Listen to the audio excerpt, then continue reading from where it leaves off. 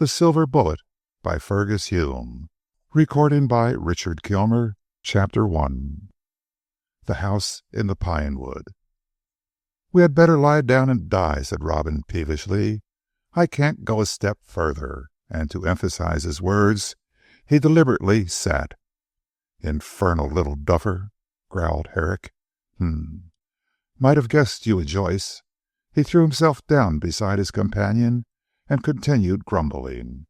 "You have tobacco, a fine night, and a heather couch of the finest, yet you talk as though the world were coming to an end." "I'm sure this more will never end," sighed Joyce, reminded of his cigarettes. "We've been trudging it since 8 in the morning, yet it still stretches to the back of beyond." "Hey!" The pedestrians were pronouncedly isolated. A moonless sky, thickly jeweled with stars, arched over a treeless moor, far stretching as the plain of Shinar. In the luminous summer twilight, the eye could see for a moderate distance, but to no clearly defined horizon, and the verge of sight was limited by vague shadows, hardly definite enough to be mists. The moor exhaled the noonday heats in thin white vapors, which shut out from the external world those who nestled to its bosom. Sense of solitude, the brooding silence, the formless surroundings, and above all, the insistence of the infinite, would have appealed on ordinary occasions to the poetical and superstitious side of Robin's nature. But at the moment his nerves were uppermost. He was worn out, fractious as a child, and in his helplessness could have cried like one. Herrick knew his friend's frail physique and inherited neurosis. Therefore, he forbore to make bad worse by ill-advised sympathy. Judiciously waiting until Joyce had in some degree soothed himself with tobacco, he talked of the commonplace. 9 o'clock, said he, peering at his watch. 13 hours walking. Nothing to me, Robin, but a goodish stretch to you. However, we are within hail of civilization, and in England. A few miles further, we'll pick up a village of some sorts, no doubt. One would think you were exploiting Africa, the way you howl." He spoke thus callously in order to brace his friend, but Joyce resented the tone with that exaggerated sense of injury peculiar to the neurotic. "I'm no Hercules like you, Jim," he protested sullenly. "All your finer feelings have been blunted by beef and beer. You can't feel things as I do. Also," continued Robin, still more querulously, "it seems to have escaped your memory that I returned only last night from a 2-day visit to town. If you will break up your holiday into fragments, you must not expect to receive the benefits its enjoyment as a whole would give you. It was jolly enough last week sauntering through the Midlands, till you larked up to London and fagged yourself with its detestable civilization." Joyce threw aside his cigarette and nervously began to roll another. "It was no lark which took me up, Jim. The letter that came to Southberry Inn was about her business. Sorry, old man, I keep forgetting your troubles. Heat and the want of food makes me savage. We'll rest here for a time and then push on. Not that a night in the open would matter to me." Joyce made no reply, but lying full length on the dry herbage, stared at the scintillating sky. At his elbow, Herrick, cross-legged like a fakir, gave himself up to the enjoyment of a disreputable pipe. The more highly strung man considered the circumstances which had placed him where he was. 2 months previously, Robin Joyce had lost his mother, to whom he had been devotedly attached, and the consequent grief had made a wreck of him. For weeks he had shut himself up in the flat, once brightened by her presence to luxuriate in woe. He possessed in a large degree that instinct of martyrdom, latent in many people, which searches for sorrow as a more joyous nature hunts for pleasure. The blow of Mrs. Joyce's death had fallen unexpectedly, but it brought home to Robin the knowledge, strange as it may sound, that a mental pleasure can be plucked from misfortune. He locked himself in his room, wept much, and ate little, neglected his business of contributor to several newspapers, and his personal appearance. Thus the pain of his loss merged itself in that delight of self-mortification, which must have been experienced by the hermits of the Theobald. Not entirely from religious motives was the desert made populous with hermits in the days of Cyril and Hypatia. Herrick did not realize this transcendental indulgence, nor would he have understood it had he done so. Emphatically a sane man, he would have deemed it a weakness degrading to the will, if not a species of lunacy. As it was, he merely saw that Robin yielded to an unrestrained grief detrimental to his health, and insisted upon carrying him off for a spell in the open air. With less trouble than he had anticipated, Robin's consent was obtained. The mourner threw himself with ardor into the scheme, selected the county of Berks as the most inviting for a ramble, and when fairly started, showed a power of endurance amazing in one so frail. Jim, however, being a doctor, was less astonished than a layman would have been. He knew that in Joyce a tremendous nerve power dominated the feebler muscular force, and that the man would go on like a blood horse until he dropped from sheer exhaustion. The collapse on the moor did not surprise him. He only wondered that Robin had held out for so many days. "But I wish you had not gone to London," said Herrick, pursuing aloud this train of thought. "I had to go," replied Joyce, not troubling to query the remark. "The lawyer wrote about my poor mother's property. In my sorrow, I had neglected to look after it, but at Southbury Junction, feeling better, thanks to your open-air cure, I thought it wise to attend to the matter." Then Joyce went on to state with much detail how he had caught the Paddington Express at Marley, their last stopping-place, and had seen his lawyer. The business took some time to settle, but it resulted in the knowledge that Joyce found himself possessed of $500 a year in consols, also the flat and the furniture, said Robin. "So I am not so badly off. I can devote myself wholly to novels now, and shall not have to rack my brains for newspaper articles." Herrick nodded over a newly filled pipe. "Did you sleep at the flat?" "No, I went up on Tuesday, as you know, and slept that night at the Hull Hotel, a small house in one of the Strand side streets. Last night I joined you at Southbury." "And it is now Thursday," said Herrick, laughing. "How particular you are to detail, Robin. Well, Southbury is a goodish way behind us now, and Saxham is our next resting place. Feel better?"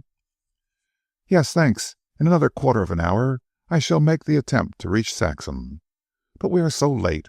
I fear no bed." "Oh, that's all right. We can wake the landlord. I calculate we have only 3 miles. "Quite enough, too. By the way, Jim, what did you do when I left you?" In the semi-darkness, Herrick chuckled. "Fell in love," said he. You lost no time about it. And she?" "A daughter of the gods, divinely tall, dark hair, creamy skin, sea-blue eyes, the figure and gait of Diana, and—" "More of the Celt than the Greek," interrupted Joyce. "Blue eyes, black hair, that is the Irish type. Where did you see her?" "In Southbury Church, talking to a puny curate, who did not deserve such a companion. Oh, Robin, her voice like an Aeolian harp. It must possess a variety of tones then, Jim. Did she see you?" Herrick nodded and laughed again. "She looked and blushed. Beauty drew me with a single hair. Therefore I thrilled responsive. Love at first sight, Robin. Hi-ho, never again shall I see this Helen of Marley." "Live in hope," said Joyce, springing to his feet. "Allons, mon ami." The more leisurely Herrick rose, markedly surprised at this sudden recuperation. "Wonderful man. 1 minute you are dying, the next skipping like a 2-year-old. Hysterical all the same," he added, as Joyce laughed. "Those 3 miles," explained the other feverishly. "I feel that I have to walk them, and my determination is braced to breaking point." "That means you'll collapse halfway," retorted the doctor, unstrapping his knapsack. "Light a match. Valerian for you, my man." Robin made no objection. He knew the value of valerian for those unruly nerves of his, at present vibrating like so many harp strings, twanged by an unskilled player. His small white face looked smaller and whiter than ever in the faint light of the match, but his great black eyes flamed like wind-blown torches. The contrast of Herrick's sun-tanned Saxon looks struck him as almost ludicrous. Joyce needed no mirror to assure him of his appearance at the moment. He knew only too well how he aged on the eve of a nerve storm. For the present it was averted by the valerian, but he knew, and so did Herrick, that sooner or later it would surely come. "We must get on as fast as possible," said Herrick, the knapsack again on his broad back. "Food, drink, rest, you need all three. Forward!" For some time they walked on in silence. Robin was so small, Dr. Jim so large, that they looked like the giant and the dwarf of the old fairy tale on their travels. But in this case it was the giant who did all the work. Joyce was a pampered, lazy, irresponsible child, in the direct line of descent from Harold Skimpole. If Jim Herrick must be likened to another hero of romance, Amias Leigh was his prototype. The shadows melted before them and closed in behind, and still there was nothing but plain and mist. At the end of 2 miles a dark bulk like a thundercloud loomed before them. It stretched directly across their path. "Boogie!" laughed Robin. "A wood," said the more prosaic Jim. "This moor is fringed with pine woods. Remember the forest we passed through this morning?" "In the cheerful sunshine," shuddered Joyce. "I don't like woodlands by night. The fairies are about, and the goblins of the worst." "Ah, yonder, the lantern of Puck. Oberon holds revel in the wood." "Puck must be putting a girdle around the earth then, Robin," said Herrick, and stared at a white starry light, which beamed above the trees. "Hecat's torch!" cried Joyce. "A meeting of witches." And he began to chant the gruesome rhymes of the sisterhood, as Macbeth heard them. "The scene is a blasted heath, too," said he. By this time the moon was rising, and the silver shafts struck inward to the heart of the pines. The aerial light vanished behind the leafy screen as the travelers came to a halt on the verge of the undergrowth. "We must get through," said Dr. Jim, "or if you like, Robin, we can skirt round. Saxham village is just beyond, I fancy." "Let us choose the bee-line," murmured Joyce. "I want a bed and a meal as soon as possible.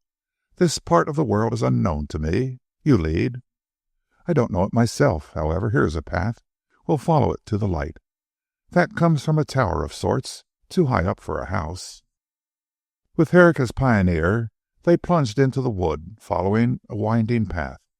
In the gloom their heads came in contact with boughs and tree trunks, but occasionally the moon made radiant the secret recesses, and revealed unexpected openings. The path sometimes passed across the glade, and on the sward, of which Joyce declared he saw the fairies dancing, and anon plunged into a Cimmerian gloom suggestive of the underworld. No wind swung the heavy pine boughs. The wild creatures of the wood gave no sign, made no stir. Yet the explorers heard a low, persistent swish, swirr, swish, like the murmur of a dying breeze. It came from no particular direction, but droned on all sides without pause, without change of note. Herrick heard Robin's hysterical sob as the insistent sound bored into his brain. He would have made some remark, but at the moment they emerged into an open space of considerable size. Here, ringed by pines, loomed a vast grey house with a slim tower. In that tower burned the steady light, outshining even the moon's lustre.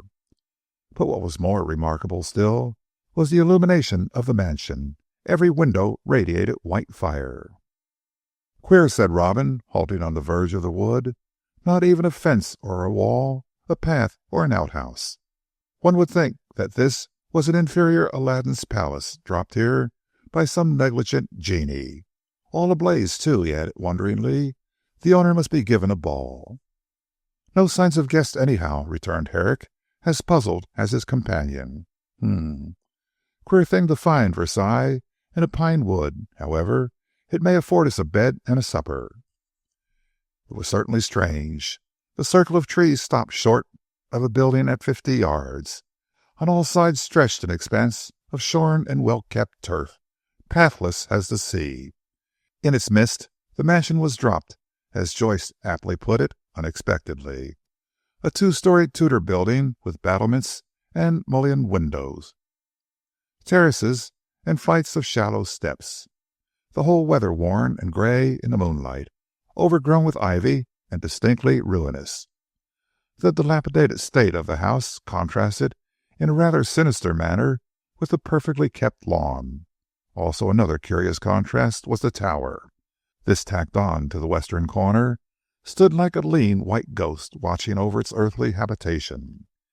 Its gleaming stonework and sharp outlines showed that it had been built within the last decade, a distinct anachronism, which marred the quaint antiquity of the medieval mansion.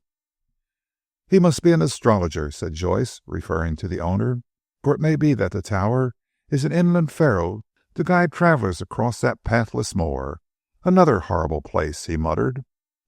"Why horrible?" asked Dr. Jim, as they crossed the lawn. Robin shuddered and cast a backward glance. "I can hardly explain, but to my mind there is something sinister in this lonely mansion, ablaze with light, yet devoid of inhabitants." "We have yet to find out if that is the case, Robin. Hello!" The door is open, and in the strong moonlight they looked wonderingly at each other. The heavy door, oak, clamped with iron, was slightly ajar. Herrick, bent upon consummating the adventure, pushed it slightly open. They beheld a large hall with a tessellated pavement and stately columns. Between these last stood black oak high-backed chairs upholstered in red velvet. Also, statues of Greek gods and goddesses, holding aloft opaque globes radiant with light. A vast marble staircase with wide and shallow steps sloped upwards, and on either side of this, from the height of the landing, fell scarlet velvet curtains, shutting in the hall. The whiteness of the marble, the crimson of the draperies, the brilliance of the light, these sumptuous furnishings amazed the dusty pedestrians. It was as though, on a lonely prairie, one should step suddenly into the splendors of the Vatican. "The palace of the Sleeping Beauty," whispered the awestruck Robin. "Who can say romance is dead, when one can stumble upon such an adventure?" Herrick shared Robin's perplexity, but of a more practical nature. He addressed himself less to the romance than to the reality. Seeing no one, hearing nothing, he touched an ivory button. That glimmered a white spot beside the door. Immediately a silvery succession of sounds shrilled through the apparently lonely house. "Electric bells, electric light. The hermit of this establishment is up to date." "He is also deaf, and has no servants," said Joyce impatiently, after a few minutes had passed. "Has a Borgian banquet taken place here? The guests seem to be dead. Hi! The whole thing is damnable." "Don't let yourself go," said the doctor roughly, squeezing the little man's arm. "Wait and see the upshot." Again and again they rang the bell, and themselves heard its imperative summons, but no one appeared. Then they took their courage in both hands and stepped into the house. Passing through the crimson curtains, they found themselves in a wide corridor, enameled green, with velvet carpet and more light-bearing statues. On either side were doors draped with emerald silk. Herrick led the way through one of these, for Joyce, rendered timorous by the adventure, would not take the initiative. In the first room an oval table was set out for a solitary meal. The linen was bleached as the alpine snow, the silver antique, the crystal exquisite, the porcelain worth its weight in gold. An iridescent glass vase in the center was filled with flowers, but these drooped, withered, and brown. The bread was also stale, the fruits were shriveled from their early freshness. Magnificently furnished and draped, the room glowed in splendor under innumerable electric lights. But the intruders had eyes only for the sumptuous table, with its air of desolation and its place set for one. Anything more sinister can scarcely be conceived. "No one has sat down to this meal," said Herrick, lifting the covers of the silver dishes. It has stood here for hours, if not for days. Let us see if we can find the creature for whom it was intended." "Perhaps you expect to find the beast that loved beauty, since you call him a creature," said Robin hysterically. "Here is wine." Dr. Jim went to the sideboard, whereupon were ranged decanters of Venetian glass containing many different vintages. Passing over these, he selected a pint bottle of champagne. "We must make free of our position," he said, unwiring this. "Afterwards we can apologize." "Ugh!" cried Robin, as the cork popped with a staccato sound in the silence. "How gruesome! Give me a glass at once, Jim." "I don't know if it is good for you in your present state," replied the doctor, brimming a goblet. "However, the whole adventure is so queer that an attack of nerves is excusable. Drink up." Robin did so, and was joined by Jim. They finished the bottle, and felt exhilarated, and more ready to face the unknown. Again Herrick led the way to further explorations. Adjacent to the dining room, they discovered a small kitchen, white-tiled and completely furnished. "Our hermit cooks for himself," declared Dr. Jim, eyeing the utensils of polished copper. "This is not a servant's kitchen. Also, it is off the dining room." Robin made no reply, but followed his friend, his large eyes becoming larger at every fresh discovery. They entered a drawing-room filled with splendid furniture, silver knickknacks, costly china, and Eastern hangings of great price. There was a library stored with books in magnificent bindings, and with tables piled with latter-day magazines, novels, and newspapers. "Our hermit keeps himself abreast of the world," commented Jim. Then came a picture gallery, but this was on the second story and lighted from the roof. Treasures of art, ancient and modern, glowed here under the radiance of the light, which illuminated every room. A smoking room fashioned like a ship's cabin, a Japanese apartment crammed with the lacquer work and stiff embroideries of Yedo and Yokohama, a shooting gallery, a bowling alley, a music room containing a magnificent Erard. Finally, a dozen bedrooms furnished with taste and luxury. To crown all, they discovered a gymnasium, fitted up completely even to foils and boxing gloves, and a huge bathroom. This last was throughout of white marble, with a square pool of water in the center. "What a pond to bathe in!" cried Jim enviously, for he was hot and dusty. "Our hermit is an ancient Roman. He understands how to enjoy life. Come along, Robin." By this time they had explored almost the whole of the wonderful house. There remained the back premises, but on entering they found nothing but darkness and dirt, squalor and coldness. The hermit's attention to his mansion stopped short at the servants' door. "And I don't believe he has any servants," declared Joyce. "How the deuce does he keep all this clean?" The doctor shook his head. He hardly knew what to say. The situation was beyond him. A palace in the wilderness, with an open door inviting thieves, crammed with treasures, brilliant with light, uninhabited, deserted. Was there ever anything so wonderful? He had to pinch himself to make sure that he was awake. "We have got into the world of the fourth dimension, the fairyland of the Arabian Nights. What do you think, Joyce?" "I think we had better climb up to the tower," said Robin with unusual common sense.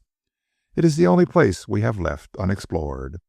There's a light there, too. Aladdin may be aloft." Herrick shook his head. He would have heard the bell. "However, come along. We must find someone." With some difficulty they discovered the staircase leading to the tower. It was narrow but straight, not so steep as might have been expected. At the top Herrick, leading as usual, was confronted by a closed door of plain deal.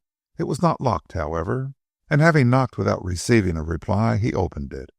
Joyce at his heels peeped over his shoulder and beheld a small square room with windows on all four sides, and a large central globe burning in the ceiling.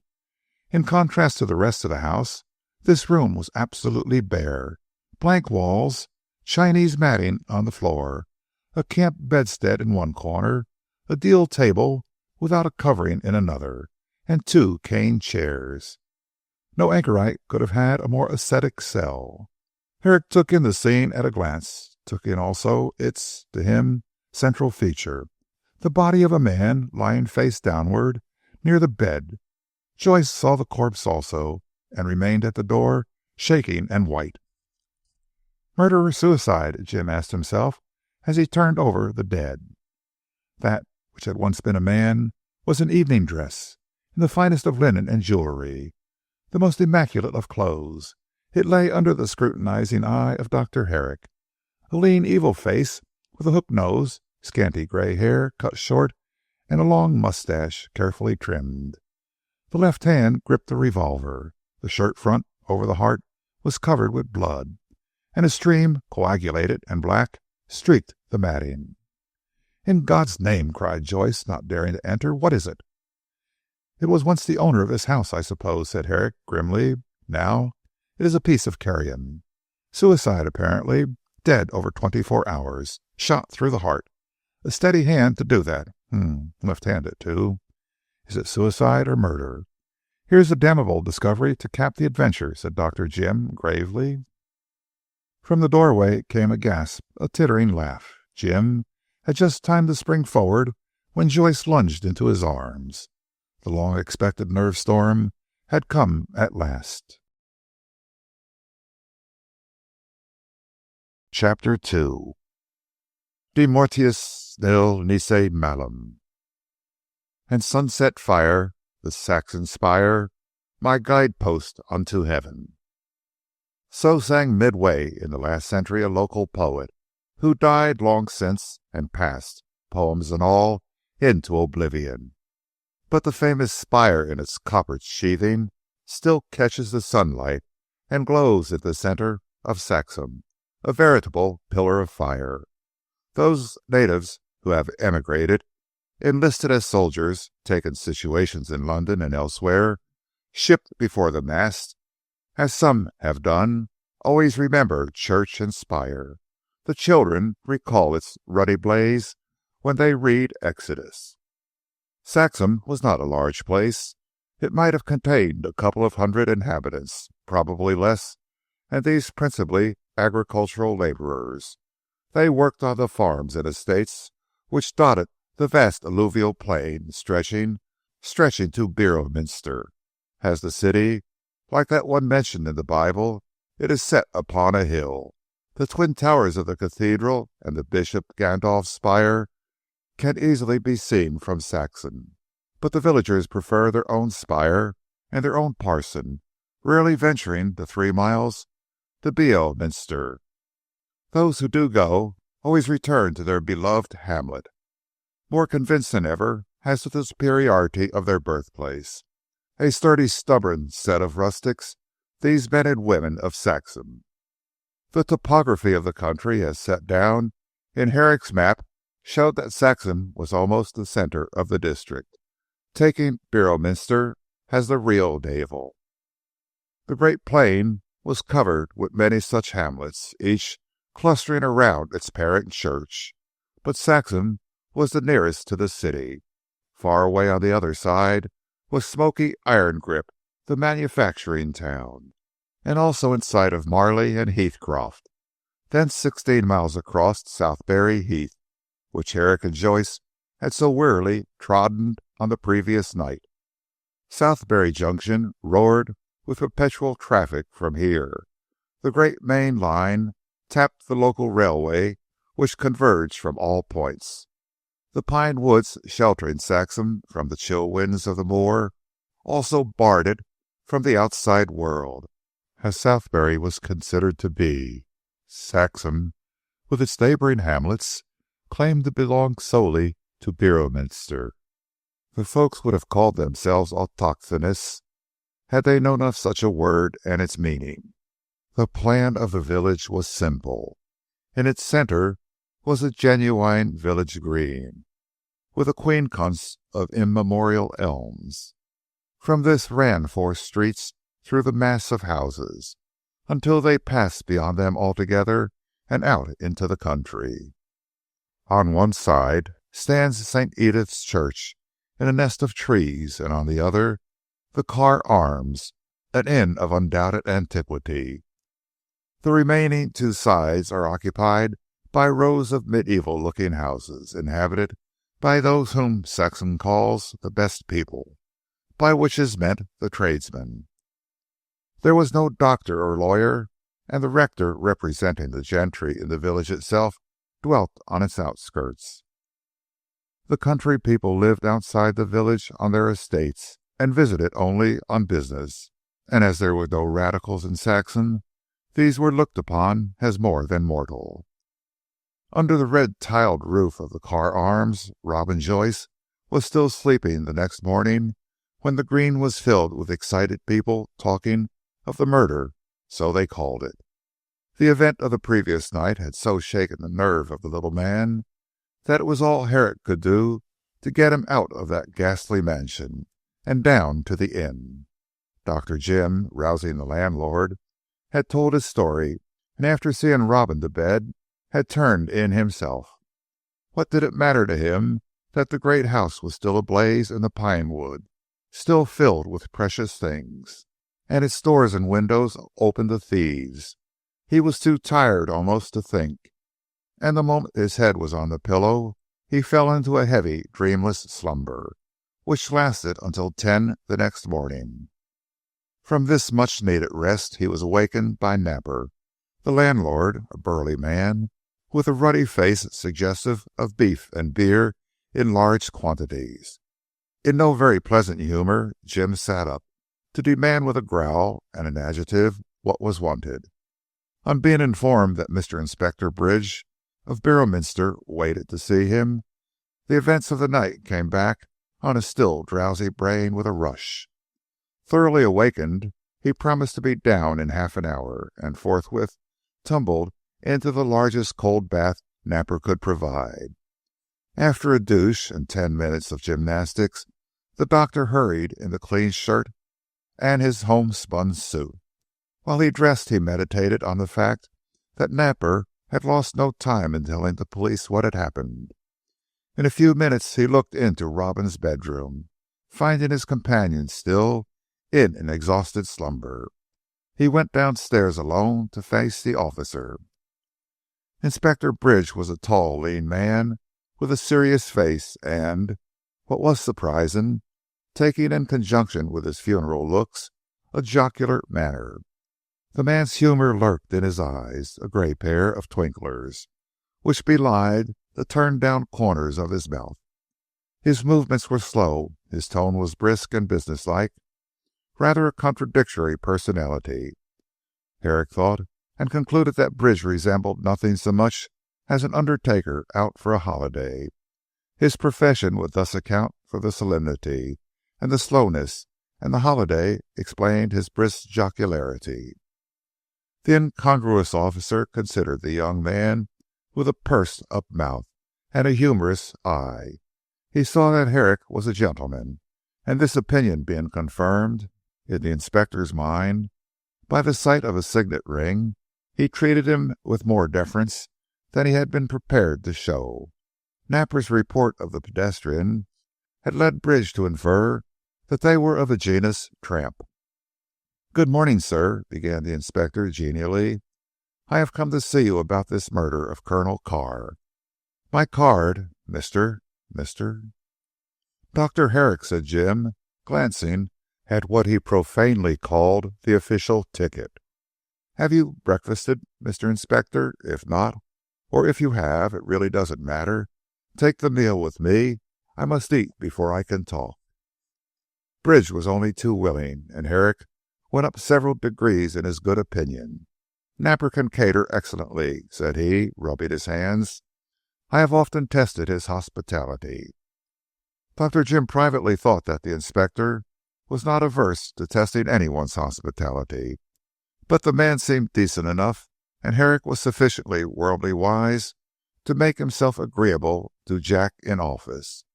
In another half hour the two were seated in a pleasant parlor before a well-spread table. Bridge performed wonders in the way of eating. How he could remain lean with such an appetite was a wonder to Jim. But the doctor himself was not far behind, and between the two of them they swept the table clean.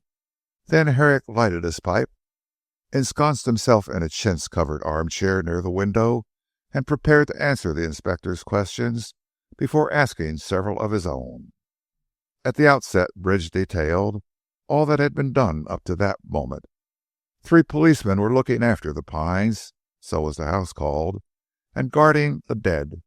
A doctor was expected from Beorminster to inspect the body, the coroner to attend to the inquest, and the relatives of the deceased had been notified.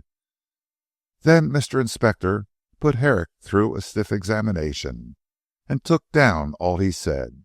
When the officer was quite satisfied and his notebook was full, Jim proceeded to make inquiries on his own account. The strangeness of the whole affair roused his curiosity, and, as Bridge pleasantly observed, he showed marked symptoms of detective fever. This was the first time Jim had stumbled across the disease. "The dead man was called Colonel Carr?" asked Dr. Herrick, crossing his legs. The inspector nodded. "A well-known county name," said he. "Wilford Lloyd Carr. You can see it in Burke's Landed Gentry. But what you will not see," added Bridge, with a dry cough, "is the name he was known by hereabouts. Wicked Colonel Carr, sir. That is what every man, woman, and child called him. Not without reason, Doctor." It does sound as though he had a bad reputation." "Bad, sir?" echoed the inspector, not without pride. "A regular out-and-out rip. But that he belonged to the gentry, he would have been through my hands, I can tell you. And to think of him being murdered! I ain't astonished. No, I ain't astonished. He was too wicked to die in his bed, as the Christian he wasn't." "Why do you say he was murdered?" asked Jim alertly. "The revolver was in his hand.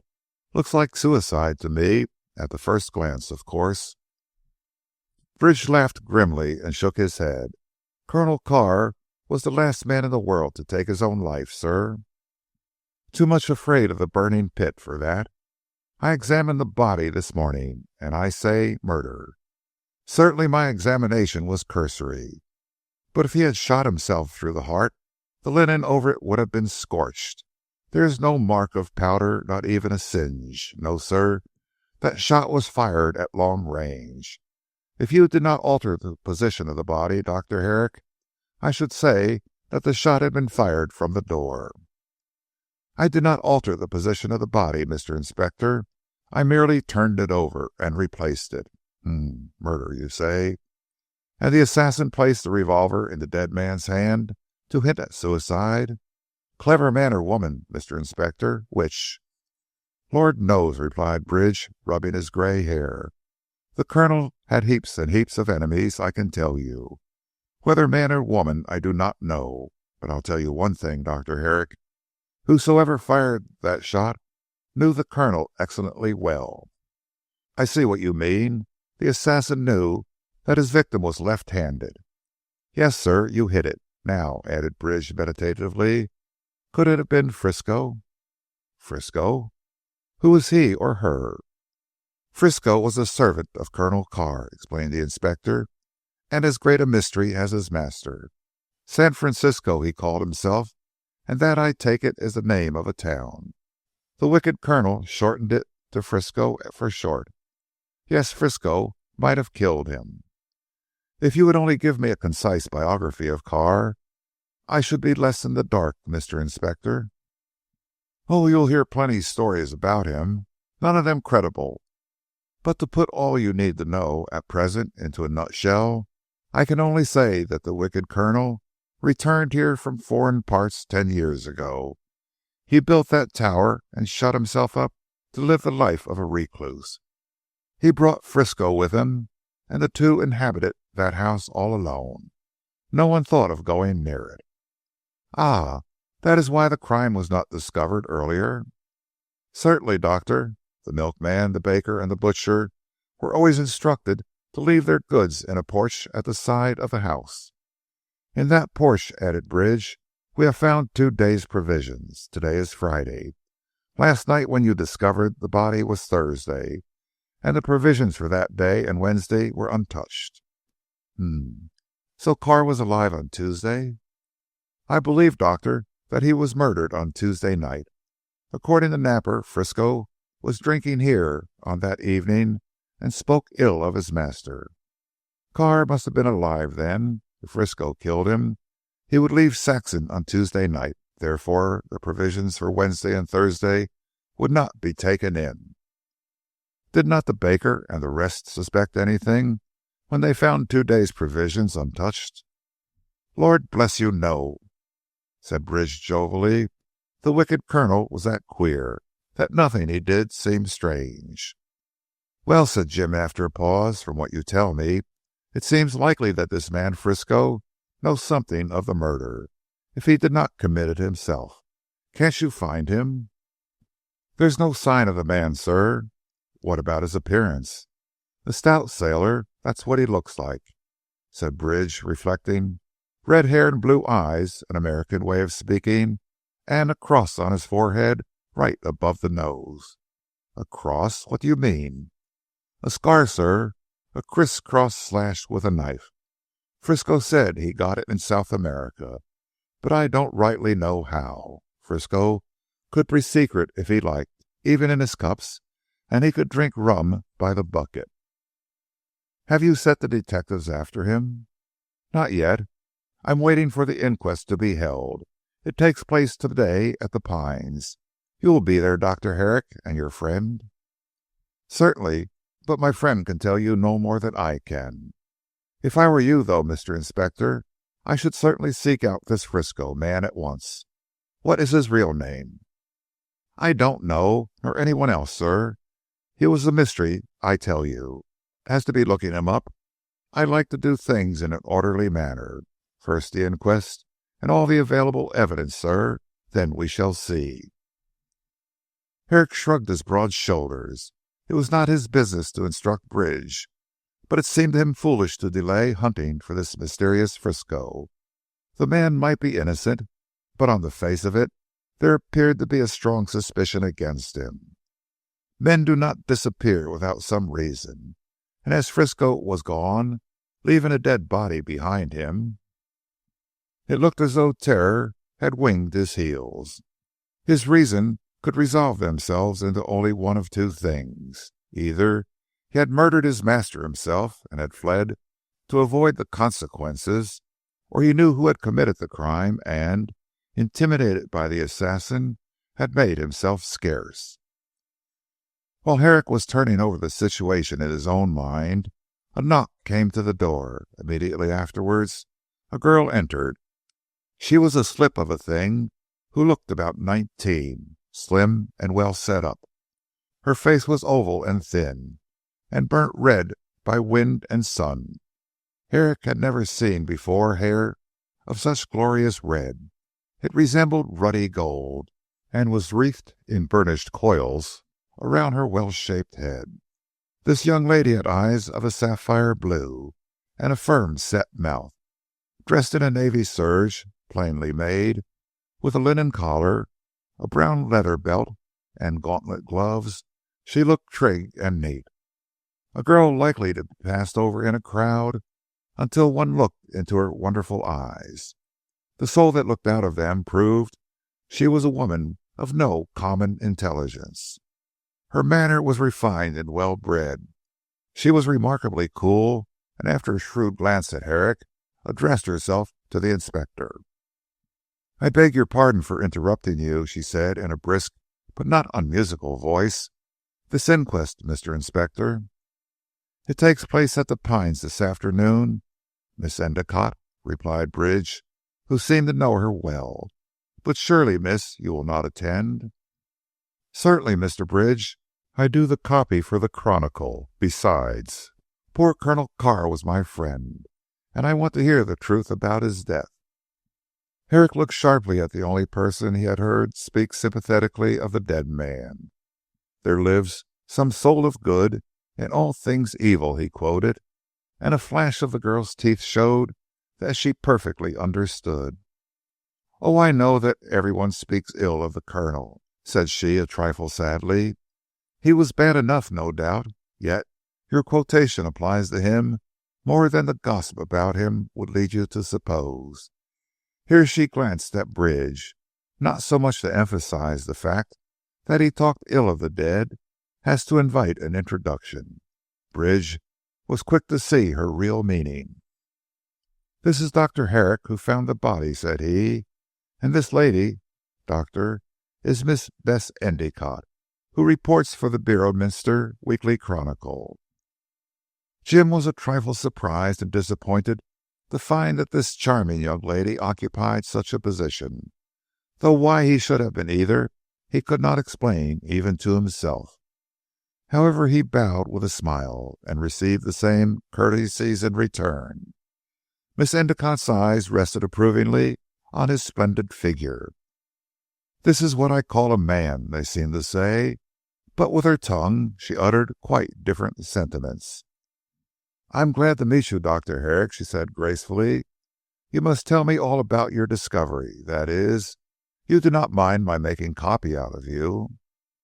"Not at all," responded Herrick eagerly. "I am accustomed to be made copy of. My friend Mr. Joyce, who is at present upstairs asleep, is a literary man. I am quite hand and glove with the guild, I assure you." "In that case we must be friends," said Miss Endicott frankly. "Mr. Joyce was with you last night?" "Unfortunately, yes, Miss Endicott. He is a nervous man, and not strong. I am sorry to say that the terrible sight upset him. All the good I hoped he would obtain from this walking tour has disappeared." "Are you on a walking tour?" asked Bridge, who was putting on his cap. "Yes.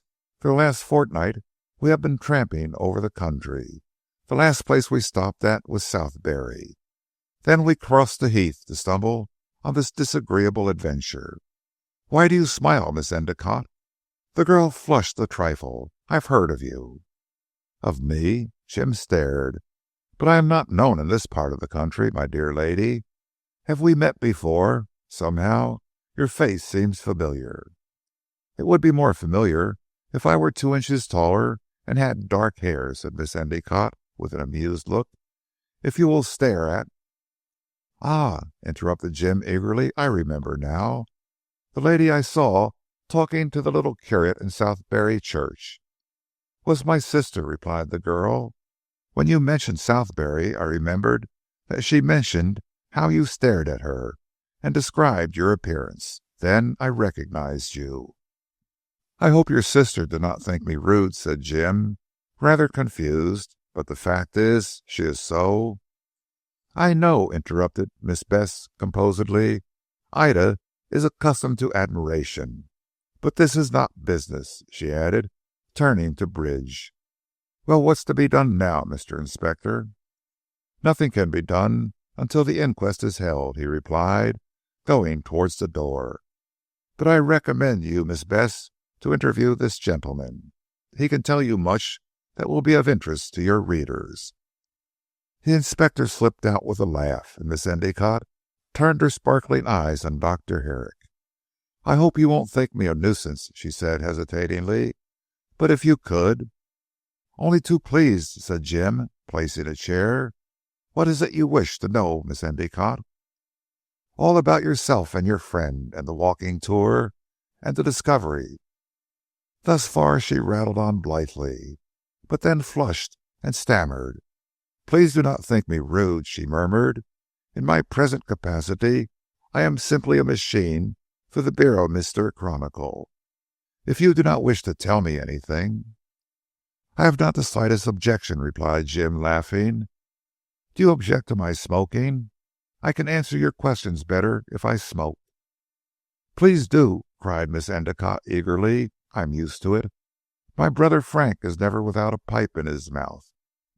"Your brother and I should get on well together then," said Herrick artfully. Not that he wanted to meet the brother so much as the beautiful sister of Southberry Church. However, this interview— Miss Bess, as the inspector called her, pulled out a pocket book and became the reporter at once.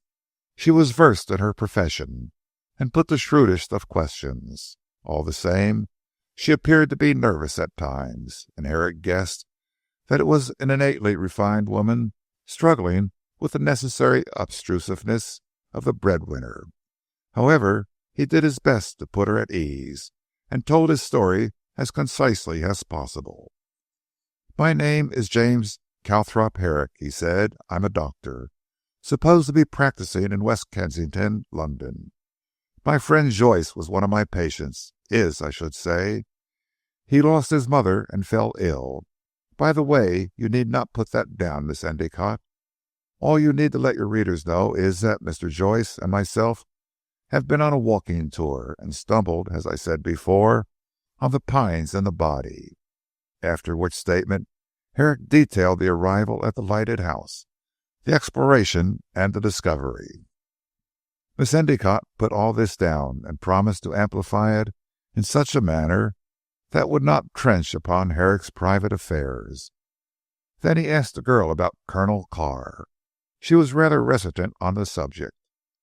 "I do not feel that I am justified in speaking of the matter," she said, shaking her head. "All I can say is that Colonel Carr was better than his reputation. From what I can gather, he was murdered. Well, he expected to be. That is—" She broke off and flushed. "He expected to be murdered?" Herrick looked keenly at her. "Hush," said Miss Endicott, with a glance at the door. "I have no right to say that. It is a long story, and not very clear. If you remain in Saxham, if we become better acquainted, I might. How long do you stay?" "It all depends upon my friend," replied Herrick, his curiosity at fever heat with these hints. "He is still ill, I am afraid. I must go up and see him now. We shall meet again, I hope."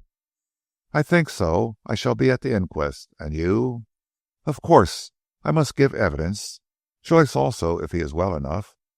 By the way, Bridge mentioned some relatives of Carr's. Who are they?" "Miss Marsh and her son," said the girl, with some reluctance. "They live in Bishop's Close in Beorminster. It will be a great shock to them, although they were not on good terms with the Colonel." "Will they be at the inquest?" "Mr. Marsh will be there, but his mother is very ill. She caught cold a day or two ago, and is now in bed with a sharp attack of pneumonia." "Troubles never come singly," said Herrick sententiously. "By the way, the suspicions of Bridge about Frisco—" "I am sure he is innocent," cried Miss Endicott, flushing. "Frisco was bad, but he loved the Colonel. He would not have killed him. I—" She suddenly shook her head, checked herself, and walked out of the room. Herrick stared. Was it possible that this charming girl knew the truth? Chapter 3. The verdict of the jury. Robin awoke calmer after his rest. The nervous excitement had passed away, but the reaction had left him as weak as a child. He looked shriveled up and pale when Herrick saw him. At once the doctor sat down to feel the little man's pulse, which was slow and faint. "You must stay in bed today," ordered the doctor, replacing his watch. "I shall send you up some strong soup. Sleep as much as you can. That is the best thing to pull you round." "Should I not get up and look after this business with you?" "There is no need. The police have taken charge of the case. Your evidence is exactly the same as mine, so I shall represent you at the inquest." "Is there to be an inquest?" asked Joyce, with languid interest. "Certainly, this afternoon at the house. From what Inspector Bridge told me, it would seem that Colonel Carr was shot on Tuesday night." "Is the dead man's name Colonel Carr?" "Yes, wicked Colonel Carr. From all accounts he was one of the worst." "Why did he commit suicide?" "He did not, if Bridge is to be believed. He insists that the man was shot, perhaps by a servant, who has vanished. However, we shall hear all that is to be heard this afternoon." A colour crept into the wan cheek of Joyce. "I should like to get up and hear all about it," he said. "There might be material for a story." "You can hear details later on. At present you must stay in bed until we return to town." "What about our walking tour?" "I have decided to cut that short," replied the doctor. "This adventure has given me a distaste for the trip. In a day or so, when you are rested, we will return to London. My practice is small, but I must attend to it." "And what about me, Jim?" "Well," reflected Herrick, "you are now well enough off not to make work an imperative necessity. I think you should go abroad for a time and do nothing, until you are quite yourself. Explore Italy or Spain, and don't do a stroke of work. Change of scene and company will make you your old self again in a short time." "Never, never," moaned Joyce. "I shall never get over her death." "Nonsense. Don't give way, Robin. You must be a man." "It was so sudden," pleaded Robin piteously. "I know. Didn't I attend her? But apoplexy always ends suddenly. Your mother was a stout woman and took no exercise." "That fit might have been expected. I warned her often. You know I am sorry for your loss, Robin, but sorrow will not bring back the dead. You have your part to play in the world, so you must put this grief behind you. If I talk a little brutally, you must excuse me. To a man of your temperament, sympathy is the worst thing possible." In Herrick's hands Joyce was more or less of a child, so he submitted, rather against his will, to remain in bed while his friend went forth to hear the news. As might have been guessed, Robin employed his solitude in gloating over his sorrow. This weakness he did not dare to reveal to Jim, fearing lest he should be lectured again. Still, he could not but acknowledge to himself that Herrick's advice was sensible. Meantime the doctor made a tour of the village. The villagers, swarming like bees in the excitement of the moment, recognized the stranger and guessed that this was one of the two gentlemen said to have discovered the body. Hence Herrick found himself the subject of considerable curiosity, but was not molested or accosted in any way until he met with a clergyman. This was on the outskirts of the village, where a gorse-covered common stretched up to the pine wood surrounding the house of Colonel Carr. The parson seemed to have been wandering on the waste land, for he appeared suddenly at Herrick's elbow like a ghost.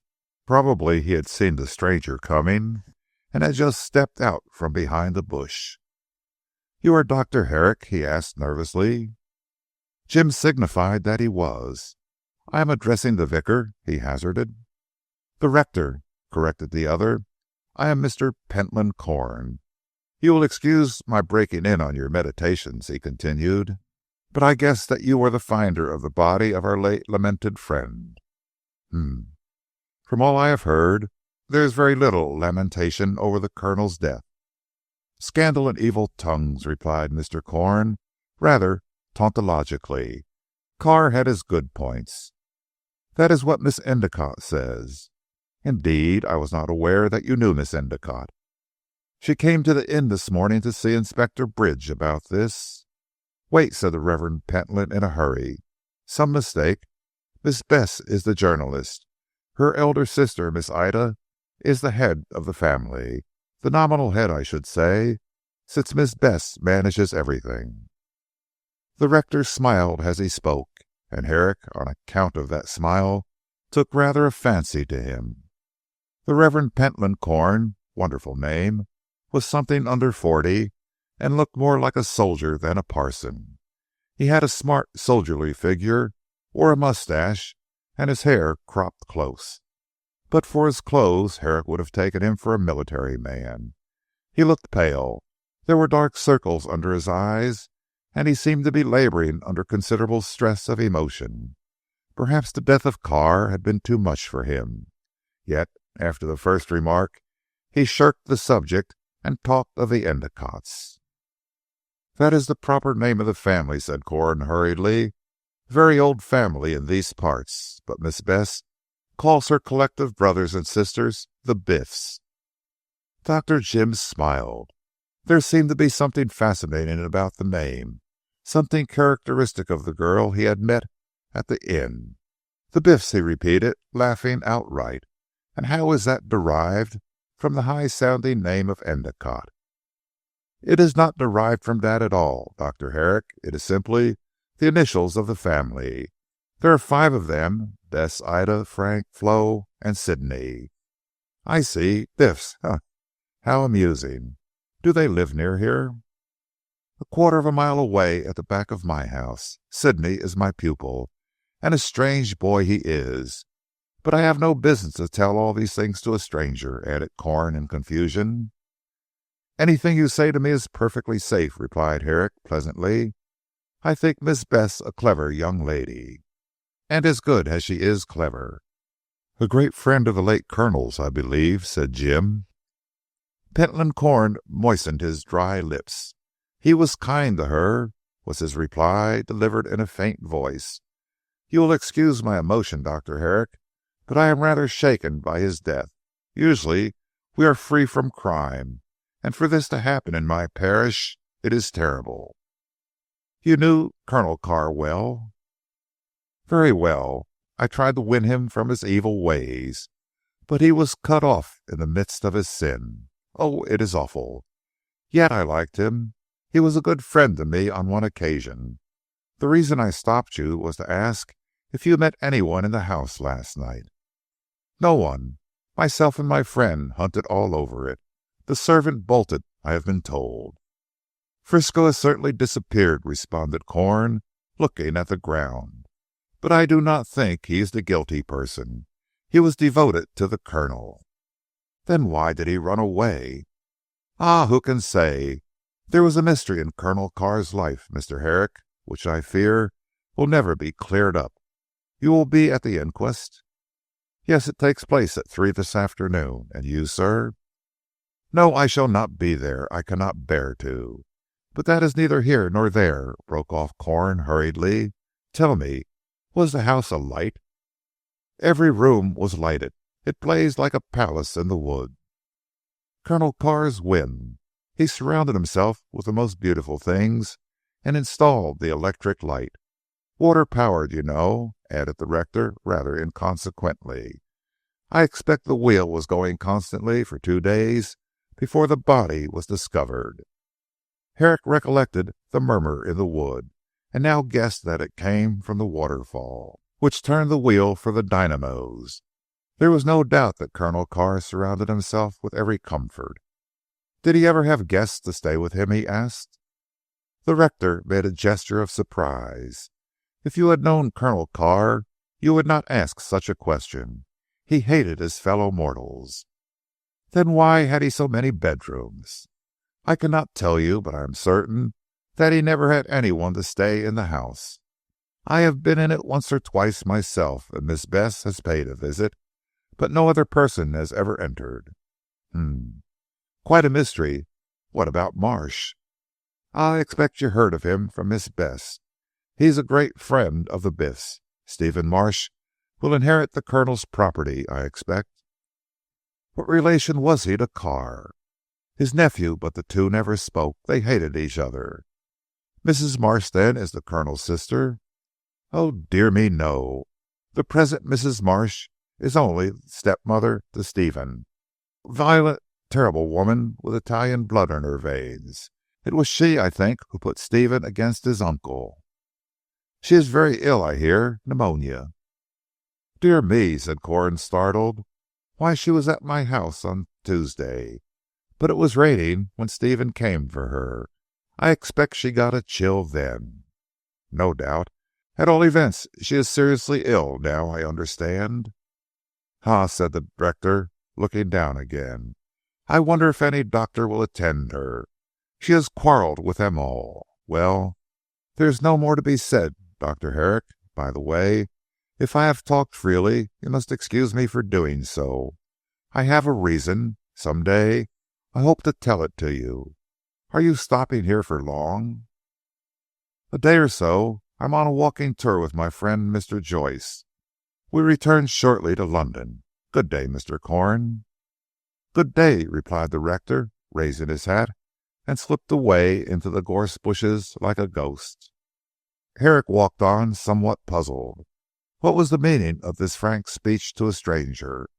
The parson looked smarter and more of a man of the world than many serious-minded people would have approved of. Yet he had talked, to say the least of it, in the most indiscreet manner. Moreover, he had promised, quite unnecessarily, to explain his reason for doing so to the doctor. What did it all mean? Does he know something as well as Miss Bess? Thought Herrick, returning to the inn. Both of them seemed to have a better opinion of Colonel Carr than the rest of the people. I seem to be surrounded by mysteries here. Well, we shall see what the inquest will do. Robin proved more fractious than Herrick expected. He was most anxious to be present at the inquest, but in the end, overruled by the stronger will of his friend, he consented to remain where he was. The doctor walked by himself to the Pines, and was received by Inspector Bridge, who introduced him to the coroner, and to Dr. Tiller, who had examined the body. After some discussion, Bridge collected a jury of mixed villagers and Beorminster citizens. After these had inspected the body, the witnesses were called. Herrick gave evidence of his discovery, of the position of the body and the condition of the house. He was followed by Tiller, who declared that in his opinion Colonel Carr had been shot on Tuesday night. Going by the condition of the body, he flouted the idea of suicide. The shirt front was neither blackened nor singed, said Tiller, and it would have been had the deceased fired the revolver at so close a range. He was shot through the heart, and, as I believe, by someone who stood at the door. It seems to me that he was standing by the bed and heard a footstep on the stairs. At once he turned, only to meet the levelled revolver. The shot passed through his heart and embedded itself in the opposite wall. Again, there are 3 other shots in different parts of the body, one in the neck, another in the abdomen, and a third in the right leg. But the shot that killed the deceased was the first that went through the heart. How do you know that such a shot was the first? Asked the coroner. From the examination of the wounds, replied Tiller. The remaining 3 shots were fired when the man was down. And dead, said the coroner aghast. Certainly, the deceased must have died almost instantaneously. A thrill of horror passed through those present at the idea that the assassin had fired 3 more shots at the dead body. There was something horrible about the wreaking of such vengeance, and vengeance it must have been, for Bridge proved that no robbery had taken place. But the most interesting part of Bridge's evidence was yet to come. He produced the revolver found in the hand of the dead man. All 6 chambers proved to be loaded. Therefore, it would not have been this weapon which had been used. The idea of suicide was out of the question. Also, gentlemen, continued the inspector, the first shot was fired with a different weapon to that employed to fire the other 3. The bullet which passed through the heart and embedded itself in the wall has been extracted. Here it is. The other 3 shots were found in the body and in the floor. Here they are. The pieces of evidence thus produced were placed before the jury. The first bullet was round, of the old-fashioned kind, fired from a muzzle-loading pistol. The remaining 3 were conical in shape, and of the most modern manufacture. Plainly, then, 2 pistols had been used, one of an antique pattern to fire the first shot, the shot which killed the colonel, and the other a revolver of the most modern type. And this latter had been merely employed to make a target of the dead body. Finally, said Bridge, after explaining all this, the 3rd pistol, or rather revolver, found in the hand of the deceased was not fired at all. The chambers are loaded. There is no smoke stain on the barrels. It was simply put into the left hand of the dead man to hint at suicide. The person who did so knew that Colonel Carr was left-handed, but in his agitation forgot that the 6 chambers were loaded. In fact, he defeated his own scheme. This evidence was surprising enough. Why should the assassin use 2 pistols when one would have sufficed? And, asked the coroner, why do you say he, Mr. Inspector? Do you then think that the guilty person is a man? "I don't think a woman would have committed so brutal a murder," said Bridge bluntly. "She would have been satisfied with killing the man and not have proceeded to mutilate the body. Also, the idea of putting a revolver into the hand of the dead would not occur to a woman." "There I differ from you, Mr. Inspector," contradicted the coroner. "A woman might do such a thing, and it is more likely a woman would forget in her agitation that the revolver was loaded, than would a man in the like circumstances." Inspector and coroner argued out this point. At length, Bridge, losing his temper, stated that he believed Frisco shot his master and called Napper as a witness. The landlord stated that on Tuesday night at 6 o'clock, Frisco had been drinking rum at the Carr Arms.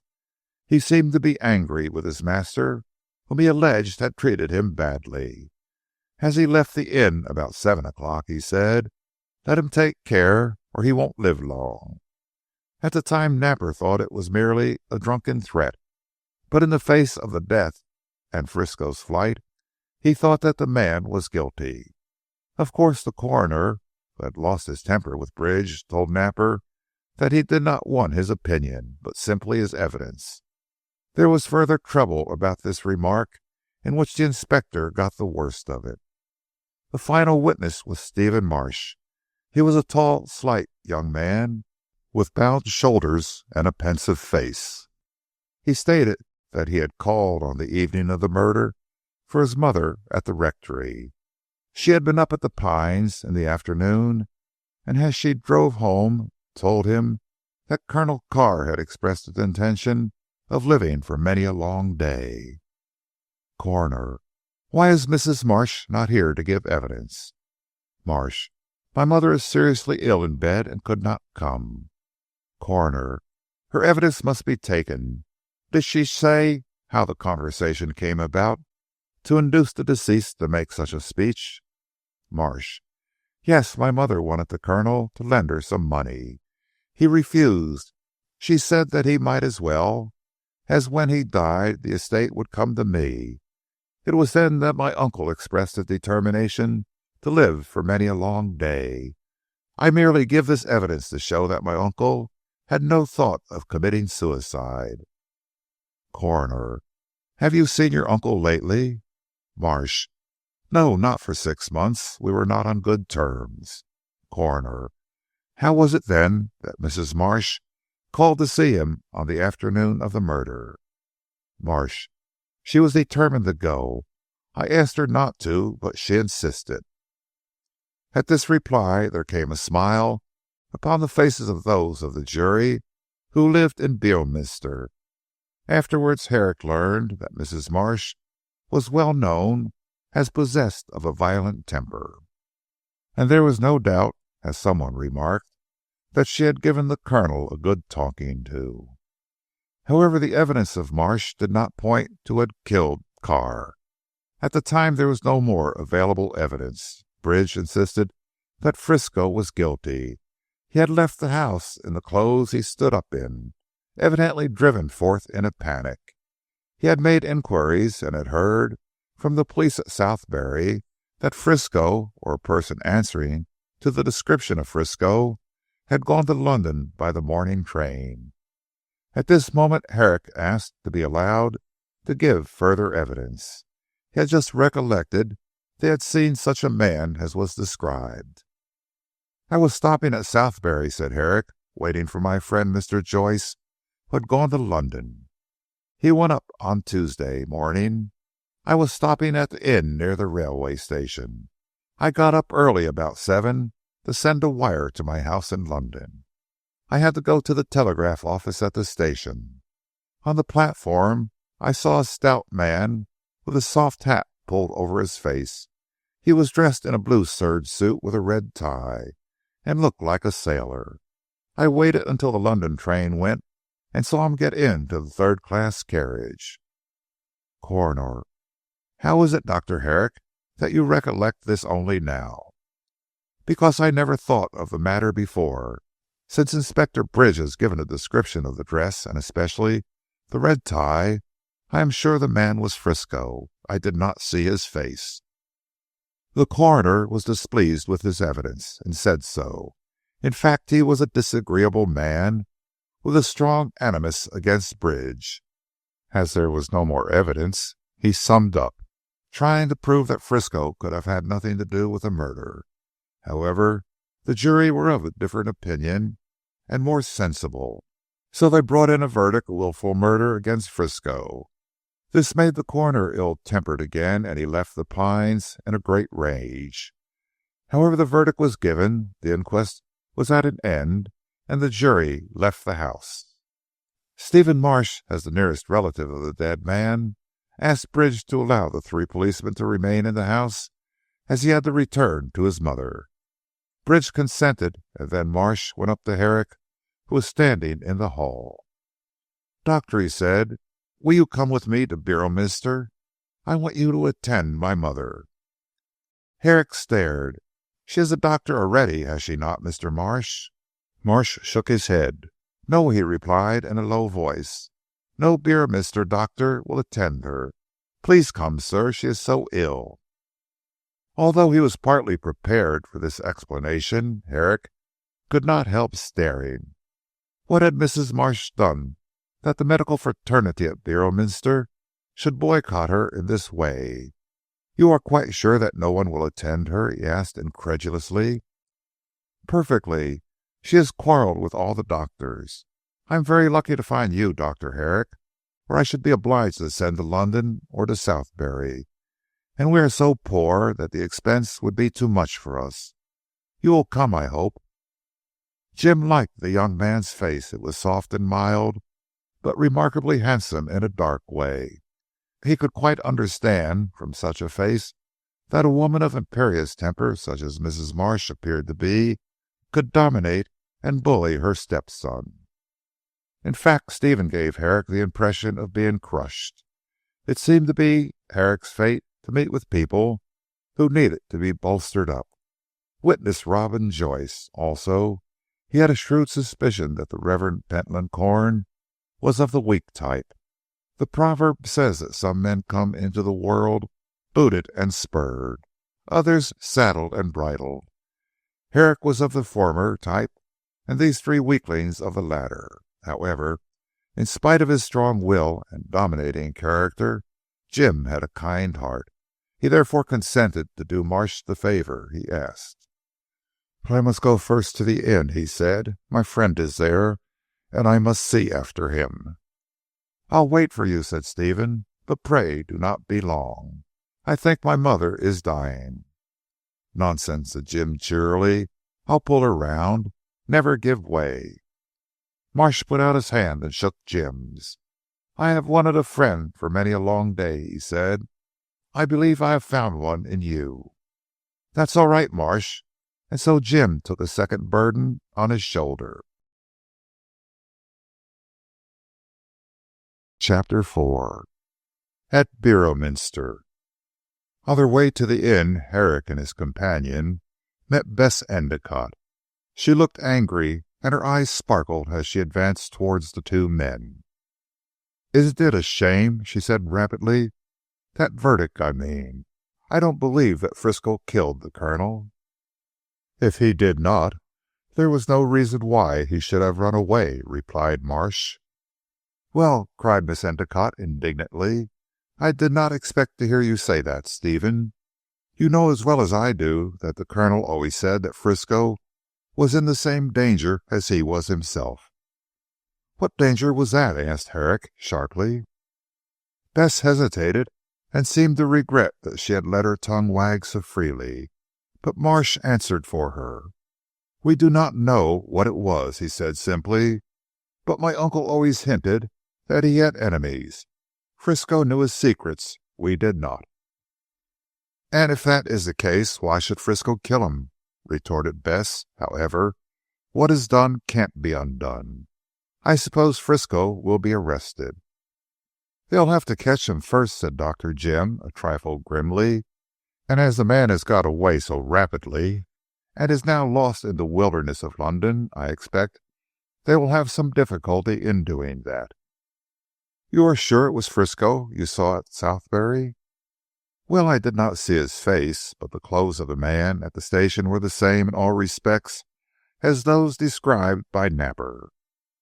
I put everything down, said Miss Endicott, and now I am going home to Biffstead to put the article into shape. But I do not believe that Frisco is guilty. Who is? I do not pretend to know, but I intend to find out. What the police fail to do, you cannot, Bess, said Stephen, wagging his head. But we must not wait. Dr. Herrick is coming with me to Beorminster. I'm so glad, cried the girl. It's a shame none of the doctors seeing your mother. How lucky that Dr. Herrick is here. I shall see you again, doctor, shan't I? I have much to say to you. I shall call on you with pleasure, said Jim, gravely shaking hands. At Biffstead, I suppose. Both Stephen and Bess laughed. Oh, that is only my joke, said she. I call our family the Biffs, and the house Biffstead. The Grange is where we live. Anyone can point out the place. Come when you can. As the two men resumed their walk, Herrick could not forbear expressing himself about Bess. What a clever girl she is, said he. Those eyes of hers twinkle like stars when she grows excited. You know the family, do you not, Marsh? I have known them all my life. We played together as children. Ida is my greatest friend. Herrick glanced a little jealously at the young man. I saw her by chance at Southberry, he said carelessly. She's very beautiful. Very, but not so clever as Bess. Bess is the head and tail and middle of the family.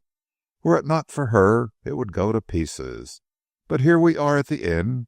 I'll wait for you here, Herrick. I won't be long, said the doctor, and ran up the stairs. As might be guessed, Robin, the selfish, was by no means pleased to be left alone. He did not want Jim to go to Beorminster, not even although the call was so imperative. What shall I do without you? He asked. You will go to sleep, replied Herrick calmly. Now, no nonsense, Joyce. I have promised to see Mrs. Marsh, and I must keep my word. How long will you be? It all depends upon the state in which I find Mrs. Marsh. If she is very ill, I may stay all night. Good-bye, Robin. Good-bye, returned the little man, a trifle sulkily. There is far too much of the good Samaritan about you, Jim. You never think of that in relationship to yourself, said Herrick, with a laugh. I hope to be back this evening. Make yourself comfortable. As he ran down to rejoin Marsh, he could not help contrasting the two natures of Stephen and Robin. It is true that he had not had much experience of Marsh, but from what he had seen of him, he judged that he was of a grateful, kindly disposition. Joyce, on the other hand, although he looked upon Jim as his best friend, was selfish to the core. Herrick, from long association, and because he had plucked him back on one occasion from the grave, was attached to him, but he ofttimes acknowledged that were not Robin an interesting case from a medical point of view, as he undoubtedly was, he could not stand much of him. Still, he had been so long the little man's friend that he could not tear himself away from old associations. Nevertheless, Robin's yoke was beginning to gall, and Herrick was glad to get a day away from his society. Friendship is a tender plant, and nothing kills it sooner than selfishness. But Robin, in his peevish self-satisfaction, had not the sense to see that. Do you mind going by the bus? Asked Marsh with a flush. I am not rich enough to afford a cart of any sort. I am quite used to public conveyances, said Herrick gaily, and as to your being poor, the dark days are over now. I suppose so, replied Marsh thankfully. At least my uncle always told me that I was to be his heir, although we quarrelled so much. I have to take the name of Carr and fulfil certain duties. I do not know what they are, but I shall do them, if only to get the money. I do so want to be rich. Ah, here's the bus. What about the will? Asked Herrick, as they climbed up to the roof of the clumsy conveyance. Pardon me, perhaps I should not ask you." "I do not mind in the least," said Stephen. "Indeed, I am glad to find that you take an interest in me. I have had a lonely life. The Biffs are my only friends. By the way, who told you about the Biffs?" Herrick described his meeting with Pentland Corn, and the conversation that had ensued. "He was remarkably confidential," said Herrick. "That is strange," said Marsh thoughtfully. "He usually keeps his mouth very much closed. However," he added in a lighter tone, "we can talk of him again. At present we will speak of the will. I have written to my uncle's solicitors, informing them of his terrible death. I expect to hear from them tomorrow or the next day, perhaps later." "Who are your uncle's lawyers, or rather I should say yours?" "Firth and Firth." "Of Steel Lane, Cheapside?" asked Herrick in a tone of surprise. "Yes. Do you know them?" "I know of them. They are the solicitors of my friend Joyce." "That is strange," said Marsh gaily. "The world is very small after all, is it not? But I am forgetting my mother," he added sadly. "I was told that Mrs. Marsh was your stepmother." "So she is, but we get on very well together. She is devoted to me. I expect you have heard of her violent temper." "Well, I have," said Herrick hesitatingly. "It seems to be well known, if you'll excuse my saying so." "Oh, it's town talk," replied Stephen with a vexed flush. "But she is really a good dear woman, and her own worst enemy. Since my father's death 5 years ago, she has been my best friend. Once she nursed me through a most serious illness. There are worse women in the world than my stepmother, Herrick, as you will find. She is a noble looking woman, and I am glad to be rich if only for her sake. She is fond of luxury, but for my sake has borne poverty. And we have been very, very poor," finished Stephen with a sigh. Every word the young man uttered revealed his good heart. Jim was pleased to find such an unsophisticated youth for once in his life. The young men he knew were usually old before their time, and took a pride in being so. But Marsh talked with such candour that Herrick saw he was as simple as the day. "You are a good fellow, Marsh," said Jim. "I am glad to have met you." "I echo your compliment," said the other. "But here we are at Beorminster. I hope my mother is no worse." The vehicle stopped at the foot of the hill upon which the cathedral was built. Herrick followed his companion up a winding street as steep as those at Malta, and after a breathless climb found himself in the great square. The vast fabric of the cathedral rose black against the saffron sky, and the bells were ringing for the evening service. Stephen led the way towards a far corner of the square, and turned into a dingy side street sloping down the other side of the hill. Stopping at a tall narrow house 3 doors down, he admitted himself by means of his latchkey, and conducted his companion into a dark passage. A woman with a candle held high above her head appeared at the end. She was very old, with white hair and fierce black eyes. A foreigner, as Herrick guessed. "How is my mother, Petronella?" asked Stephen hurriedly. "Ah, gran Dio! Bad, very bad, Signor," replied the old Italian. "She die if no doctor come." "I have brought one, Petronella." "Thanks be to the saints!" cried Petronella. "This way, Signor Dottore. My Signora is up the stair. Piano, piano. She is bad, so bad. Piano." Herrick suppressed a laugh. The piano of Petronella reminded him of the opening chorus in The Barber of Seville. However, he recovered his grave air when introduced into the bedroom of Mrs. Marsh. A very few minutes' examination convinced him that she was extremely ill.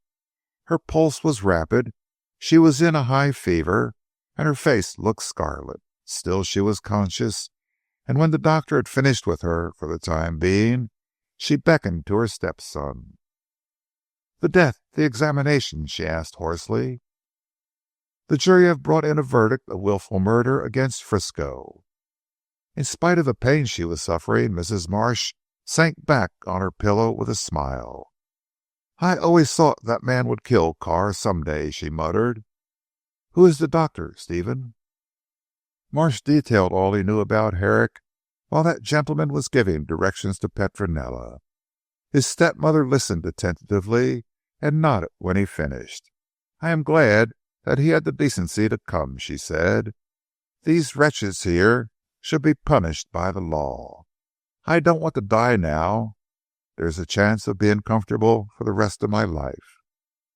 "You must not talk, Mrs. Marsh," said Herrick, coming to her bedside, "and I think your son had better go downstairs." "Am I very ill?" asked the woman. "Oh, you are not so bad as you might be," replied Jim cheerfully. "Do not excite yourself. Obey my directions, and you will be all right shortly." "I suffer such pains," moaned Mrs. Marsh. "I can get no sleep. Chloral." "What's that?" asked Herrick sharply. "Chloral or morphia. Give me something to soothe the pain." "I'll see to it," said the doctor cheerfully, and looked at the handsome face of his patient. He saw that she was a highly strung woman, and from the words she had used he guessed that she was in the habit of taking chloral to induce sleep. Mrs. Marsh was the kind of person who would end her days in a madhouse, if not soothed by artificial means. From the passionate expression in her eyes, the wrinkles on her face, her impatient gestures, Herrick saw that she had absolutely no control over her temper. Perhaps the rumors he had heard of her influenced such a judgment, but afterwards he found that he was absolutely right. The outbursts of rage to which Mrs. Marsh was subject were little removed from madness. The only person who could deal with her was Petronella, who, as Herrick learned, had been her nurse, and knew how to manage and humour her. "I shall stay here all night," he said to the Italian, after certain remedies had been applied. "Make up a bed for me somewhere, and send out to the chemist for this prescription to be made up." It was late when Jim descended. He found Stephen waiting for him at the foot of the stairs, and was conducted by him into a small bare room, sparsely furnished with 2 armchairs, a few books, and a table covered with writing materials. Herrick, rather tired, threw himself into one of the chairs, and informed Stephen that he would stay the night. "Is my mother so ill?" asked the young man anxiously. "Pretty bad, but I've seen worse cases. Don't you trouble yourself, Marsh. I'll do the best I can to save her life." "Save her life," echoed Stephen sadly. "Ah, what a terrible thing it will be if she dies now, when wealth is coming. She always wanted to be rich, and now life is very cruel." "That depends upon the way you look at it," said Jim. "Give me some supper, Marsh, and a whisky. I feel rather played out." The meal was waiting in a poverty-stricken looking dining room.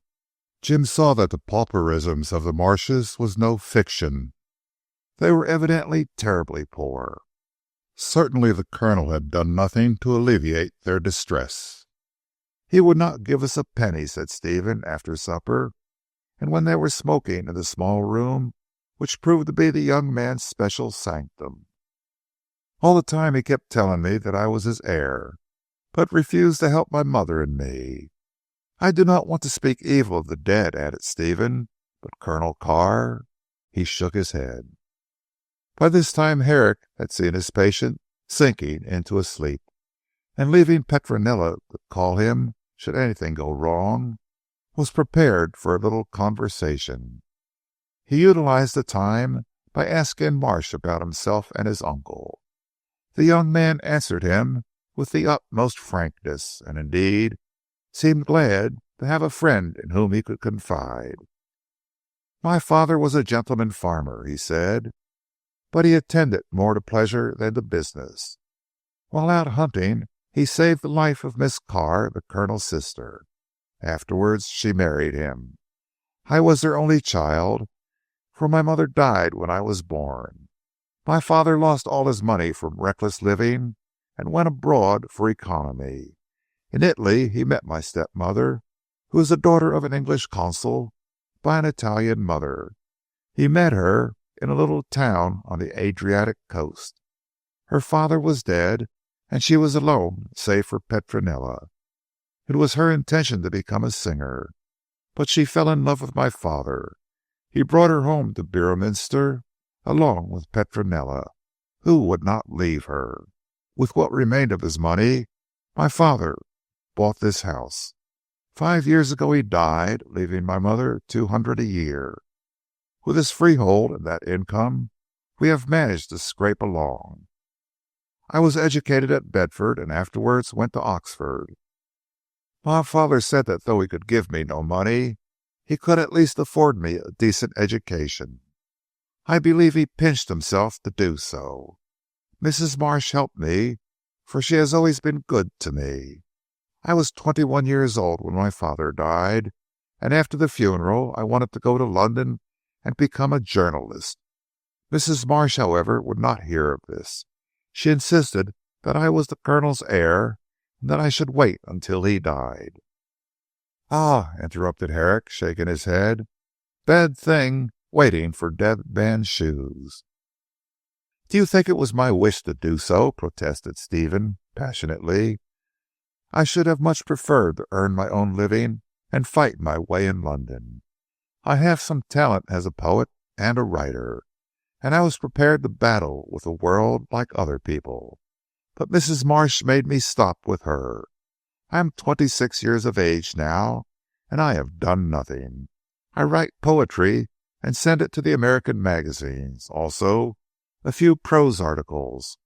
These keep me supplied with pocket money. It was Bess who put me on to the New York papers. There the editors are more open to new talent."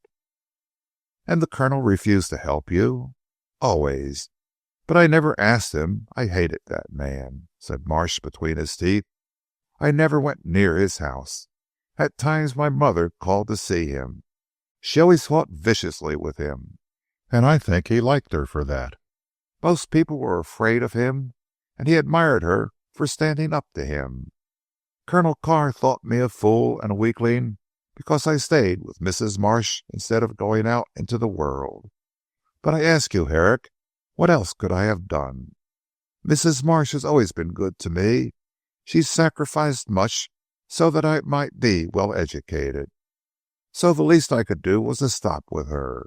Again and again I wanted her to come with me to London, but she always refused." "I understand," said Jim, filling his pipe. "She wished to keep an eye on the Colonel." "I think so. Carr always said that I was to be his heir. He has no relative but me, and he was reported to be wealthy." "I should think so, Marsh. That house is filled with treasure. Did he inherit his money?" Stephen looked up alertly. "Ah, now you are touching on the secret of Carr's life," he said with some excitement. "His father died ruined, and left him nothing but the Pines with a few acres of farm and corn land. Do you know how old Colonel Carr was, Doctor?" "No, I saw him only after his death. Not very old, I should say." "Just 60, replied Stephen, "and into his life he crammed enough wickedness to fill a century. He was 20 when his father died, and in the army. By gambling and speculating he supported himself, and left his sister, my mother, in that old ruined house. Afterwards he left the army, cashiered for cheating at cards, and led a hand-to-mouth existence. But he would never sell the Pines, however hard up he was. He stopped there on occasions and played the devil all round. I can't tell you how bad he was. It is the common talk of the countryside. He was called Mad Carr and Wicked Carr." "Colonel Carr?" put in Herrick. "No, he was only a captain when he left the army at the age of 30. I believe he called himself colonel when he returned 10 years ago." "From what quarter of the world?" Marsh shook his head. "I cannot tell you," he said slowly. "For 20 years Carr vanished from England. My mother was left behind in the old house, and afterwards married my father. She should have made a better match, but she had little money, and the reputation of her brother did her no good. However, she married my father, and afterwards died when I was born. That was the end of her. The Colonel left his lawyers to look after the property and remained away. I always heard that it was in South America he picked up his money. At all events, he returned here 10 years ago with plenty of cash. The first thing he did was to put the house in order and fill it with splendid furniture. He engaged a staff of servants and wanted to entertain.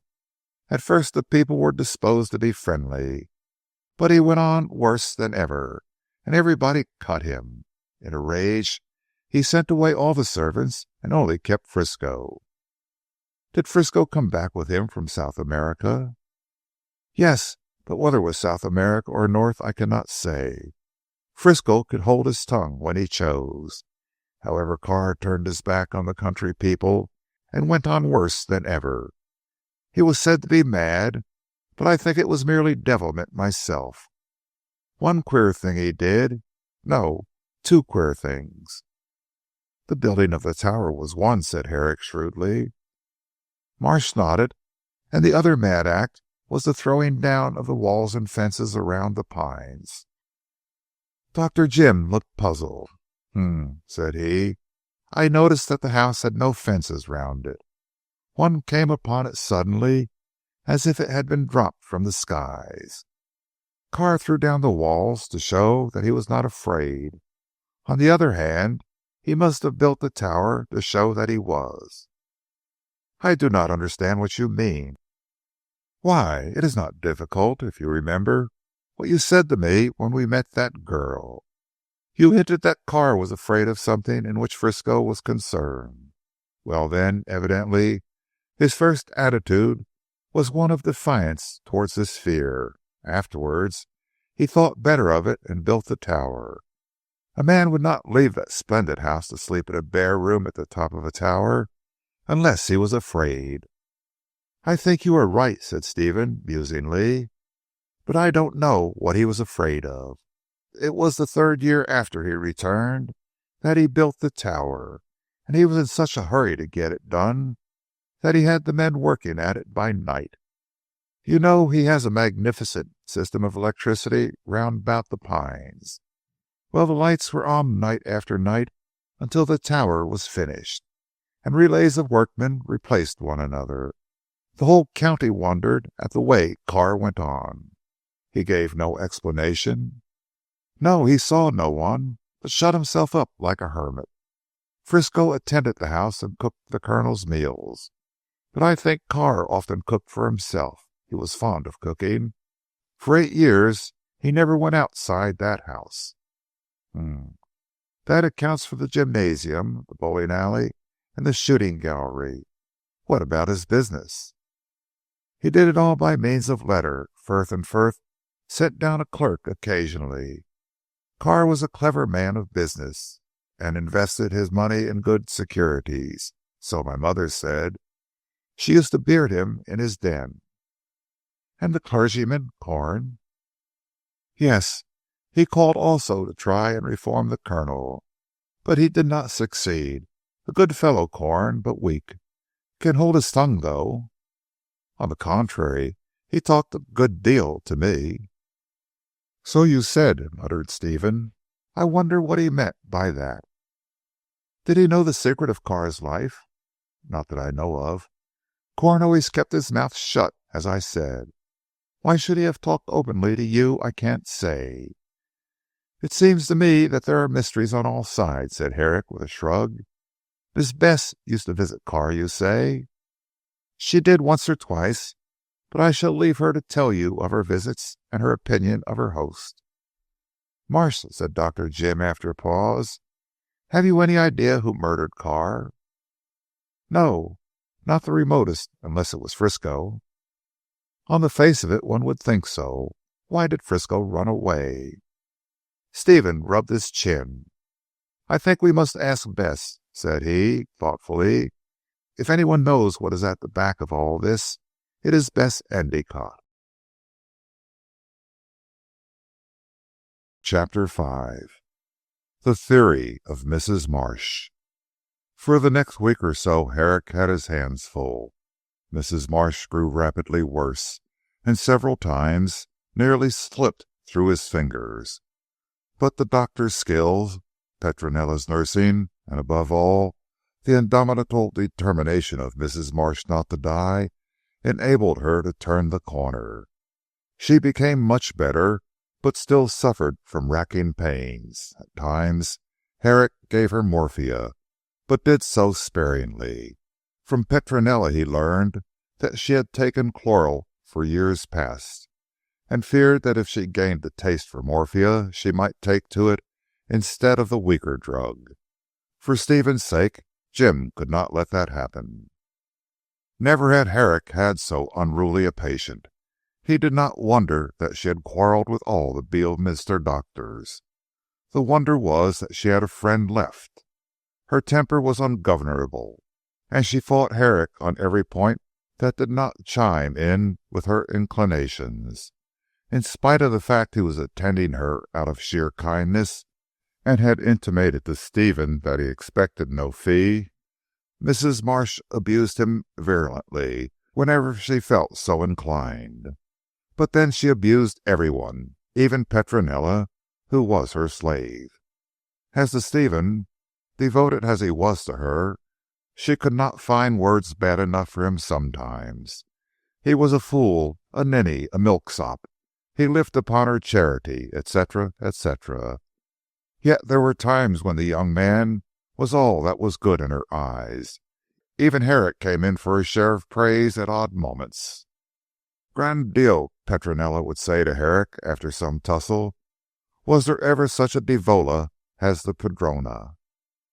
The old Italian woman had taken a great fancy to Dr. Jim. He was good to her mistress, whom she idolized. He was kind to Petronella herself, and could speak her language.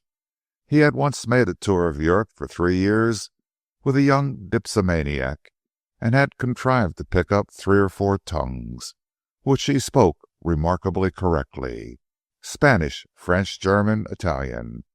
Dr. Jim knew them all, and could both read and write them with wonderful accuracy. In the eyes of Petronella he was a marvellous man, and she often talked to him on subjects which she would not discuss with any one else.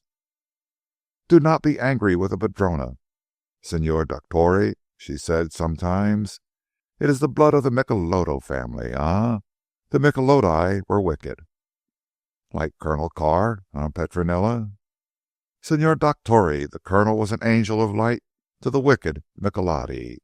The padrona is the last of them, and it is not wonder she is angry.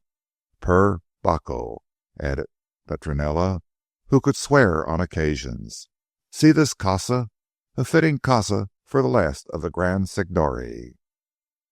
"But it is all right now, Petronella. As soon as your Signora can be removed, we shall take her to the Pines." "That is a fine casa if you like." Petronella spat, and shook her white elf locks. "It will bring no luck. Ah, Signor! But that man had the evil eye. Once I went with the padrona to see him. He overlooked me, although I made horns, and I hurt my foot. If my padrona goes to that casa, she will die." Herrick shrugged his shoulders and did not argue. There was no means of persuading Petronella out of the spite she had taken to the Pines. It was now the property of Stephen Marsh. The senior partner of Firth and Firth had come down personally with the will. This left Stephen the house on condition that he pulled down the tower. Furthermore, the personal property of the late Colonel, amounting to 8,000 a year well invested, was given to the young man on a still more curious condition. "You are to have a special vault constructed in Saxham churchyard," said Mr. Firth. "It is to be built of stone and lined with sheet iron. The body of our late client is to be put in there, and you alone are to hold the key of the door. Once a month you are to enter the vault and see that the body is safe. If you do this for a year, then the property becomes yours absolutely. If you miss going once, the money goes to Frisco."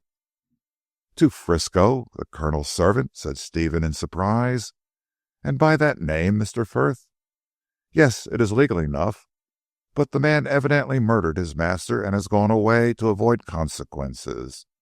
I do not think you will be troubled by him. Also, Mr. Marsh, or rather Mr. Carr, since you have to take the name, you can avert all chance of this man getting the money by visiting the vault monthly for a year." Here was another mystery. Why the money should have been left to Frisco, no one could guess. Stephen often talked it over with Herrick, but could come to no conclusion. However, he set to work to carry out the terms of the will. A body of workmen were employed to take down the tower, and Mr. Corn was seen about the construction of a new vault. Evidently the Colonel did not consider his remains would be safe in the ancestral burial place. In spite of all secrecy, the countryside came to know of this strange provision of Carr's will, and it was said that he wanted to make sure that his body would not be carried off by the devil to whom he had sold himself. In fact, the general opinion was that some night the remains would be carried off like those of the old woman of Berkeley. The villagers grew confused over the matter, and did not distinguish between the body and soul.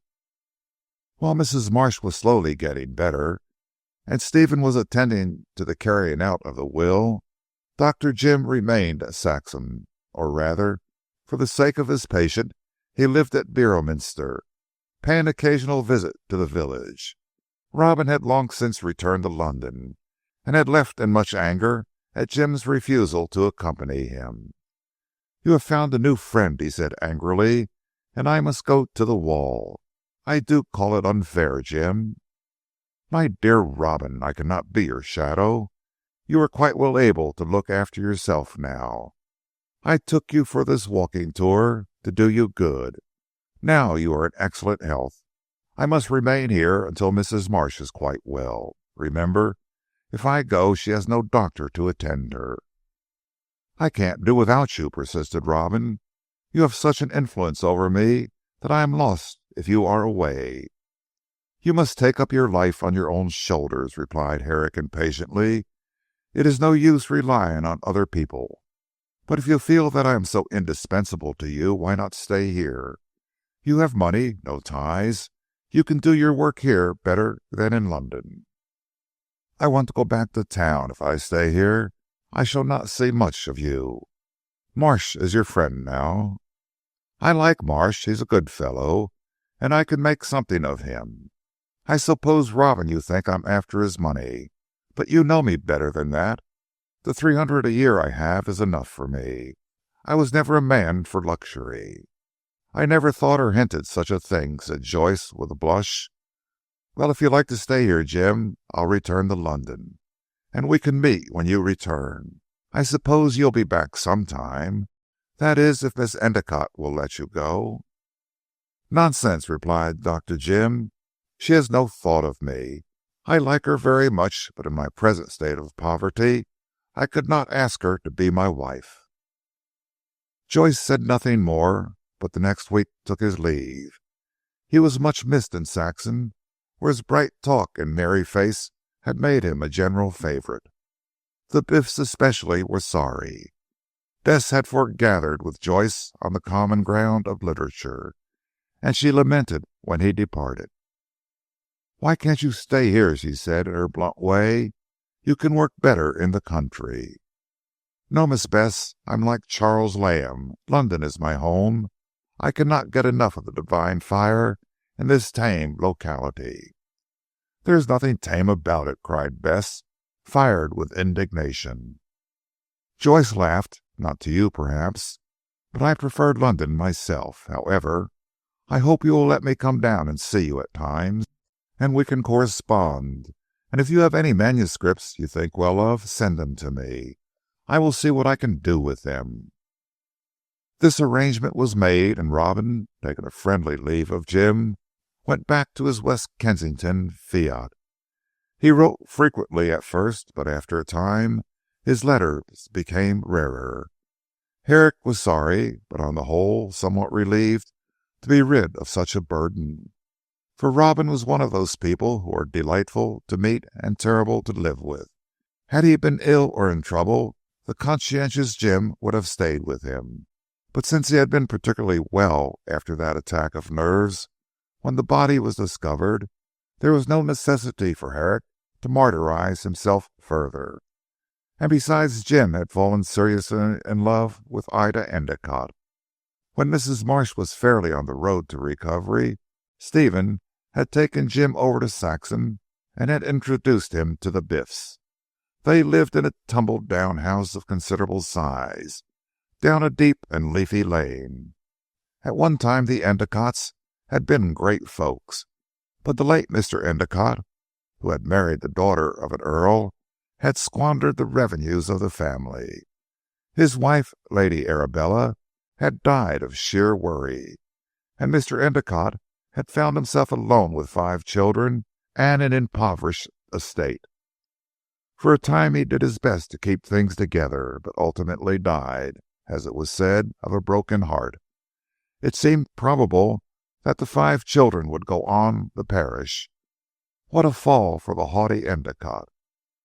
It was at this juncture that Lord Gartham stepped in. He was an Irish peer and poor himself, but he could not see his sister's children entirely penniless. Ida was the eldest at 24 when her father died. Bess had reached the age of 23, and Sidney, the youngest, was 16. The 5 Endicotts were all handsome, and had high spirits, but poorer than the proverbial church mouse. What was to be done? "We'll earn our own living," said Bess, who was the most energetic of the 5. "Ida can look after the house, Frank can manage the farm, and Sidney can go to school. And I shall ask Mr. Arch to take me on to the Weekly Chronicle." "But my dear child," expostulated the Earl. "What does it matter?" cried Bess. "We are the Endicotts, whatever we may do. Everybody knows who we are and what we are. There is nothing disgraceful in earning our own living, Uncle Gar." The Earl, rather a helpless person, who had never done a stroke of honest work in his life, was rather surprised at the energy of Bess. However, her scheme recommended itself to his favour, since there was absolutely no other way of settling the matter.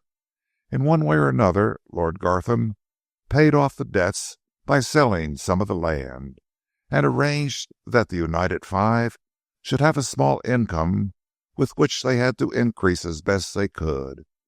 Thus it was that the Endicotts found themselves with their ancestral home, a small farm, 200 a year, and the world before them. They were all young and hearty, so they thought very little of the matter. Bess obtained a post on the Weekly Chronicle at Beorminster. Ida looked after the house, and Frank managed the farm.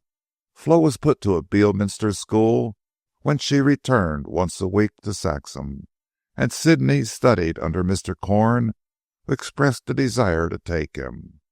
The countryside all approved of this independent spirit, and made much of the Biffs. When the Colonel died, this had been going on for 3 years. Ida was still unmarried, as she had refused several offers.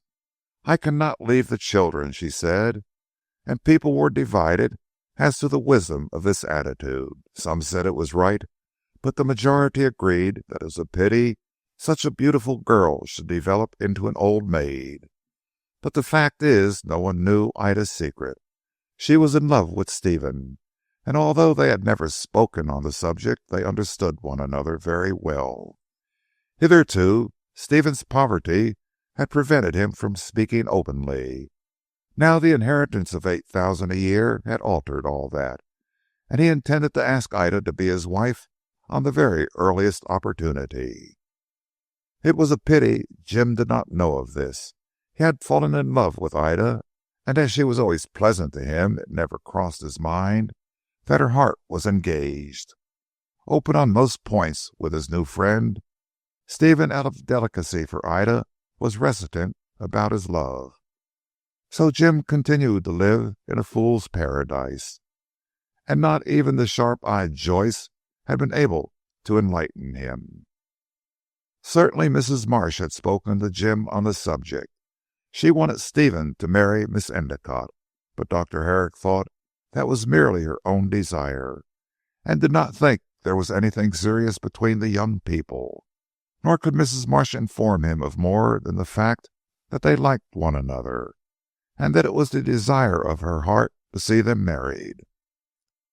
One day when Stephen was at Saxham, Mrs. Marsh had a long talk with the doctor, in which he saw more of her stormy character than had ever been shown to him before.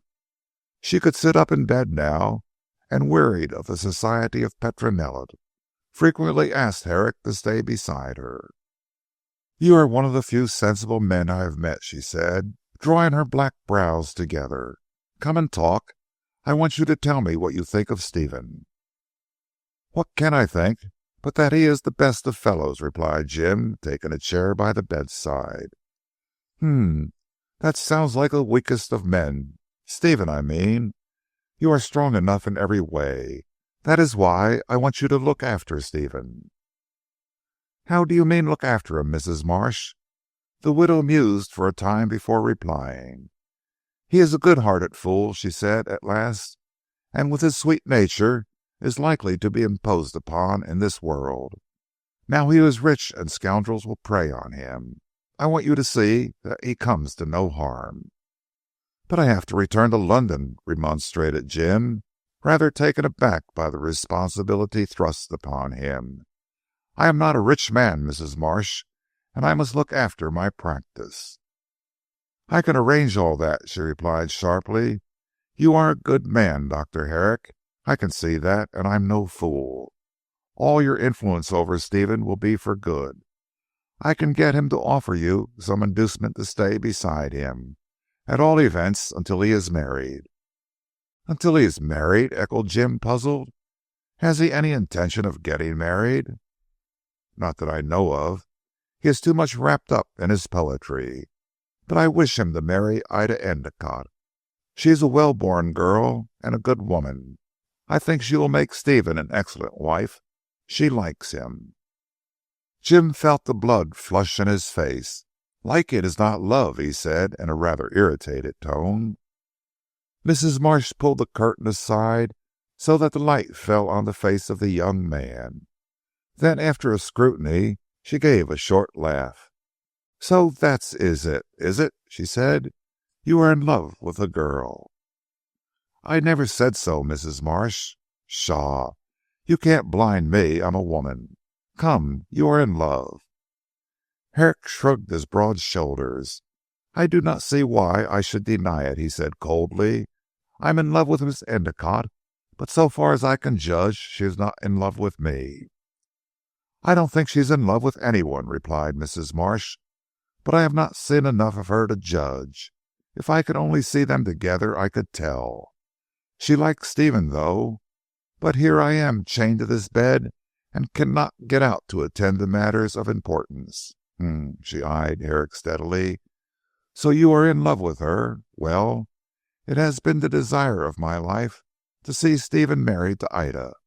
But for all that, I want you to stay. Stephen shall give you 1,000 a year to stay." "My dear Mrs. Marsh."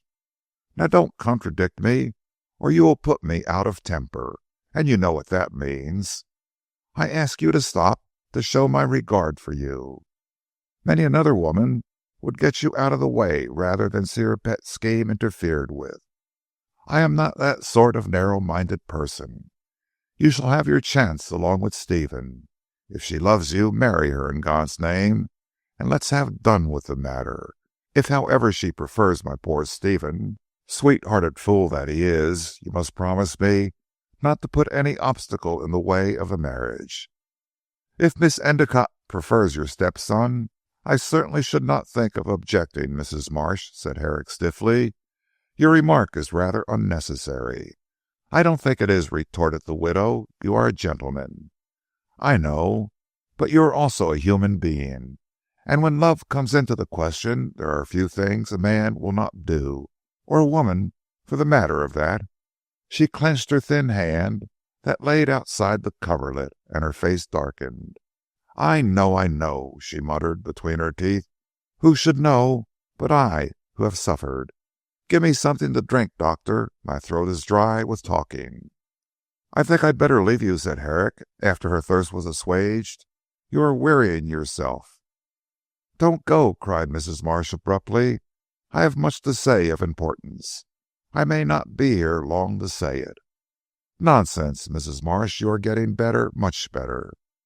"All the same I may die. One never knows," said the widow gloomily.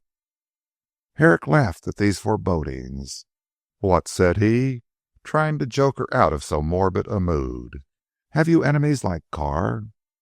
"Anyone who came into contact with Carr was bound to have enemies," said Mrs. Marsh bitterly.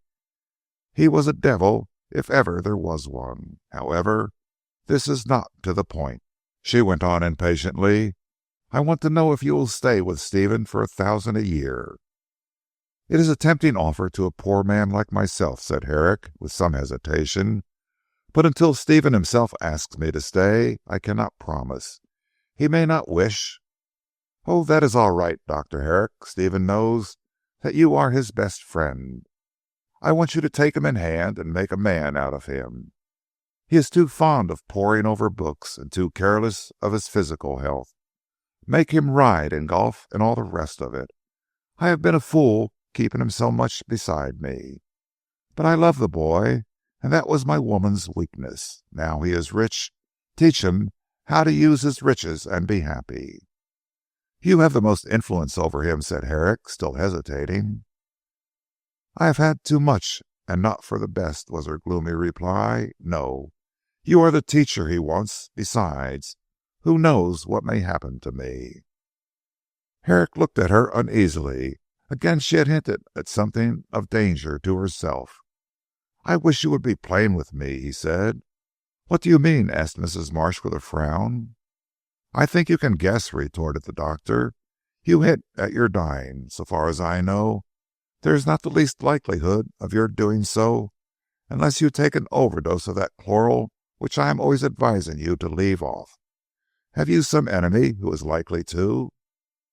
"No," replied Mrs. Marsh with unnecessary violence. "I have no enemy, but I have a presentiment that I am not long for this world. As an Italian, you know, I am bound to be superstitious. I should think that the English part of your blood would revolt against such morbid nonsense. Again I say, you are not plain with me." "I am. How dare you talk to me so?" cried Mrs. Marsh furiously. "You are the one man I have met in this world of fools, other than that dead devil Carr. If I made a confidant of any one, it would be of you. But so far as I personally am concerned, there is nothing to say. But Stephen," she hesitated, and fell to plucking restlessly at the coverlet. "Well, you wish me to be his bear leader. If he is willing, I am willing. 1,000 a year is not to be despised. Moreover, my conscience is perfectly clear as regards Miss Endicott." "I understand. If she loves you, marry her by all means. If Stephen is her choice, you must promise." "I promise nothing," said Herrick impatiently, walking to and fro. "There is no necessity to promise. I am a man of honour.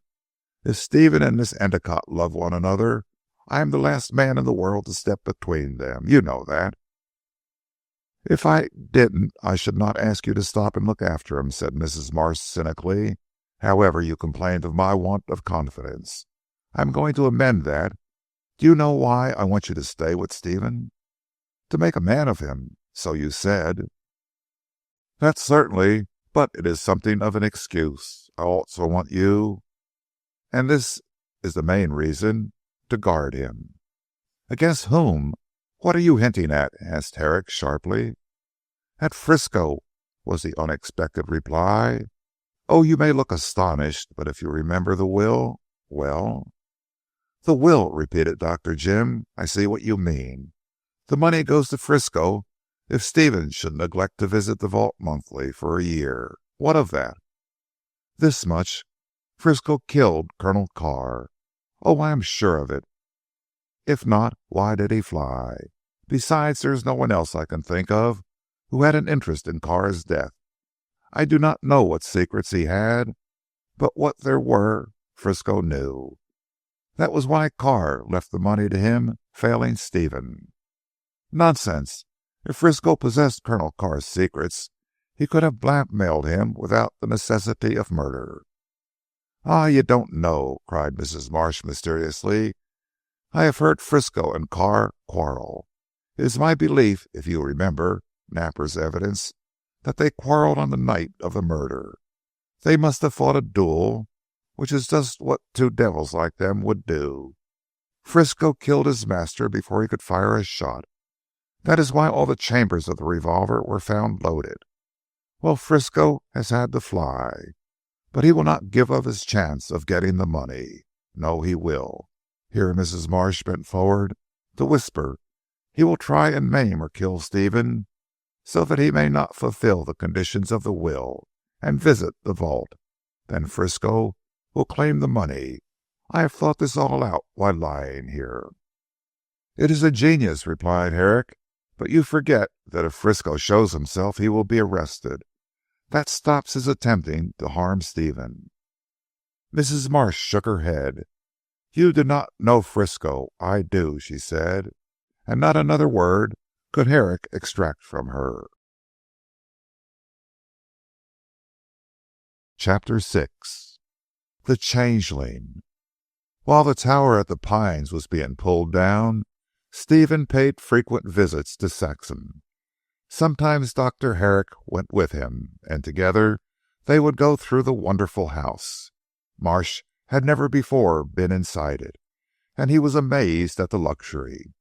His life had been so simple, so deprived of all beauty, that his artistic temperament had been starved from lack of nutriment. Highly gifted with the imaginative faculty, possessed of a keen perception of loveliness, Stephen revelled in the beautiful things which filled every corner of the house. "You will have to get a wife to share it all," said Herrick one day, after his conversation with Mrs. Marsh. He looked keenly at the young man as he spoke. Stephen, however, betrayed no emotion. "I suppose I shall have to marry some day," he said coolly. "If I were to die without children, my cousin would get the property." "I did not know you had a cousin," said Herrick, rather astonished. "I believe so, a distant cousin, although I have never seen him. My mother can tell you all about him. It seems that Colonel Carr's father had a younger brother who was turned out by his father. He went to America and married there. Then he died, leaving a widow and a daughter. The widow died, and the daughter married some one in the States. I do not know the name, but my mother may. I believe there is a son, but whether he is in America or in England I cannot say." Said Jim, "very interesting. I must ask your mother about this. If you secure the property by complying with the conditions of the will, it will be yours entirely. Even if you do not marry, you will be able to leave it to whomsoever you please." "I should leave it to my cousin, whatever his name is," said Stephen in a careless tone. "It seems to me that he has the right to enjoy it after me, since he is of the Carr blood." "Always provided you do not marry and have children." "Of course. But there is time enough to think of marriage. I want my mother to be sole mistress of this beautiful place for a time. She has had such a dose of poverty that I should like her to taste luxury." "You are not in love, then?" asked Herrick in a jocular tone. "I don't know this time." Stephen flushed. "I'll tell you when I am. Meantime, let me enjoy the present. I'll soon have this tower down and the house put to rights. Then my mother can come. I hope you will stay also, Herrick," he added rather anxiously. "I don't want to lose my friend, you know." "It all depends," replied Jim with a flush. He was thinking of Ida. "I will remain until your mother is quite well. You may be sure of that." Nothing more was said at the time. Herrick could not be certain that Stephen was in love with Ida, or that the girl had set her heart on Marsh. They were excellent friends, but in spite of Herrick's lynx eye, he could not learn if they understood one another. As a matter of fact, they did, but neither of them wished to hurry matters. Both felt that Mrs. Marsh would have to be consulted before anything was settled, and therefore waited until she recovered her health and was established at the Pines. Mrs. Marsh slowly regained her strength and almost dispensed with Herrick's attendance. She never recurred to the subject of Ida or of Frisco after that one interview, although Herrick several times tried to make her speak. Evidently she knew something about the man, perhaps had heard the Colonel speak of him, but whatever it was she kept her own counsel. There was no need that she should do otherwise. Perhaps if Frisco had made his appearance she might have been induced to speak out, but the ex-sailor, as Herrick learned he was, had vanished completely. He was traced to Paddington Station, and after that all signs of the trail was lost. Like a raindrop he had disappeared into the mighty sea of London life, and in spite of all offers of reward, not a hint could be gained of his whereabouts. It was generally considered that he was the criminal, most people holding that he had shot the Colonel unawares. Napper's evidence went to prove that the two men were on bad terms with one another, and probably Frisco, excited by rum and a sense of his wrongs, whatever these might be, had returned to the Pines with the intention of righting himself. No one entertained the idea of a duel having been fought. Only Mrs. Marsh gave Frisco that grace. Herrick considered her theory as a feasible one, and felt that it was confirmed by the fact of the revolver found in the dead man's hand being loaded. If Frisco had fired first, the Colonel would have fallen with his weapon undischarged, and this would account for the 6 chambers being filled. But what it would not account for was the fact of one bullet being different to the remaining 3. That was a puzzle, and Dr. Jim could in no wise arrive at the solution of the problem, although he thought over it a great deal. Bess Endicott was the only person who insisted on Frisco's innocence. She declared that the man was too devoted to his master to kill him, and that there could be no reason for the crime. This she explained to Herrick a week after the interview with Mrs. Marsh. Both Herrick and Marsh had come over to Biffstead to spend the afternoon, intending to return to Beorminster by the last bus, somewhere about 10 o'clock. It was characteristic of Stephen's simple habits that he still went to and fro by the public vehicle, although he could now have afforded a cart, a horse, a bicycle, or even, had he so chosen, a motor car. But before taking full advantage of his new position and of his wealth, he wanted his mother to be well enough to direct matters. She had held him in subjection for so many years that he hesitated to do anything without her approval. So Herrick and Stephen came to Saxham by the bus or used their legs. For the sake of his health, Herrick made Marsh walk as much as possible. The man was visionary, and it was necessary to shake him into something like practical life by exercise. On arriving at the Grange, the 2 young men found the whole family at home. There was Ida, tall and beautiful, who welcomed the visitors in her usual placid way. She was of the Junoesque type, stately and maternal, moving like a large goddess amongst minor mortals. Bess, who was all alert and vivacious, was accustomed to make fun of Ida's stately ways. "The sacred white cow," said Bess, folding her hands, and when Ida remonstrated, pointed out that the term meant no disrespect. Juno was called ox-eyed, "and I am sure the cow is the most beautiful animal," said she inconsequently. "Why should a comparison to a useful animal be taken as an insult? If I said you were like a fawn, or a stag, or a swan, you would be quite pleased. But because I call you a lovely snowy cow, you are a beautiful cow," broke off Bess with a shrug. "The sacred white cow. There."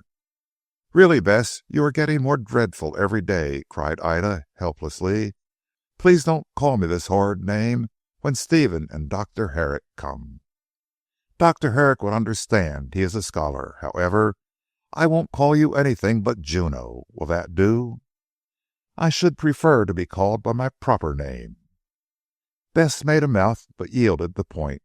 She was devotedly fond of Ida, and always said that her beauty would raise the family into affluence once more. "My brains may do something," she said, "but Ida's looks will attract all the men of wealth and position." "I do not want any of them," protested Ida with a blush. "Do let me see after my own future, Bess darling." Undeniably Bess was the cleverest of the family. She was so bright and quick, and possessed of such indomitable perseverance, that she easily exercised a despotic sway over the weaker vessels. Ida looked after the house, but Bess was the real head who paid the bills, and bullied the tradesmen, and saw that everything was in order. Even Frank gave way before her, but Frank was rather like Ida in the matter of bovine simplicity. He was a big handsome fellow, never out of temper. When he was not looking after the farm, he strolled in the fields, and searched into the secret workings of nature. Sometimes he wrote articles for the papers and magazines.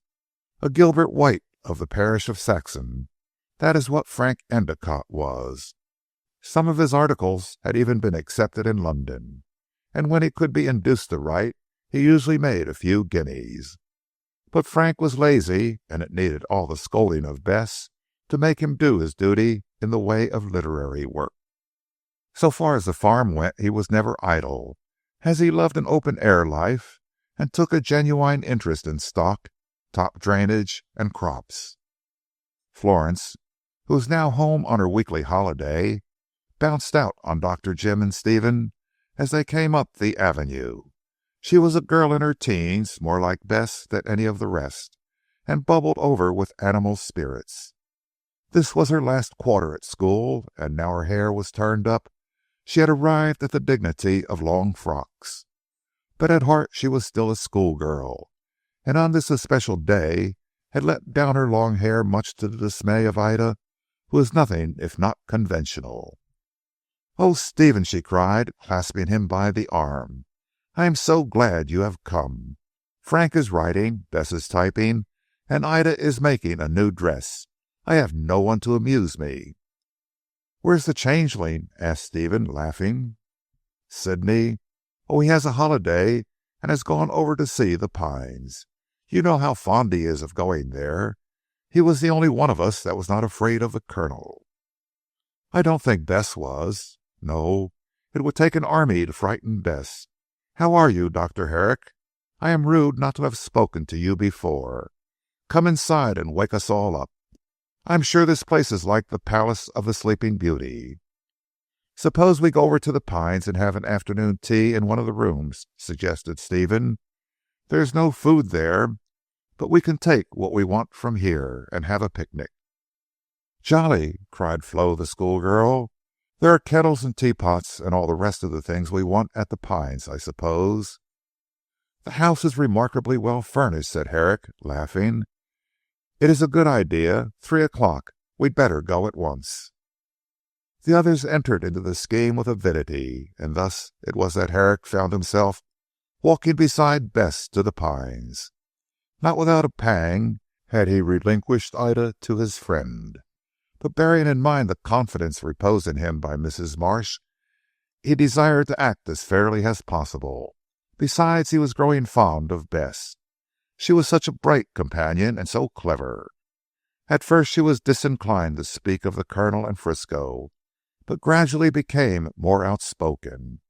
In his quiet way Herrick had a wonderful gift of making people talk. "I wouldn't say it to anyone but you, Dr. Jim," said Bess, for so she now called him. "But there is something about you that makes me believe in you. I think you must have some kind of demonic influence like Goethe." "I am sympathetic, if that is what you mean," said Jim. "I took to you immediately I saw you in the inn parlour." Bess blushed a little through her tanned skin, and cast a keen look at the big man. Somehow Herrick was conscious of that look, and wondered what it was for. Perhaps with a woman's quickness Bess divined that he admired Ida and did not approve of it. However, she was too clever to say anything if such was the case, but went on to talk of Colonel Carr and Frisco. "I liked Frisco," she said in her quick, decisive way. "He was a bad man, and some of the things he told me he had done were really dreadful. But somehow he was attractive, much better than the Colonel." "I thought you liked the Colonel," said Jim with a side glance. "Well, you see it was this way," replied the girl laughing. "I was rather bold in introducing myself to him, and he was so kind that I forgave him his bad reputation." "How was it that you met him?" "I wanted some copy for the Chronicle and did not know what to write about. Something had to be done, so I kept my ears open for an idea. Ida happened to mention something about the Pines, so I thought it would be nice to see all the wonderful furniture that was in the house. Would you believe it," she added lightly, "I went straight to the Pines and asked to see Colonel Carr. At first he refused, but I was so persistent that he let me come in.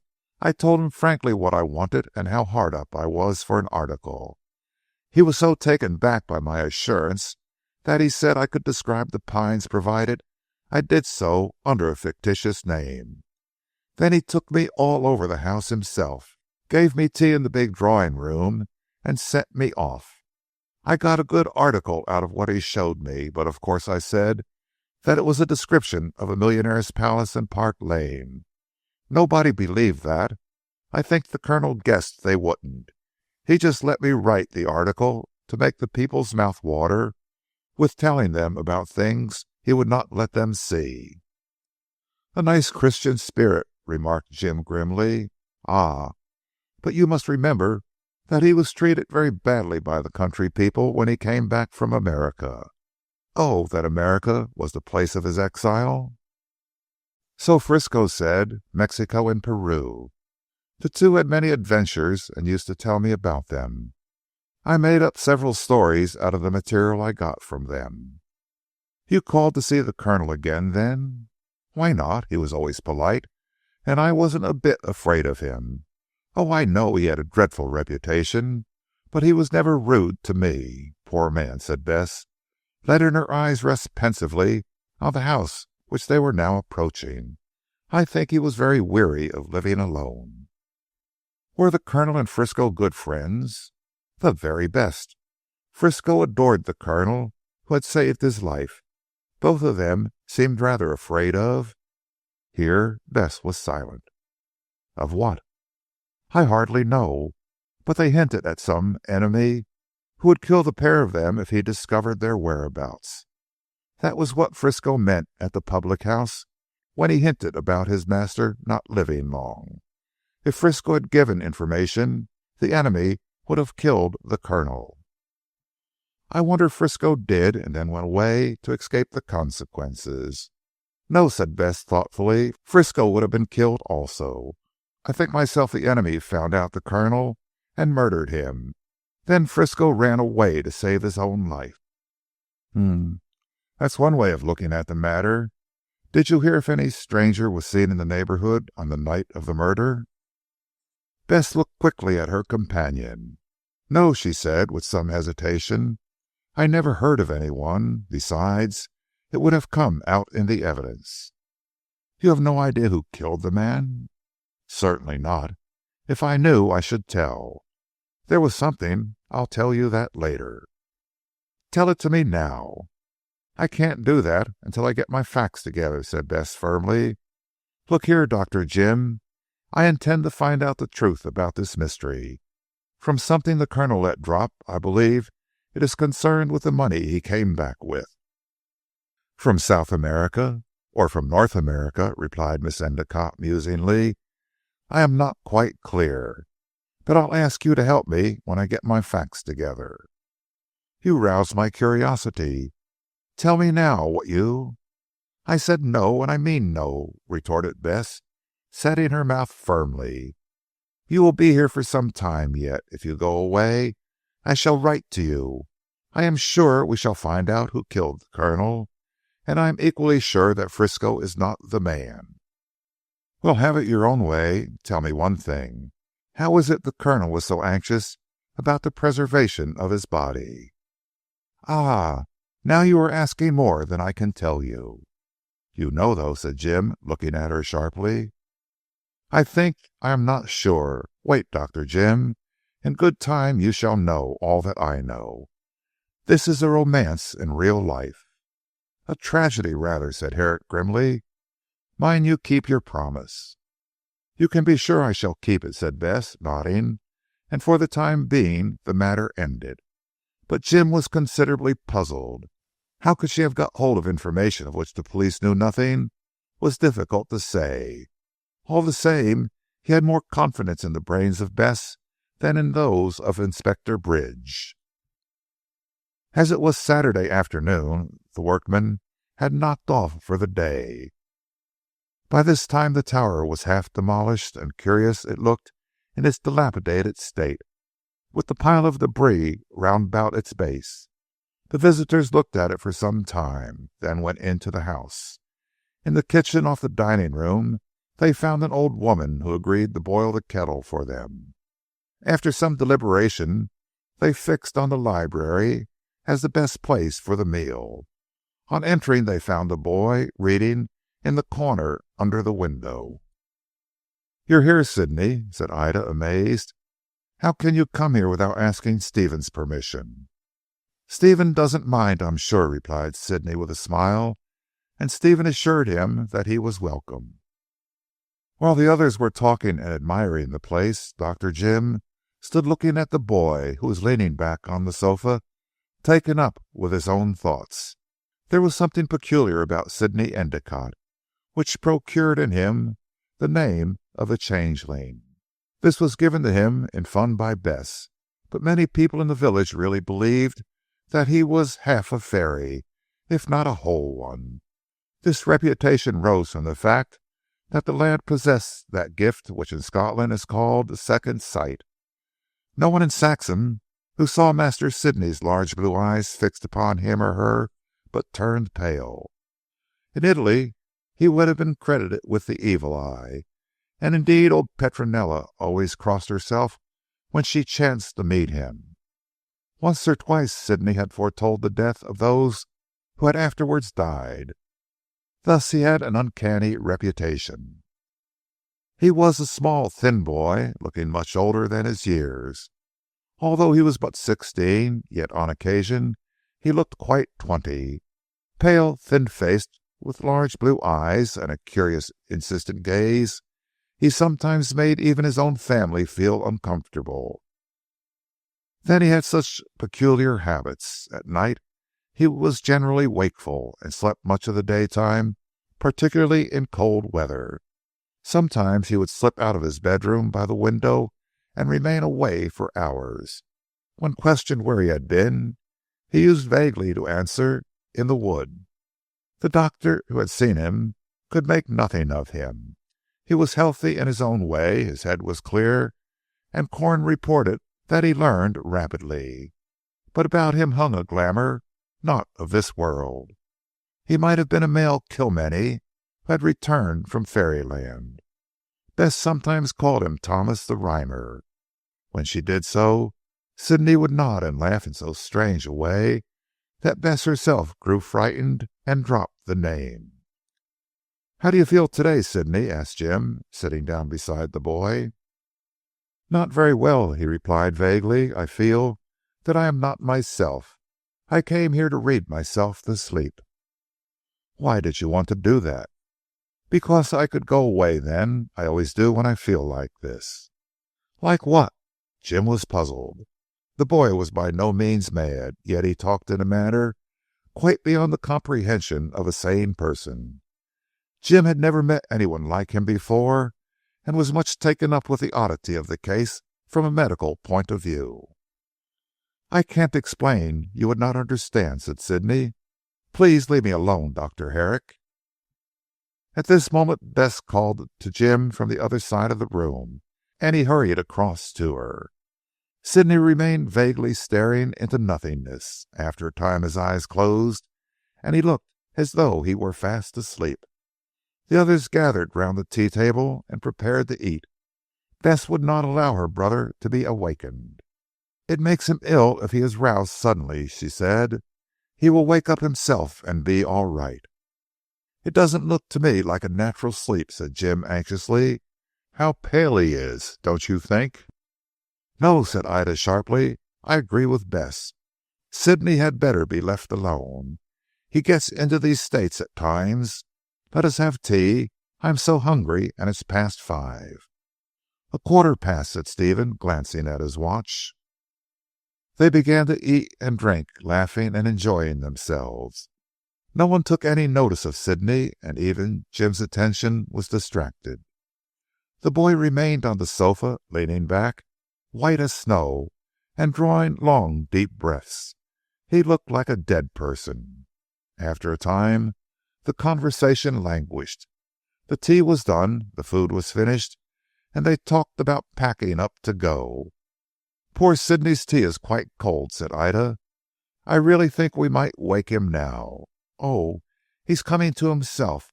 Wake up, Sidney, and have some tea. It is nearly 6, and we must be getting home."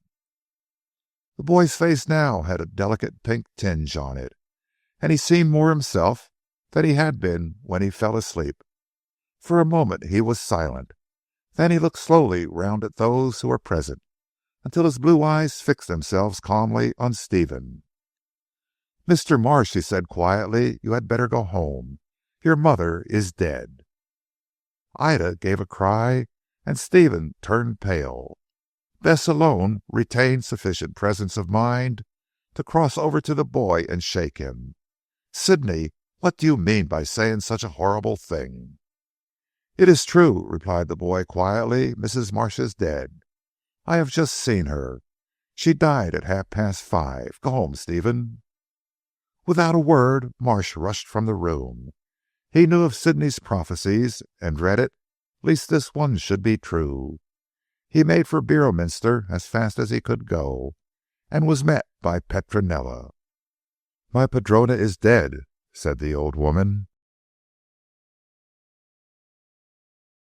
Chapter 7. A 9 days' wonder. Petronella made the terrible announcement with ominous calmness. Then, when she saw Stephen staring at her open mouth, her wild southern nature could no longer be controlled. With a choking sob she flung her apron over her head, and began to lament loudly for her dear padrona. Her voice ascended shrilling in a long wail, like that of a Corsican voceria. Luckily there were few people in the street, and the sound was scarcely noticed. It was simply thought that the excitable Italian woman was in one of her tantrums, and Beorminster was used to Petronella's fits of rage. Stephen caught her suddenly, and dragging her inside by main force, closed the door. Before Petronella could recover her breath for another howl, she found herself on one of the dining room chairs with Marsh standing over her. The young man was so shaken that he could hardly speak. The prophecy of Sidney, the hurried journey to Beorminster on a grocer's cart which he had met near Saxon, and now the terrible confirmation of the death, these things shook him to the soul. He hardly recognized his own voice. "Tell me everything that happened," he said slowly. "Do not make any mistake. I must know all." Petronella crossed herself. "Holy Virgin," she muttered. "His eyes are like coals." Then, after a muffled wail, she burst out into rapid Italian, which Stephen understood easily from his habit of talking to her and to Mrs. Marsh. "After you left at midday, Signor Stefano, the padrona tried to get a little sleep. When the postman came at 2 o'clock, he brought one letter for her. I took it up and woke her. Then I went out of the room. In a quarter of an hour the Signora called me. She looked white, so white. The letter was before her.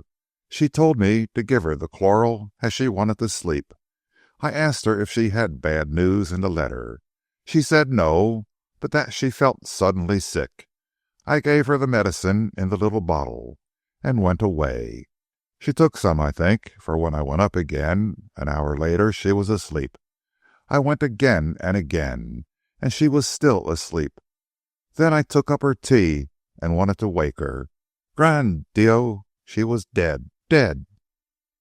What time was that, Petronella? At 5:30, Señor, the hour when I always take up the Señora's tea. Oh, she is dead, and I nursed her. Cursed be it that I live still." While the old woman wailed, Stephen shuddered. The hour was that which Sidney had named. "Are you sure she died at that time?" he asked. "Quite sure, Signor Stephano. When I went in before she was only asleep. I saw her breathing. I was up at 5:15, and she still breathed, and had a colour in her poor cheek. When I set down the tray, I turned to see that she was quite still, her face pale as snow. I put my hand to her heart. She was dead. Ah, Dio mio! She must have passed away when I entered the room. I heard a sigh at the door," said Petronella, beginning to embellish. "It was her spirit that passed. What could I do but open the window and let the soul go free? Ah, Holy Virgin!" And the old woman crossed herself again. By this time Stephen had somewhat recovered his composure. Without a word he went up to the room. Petronella had drawn a sheet over the dead. He drew it down gently, and saw the waxen face beneath. Every wrinkle had been smoothed away, and there rested a peaceful expression on that once stormy countenance. As Marsh stood tearlessly looking at the dead, he heard a light step enter the room. Herrick appeared, almost as pale as the dead woman. After a glance at the corpse, he recognized that all was over, and looked at Marsh with a shudder. "Yes," whispered the young man, replying to the unspoken thought, "at 5:30." Herrick shuddered again, and drew a sheet over the dead face. Then he took Stephen by the arm and led him downstairs into the study. There he left him in a chair, and went into the dining room, whence he returned with a decanter and 2 glasses. Pouring out 2 stiff glasses of brandy, he forced Stephen to drink one, and took the other himself. Both were in need of the stimulant, for the event had shaken them considerably. By and by Marsh laid down his head on the table and wept quietly. He had been devoted to the dead woman, and was all unstrung. Moreover, the uncanny way in which the first announcement of the death had been made shocked him deeply. Herrick went out to see Petronella. He found her in the death chamber. A genuine Romanist, she had placed candles round the bed, and a crucifix on the breast of the dead. On her knees she was praying aloud.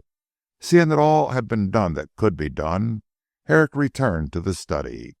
Stephen was calmer, and inclined to talk. "It was 5:30, as Sidney said," he said in a low voice. "Oh, Herrick, what does it mean?" "I don't know," said the usually sceptical doctor.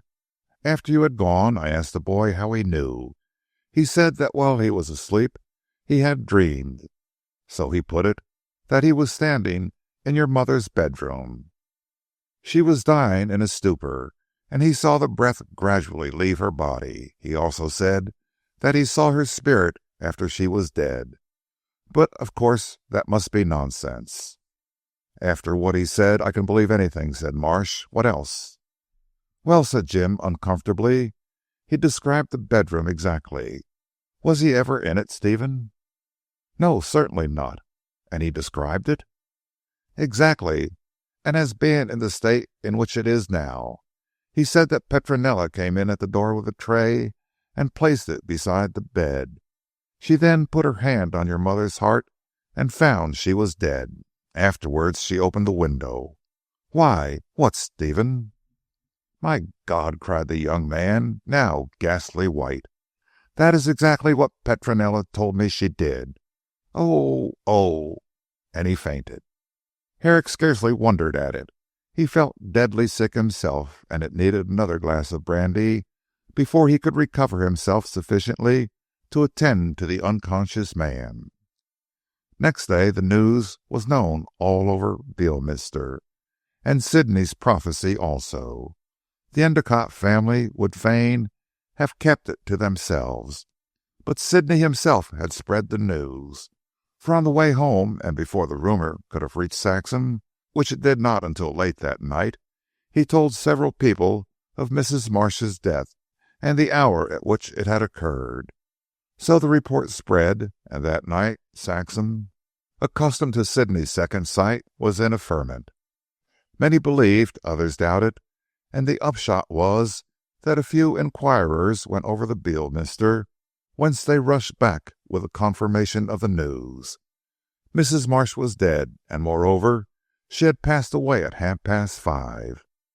Until a late hour that night nothing was talked about but this wonderful boy, and next morning a crowd collected about the Grange, hoping to catch a glimpse of him. Ida was very angry at Sidney's indiscretion and told him so. He took it all placidly.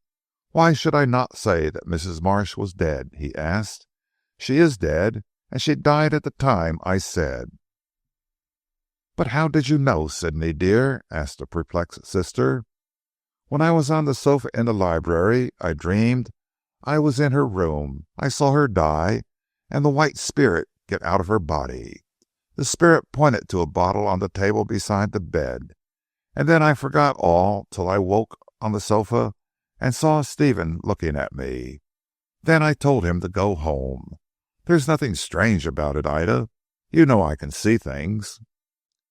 Ida shuddered and ran away to tell Bess that Sidney was a most uncomfortable person to talk to. The boy stayed indoors at the request of Bess all the morning, and then slipped off into the afternoon to go to his favorite haunt in the pine wood. When he came into the village the next day, he refused to talk of his dream or vision or whatever it might be called, and seemed quite cross when it was referred to. From that day Sidney was shunned as though he had the plague. Everyone was afraid of being told too much about themselves or their relations. This troubled the boy very little. He went on living in his usual dreamy way, and had no more visions for a time. Even at Biffstead he was regarded as something dangerous. But there, by tacit consent, the subject was dropped. What Dr. Jim thought of all this, it was difficult to say.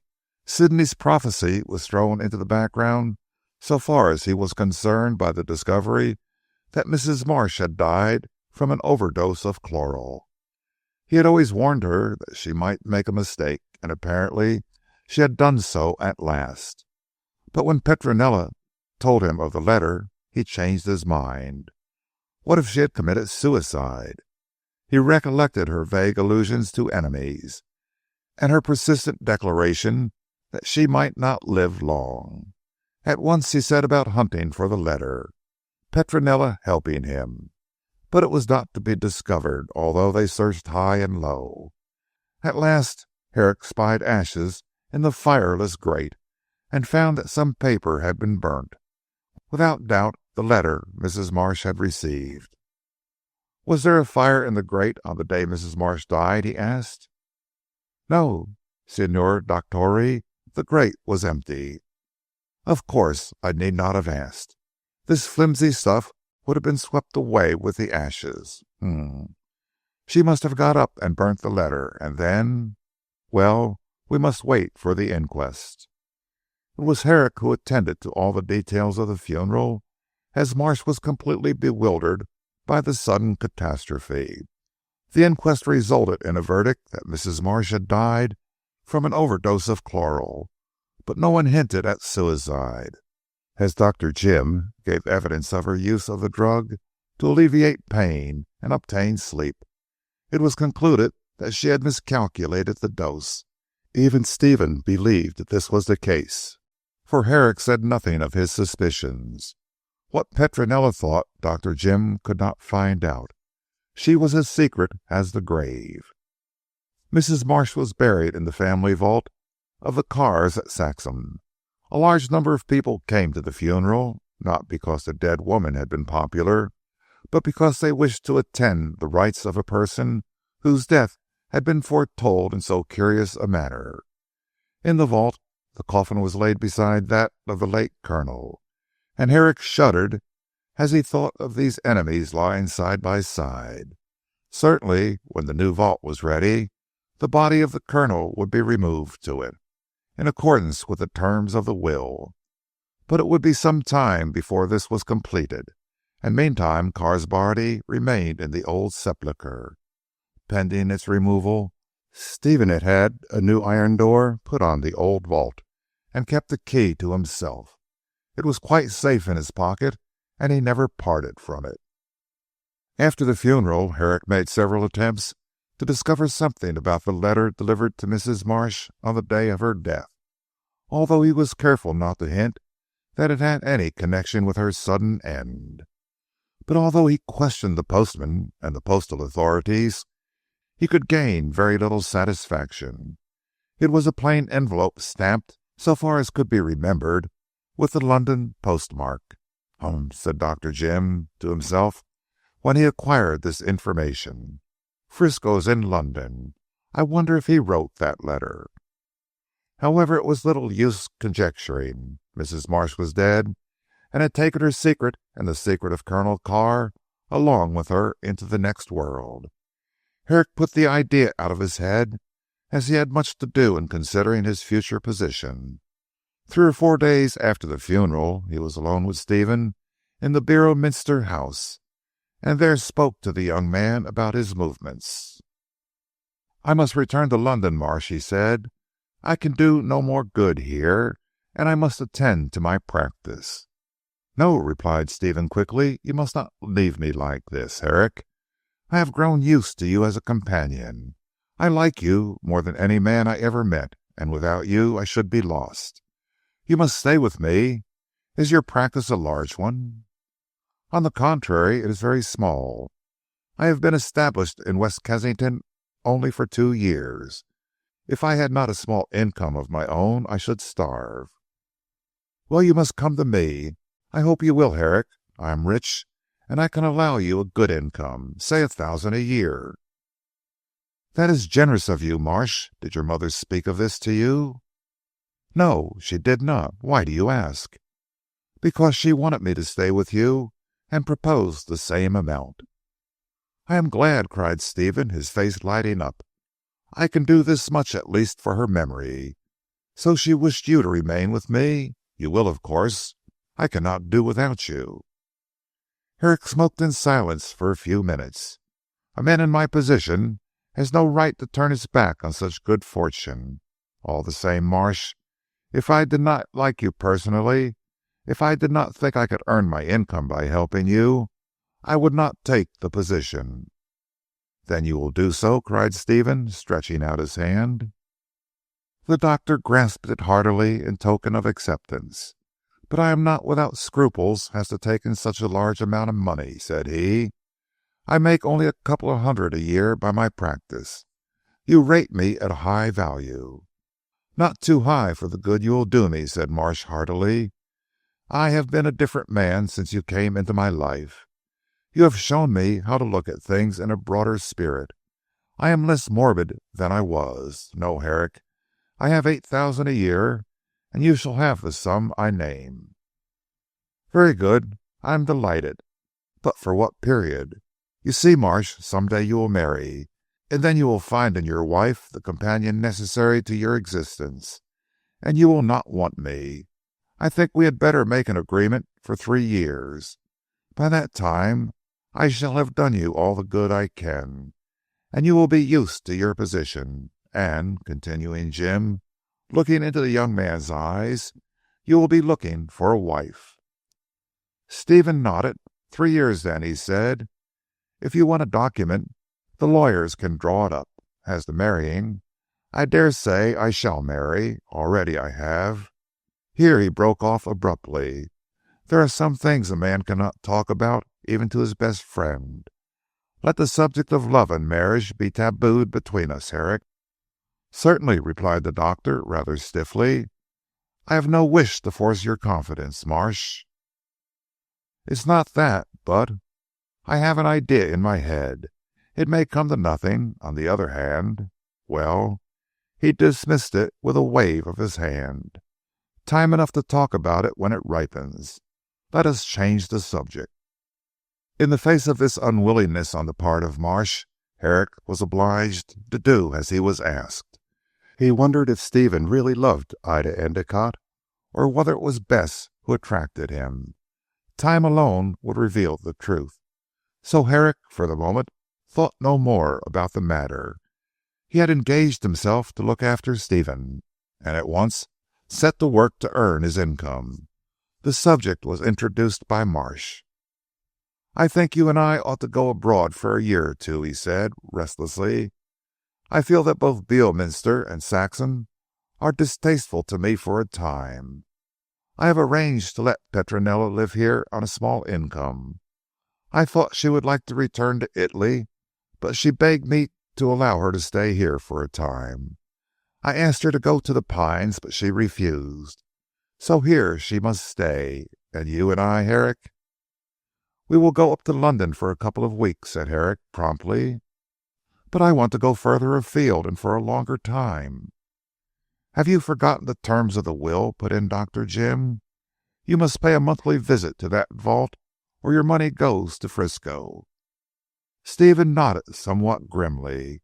"I should have remembered," said he. "Yes, I cannot travel until the year is at an end. But even if it so happens that I did not go to the vault and lost the money, I do not think that Frisco would return to claim it."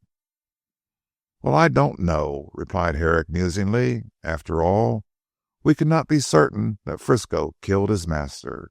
He may reappear and explain his flight and prove his innocence. On the face of it, it would seem he is guilty, but the evidence is all circumstantial. Better stick to the terms of the will and not give him a chance of claiming the money." "Very good, Herrick. Then we will go up to London, and you can take me to tailors and all the other tradesmen whose goods I may need. I want you to educate me, Dr. Jim. You have had a varied experience of the world, and I have not. I am a country mouse, and you are the town one." "At 35, I must have had some experience, Marsh. Yes, I have travelled in my time. I have been round Europe with a man I was trying to reclaim from strong drink." "Did you succeed?" "Partly," replied the doctor with a shrug. "He is a fairly decent member of society now. Nothing to boast of. Well, Marsh, I've also been a doctor on a liner to the East. Finally, I went with an expedition into the interior of Africa. Now I am settled in the dull quarter of West Kensington, and often wish I could be off again on the long trail. Civilized life is too respectable for me. When the year's out, we will go on that long trail together." "Well," said Herrick, "an exploration of our planet will do you no harm. Later on you can settle down and be comfortable with a wife. I beg your pardon, I am trenching on forbidden ground. However, Marsh, I am glad things are so arranged. It is a bit of good luck for me." "And for me also, Herrick. You can do me nothing but good." "I hope so," said Herrick cheerfully. "The first thing I intend to do is take you out into the open air. You must hunt and shoot and golf and swim. Get yourself into a state of physical perfection. Your mind is all right. I like your poems, and you have it in you to do great things, Marsh. But first of all, you must attend to the body."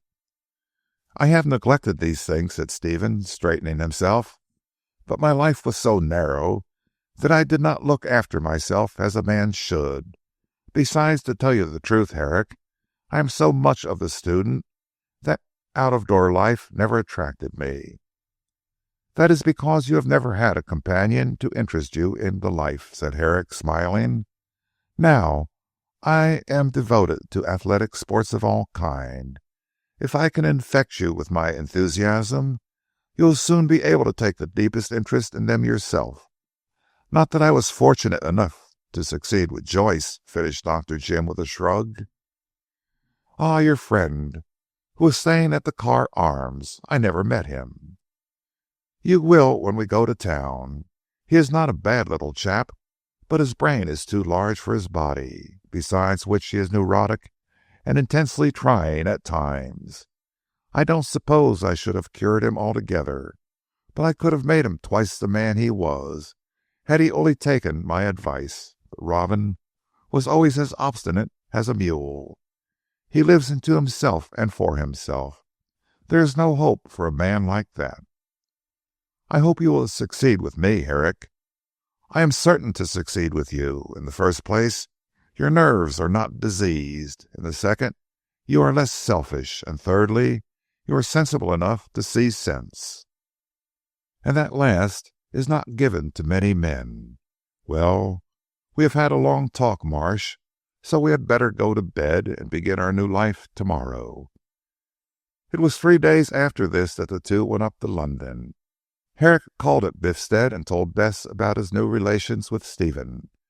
She expressed herself greatly pleased. "You will do him no end of good," she said. "Physical exercise is what he needs. He is making good use of his money," she added emphatically. "You have too good an opinion of me, Miss Bess." The girl laughed and blushed. In her heart she liked Herrick greatly. He was so big, so strong, so sensible. Exactly the sort of man she admired. Frank, her brother, resembled him in many ways, but he was not so worldly wise, nor perhaps so clever. However, she was too much the woman to make a direct reply to Herrick's speech, and changed the subject. "When you come back we must have our talk," she said. "Meantime, I shall give you something to go on with in London. Do you know anything about cryptographs, Dr. Jim?" "No, I have looked into the subject once or twice, but I never did much good at it. Why?" Bess went to her desk and fished out a bit of paper. "I want you to see if you can solve this," she said. "I have done my best and failed. It is a piece of paper I picked up in the Colonel's house when he was alive. I am sure it has to do with his secret, whatever that might be. Else why should it be in secret writing?" Herrick took the paper she held out. It was a yellow kind of Chinese paper, tough and wrinkled. On it was written in red ink the following: uppercase S, period, G, period, D, period, space, uppercase K, period, uppercase Z, period, uppercase R, period, uppercase S, period, space, uppercase V, period, Z, period, Q, period, M, period, H, period, F, period, space, uppercase S, period, H, period, K, period, K, period, space, 1, period, 5, period, L, period, T, period, K, period, X, period, space, uppercase S, period, I, period, D, period, N, period, space, uppercase C, period, D, period, Z, period, S, period, G, period, space, uppercase T, period, M, period, K, period, D, period, R, period, R, period. This jumble of letters made Herrick stare. He could make nothing of them, yet here, no doubt, was the secret of Colonel Carr. Perhaps if the writing could be read, the reason of his death might be explained. Even the name of the assassin might be given. Bess watched him eagerly. "What do you think of it?" she asked. "I dare say it may help us," Herrick said doubtfully. "If the Colonel had a secret—" "If he had," cried Bess emphatically, "I know he had." "Then it may be contained in this mixture of letters. You have failed, you say. Well, Miss Bess, I don't know that I shall succeed. However, I will try. You will let me have this?"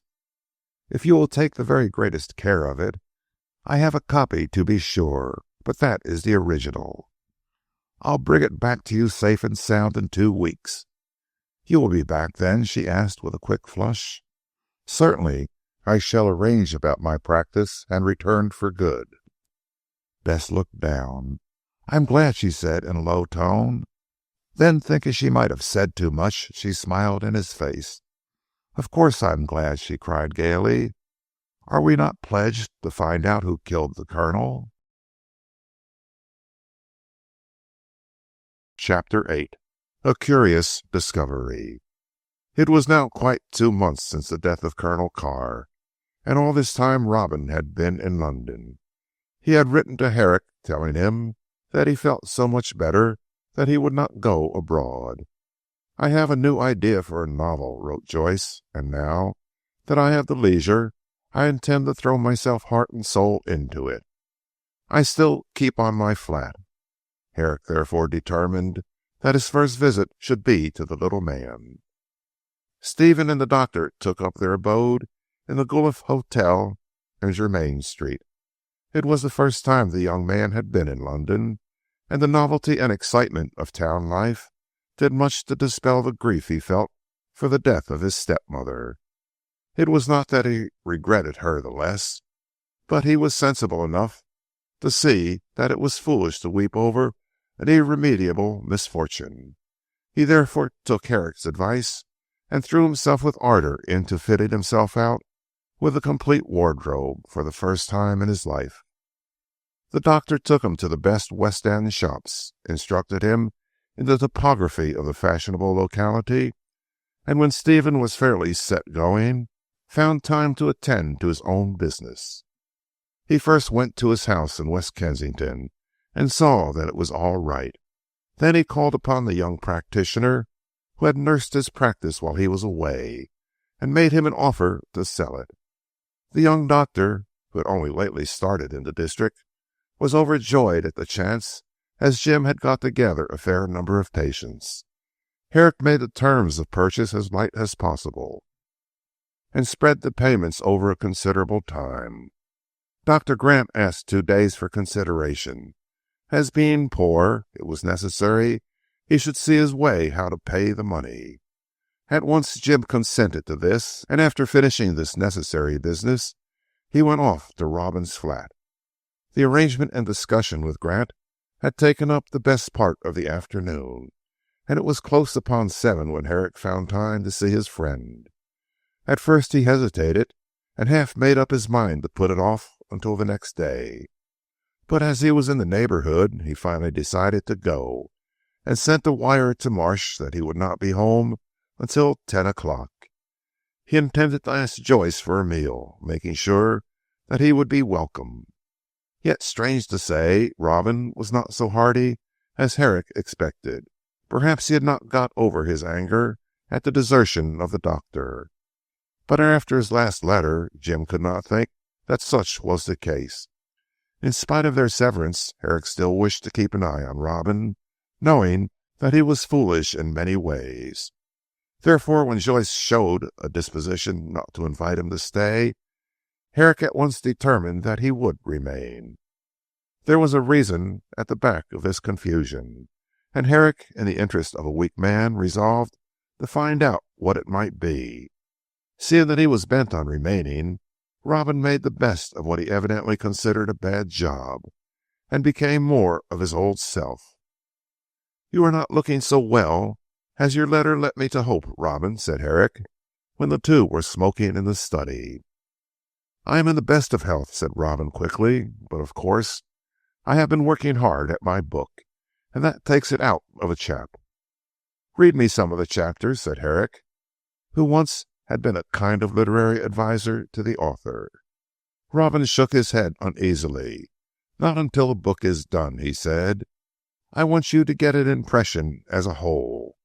This will be my masterpiece. Besides," he added, glancing at the clock, "we might be interrupted. At 7:30 a friend of mine is coming to dinner."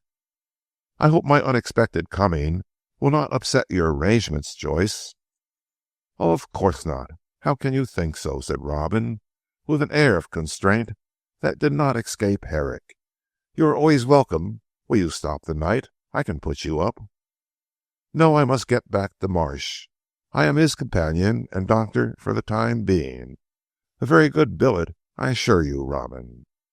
"What about your practice?" asked Joyce. "I am now selling it to Grant.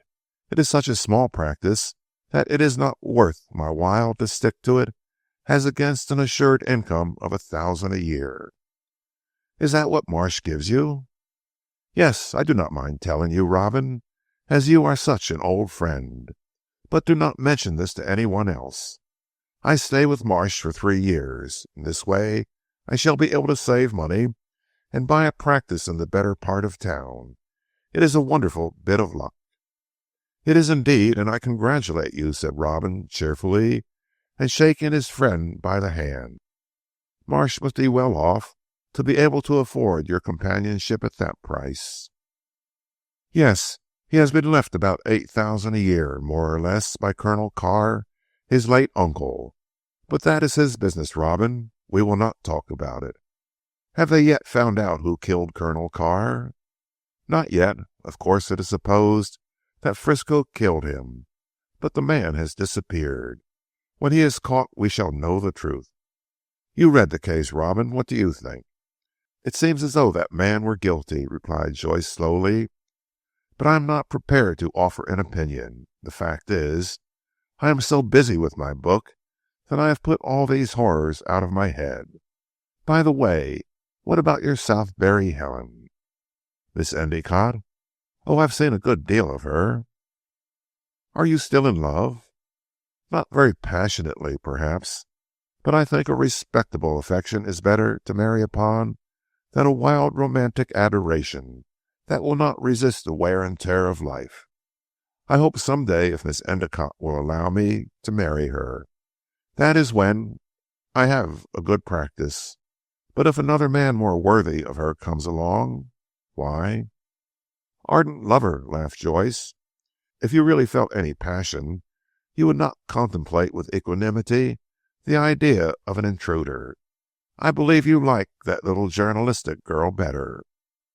A kind of dull anger stirred in the doctor's breast at hearing Bess so flippantly alluded to, but he saw that Joyce did not mean any harm, so he turned off the remark with a laugh.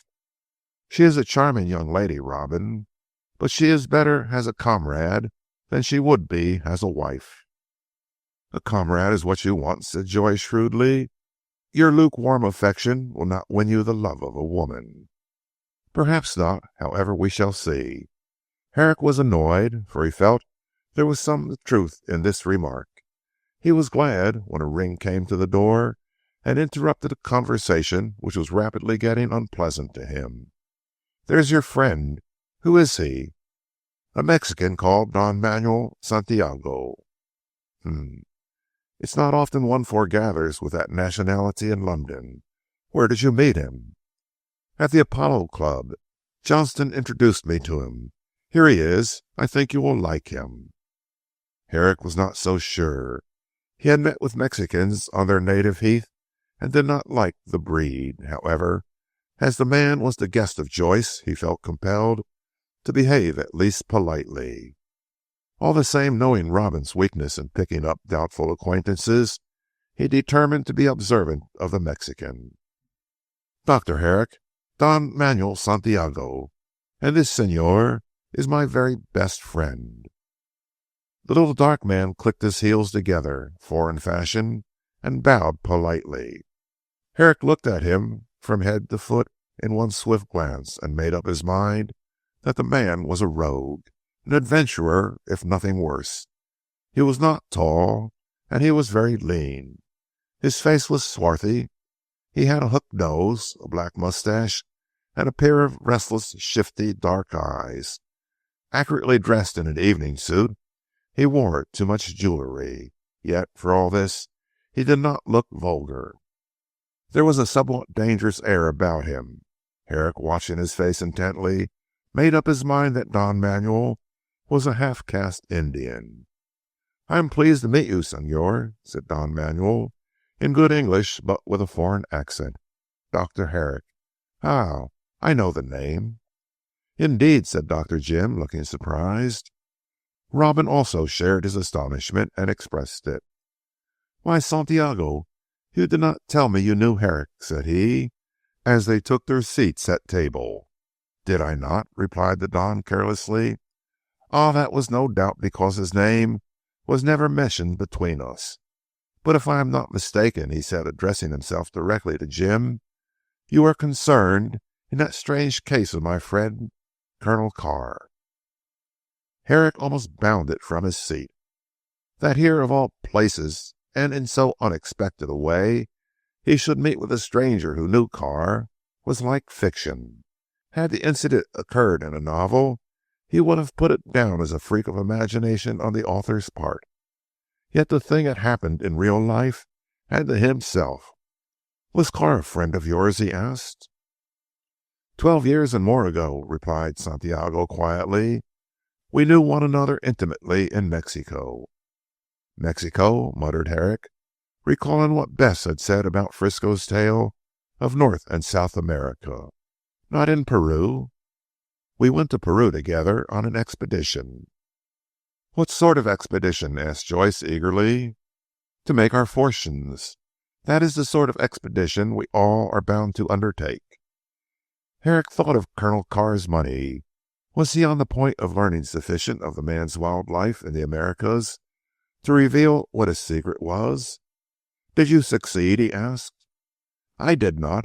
The Colonel did.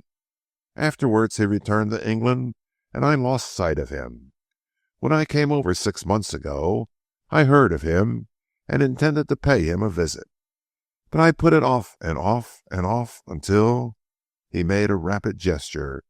Poor Carr. His was a sad end. An unexpected one, said Herrick, fixing his eyes on the man. Did you know his servant, Frisco?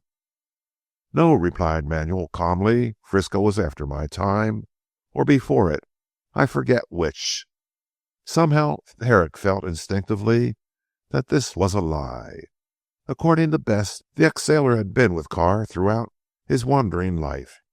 It was incredible that if such was the case, and Jim preferred to believe Frisco rather than Santiago, that Frisco should not have gone to Peru. He would be needed on an expedition such as Manuel spoke of. Were you treasure hunting? Asked Jim. Don Manuel nodded. Yes. The Peruvians buried a lot of gold and jewels at the time of the conquest. Carr got wind of a hiding place from someone, an Indian I believe, and induced me to go with him to Peru. I was doing nothing at the time, so I went. Carr found the treasure? I believe so. Colonel Carr was rich, was he not? Very rich, chimed in Joyce. Do you remember, Herrick, how astonished we were at the magnificence of that house? I remember, said Herrick curtly. The interruption did not please him, as he wanted particularly to hear what Santiago had to say. But, Señor Manuel, if you started on this search together, how was it that you do not know for certain if Colonel Carr was successful? Don Manuel's face grew black and his eyes flashed. If you would know the reason, Señor, Colonel Carr was a devil. Ah, said Herrick with a short laugh, that is no news. We shared the expenses of the expedition. We were to share the profits. But Carr treated me shamefully. The treasure was said to be concealed beyond Crusoe, where it does not matter. I know, but I do not intend to tell. I fell ill at the first stage of the journey, after we left Cuzco, and we were amongst the mountains. What did Carr do? He left me to the care of the Indians, and pushed on himself. That was the last I saw of the devil. For 2 years I was held captive amongst the Indians, and barely escaped with my life. I hunted for Carr when I got to Callao, but he had disappeared. I traced him to Mexico. He had vanished from Vera Cruz. I was worn out and ill. I went back to my own family, and all these years I have thought nothing about the Colonel. But chance brought me to England, and chance led me to hear where Colonel Carr was settled. As I said, I would have seen him to reproach him for his treachery, but— Don Manuel shrugged. He is dead. That is the end. A strange story, and not credible to Carr, said Herrick, wondering if all this was a lie. Who was it told you where Colonel Carr lived? I did not, said Joyce, on whose face Jim's eyes rested for a moment. I knew nothing of this until this moment. Where I heard the name, Señor, can be of little interest to you, said the Don with a sneer. It was in London. I tell you no more. I do not want you to tell me anything, retorted Herrick, the blood rushing to his face. So far, I am interested in your story.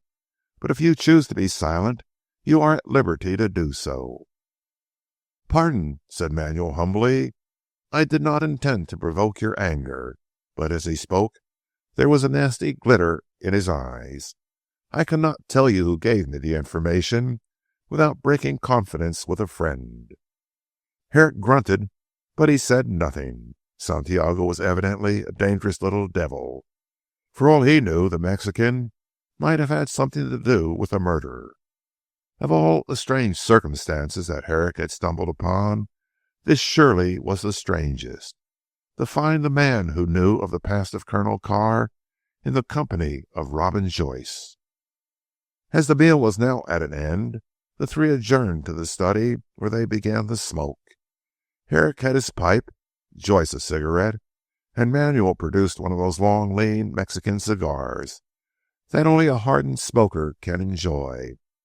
As he bent forward over the spirit lamp, Jim saw by the touch of gray on his temples and the wrinkles down the side of his neck that the man was much older than he had thought. At the first glance Santiago looked, if you wanted to be disagreeable, say 35. Herrick was now sure that he was over 50, but the man was in wonderfully good condition. Having noticed him at the table, Jim saw that he was both abstemious and temperate. For some reason not apparent, Manuel desired to ingratiate himself with Herrick, and tried by picturesque talk to banish the disagreeable impression he had made by his last remark. He told the most wonderful stories of his adventures by land and sea. According to his own account, he had lived a life of hairbreadth escapes.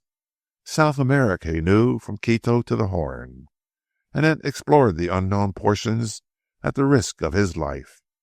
He had been captive to Indians. He had been tortured. Herrick noted that his left ear was missing, and he had been almost frozen while ascending Chimborazo. Then he had hunted for treasure, fought for it with knives when it was found, and by his own confession had more than one death to his account. All this he told in vivid picturesque language and with a wonderful command of the English tongue. Herrick complimented him on his capabilities as a linguist. "Oh, I know 7 or 8 languages," said Manuel boastfully, "not to speak of Indian dialects. I have been all over Europe. Yes, Señor, when I made money, and I have made a great deal, I came always to Europe to spend it. That I did royally. Oh, they know me in every capital. Of all, give me Vienna. Oh, Señor, I am known on the Prater." And to the police, no doubt, thought Herrick, but for his own private reasons did not give vent to this opinion. He said aloud, "I suppose, Don Manuel, you were not surprised to hear of Colonel Carr's death." Santiago flashed a quick glance at the imperturbable countenance of the doctor. "Oh, but I was," said he. "To escape all the dangers of the tropics, and then to die in a quiet little English village. Strange. To be sure, though," added Manuel with another glance, "he brought his murderer with him, and Frisco was capable of anything." "Oh," put in Herrick sharply, "I thought you did not know Frisco." "Nor did I, Señor," said Santiago, covering his mistake with wonderful swiftness. "But I heard of him. He was a devil worse than Carr, if that can be possible. They were attached to one another, but quarrelled. Oh yes, Señor, I assure you they quarrelled. Once over a game of cards, Carr slashed Frisco across the face."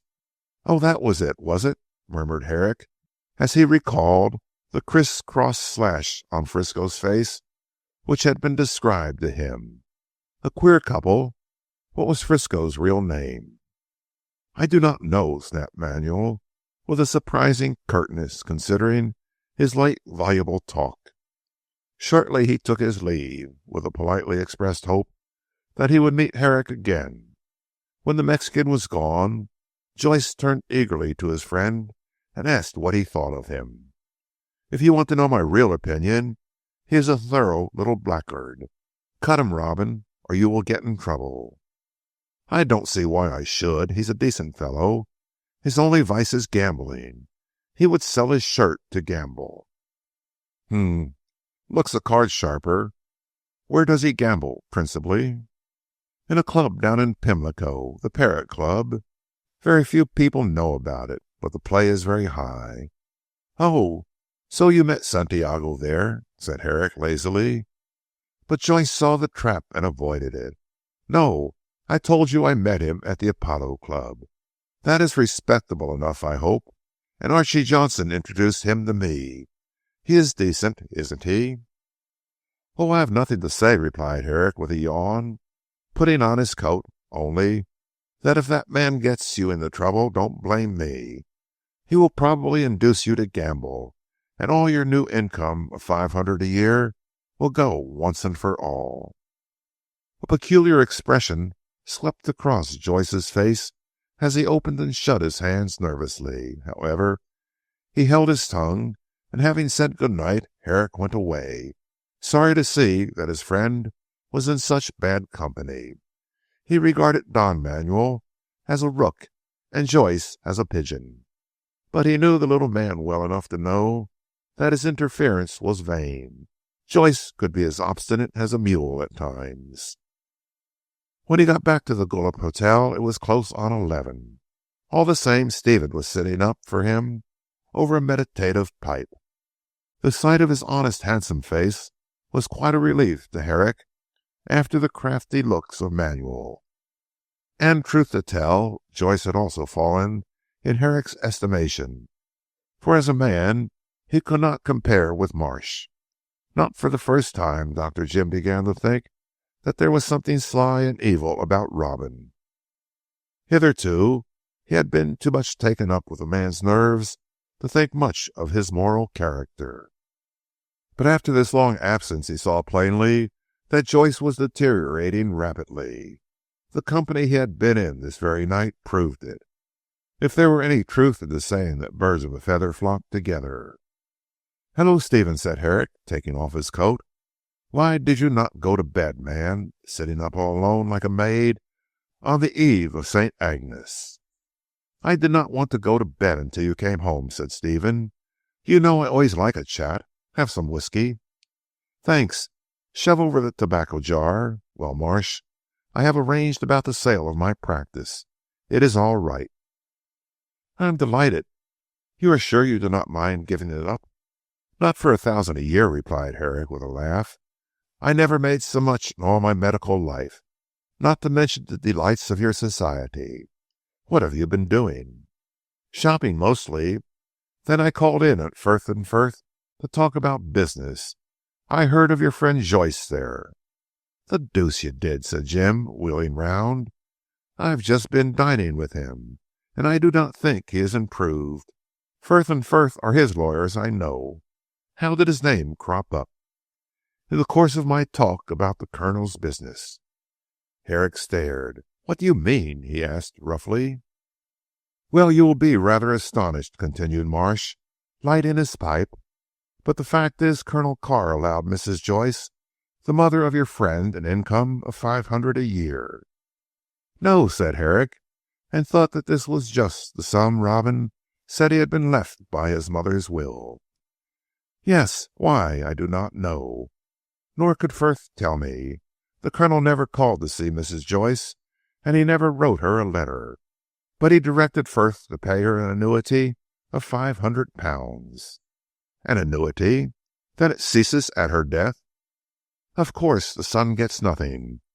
The reason Firth mentioned it was that he wished to know if I had found anything amongst my uncle's papers likely to show why the annuity had been paid, and whether it ought to be continued to the son." "Queer," said Herrick. He remembered that Robin had told him that he had interviewed the lawyer and had been informed of his income. Why had Robin told a lie? "I suppose," said the doctor after a pause, "that Firth did not take it upon himself to promise Joyce the continuance of this annuity?" "Certainly not," replied Stephen. "He had no right. Of course I told him that I knew nothing about the matter, and would not pay anything to Joyce. Still, as he is your friend—" "Never mind that. I don't want you to pay him anything. Did Joyce call to see Firth, do you know?" "A week after his mother's death. He has not been since. They told him then that he need not expect any more money. A week after his mother's death, related the doctor, and it was 2 months later when we were on that walking tour. Did not Joyce call to see Firth somewhere about the 24th of July? No, it was towards the end of April he called. He has not been near them since. You look rather pale, Herrick. It's nothing, replied the doctor. I have had rather a turn, that's all. Chapter 9. Herrick is suspicious. Dr. Jim slept very little that night. He was turning over in his mind Joyce's strange conduct. Now that he remembered, Robin had been very particular as to the details of his whereabouts. He had gone to town on a Tuesday, leaving Herrick at the Southberry Railway Inn. According to his story, he had seen Firth and Firth the same afternoon, and again the next morning. The intervening night he had slept at the Hull Hotel in a side street off the Strand. Then on Wednesday afternoon he had rejoined Dr. Jim at Southberry, and on Thursday morning had started to cross the heath. It was on that same night that the two had discovered the body of Colonel Carr. So far, Herrick had believed this story, but now the fact that he had not called on the lawyer had put a different complexion on the affair. Also, his statement concerning the money left to him was proved, by the evidence of the solicitors who paid the annuity, to be a lie. Robin, therefore, had not been so deeply plunged in grief as he appeared to be when he could call a few days after his mother's death to see if he was to inherit the money. Herrick considered that probably when alone in the flat he had found some paper stating that the 500 a year terminated at his mother's death, and he had gone to Firth and Firth in order to ascertain if this were true. Besides, his mother might have told him this on her deathbed. But what else had she told him? Colonel Carr was not the man to pay out money for nothing. Mrs. Joyce must have had some hold over him. However, the main point, and that which vexed Dr. Jim most, was the fact that Robin had not called on the solicitors as he said he had done. At Southberry he had received a letter calling him up to town. Jim had not read the letter, but since Robin had told him the contents, he never doubted that it was from the firm of Firth. If he had not called on them, why was the letter sent, and where was he during the 2 days he was in town? Herrick reckoned back the dates. It was Thursday, the 26th of July, when they arrived at Saxham. Robin had gone to town on the 24th, and on that same night Colonel Carr, according to the medical evidence, had been shot. Good heavens, said Jim, when this came into his mind. Can it be possible that Joyce killed the man? There's no reason why he should. I'm a suspicious fool. He was in London, even though he did not call on the solicitors. There's no proof that he was at Saxham. He said himself when he went through the pine wood that he did not know the country. Then Jim recollected that it was Robin who had selected the route for the walking tour. Could it be possible that he knew of the existence of a house in the pine wood, and had designedly led Herrick that way in order that the murder should be discovered and suspicion averted from himself? No, no, cried Jim, tossing and turning. He could not have contrived so damnable a scheme. Besides, he slept at the Hull Hotel. In this way he kept arguing out the situation. But by the morning he had come to no conclusion. The evidence against Robin was not strong enough. But while shaving, Dr. Jim made up his mind to call on Firth and Firth, and also to look in at the Hull Hotel. Nevertheless, whatever he found, he was resolved to hold his tongue so far as Robin was concerned. Joyce was far too intimate with Don Manuel to please Herrick, and Don Manuel, as the doctor remembered, professed a hatred of Carr. He also might have something to do with the matter. "Stephen," said Herrick at breakfast, "I want you to look after yourself again today. I have business to do." "All right," replied Marsh. "I can amuse myself. There is the National Gallery to see, and the Tower, and Westminster Abbey. I should only bore you taking you to these places." "I am never bored in your company," said Jim absently, his thoughts intent on what he had to do. "But I shall be at your service tomorrow." "You have to see about your practice, I suppose, Herrick?" "Yes, also some other business. How long do you want to stay in town?" "A week is enough for the present," replied Marsh. "We came for 2, did we not? I have got all the clothes I need. They will be ready by the end of this week. Then we can go back. You want to return?" "Yes, I have an idea in my head. Later on I will tell it to you." Marsh turned to ask what Herrick meant, but seeing that his friend was taken up with his own thoughts, he said nothing. After breakfast Jim left Marsh to look over the morning paper and went out. The first place he sought out was the lawyer's office. Mr. Frith, the junior partner, received him all the more readily when he heard the name. On the previous day Stephen had been enthusiastic on the subject of his new friend. Frith junior took to Jim at once. "I'm glad to see you," he said, pushing forward a chair. "Mr. Marsh Carr told us all about you. I am glad he has had the good sense to select you as a companion. He needs shaking up." "Marsh is a good fellow," replied Jim, "and anything I can do to make a man of him shall be done." "But the material is there, Mr. Frith." "Yes, but that stepmother of his did a great deal to ruin him. He could not call his soul his own. I do not think her death is much to be regretted," finished Frith with a dry smile. "She was rather stormy, but I think she really loved her stepson. What are you smiling at?" "I was recalling 1 or 2 interviews I had with the lady in question," said the young lawyer. "She was, as you say, stormy. Even the Colonel was afraid of her, so he sent her up to us." "What did she come about?" "An annuity for herself and an income for her son, the present owner of the estate. Colonel Carr refused to allow her 1 penny. He said that he had made his will in favour of Stephen Marsh, and that both he and Mrs. Marsh could wait until his death. I tried hard to persuade him to allow her something, but he refused. Mrs. Marsh used to come up and make scenes in this office." "Stormy," chuckled Frith. "I should think she was." "What was your opinion of Colonel Carr?" "Well," drawled the lawyer with a quick glance, "that is rather a leading question. The man is dead, and he was a good client to us. But speaking as man to man and in confidence, Doctor, I think he was the greatest scoundrel in the 3 kingdoms." "That's rather strong, Mr. Frith." "Yet it falls short of the truth, Dr. Herrick. However, the man is dead, so we may leave him at rest. He met with a terrible death, and his own familiar friend put an end to him.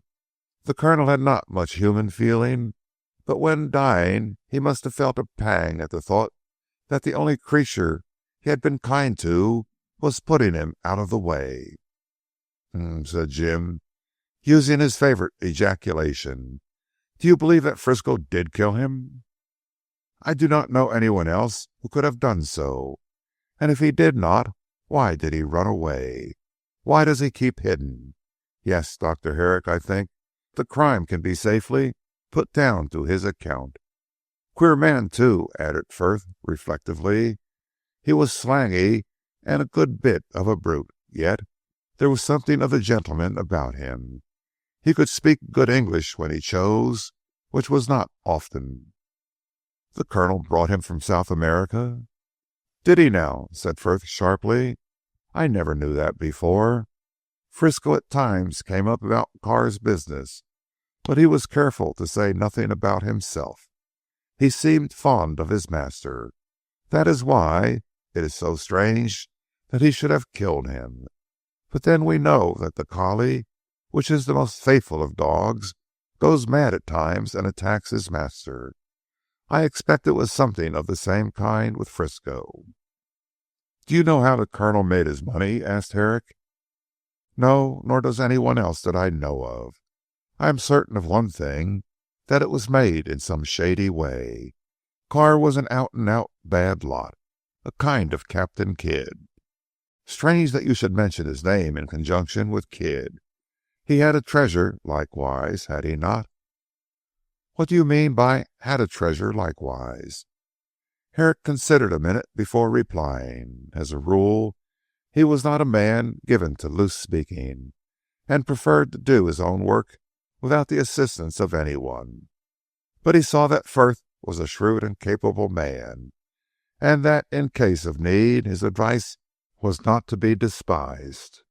So far as Joyce was concerned, Jim did not intend to say anything at present, but he was not yet sure of his ground, and even had he been sure, he would have hesitated to betray his friend, however guilty he might be. Concerning Don Manuel, he had no such scruples, so he then and there told the lawyer all that had passed at the flat. Frith listened attentively, but seemed in no way astonished. "It is the sort of thing one would expect from Carr," he said. "The man was a bad lot, and I dare say if we knew all the details of that expedition, we should find it less innocent than this Mexican has depicted. Still, leaving the man amongst the Indians was bad enough. So that was how he made his money. I always knew it was not made in any respectable way."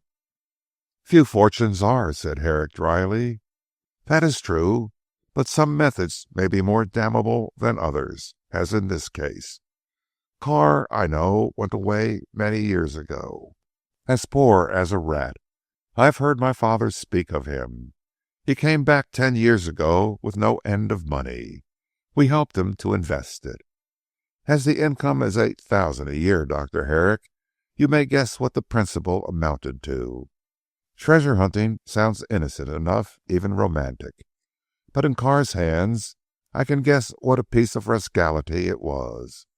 The man could not run straight.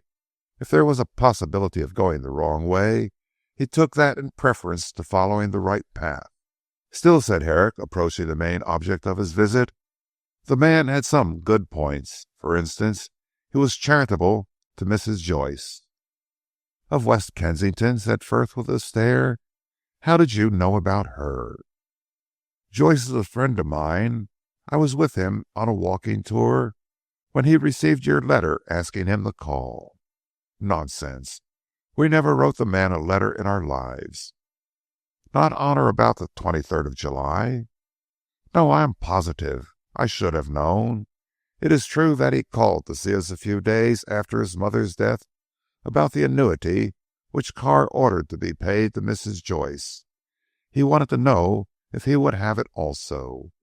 We communicated with Colonel Carr, who replied in his characteristic way that Joyce could go to the devil. Afterwards Joyce called a second time, and we told him the message." "The second time was on the 24th of July?" "No, it was toward the end of April. We have not seen him since, nor, as I say, have we written him any letter." This concise explanation showed Herrick that Robin, for reasons of his own, had told a deliberate lie. Whatever he had come to London about, it was not to see the solicitors as he had alleged to Herrick. Dr. Jim pulled his moustache reflectively. "Why was an annuity paid to Mrs. Joyce?" "I don't know," replied Frith, "and even if I did, it would be a breach of professional etiquette to tell you. A year after the Colonel came back to England, about 9 years ago, he ordered my father to send a monthly cheque to Mrs. Joyce at an address at Hampstead. She sent a receipt every time, but she never came to see us, and we had absolutely nothing to do with her. When she changed her address, which she did several times, she notified the fact, and we sent her allowance to the new place. That is all I know of the annuity, and as I say, the Colonel stopped it when she died. What it was for I don't know. The Colonel was dark in many ways." "He was evidently a most dangerous person," said Herrick, rising to take his leave. "However, he has received the reward of his crimes. By the way, I suppose all the business of Marsh is in your hands?" "Yes, it is all in order. The Colonel was a most methodical man, and he left his estate in the best of conditions. We are now arranging for letters patent for this change of name. Our client has arranged to call himself Marsh Carr. I suppose he did not like the idea of Carr alone." "Can you wonder at it, considering the reputation of the name?" "No, not a very nice name to give one's wife," laughed Frith, rising. "Well, good bye, Dr. Herrick. I am glad to have seen you, and still more glad to think that our client has so excellent a friend at his elbow." Herrick laughed at this praise and departed, very pleased that he had been received in so friendly a way. He fancied at one time that Frith might have looked upon him as an interloper, and it was a great compliment to him that these shrewd lawyers should be so satisfied with Stephen's choice of a friend. From the city Herrick went to the Strand in search of the whole hotel. He was now very doubtful of Robin's honesty. If the man had lied in one thing, he would in another. Jim was quite prepared to find that Joyce was not known at the Strand public house. But in this instance he proved to be wrong. Directed by a friendly policeman, he soon found the place. It was a small pothouse of anything but reputable appearance. Herrick stepped inside and was confronted by a stout woman with a squint. In answer to his inquiry for the landlord, she announced that the house belonged to her, and demanded his business. Herrick, seeing the necessity for caution, went about his task in an artful way. "There was a friend of mine who stayed here on the night of the 24th of July last," he said. "Wrote to me from this place on that date, and as I have received no letter since, I have come to inquire if he is still to be found here." "What is his name, sir?" "Mr. Robin Joyce." "Don't know it," grunted the landlady. "Robin Joyce." She rubbed her nose and then shouted, "Tilda, do you know a party has stayed here called Robin Joyce? Look up the books, 24th July." A smart-looking girl, dressed in a tawdry manner, made her appearance and requested her mother, the stout lady was her mother it appeared, not to make such a noise. Then she addressed herself to Herrick. "I need not look at the book, sir. I remember Mr. Robin Joyce quite well. A little man, is he not, clean shaven, with rather long hair and big black eyes. Nervous manner, sir." "That is him," replied Herrick, thankful to hear that his friend was known at the address he had given. "He slept here on the night of the 24th of July." "Beg your pardon, sir, but he did nothing of the sort. He came here after midday with a black bag and engaged a room. Then he went out almost at once, promising to be back to dinner. It was ordered, but he never came. No, sir, I did not see him until midday next morning." "You are certain he did not sleep here on that night?" "Quite certain, sir. You remember, mother, he told both of us when he came back that he had been staying with a friend." "Yes, I remember now. Then he paid his bill and went away to catch a train, he said." "The Paddington train," put in the daughter. "I heard him tell the cabby to drive to Paddington." Herrick thanked the two women for their information, and asked if Mr. Joyce had been there since. Both were positive that he had not. "I saw him only once, sir, and he did not sleep here," were the last words of the daughter. So Herrick departed fully convinced that Robin had told him a second lie. Naturally the little man never thought that anything would happen likely to induce Herrick to make inquiries. Nor would such have been the case but for Stephen's remark about the annuity. "The question now," said Herrick to himself, "is whether he was at Saxham on that night. If I can prove that—" Then he shook his head and acknowledged that things were beginning to look black against Joyce. For the moment he almost made up his mind to go at once to West Kensington and tell Joyce the whole story, demanding at the same time an explanation of these apparently unnecessary lies. But on second thought he resolved to wait until he could make certain that Joyce had gone down to Saxham.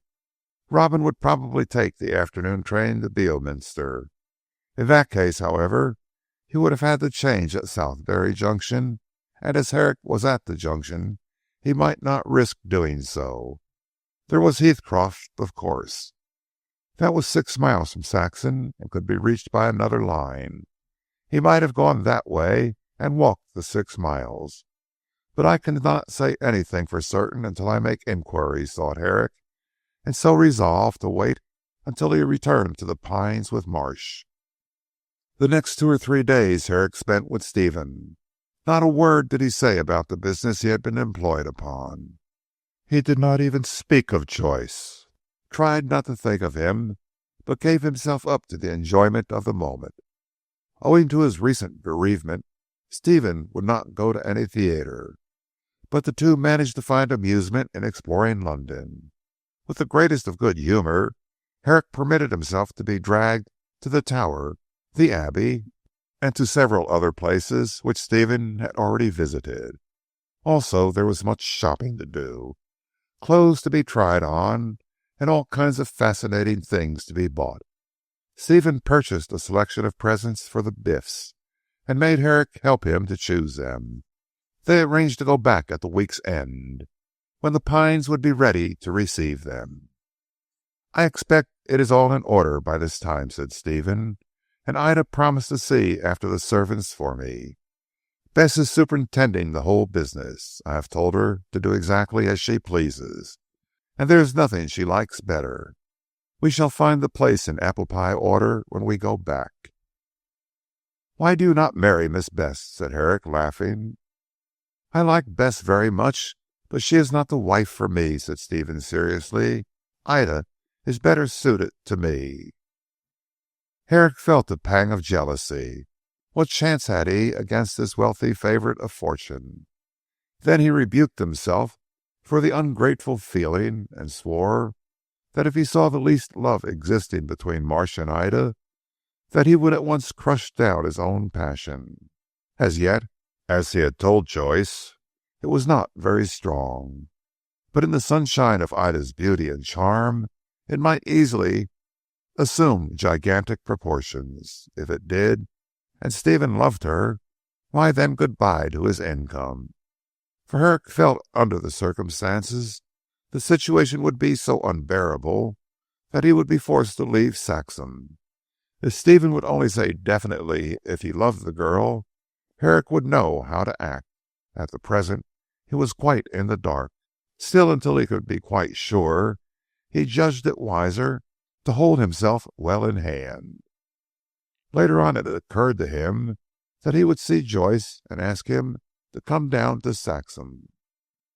If he had really committed the murder, and of this there was yet no proof, he would naturally refuse to come. On the other hand, he might dare as much. However, on the whole, as straws show which way the wind blows, and he knew what a nervous man Joyce was, Herrick thought he would be able to decide by his manner if he really had any dislike to Saxham. He therefore one afternoon went to West Kensington. By this time he had settled with Grant about his practice, and arranged the manner of payment. His sole business was with Robin, and he went at once to the Mansions. The servant said that Mr. Joyce was absent, but was expected in soon, and that another gentleman was waiting in the drawing-room to see him. Herrick had his suspicions at once, and was not at all surprised to meet the smiling face of Don Manuel Santiago. "Ah, you have come to see our friends," said the Mexican, shaking Herrick's hand in the most hearty manner. "I also. He will be back shortly." "How are you, Don Manuel?" said Herrick politely. "Well, I hope." The speech was obvious, but the fact is Herrick was observing the Mexican from under his eyelids. When Santiago thought himself unobserved, he stole glances at his visitor. Apparently he had neither liked nor trusted Herrick. The doctor wondered what bond bound Robin and the scamp together. Joyce was a scamp also, and worse, if his visit to Saxham could be proved.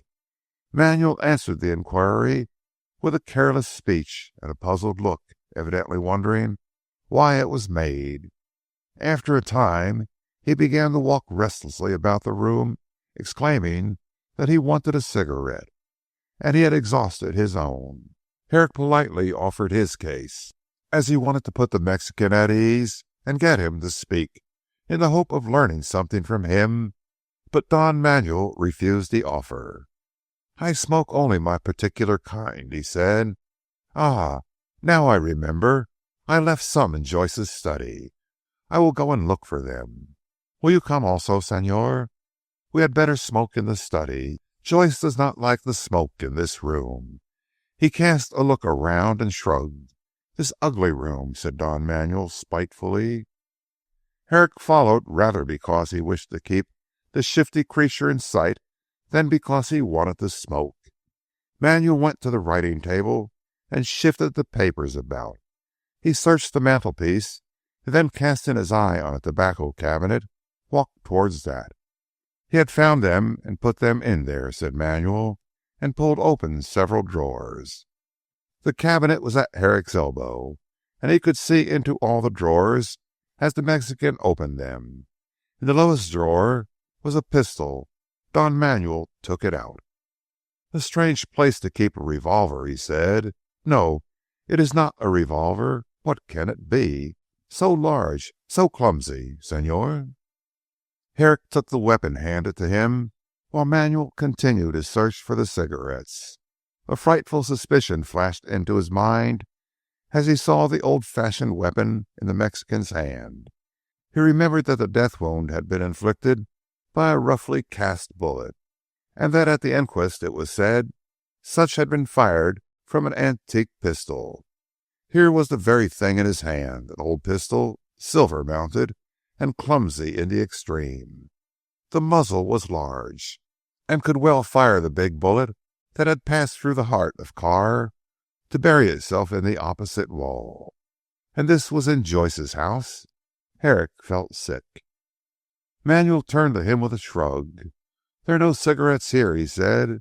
"Joyce has smoked them. Señor, you look ill, pale." "It is nothing," replied Herrick, replacing the weapon in the cabinet. "I am subject to attacks of faintness. I think, Don Manuel, that you had better say nothing to Joyce about our finding that pistol. He might not like us to be prying into his cabinet." "As you please," said Santiago with a shrug. "But Joyce would never be angry with me. What is the pistol, Señor?" "Oh, some old-fashioned weapon that Joyce brought in a curiosity shop, very probably," replied the doctor carelessly. "It certainly is not the kind of thing one would use." "No," replied Don Manuel equally carelessly. "An ugly thing. I will say nothing. A cigarette? Señor, I will take one of yours. Ah, there's my dear friend Joyce." While the Mexican was lighting the cigarette, Robin entered, and greeted Herrick rather stiffly. It was all Jim could do to bring himself to shake hands with a man he now believed to be a criminal. Yet in spite of all he had learned, in spite of the discovery of the old-fashioned pistol, he could not yet bring himself quite to believe in Robin's guilt. He still hoped for the best, and talked easily enough. "How pale you are, Jim," said Joyce abruptly. "What is the matter?" "I am so much of a countryman now that London does not agree with me." Joyce laughed at the joke. "I prefer London myself." "That is a pity," said Herrick, "for I am returning to Saxham tomorrow, and I want you to come down for a few days next week." "I shall be delighted," said Robin at once. "I can put up at the Carr Arms. I do not know Marsh, you know." "I dare say when he meets you he will ask you to stay at the Pines," said Herrick. "But you will come down, Robin? I have seen so little of you, and I do not want our friendship to end so abruptly." "Certainly, I will come with pleasure," replied Joyce so warmly that Herrick's heart smote him for his treachery.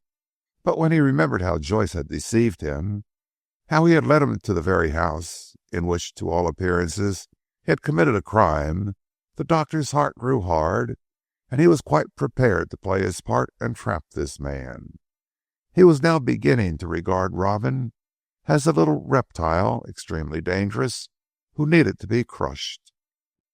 "I shall come next week," said Joyce gaily, "and if Marsh likes me, he may, as you say, ask me to the Pines. You might come also, Manuel." "Perhaps if I have a day to spare," said the Mexican. "I should like to see the place where my dear friend Carr died." He glanced at Herrick as he spoke, but the doctor was not attending to him and did not see the look. Tea was being brought in, and Herrick wanted to get away at once. He felt that, knowing what he did, he could never break bread with Robin again. He fervently hoped that the man was innocent, but things looked black. "I must go now, Robin," said Herrick hurriedly. "Remember, you must come." "I promise. Won't you have tea?" "No, thanks. Marsh expects me. Good-bye until we meet at Saxham. Don Manuel, adieu."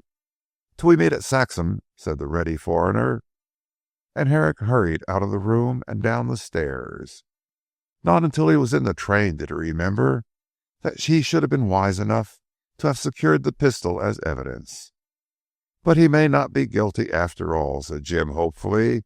His heart told him that he was wrong. The circumstantial evidence was too strong. Chapter 10. The Secret Writings. Dr. Jim could not conceal from himself that he was rather jumping at conclusions with regard to the guilt of Joyce. The man had deliberately lied about his visit to Firth, and had not slept at the Hull Hotel as he had stated. Herrick could not account for Robin's movements on the night of the 24th of July, and on that same night Colonel Carr had met with his death. Then again Robin was connected indirectly with Carr through his mother, although there was nothing to show the relations which had existed between the Colonel and Mrs. Joyce. Finally Joyce was in possession of an old-fashioned weapon, firing a round bullet of the antiquated sort, and Carr had been killed with just such a bullet. This was all the evidence Jim could find which was likely to inculpate Robin. On the other hand, there was no reason why Joyce should not be able to defend himself. He certainly could not explain away the lies he had told Herrick about the visit to the solicitors and the pretended income, but he might be able to account for his doings on the night of the 24th, and for the possession of the pistol. After all, he had shown no hesitation in accepting Herrick's invitation to Saxham. If he were guilty, he would be afraid to venture there, lest he should be met by someone who had seen him on the night of the murder in the vicinity of the Pines.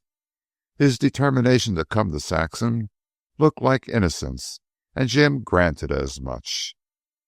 The most important link to be discovered in the chain of evidence was the way in which Robin, if guilty, had come to Saxham. Owing to the presence of Herrick at Southberry, he would not have risked going by that line, and seeing that he had to change at the junction.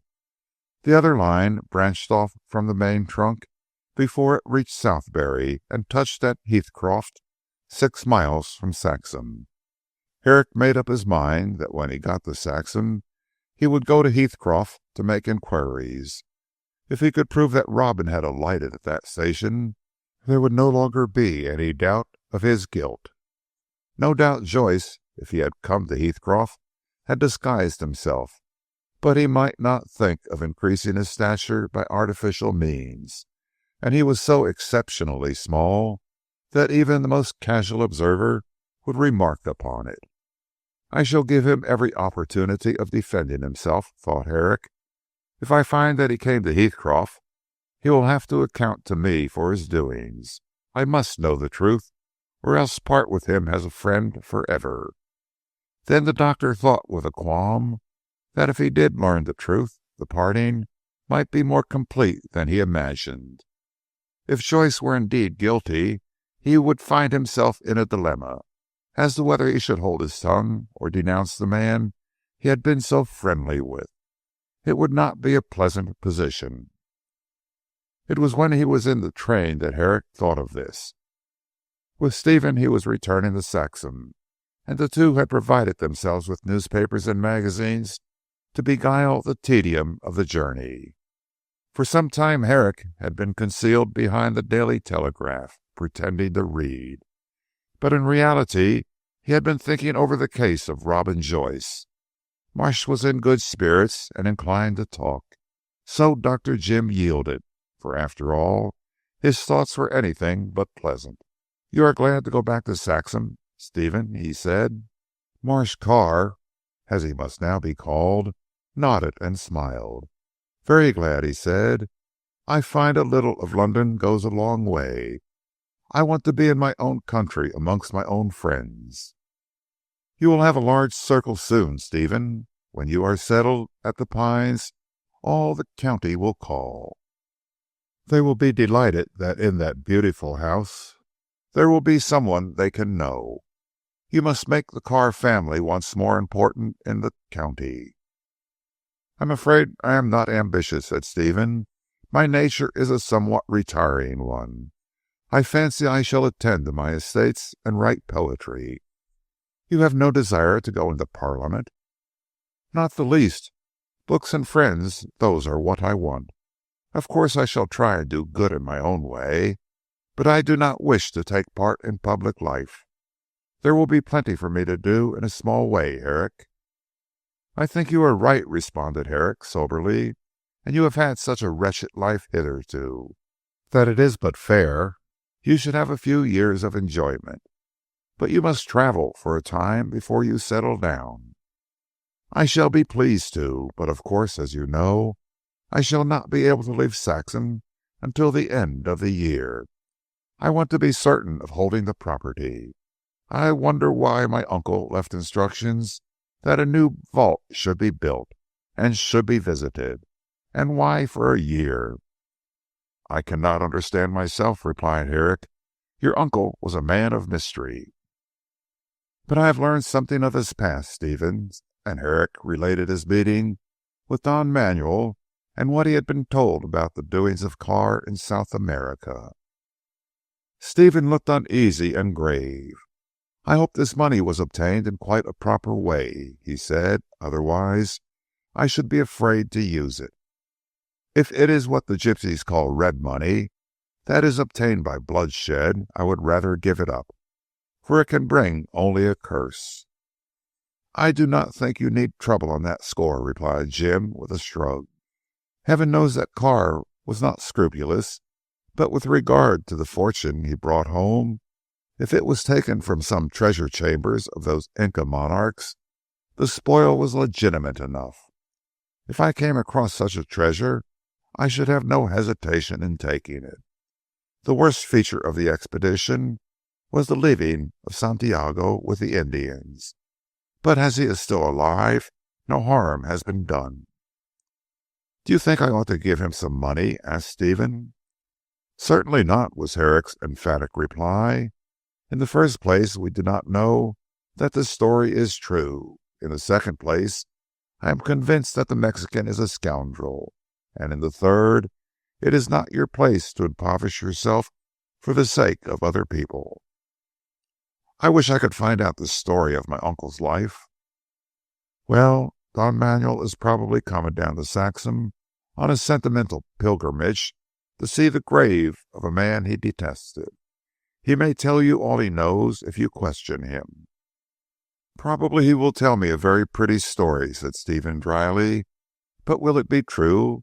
I do not want the Arabian Nights." Herrick shrugged his shoulders. "I should not care to take Santiago's word myself," he said. "Still, amongst his lies there may be some grain of truth. But where the real truth will be found is in the secret writing which Bess gave to me."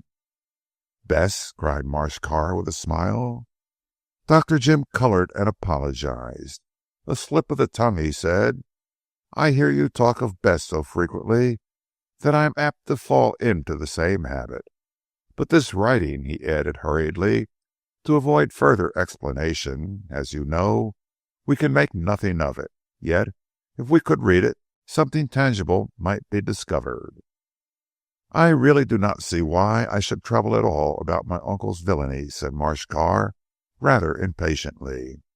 "The estate is mine now, and I want to enjoy it without worrying my conscience.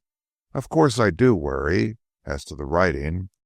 There is a cryptogram in the Telegraph which resembles the paper you showed me.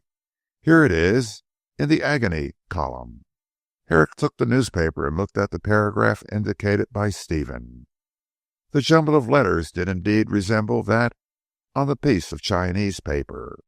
In print the cryptogram was as follows: uppercase E, Q, H, R, B, N, colon, space, uppercase G, X, C, D, colon, space, uppercase O, Z, Q, J, colon, space, uppercase B, N, Q, M, D, Q, semicolon, space, 1, 5, comma, space, uppercase N, B, S, N, A, D, Q, colon, space, uppercase R, O, D, Z, J, colon, space, uppercase S, N, colon, space, uppercase A, K, T, D, colon, space, uppercase B, K, N, S, G, D, R, colon, space, uppercase V, G, H, S, D, colon, space, uppercase G, Z, S, colon, space, uppercase F, K, N, U, R, colon, space, uppercase R, G, N, D, R, colon, space, uppercase D, Z, Q, Q, R, colon, space, uppercase L, N, M, D, X, period. Dr. Jim read this over twice, then took out the Chinese paper and compared the two cryptograms. "I believe the secret writing is the same," he said, with some excitement. "See, Stephen, in each there are figures, and in each the figures are the same, 15. I believe that this was inserted by someone who knew Carr. It may be from Frisco communicating with a third person about the murder." "True enough," replied Stephen, "yet it might merely be a coincidence. If the figures were not the same, I might think so. But that in both there should be 15 is strange, to say the least of it. Perhaps 30 is the key to the cipher." "It might be so," said Herrick, studying the Telegraph, "but I am hanged if I can see how to apply it. Oh, that Edgar Allan Poe were at hand! He could unravel any cipher in 10 minutes. The man had a marvelous gift in that way." "I once read a book on cipher writing," said Marsh Carr, after a pause. "It said that to unravel a line of secret writing, it was best to search for the character that represented E, since that letter is used more frequently than any other in the English language." "There you lay a finger on the weak spot," said Jim quickly. "This cipher may be written in Spanish for all I know." "Why in Spanish particularly?" "Because if it applied to Colonel Carr and his doings, that is the most likely language he would use other than English. He was mostly in Mexico and Peru, if Manuel is to be believed, and there Spanish is spoken, as you know, Stephen. This may be a writing in that tongue." "Well, Herrick, you know Spanish, so you might—" "Yes, I might," interrupted Dr. Jim sarcastically, "if I were acquainted with secret writing. But this is Dutch to me, and worse, for I have some knowledge of Dutch, and absolutely none of this.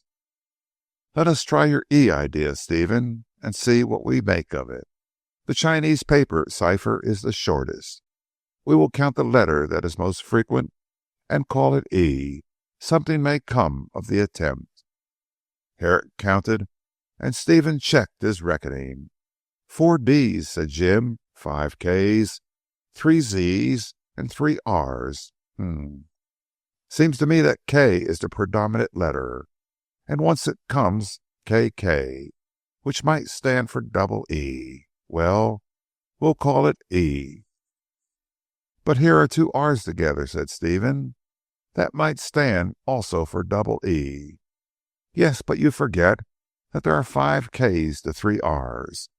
We agreed to call the letter which predominated E." "All right, fire away and see what you make of it." For the next hour the 2 men, with pencil and paper, did their best to extort sense from the jumble of letters on this basis. At the end of the time they were both out of temper, and had not succeeded in obtaining even one reasonable word. "Hang it," said Stephen, throwing his paper to the other end of the carriage, "I don't believe it makes sense at all." "Nonsense," replied Herrick, wiping his face. "It is sure to make sense. All ciphers do. And I dare say this is an easy one. The easiest are usually the most difficult to unravel. That is an epigram, Stephen." Stephen had taken up the paper again, and was studying the cipher. 15.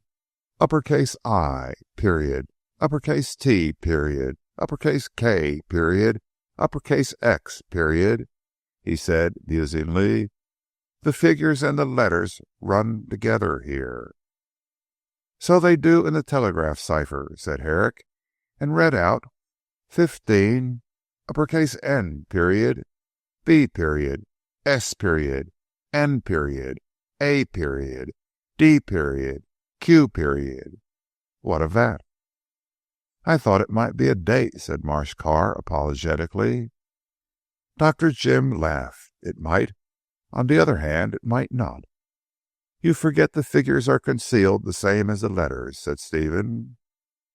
"How do we know that?" retorted the doctor. 15 may be the key to the cipher.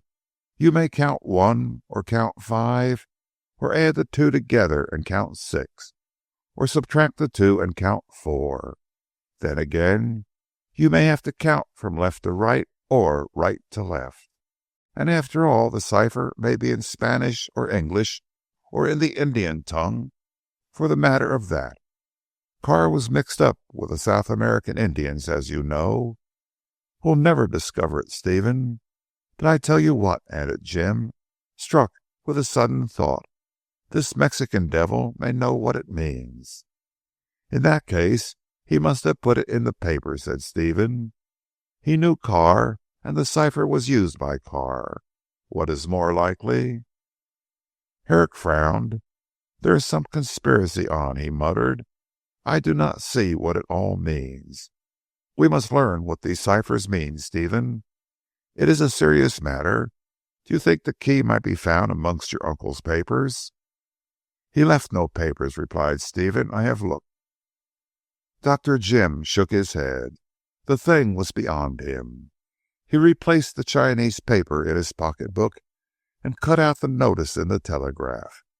"I say, Stephen," he said, while thus employed, "did your uncle take in the Daily Telegraph?" "Yes. He used to pass it on to Bess when he had done with it." "There you see," cried Jim triumphantly, "another link. This cipher has been put in the newspaper your uncle usually read. Oh, be sure it has to do with his business, perhaps with his death. Well, we shall see." Nothing more was said about the matter, as the 2 were a trifle exhausted by their efforts to read the ciphers. When the train arrived at Beorminster Station, they were met by Frank Endicott, who came towards them in a state of excitement usually foreign to his nature. "Glad to see you fellows back," said Frank, shaking hands. "Bess got the wire you sent, Steve, and insisted that I should meet you here. I have brought a cart, borrowed it from Pentland Corn. He wanted his groom to come too, but there was not enough room for 4. Got much luggage?" "No, only a couple of portmanteaux. The heavy baggage is coming by a goods train," laughed Stephen. "I have been buying up the whole of London. I say, Frank, how are the Biffs?" "All right," replied Frank, as they put up the portmanteau on the dog cart. "Up you get, Steve. Will you drive, or you, Herrick?" "No," replied the doctor grimly. "You have undertaken the responsibility of that horse. If I kill it, Corn will blame me. Drive yourself. I'll stick on behind." "No, no," protested Stephen. "Get up in front, Herrick." "Certainly not. The lord of the manor of Saxon must have the first place." He swung himself up to the back seat. "Send her along, Frank." In a few minutes they were rattling home along the Southbury Road, and Frank was telling Marsh Carr all that had been done at the Pines. It seemed that Bess and Ida had engaged a moderate staff of servants, the most indispensable, that is, as they left the choice of the others to Stephen. The house had been cleaned from top to bottom, food had been got in, and a good dinner awaited the travellers. "Bess, Ida, and I are coming over later on," explained Frank. "We want to hear of your adventures." "I'm afraid we've had none," said Marsh Carr with a laugh. Herrick said nothing. He was thinking if he told all he had discovered, and talked about his suspicions, he might create a sensation. However, the time was not yet ripe to take the Biffs into his confidence. Bess was the one he would consult if necessary. Frank deposited them at the Pines, and then drove away to the rectory to restore the cart. Stephen found the house in admirable order, and a good dinner waiting for him and his friend in the dining room. Herrick felt rather a qualm as he sat down, remembering that ghastly meal which had waited for the dead Colonel.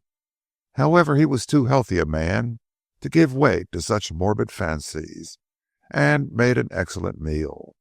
Afterwards he and Stephen had coffee in the library, and as the evening was chilly, Marsh Carr ordered a fire to be lighted. In a state of comfort they sat in comfortable armchairs, smoking luxuriously. Hitherto Stephen had smoked only cigarettes, but lately, by the advice of his doctor, had begun pipe smoking. After a time he found it much more satisfying than the cigarettes. "I suppose they will be here soon," said Stephen, glancing at his watch. Herrick grunted. To tell the truth, he felt so comfortable that he did not want to be disturbed.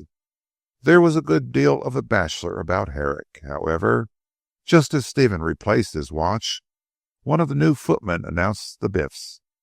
Not by that name, certainly. "Mr. Endicott and the Misses Endicott," said Phillips. He had been in the service of the Bishop of Beorminster, and prided himself on knowing the manners of good society. "Well," said Bess, when the first greeting was over, and they were all seated comfortably round the fire, "what do you think of the house?" "It is splendid," said Stephen. "I have to thank you and Ida heartily, but I won't stop short of thanks." And then the presents were produced. They took the form of jewellery, and both the girls were delighted.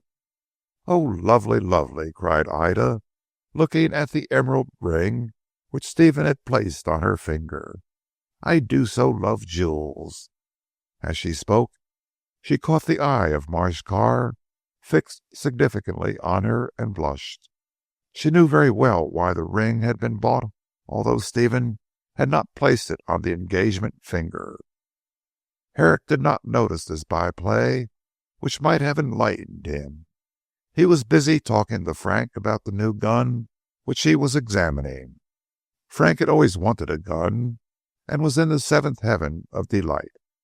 Bess also was pleased with a bangle, but she would rather have had books. However, she did not say so, as she did not wish Stephen to think she was disappointed. "I have something for Flo and Sidney, but those can wait," said Stephen. Frank was so taken up with his new gun that Stephen devoted himself to Ida. Herrick was thus thrown into the society of Bess, who asked him if he had solved the cryptogram. "No, I have not," he replied, "and here is another of the same sort which appeared in the Telegraph today." Bess glanced at it with interest. "I have seen something like that before," she said thoughtfully. "Several times a cipher like that has been in the Telegraph. I never thought it had anything to do with the Colonel." "I am sure it had," said Herrick eagerly. "Have you the cuttings?" "No, I did not think it was necessary to keep them. They all appeared within the last year." Said Herrick. "I'll send for a file of the newspaper. But this cipher, I wish we could read it. I believe it has some connection with Carr's death, or at all events, with the secret of his life." "I can't make it out," said Bess, looking at the cutting and the scrap of Chinese paper, "unless—" She hesitated. "Well, unless what?" "I was talking to Frisco one day," said Bess. "He had been drinking rum as usual and was rather drunk. The Colonel had sent him to the post office for the letters, and he held one in his hand, the only one which had come that day. It was about 3 months ago, shortly after I picked up that piece of Chinese paper. This one." She shook it at Herrick. "I understand. Go on." "I noticed that the envelope of the letter Frisco carried was of the same paper." "Ha!" cried the doctor. "This is interesting. Yes?" "Frisco was shaking the letter, waving it over his head, and singing. I stopped to tell him that he ought to be ashamed of himself being in such a state when he knew perfectly well how to behave." "1 minute," interrupted Herrick, remembering what Frith had said. "Was this Frisco a gentleman?" "Yes and no," replied Bess.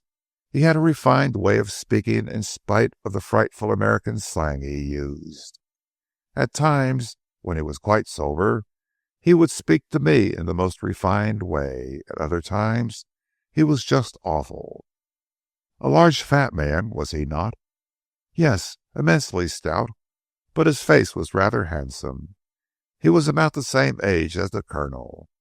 There was something attractive about Frisco," finished Bess with a sigh. "He was his own worst enemy." "Well, about this letter?" "He was waving it and singing. I met him in the pine wood, where I had been to look for Sidney.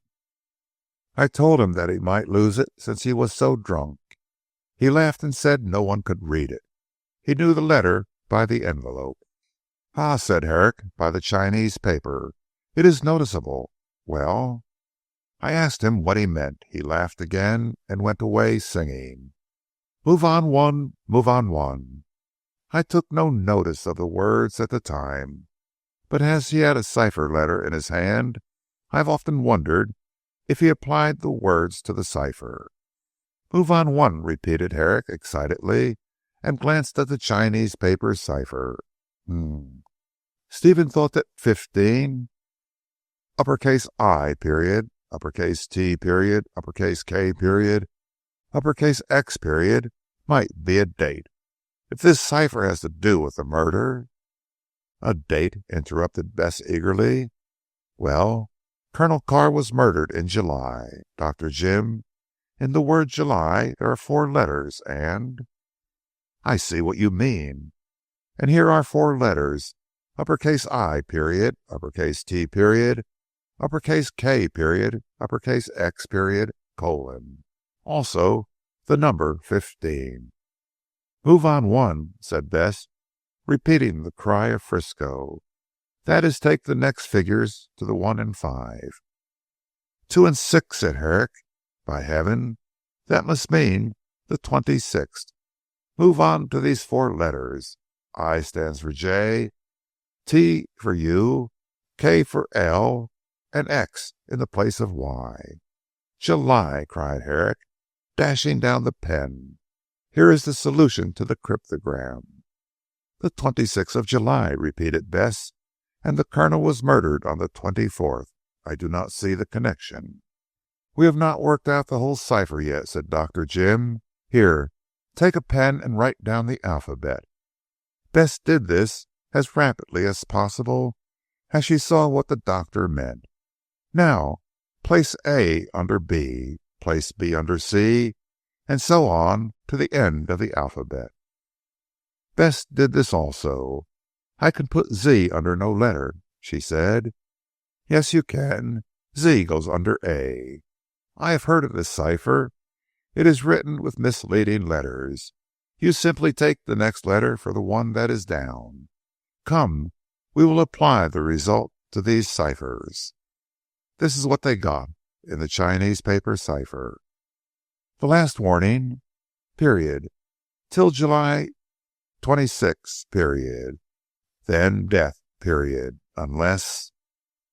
And in the printed cipher of the Daily Telegraph, Frisco, period, Hyde Park Corner, period, 26 October, period.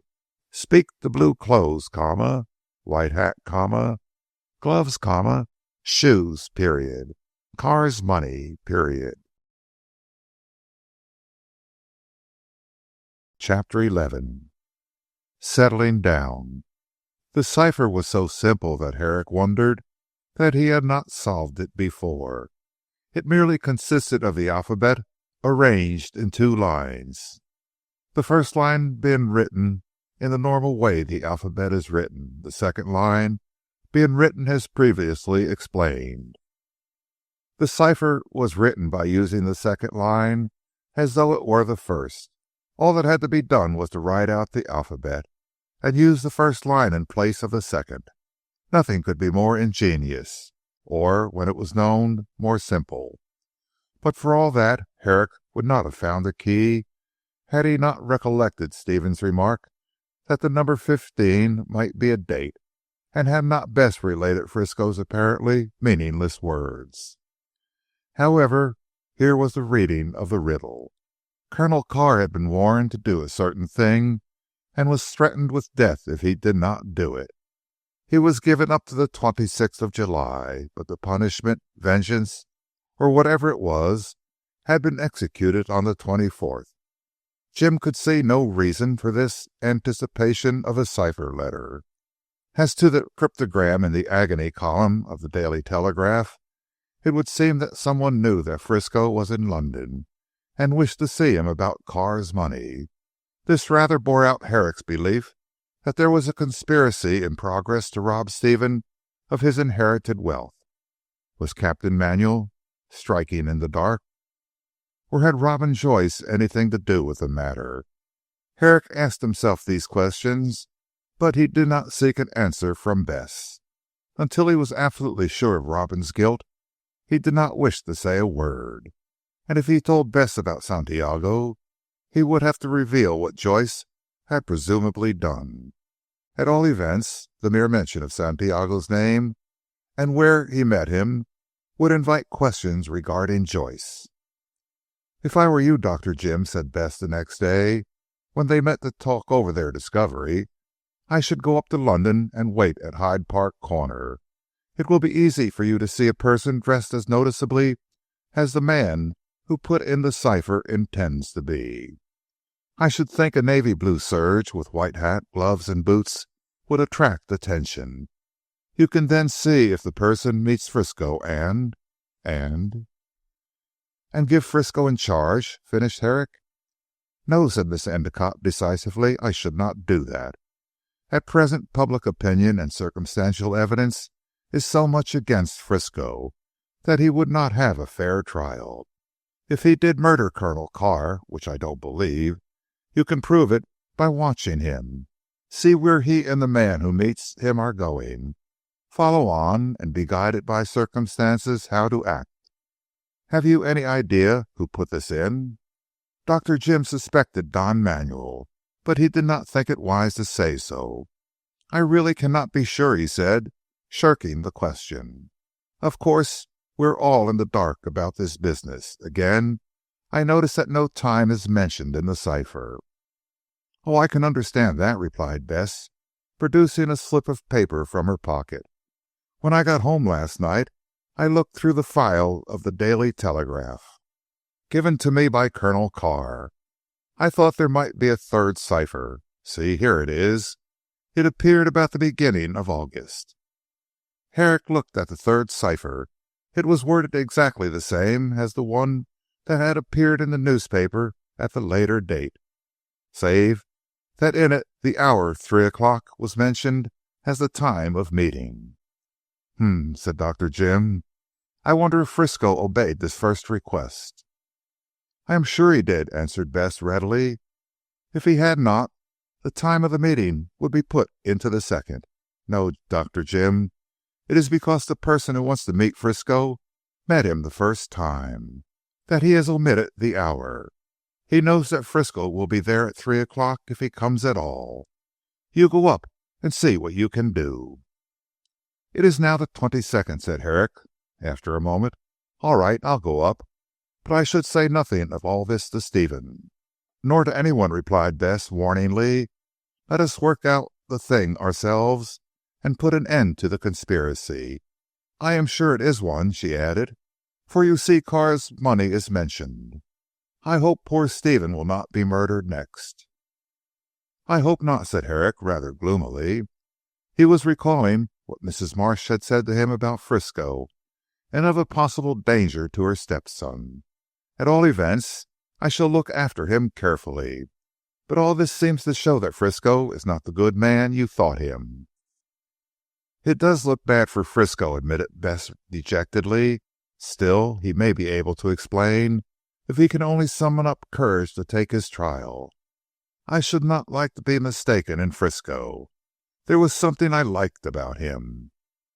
Well, I'll go up to town and watch, said Herrick. By the way, my friend Joyce is coming down here next week to stay for a time. I am so glad, said Bess eagerly. I only saw a glimpse of him last time.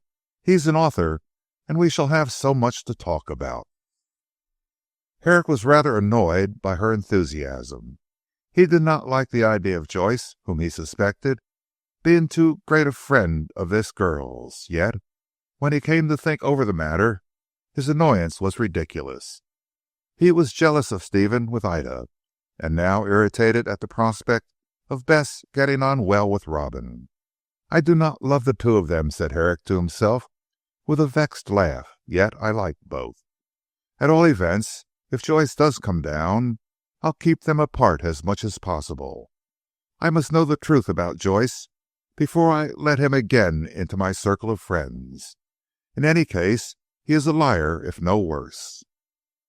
This was an unsatisfactory frame of mind into which to renew a friendship, but Jim had no such intention. Finding that Robin had told him two deliberate falsehoods, he made up his mind that all was at an end between them. Herrick had a very high opinion of the sacredness of friendship, and was in addition, as Dr. Johnson said, a good hater. He either liked the man greatly or disliked him immensely.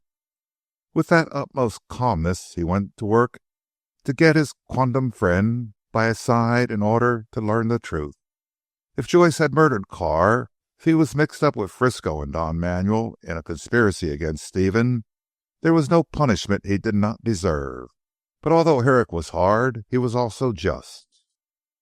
Every chance would be given to Joyce to prove his innocence, and if in the end he proved to be guilty, Jim knew in his heart of hearts that he would let him go free. Much as he might deserve the punishment of the law, Jim felt that for the sake of their old friendship, he could not be the one to hand him over to justice. It must not be thought that Herrick took his discovery calmly. He suffered greatly on learning the worthlessness of the man he had so trusted. He had saved Robin's life by nursing him through a dangerous illness, and had been attracted by his ambition to become a great novelist. He had also tried to make a man of him by strengthening his will and mending his nerves, being sorry for the tortured creature. But since the man was so inherently bad, Herrick sternly cut himself off from him. He waited only to be certain of the worst to cast Robin out of his life. But until he was certain, he gave him the benefit of the doubt. It was a painful position, but Jim set his teeth and stuck to it. The journey to town was a complete failure. Herrick watched at Hyde Park Corner all day, and thereby incurring the unjust suspicions of the police. But he saw neither the eccentrically dressed individual who had described himself in the cipher, nor the ex-sailor whom he hoped to recognize by his monstrous stoutness and, if chance offered, by the scar on his forehead. Neither one of them came to the rendezvous, so Dr. Jim returned to Saxham a sadder but not a wiser man. Bess consoled him. They must have got some suspicion that they were being watched, she said. Sooner or later another of these ciphers will appear in the paper, and you will have a chance of catching them. Said Jim, disbelieving. If they are suspicious, they will make some other arrangements, for you see, they must have guessed that in some way I had solved the cipher. It is all darkness and mystery, said Herrick vexedly. For the time being, at all events, I intend to put it out of my head. This he did, and with considerable success. There was much to do at the Pines, and with its new master. The estate had to be put in order, more servants had to be engaged, with the assistance of Ida, and the walls and fences had to be put up again. Also, the new vault was rapidly approaching completion, and Stephen hoped to have his uncle's body removed into it before Christmas. In the meantime, he did not neglect to go monthly and even weekly to the family sepulchre to see that all was safe. As yet, nothing had been disturbed. Stephen began to think that the necessity of protecting the body of the wicked colonel was all moonshine. But Herrick knew better. He still believed in the existence of a conspiracy, and kept his eyes and ears open. It was well in these days that Marsh Carr had so watchful a guardian. Joyce arrived at the Carr Arms with Don Manuel, and the two made themselves very agreeable. Herrick did not approve of their calling at Biffstead, but he either had to quarrel openly with them or tolerate the acquaintance, as a row would have spoiled his plans and perhaps, if his suspicions were correct, exposed Stephen to danger. Herrick held his peace and made himself agreeable. Indeed, neither Robin nor Santiago had any idea that he was their enemy, so well did he play his part. Dr. Jim hated to wear a mask, but much could be done by guile, and nothing at all could be gained by force, so he consented to do violence to his usually open nature. Meantime, he devoted himself to educating Stephen out of doors. Horses were bought, and the two rode daily. Herrick taught Stephen how to swim, to fence, to box, and to golf. Indeed, the Biffs also took to golfing, for Herrick obtained permission to lay out part of the heath as a links. Then the young men and maidens of the county came to play, and Saxham became quite busy. Even the Beorminster people contrived to learn the game, and the clerical society there, curates, dean, and even the canons played with zest and judgment. Herrick, as the original starter of the game, was voted an acquisition to the county, and made much of it. He and Stephen were asked everywhere, and as the weeks went by Marsh Carr became a different man. He lost his air of shyness, became straighter in the back, spent less time poring over books, and more in the open air. Needless to say, he was warmly attached to the doctor, and it was now Jim and Steve between them, and the Biffs approved of the friendship. Since he had lost the friendship of Robin, Herrick paid more attention to Ida. He never paused to analyze his feelings toward her, and foolishly believed that he loved her. She knew better, and smiled at the attention paid to her by Dr. Jim. Herrick was no wiser than his neighbors when it came to a question of sex, and because he admired Ida, thought that she was the only woman in the world for him. He had never been in love before, and mistook the affection he felt for a beautiful and kind-hearted girl for the genuine passion spoken of by poets. If it was, Jim did not think it was so bad as they made out. He had not himself felt the wound, so he jested at the scars of others. Ida was amused at the dear large stupid creature, and played the role of Omphale to his Hercules, but she knew quite well when to pull him up. When his attention became too pressing, she did so in her own quiet way. Strange to say, Stephen did not notice his friend's folly, or if he did, he made no remark. One day the Biffs took afternoon tea in the pine wood round the mansion. Stephen and Herrick were there, the Biffs themselves, and Don Manuel with Robin. The latter was much excited, and chattered on in a merry way, which amused everyone save Herrick, who looked at him rather sourly. Bess was too attentive to Joyce to please the doctor. "Come and sit by me, Mr. Joyce," she said, making a place beside her when they sat on the grass for tea. "You shall feed me."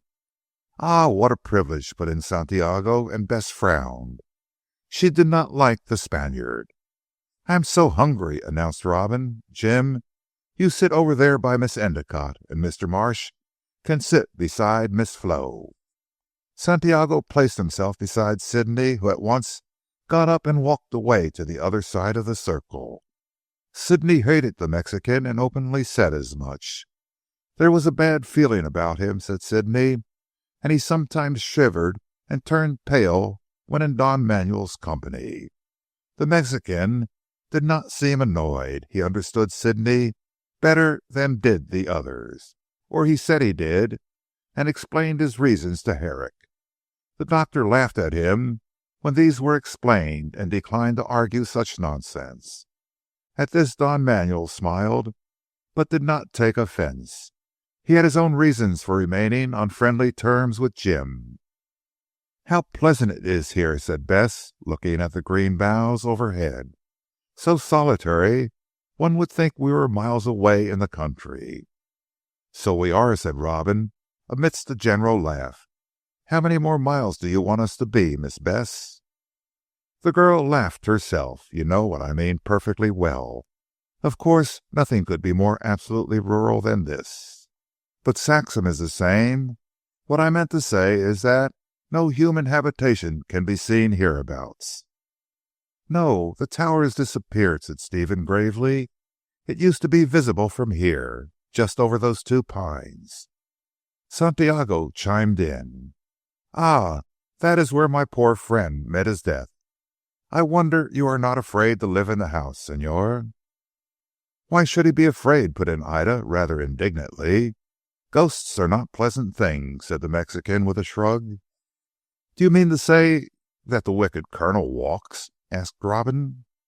"You are talking nonsense," said Herrick, who was beginning to find the conversation disagreeable, and in the presence of Stephen not in good taste.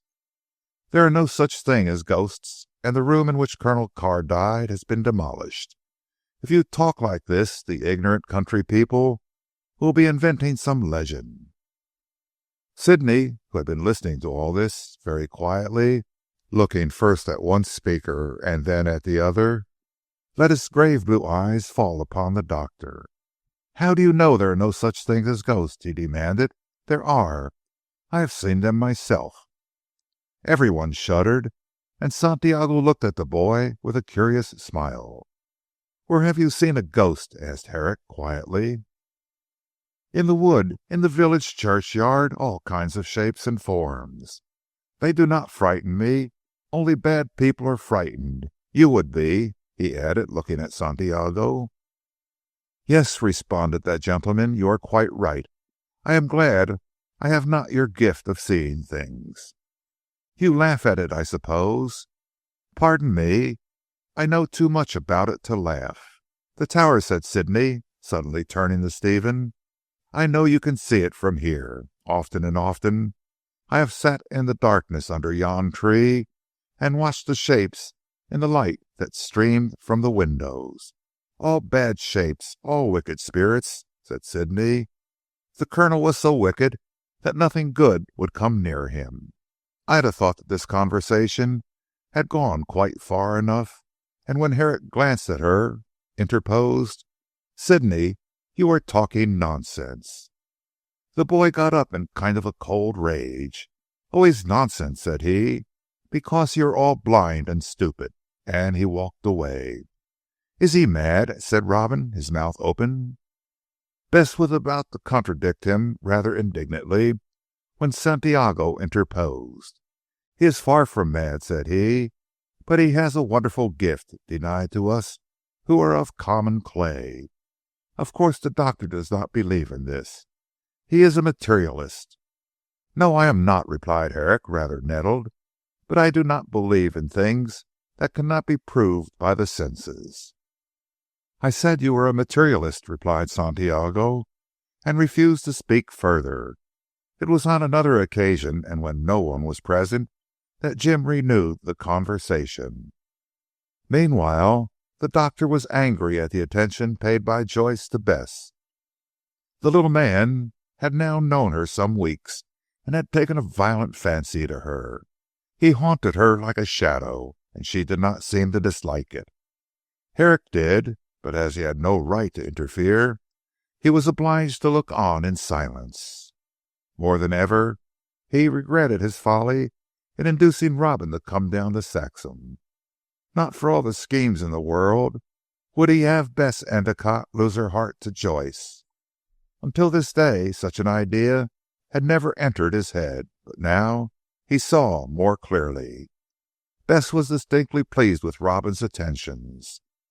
Should she really get to care for him, and Robin was attractive when he liked, Herrick knew that he would be forced to interfere. Even if he had to denounce Joyce to the law, he would put an end to such a possibility. He could not even see the two together without annoyance, and rose abruptly to walk away. As he went in the direction of the heath, and by almost the same path as he and Joyce had come on that terrible night, he heard a light step behind him and turned to see Ida. She looked more lovely than ever, for having followed him rapidly, her face was somewhat flushed.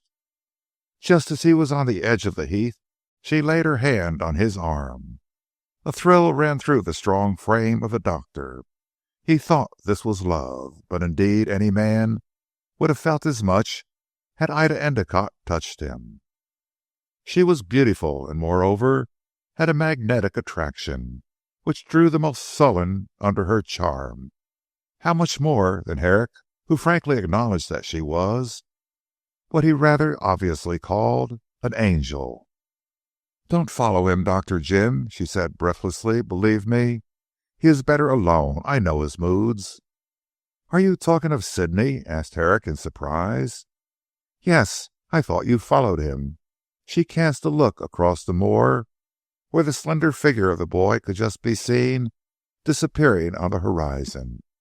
"How fast he walks, here, there, and everywhere, like a ghost." "I did not follow Sidney," said Herrick gravely, "but I see that I must take the boy in hand. His brain is too excitable."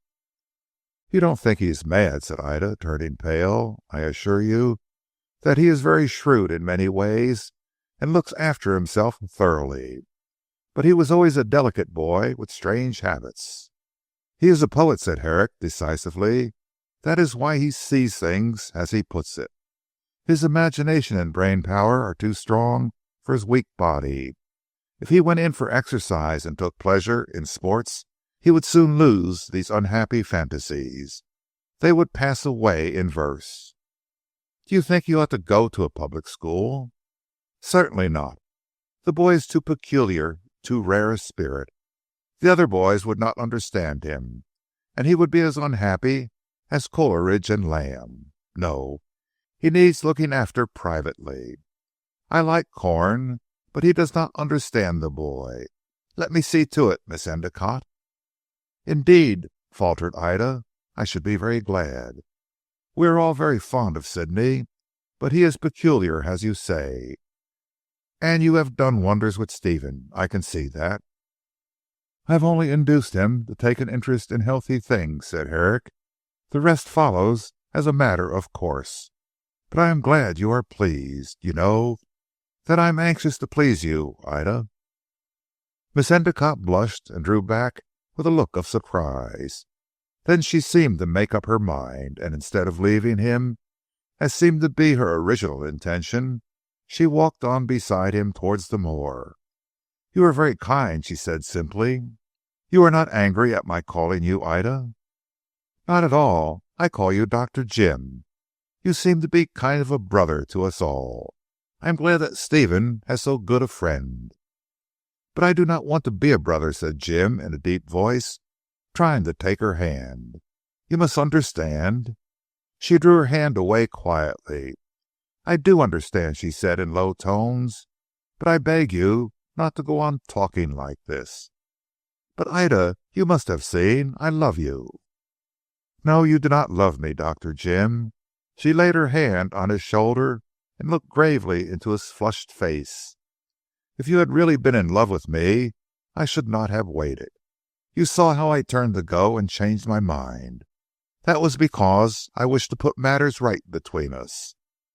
"I do not understand, Ida." "I know you don't, and that is why you speak. If you were in love with me, Dr. Jim, you would know that I am in love with someone else." "In love with someone else? Not Stephen?" "Yes, Stephen, and he loves me. Oh, you look astonished. I said you did not know what love meant. Had you really felt the passion you believe you feel, you would have guessed. You like me because we get on well together, because you think I am pretty." Here she blushed and laughed. "I am talking foolishly, I fear. But what I mean to say is that it is only Ida Endicott you love, not the real woman. If you did, if your heart was filled with a true passion, you would have seen that Stephen and I understand one another." "Has he asked you to?" stammered Herrick. "There was no need that he should ask," replied Ida. "I am quite content to wait until he speaks, because I know, and he knows that I know. That is true love, Dr. Jim. We do not need mere words." Jim looked down rather shamefaced, but Ida took him by the arm and forced him to face her. "Confess," she said with a laughing face, "you are not quite broken hearted that I will not marry you." "No," replied Jim, rather astonished at the calmness of his feelings. "I can't say I feel suicidal." Ida shrugged her queenly shoulders. "You see," was her remark, "what I said was true. You do not love the true woman. No, Dr. Jim." She put her hand into his. "I am glad we have had this talk.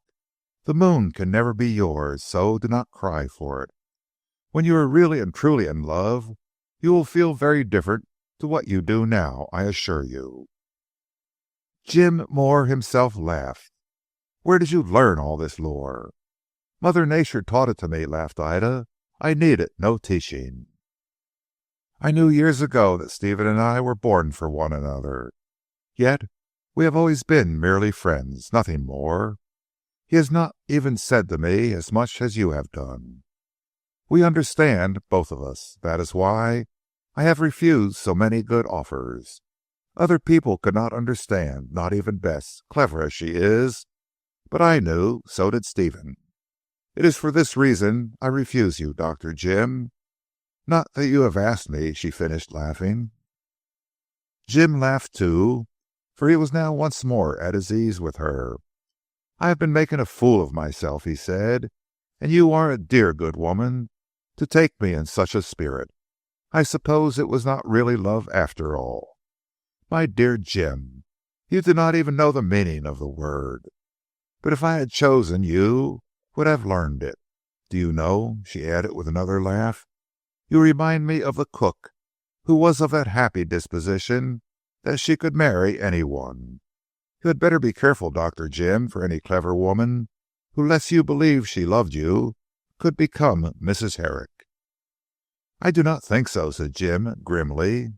"I do, and I am sure of it. Well, I have been a traitress to my sex, and have warned you. I could say something more, but I shall leave you to find it out." "Find what out?" "Ah, that is the part of the finding. You are a great big stupid wise man, Dr. Jim, and I love you for your folly. But some day you will be happy. You do not understand what I mean at present. Don't try to understand. It will come upon you unexpectedly. And now," she held out her hand like a queen, "we are friends. We are brother and sister." "Brother and sister, Ida," said Jim, kissing that white hand.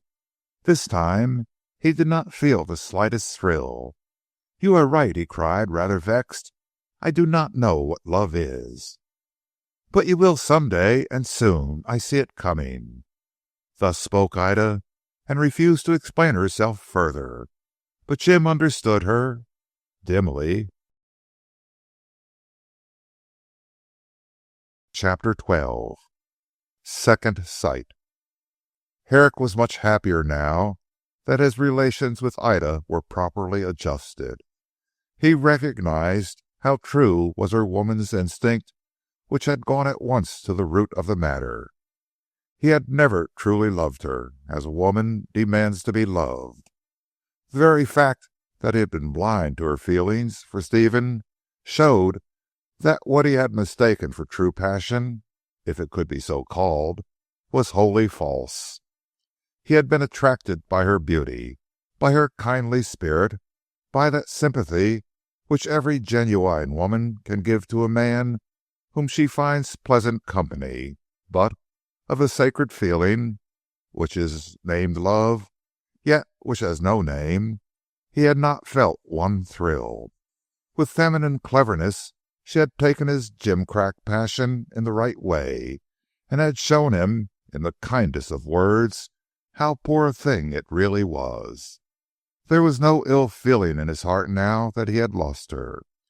He could regard her as a dear friend, and even be glad that she should marry Stephen. So far Herrick was quite content, yet there was a vague yearning in his breast for companionship and sympathy. Certainly he had both from Stephen, but Stephen was a man, and could not be to him what a woman could be. Herrick had lived a life so active and full of interest that he had never found time to think of love or of womankind.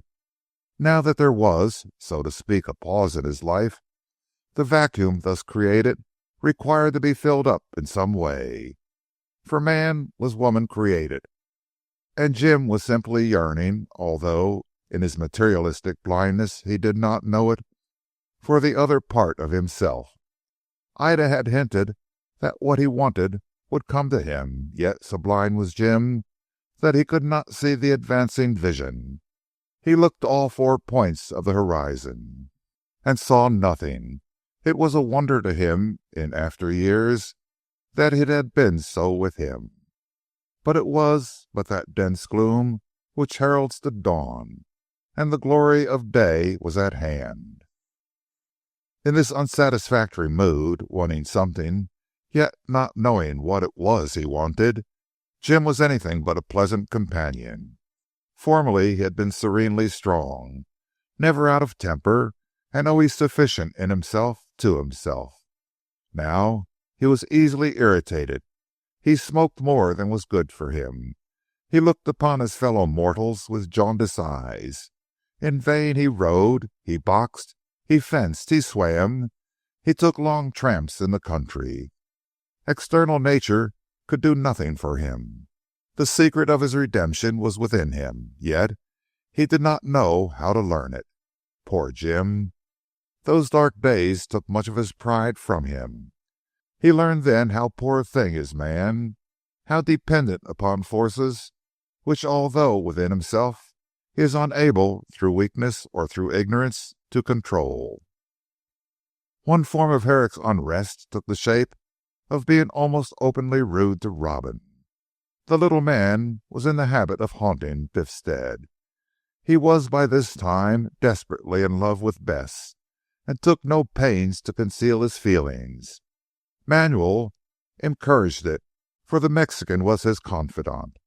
Robin would have told Herrick had the doctor shown any sympathetic disposition to listen. But Jim avoided him on all occasions. Perhaps Robin guessed the cause, for he let sleeping dogs lie, and never asked what it was that had come between them. He knew that it would be wiser for him to leave Saxham, yet so deeply was he in love that he could not tear himself away from so dangerous a neighbourhood. Jim felt that if he spoke to Robin he might say too much, so he sounded Manuel on the subject of their leaving. He wished both men to go, conspiracy or no conspiracy. The mystery of the affair was beginning to exasperate Jim, and as had been said before, he was not in his usual good-tempered frame of mind. One day he encountered Santiago on the common. The Mexican was in good spirits and expressed his pleasure at the meeting. The doctor nodded grimly, but did not return the compliment. "When are you two going away?" he asked. Manuel looked up at the hard tone and saw at once that Jim had made up his mind to be disagreeable. But the Mexican was not lacking in courage, and had no thought of retreating. "I do not quite understand what you mean, Señor," he said with coldness. "I am talking of you and Joyce. When are you going?" "When it suits me to leave, Señor. I have every right to stop here if I so choose, and I do choose. As to Joyce, you had better ask him yourself." Jim saw that he had taken the wrong tone with the man, and by a great effort of will became more friendly. "You need not be angry, Santiago," he said. "I only asked because I see that Joyce is attracted to Miss Bess Endicotte. That is wrong." Santiago shrugged his shoulders. "Why should it be wrong? She is a most charming lady, and your friend Joyce loves her." "Ridiculous! He can never marry her," said Herrick angrily. "There is no reason why he should not. Of course it is none of my business, Señor, and I fail to see why you should speak to me about it." "See here, Don Manuel, I speak to you because I know that Robin has come under the power of your will. You do what you like with him, and I want you to take him away. He must not ask Miss Bess to marry him, for the very simple reason that he has no income and no position. Such a marriage would be a bad one for the girl." "Are you in?" "Drop that!" cried Herrick so fiercely that the Mexican cowed. "I am responsible for Joyce and for you also, seeing that I asked you both to come here. You must go away. So far as Joyce is concerned, I shall use the influence you are pleased to talk about to get him to leave. As for myself, the Reverend Pentland Corn has asked me to stop with him for a week or so. I have accepted." "Pentland Corn," said Herrick surprised. "What can there be in common between the rector and you?" "Oh, I know that I am a bad man," replied the Mexican smoothly, "but perhaps this priest may improve me. I believe it did his best with Colonel Carr, but with me he may not fail. We are friends, great friends." "I do not understand," muttered Herrick, eyeing the man curiously. "Is there any need you should?" retorted Don Manuel, working himself into a rage. "Señor, I do not understand that you talk to me so." "That's all right," replied Jim coolly. He did not want to quarrel with the man as yet. "We need not lose our tempers like schoolboys. You can stay a sentry with Corn for all I care, but Joyce—" "If I have any influence with him he shall go." "Very good. I would have spoken to him myself, but your influence over him is stronger than mine." Santiago shrugged his shoulders. "You ascribe to me more power than I possess," said he. "I do not wish to obtain influence over any one. To me Joyce is a pleasant friend, nothing more. When I go back to London probably I shall see little of him, and I return to Mexico in 2 months." Herrick was pleased to hear this. If there was any conspiracy, and Don Manuel was mixed up in it, the thing would at all events come to a head within 8 weeks. It was time it did, for Herrick was weary of fighting with shadows. Once he had something definite before him he could fight, and a vague threat in the Mexican's tone assured him that he would not have long to wait. As he had no excuse for leaving Don Manuel, the doctor was forced to return to the village with him. On the way they passed Sidney, who was walking towards the moor. Herrick called to the boy, who merely waved his hand and passed on. Jim noticed that his face was singularly colourless, of a hue resembling that which it had assumed when he had slept on the library sofa prior to his announcement of Mrs. Marsh's death. "How ill that boy looks," muttered Herrick. "Pardon me," interposed Manuel. "He is not ill, but he is in that frame of mind which brings him into contact with spiritual intelligences." "How do you know?" "By his rapt look and his fixed eyes. That boy, Dr. Herrick, is clairvoyant." Herrick was angry at once. "You are talking the jargon of the spiritualists," he said roughly, "all trickery and fraud." "Believe me, nothing of the sort, Señor. I myself have seen the most extraordinary things." Herrick looked at him with a disdainful smile. "I know you are not a good man, Santiago, nor do you wish to be thought one, but I credit you with more intelligence than to believe in hallucinations." Don Manuel, not at all offended, laughed. "Truly I am not a good man," he said, "and more is the pity. I am afraid to go where that lad can go, into the astral plane. You do not understand. No, you are, as I said before, a materialistic being. But I am not a fool, Dr. Herrick, and I can tell you that I know something of the psychic faculty. In Mexico I have seen the most wonderful things." "Tell me all about it," said Jim, humouring the man. "I am a sceptic, you know. All the spiritualism I have ever seen is humbug." "This of which I talk is not spiritualism," rejoined Manuel coldly. "It is the occult science. What is the good of my explaining anything to you? You would only laugh. You cannot see, you never will see. The prison of the flesh is too strong for you to break through." "I am a healthy man, if that's what you mean," retorted Jim. "But about this boy, he is queer, I admit." "Ah, you can see that," said Manuel sarcastically. "I congratulate you. Ah! He foretold the death of Mrs. Marsh. Is that not so?" "Yes, but that was a coincidence." "Of course. These things are always coincidences to you, but to me it is a proof that the boy can enter the astral plane. He does not know what it is. He is not instructed, but he can go." "I don't know what it is myself." "It is another world that is all around us," said Manuel, waving his hand. "It interweaves itself into our world, but having only limited senses we cannot see it.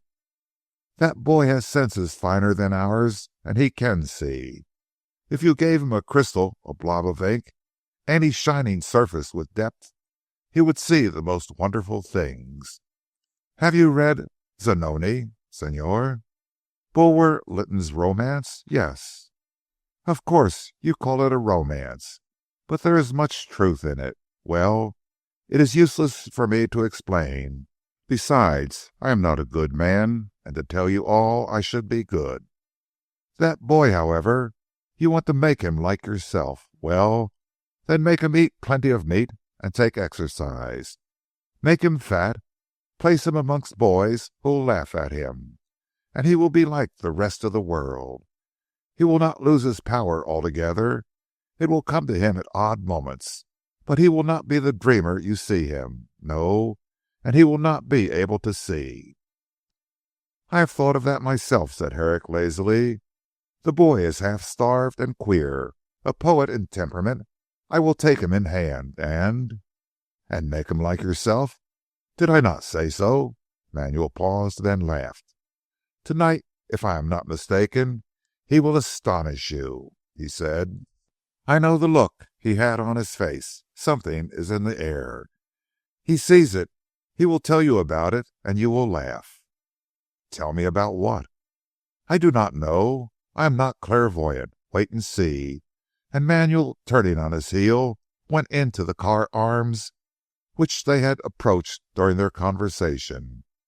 Herrick looked after him with a smile of contempt. "A charlatan," he muttered, "and I thought he was only a villain. Humph! I do not think one needs to be afraid of him now." All the same, in spite of his openly expressed scepticism, the conversation haunted him. He determined to keep Sidney in his company and see if anything happened. Herrick scoffed at the thing Manuel had been talking about, yet he could not deny the incident of the prophecy of Mrs. Marsh's death was very remarkable. Indeed, Jim shuddered as he wondered if this uncanny boy was about to prophesy something similar.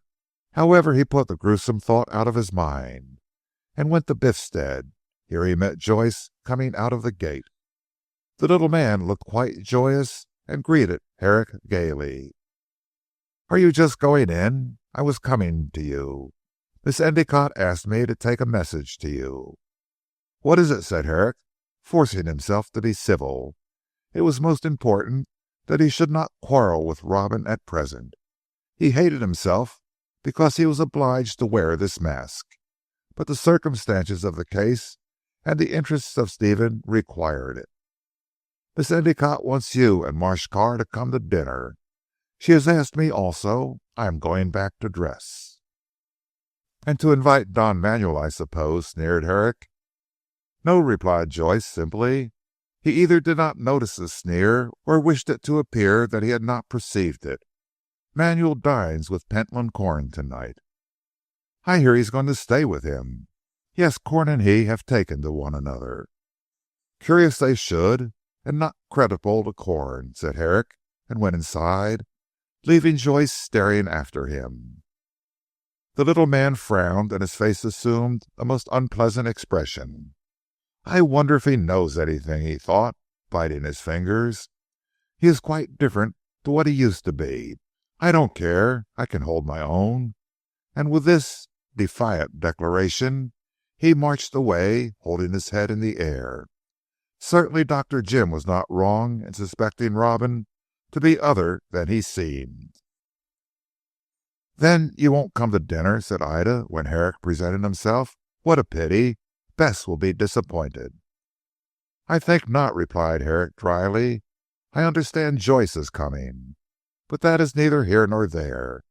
I shall tell Stephen that you want him, and so shall be left alone in the house. Will you send over Sidney to dine with me? I want him particularly." "But he is only a boy. He will bore you." "On the contrary, I find him a very interesting study. You know I promised to take him in hand. Well, I want to have a talk with him." "I am sure it is very good of you to take so much trouble, Dr. Jim," said Ida gratefully. "Certainly I will send him when he returns from the moor. He went out for a walk. And you will tell Stephen to come over?" "Yes, as soon as I get back. He has been writing poetry all the day, and needs to be taken out of himself. I am very glad you have asked him." Herrick bowed himself out and returned to the Pines. Of course Stephen was delighted at the idea of a dinner with Ida, but did not want to leave his friend alone. "That's all right," said Herrick. "Sidney is coming to keep me company." Stephen shuddered. "Then I am glad I am going away," he said. "That boy is most uncomfortable, so uncanny." "You will certainly find more pleasure in Miss Endicott's society," laughed Herrick. Stephen laughed too, and looked sharply at his friend. But true to his reticent nature he said nothing. In due time Marsh Carr departed, and Sidney arrived. The boy had more colour in his cheeks, and his eyes had lost the fixed expression noticed by Don Manuel. He and Dr. Jim were on friendly terms, and Sidney was pleased that he had been asked to dine. All the same he made a bad meal. The dinner was excellent, but the boy restricted himself to the plainest of the dishes, and very little of them. He did not touch meat, but seemed to prefer vegetables. Herrick noticed this abstinence. "You will never grow strong if you don't eat beef, Sidney," he said with a smile. "All English boys should eat beef." "I never liked it," replied the boy abruptly. "I do not like any meat. It is disagreeable to me." "And you never touch wine, I notice." "No. Once I drank a glass of beer. Ugh!" Sidney made a wry face, and shuddered at the recollection. How can people like such things? "What do you live on then?" asked Herrick.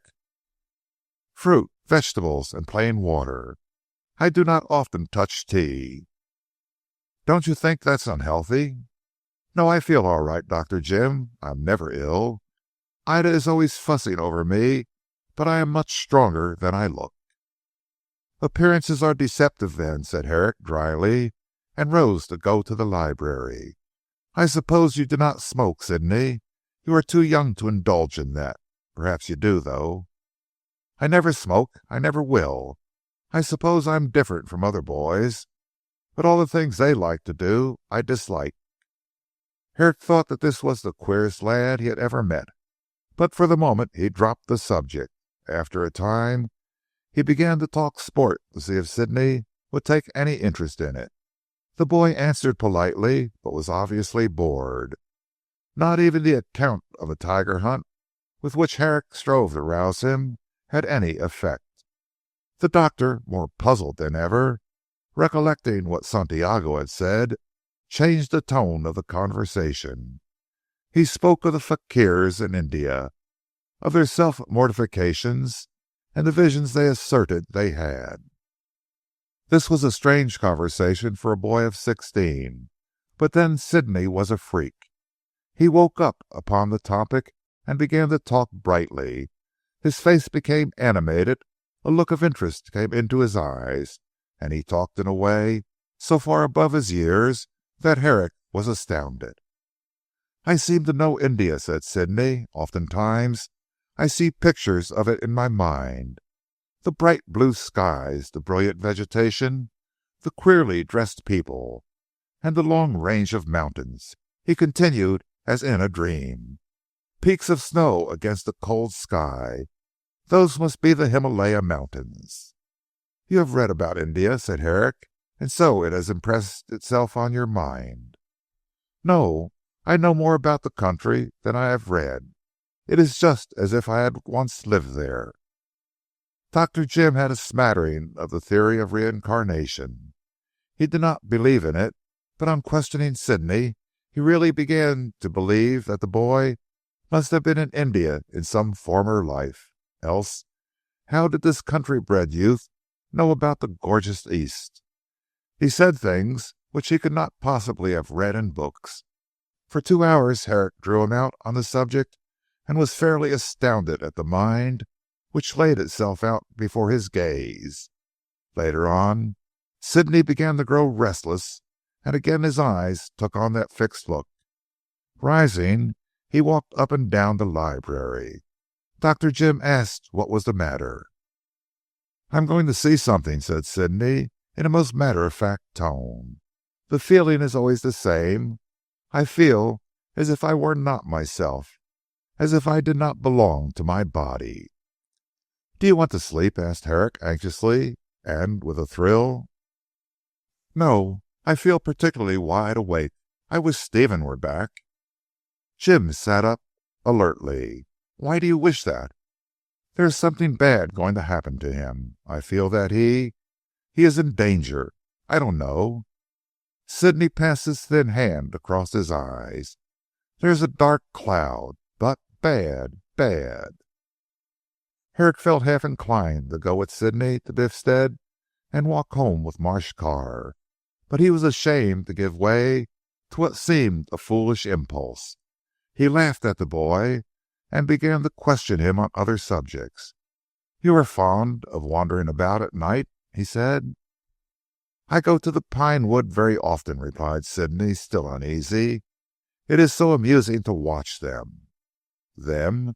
Who? What are you talking about?" "I suppose you would call them fairies," said the boy. "They are real people to me, little men and women so busy about their work." Herrick stared. This sounded like the ravings of a lunatic. "There are no such things as fairies," he said roughly. "I have seen them," replied Sidney obstinately. "But we will not talk of them, Dr. Jim. You would not believe me if I told you what I have seen." "See here, Sidney," said Herrick after a pause, "I believe you do see things in a way. You have a most vivid imagination, and a strongly poetic temperament. The way in which you described India shows me that. I believe you think of these queer things so much that you make yourself see them, a kind of hallucination. If you ate meat and took to sports, these unhealthy visions would pass away." "I dare say," replied Sidney indifferently. He apparently did not wish to argue the matter, but he held to his own opinion nevertheless. There were a few moments of silence, then the boy exclaimed, "It is coming nearer, the danger to Stephen, Dr. Jim. Let's go to Biffstead. I am sure there is danger." Herrick the materialist, however, would not give way on this point. He thought it would be weak for him to yield to the boy's folly. "Nonsense," he said roughly. "You are giving way to your imagination. Nothing can happen to Stephen. If there is danger," he added in a joking manner, to make Sidney ashamed of himself, "why don't you go to sleep and see what it is? There's the sofa." "No, I feel wide awake, and yet I feel. Sidney clenched his hand. Herrick reflected for a moment. Santiago had said that the boy was clairvoyant, and could see visions in any shining surface or in a blob of ink. There was a large silver ink pot on the table.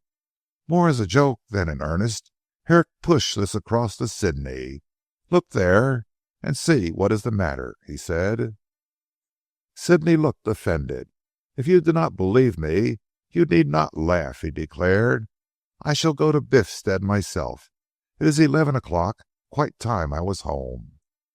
"No, no, look in the ink first," said Herrick, now much more in earnest. He really wished to see if the vivid imagination of the boy would see a picture in the black pool. "Have you ever looked into a crystal, Sidney?" "No, I can see things without looking into anything." "When you are asleep, vivid dreams?" "Perhaps," said the boy quietly, "but in the dark I can. No matter. Do not let us talk, Dr. Jim. You only laugh at me, and I want to go home." "To warn Stephen," said Herrick angrily. "Yes," retorted Sidney doggedly, "to warn Stephen. He is in danger." "Well, I'll go with you, Sidney. It seems that you must be humoured. But to oblige me, see if you can discern the Arabian Nights in the ink pot. I am sure you will see Stephen seated quietly in your drawing room, talking to your sister with Joyce." Very unwillingly Sidney did what he was asked. He knew that Herrick was laughing at him, and was particularly sensitive to ridicule. With a look of reproach which made Dr. Jim feel rather ashamed, the boy drew the big silver ink pot towards him and stared into the black oval. The chimes of the clock striking 11 had just died away, and there was absolute silence, broken only by the faint crackle of the fire. All the lights in the room had been turned off early in the evening at the request of Sidney himself. The boy disliked the full blaze. Only on the writing table was a green shaded lamp, and close to this, but in a position that the light did not fall into the inkwell, stood the silver pot. Herrick, half vexed with himself for encouraging this folly, watched the boy quietly from an armchair. Sidney bent over the ink and stared into it hard. After a minute or two, Herrick saw a quiver pass through the boy's frame. "What is it, Sidney?"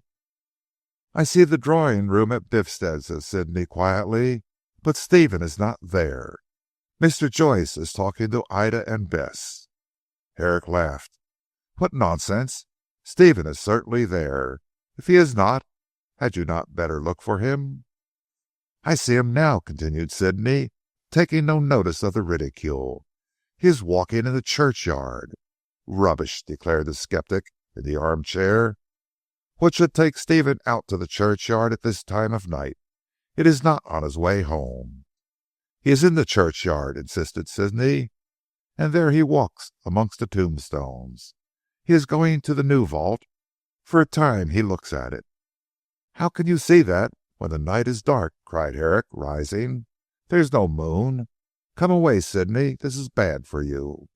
"Wait, wait," said the boy hastily. "The danger, the danger. Stephen has left the new vault. He is gone to the old one. He is being followed by a man in a dark cloak. The man has a big stick. He comes behind Stephen. He "Stop, stop," the boy almost screamed. "No, don't hit him, don't hit him. Stephen, help."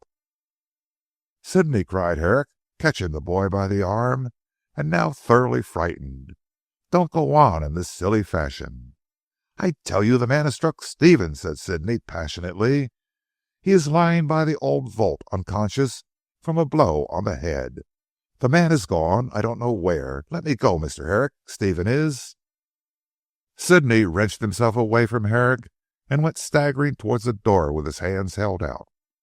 Dr. Jim followed him to stop him from leaving the house in this state, but the boy gained the hall before he did. Once there, he seemed to gather strength. He caught up his cap and, pulling open the massive door, passed outside. Herrick, taken by surprise, did not wait to put on his own cap. He went after the lad bareheaded, thinking he had been seized with a fit of madness. In spite of the darkness of the night, he followed on Sidney's heels so closely that he was enabled to keep him in sight. Jim wondered where he was going, but still skeptical of harm to Stephen. Sidney passed swiftly beyond the belt of pines and down the lane which led to Biffstead. He is going home, thought Herrick with relief, but the lad did not go home. He turned off sharp to the left and entered the churchyard through a side lane. Herrick, now awestruck at this strange experience which he did not understand, ran after him, stumbling over the graves. Sidney never fell. He passed swiftly to the old vault of the Carrs. Beside it was a dark body on the ground. "Stephen! Stephen!" cried the lad, and then sank exhausted beside the body. Herrick came up thunderstruck at that cry, struck a match, and held it close to the ground beside the face of the unconscious man. He started back with an irrepressible cry and let the match fall. It was Stephen Marsh Carr who was lying there, and he was bleeding from a wound on the back of the head, and beside him, also unconscious, lay the lad who had foreseen the accident.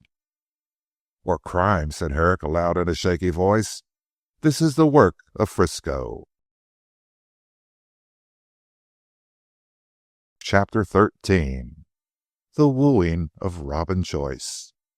Bewildered as Herrick was by the strangeness of this discovery, he had nerve enough to pull himself together and go for assistance. In spite of the lateness of the hour, the Carr Arms was full of labourers drinking and smoking. A number of these came at once to the churchyard when they heard of the accident, for so Herrick put it, and Stephen was carried to his house.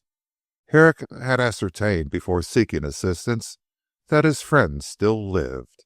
Meanwhile Sidney had revived, but was in a drowsy state. "I want to go home," he said. Herrick, after whispering to him to say nothing of the vision he had seen in the inkpot, sent him to Biffstead in charge of the landlord Napper. Then he accompanied the body of his friend to the Pines. Herrick could not help thinking of it as the body, though he knew Stephen still lived. But it was quite probable that he would be an actual corpse before the dawn. "Mr. Marsh Carr has met with an accident," was the explanation the doctor to his helper, and they went away. But they knew very well that it was no accident, and moreover the presence of Sidney beside the body hinted that another wonderful event had taken place. "Master Sidney said that his mother was dead," remarked the wiseacres, "and he has found the dead body of Mr. Marsh himself now." "He is not dead," said the others. "Ah, but he will die. Master Sidney never makes a mistake." And by the next morning a legend had been circulated that the uncanny boy had foretold the death of the new squire. When those who called at the Pines heard that Marsh Carr had lived through the night, they were quite disappointed. It seemed a reflection on Master Sidney, yet the boy had held his tongue, and no one knew really what had happened. In the default of the truth, then, they took refuge in a fable. There was absolutely no authority for what was said, but Sidney had been found unconscious beside the unconscious squire. That was enough material out of which to form a wonderful story, and it lost nothing in the telling. Meanwhile Herrick fulfilled his duties of medical attendant to his friend, smiling grimly the while that the need should come so comparatively early in their acquaintance. He had known Marsh Carr but a little over 5 months. The meeting had taken place in July, and it was now near Christmas. The doctor examined the wound on the back of the head. It was a nasty, jagged cut, evidently made by some blunt instrument. "A big stick," as the boy said, no doubt, mused Herrick, as he plastered and bathed and bound it up. "Stephen is stunned for the time being, but I do not think that the brain is injured. His head is pretty hard. Frisco had good intentions, but not sufficient judgment to strike hard." For of course it was Frisco who had done this. Dr. Jim remembered what Mrs. Marsh had said, and regretted that she had passed away without informing him more fully of what she knew about Frisco. That the ex-sailor should dare to come down to the scene of his first crime in order to commit a second, for at that moment Herrick credited Frisco rather than Joyce with the Carr murder, was wonderful enough, but his reason must be more wonderful still. It was impossible that he should be able to get the fortune even if he put Stephen out of the way, for he was a proven murderer, and if he showed himself would be at once arrested. Certainly he might explain all suspicion away, but that was doubtful in the face of such strong evidence. Yet apparently he had made up his mind to remove Stephen and get the money. "But he won't if I can help it," muttered Herrick. "The beast! I'll carry Stephen to the vault myself, so that the terms of the monthly visit may be fulfilled. Not that I don't think he will be on his feet sooner than Frisco expects. The job had been badly done." He sent in a message to Beorminster by a groom, telling Bridge of the new outrage, and advising a search to be made for Frisco. Then the patient having been attended to, and the would-be assassin recommended to the attention of the police, Dr. Jim could do nothing more. He sat before the library fire and smoked, thinking deeply the while. "I wonder if Joyce attempted this murder," he thought. "There is something queer about this stopping here. But that boy said Joyce was at Biffstead talking to his sisters. If I believe one part of that vision, and I am bound to do that, I must believe the other. Not Joyce then. But there's Don Manuel. He is connected with Robin in some underhanded way. Besides, he professed to hate Carr, to regret the loss of the treasure. It might be he. If he has been with Corn all night, well and good. If not, he will have to account to me for his time. I do not believe in the little reptile." His meditations were ended by a sleepy servant who announced Ida, Bess, and Frank. With them came Joyce, wide-eyed with wonder. But so far as Dr. Jim could see, there was no sign of terror or guilt on his face, and Robin was not the man to conceal his feelings. "Napper brought home Sidney and told us of this dreadful thing," said Bess, who seemed the most collected of the party. "Is he? "No, he is not dead, nor do I think he will die. The blow was badly aimed." "Who could have done it?" asked Frank, frowning. "I have my own opinion, but I prefer not to express it at present," said the doctor, somewhat curtly. "I want you to take me to him, doctor," said Ida, looking at him with imploring eyes. "Let me watch beside him." "You can do no good, Miss Endicott," replied Herrick. "Better let me look after him. Tomorrow you can come over and watch if you like. I think he will recover consciousness before dawn." "Thank God for that," cried Ida devoutly, and then she wept. The strain on her had been very great, and she was glad of the relief of tears. "Have you looked for the man who did this?" asked Joyce. "I have sent a message to the police at Beorminster," said Herrick without looking at him. "You can do no good, Joyce. Better go back to the inn. By the way, your friend Santiago?" "He has been with Corn all the night," said Frank. "We met them coming here. They had just heard the news, but Bess persuaded them to stay away, thinking they would only bother you. I think it's best to keep the house as quiet as possible. Has Sidney said anything?" he asked, looking at the sisters. Ida clasped her hands in terror. Did Sidney say this would happen?" "Yes. He looked into yonder inkpot and foretold the assault. I could not understand the thing myself, but we can talk of it to morrow. In the meantime, all of you hold your tongues about Sidney."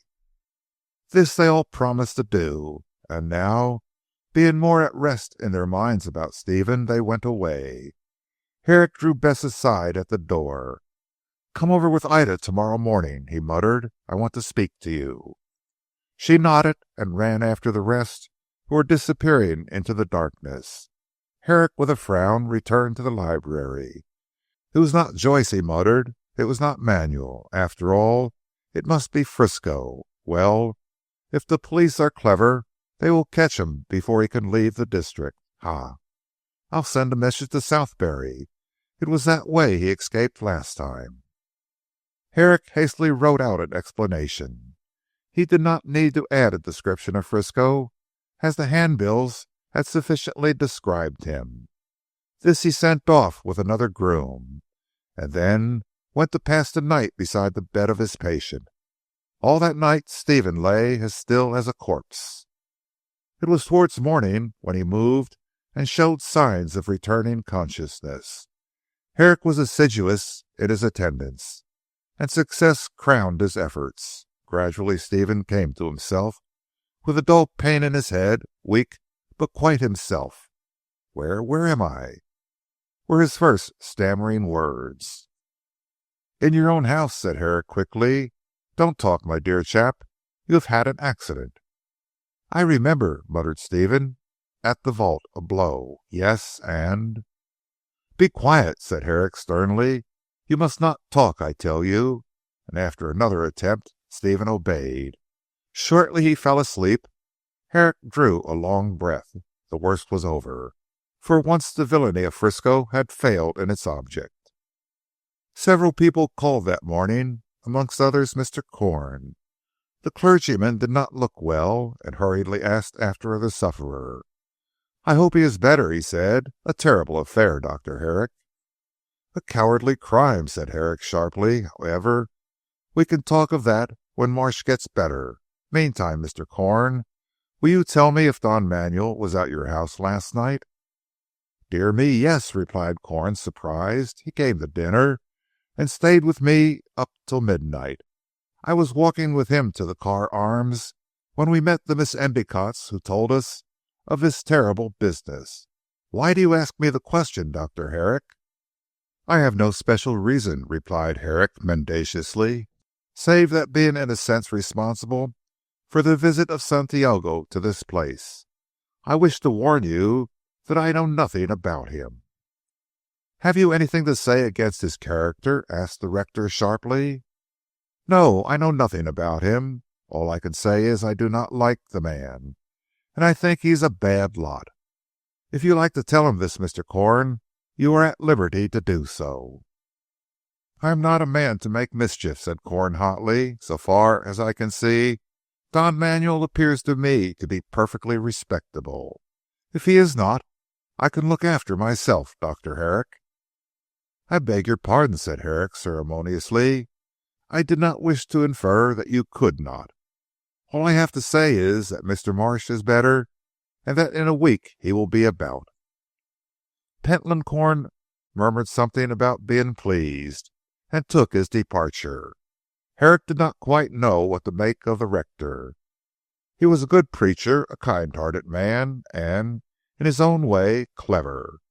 But he seemed to be weak, and usually had a haggard look on his face for which there was no apparent reason. Sometimes he went away to the seaside for his health, and invariably returned looking worse than ever. Although the man was a mystery, and Herrick could not make out what was at the back of his timidity and his restless behaviour. "I seem to be surrounded with mysteries," said Herrick to himself. "I wonder if I shall ever get to the bottom of any one of them. If I do, the rest will be easily unravelled. I suspect the whole lot are of a piece." Ida came that morning, and Bess. The latter young lady waited in the library while Herrick took Ida up to the room of Stephen. She had insisted upon going up to watch beside him. "It is my right, you know," she said to Dr. Jim, and he silently admitted that it was. Stephen had just opened his eyes when they entered. He tried to speak, but Ida placed her hand on his mouth, and Herrick frowned. Marsh obediently held his tongue, and Ida sat by his bedside. However, the patient managed to kiss Ida's hand. Then Herrick went down to see Bess, warning Ida that Stephen was not to speak. Marsh did make another attempt, but Miss Endicott would not allow it. "The doctor says you are to be quiet. If you say a word, I shall go away." "The ring," murmured Stephen, looking at her. She knew what he meant. Drawing the emerald ring he had brought her from town off the finger it was on, she put it on the engagement finger. "Will that please your lordship?" said Ida gaily, but the tears were in her eyes. Stephen looked again. Thus was the situation adjusted between them without words. They were engaged to be married. Stephen fell asleep again, holding the hand of his promised wife. Both were happy. Meantime, Bess and Herrick were in consultation. Herrick told the girl what Mrs. Marsh had said about Frisco, and how Stephen had been struck down from behind. "So it looks to me," he said, "as though this man were trying to get the money." "It does," admitted Bess reflectively. "But why should Frisco do all these dreadful things to get the fortune? If he had Colonel Carr in his power, he need not have killed him, nor need he now try and get Stephen out of the way. I don't understand it. However, as you have told the police both at Beorminster and Southberry, I am sure the man will be caught. I hope so. I'm sure." "Ah, then you champion Frisco no longer?" "No. If it were really he who attempted to murder Stephen, I hope he will be caught and punished. All the same, I do not think he killed Colonel Carr." "What can be your reason for saying so?" Bess hesitated. "Some time ago I promised to tell you something about the Colonel," she said. "I will do so in a week from today." "Why not now?" She shook her head. "Please do not ask me. But as far as this assault on Stephen goes, I am quite with you about Frisco. I hope he will be caught and punished." "You're a strange girl," said Dr. Jim, "and a mystery like the rest." "Who are the rest?" asked Bess, smiling. "Well," replied Jim after a pause, "Mrs. Marsh was one, you are another, and Pentland Corn is a third." "Pentland Corn!" she echoed, turning pale. "You don't suspect him of—" "I don't suspect him of anything. But I do not understand why he is so intimate with that Mexican." Bess opened her mouth to make a remark, then she changed her mind. "I can say nothing now," she said abruptly. "Later on. Ida is with Stephen. Oh well, I need not wait. I must go into Beorminster. They will be asking for news of this for the paper. I might hear something about Frisco there. If I do, I shall let you know. Good bye." And before Herrick could stop her, she was off like a swallow. Evidently Bess knew something about Corn which she did not want to admit at present. Herrick wondered what it could be. Surely she did not think the clergyman had liked Carr so much that he was working for the discovery of his murderer. "But she is doing some detective business on her own account," thought Jim, rather vexed. "She will get into trouble if she does not take care. I wish she would let me know what she's up to. I'll wait a week, no longer. After that she must speak out." But before the week was ended, accident brought about a confession from Bess which Dr. Jim was far from expecting. It arose out of the wooing of Robin Joyce. Whether Manuel had used his influence or not to induce Joyce to leave Saxham, it is impossible to say. If he had, one would have thought that Robin would have resented the interference of his former friend Herrick. But several times during the week he met Dr. Jim, yet made no sign that Santiago had told him of the doctor's wish. He continued to haunt Biffstead, and Dr. Jim hardly ever went there without meeting Robin coming or going. This did not make Jim any the more amiable. The accident to Stephen caused great excitement in the country. Bridge came over to see the Squire and to interview Dr. Jim. But nothing came of his talk or so-called vigilance.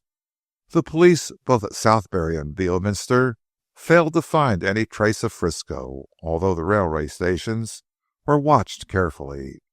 Thanks to Herrick's prompt action, it was impossible that the man could have left the district without the knowledge of the police, yet he was not even seen. Bridge went to Heathcroft, but failed to learn that anyone resembling the ex-sailor had boarded a train at that station.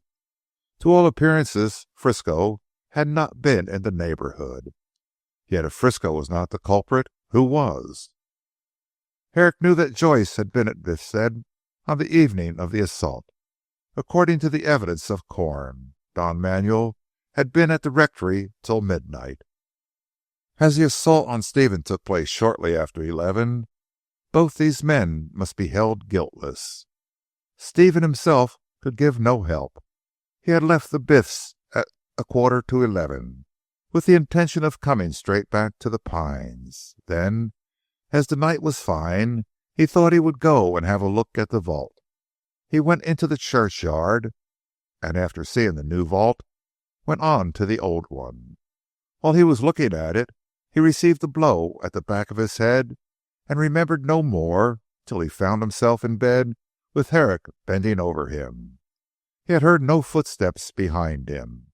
The blow had been struck in the most unexpected manner, and he had been taken completely by surprise. All this puzzled Herrick greatly. However, he determined to wait for another week to hear what Bess had to say. She might tell him something tangible, likely to lead to an explanation of these mysteries. But even if she did not, Dr. Jim made up his mind to move in the matter. He would first have a talk with Robin and learn if he had anything to do with the death. He would have to explain away the evidence of the old-fashioned pistol being in his possession. It might not have been the weapon used. On the other hand, Herrick felt convinced in his own mind that it was. To unravel the puzzle, therefore, Robin was the man he intended to begin with. He was assisted to make a start by the folly of Joyce himself, and this incidentally brought about the confession of Bess. One afternoon towards the end of the week, Herrick went to Biffstead. Ida was at the Pines with Stephen, and Bess was alone. Hearing this, Herrick volunteered to fetch her, and started off. As he approached the house, he heard the voice of the girl raised in anger. She appeared at the French window of the drawing-room, which looked out on the front of the house, and seemed in a state of alarm. The moment she saw him, she passed rapidly through the window, and caught him by the arm. At the same moment, Robin, greatly excited, appeared at the window. Come back, Miss Bess. I did not mean it," he said. "What is the matter?" asked Dr. Jim, astonished. "Come inside," panted Bess. "That man! I want you to thrash him. Oh, the coward!" Dr. Jim took Bess by the arm and drew her into the room. Robin winced and shrank aside as the doctor entered. Bess had evidently been typing at her work table, for it was drawn near the window, and some manuscript lay open on the table. Before this stood a chair, and near it was another chair, in which to all appearances Robin Joyce had been seated. "Now then," said Herrick, when he had placed the girl in her chair, "what does this mean?" "Nothing," said Robin, very pale, but trying to speak calmly. "Only that I asked Miss Endicott to be my wife, and she refused." "Quite right," flashed out Herrick angrily. "What right have you to ask her to be your wife?" Before Robin could answer, not that he showed any inclination to do so, Bess started to her feet. "Yes," she said indignantly, "he did ask me to be his wife, and because I refused to marry him, he threatened me." "Threatened you?" Herrick turned on Joyce with a dangerous look. "No, no," implored Robin very white. "Forget what I said. I did not mean any harm. I shall go away." Herrick seized him by the wrist. "You will do nothing of the sort," he said quietly. "You must wait until I have heard all about this." Robin winced again and looked cowed. His lips were dry, his face was pale, and he cast an imploring look upon Bess. The girl returned that look with one of defiance, and addressed herself to Herrick.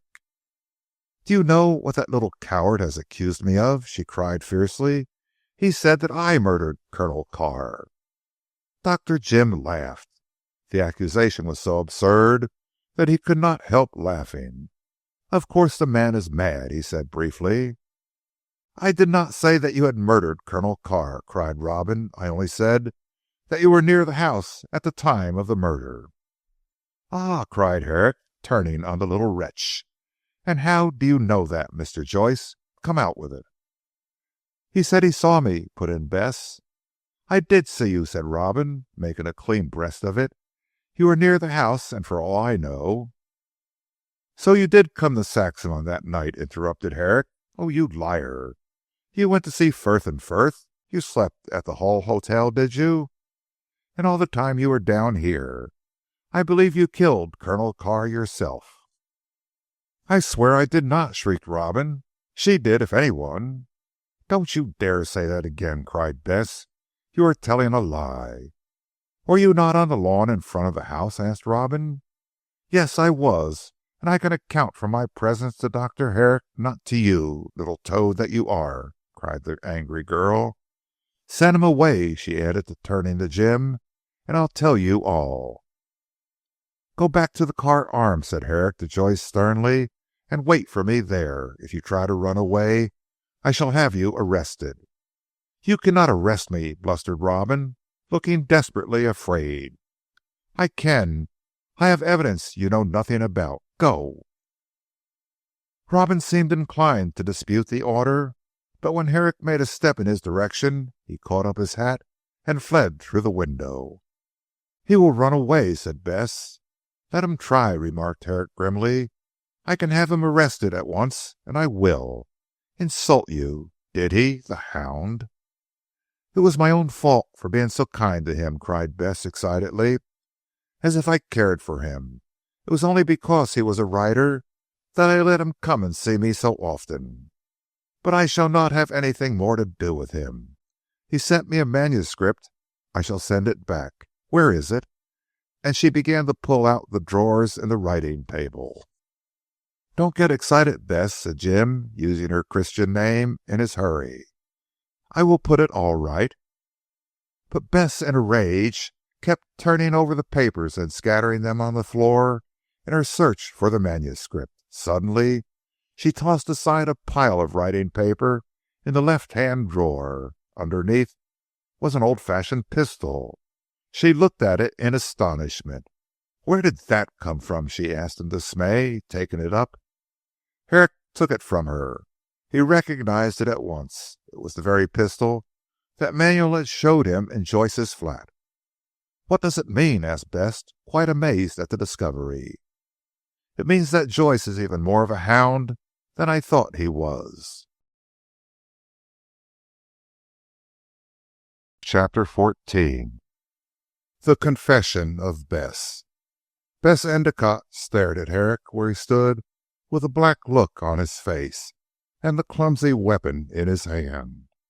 "And I'll see Bridge about it," he was saying. "The bullet's still at the police office. If it fits this—" He clicked his tongue against the roof of his mouth. "What?" cried Bess, finding her tongue, and asking the question with a shiver. "Is that the pistol with which—" Here her voice died away in her throat. "It can't be," she whispered. Herrick looked at her in his turn, and slipped the pistol into his pocket. "I know what you are thinking about," he said quietly, "but the pistol will do you no harm. I've seen it before. You are all right, Bess." "All right?" she echoed, and drawing her brows together. "What do you mean?"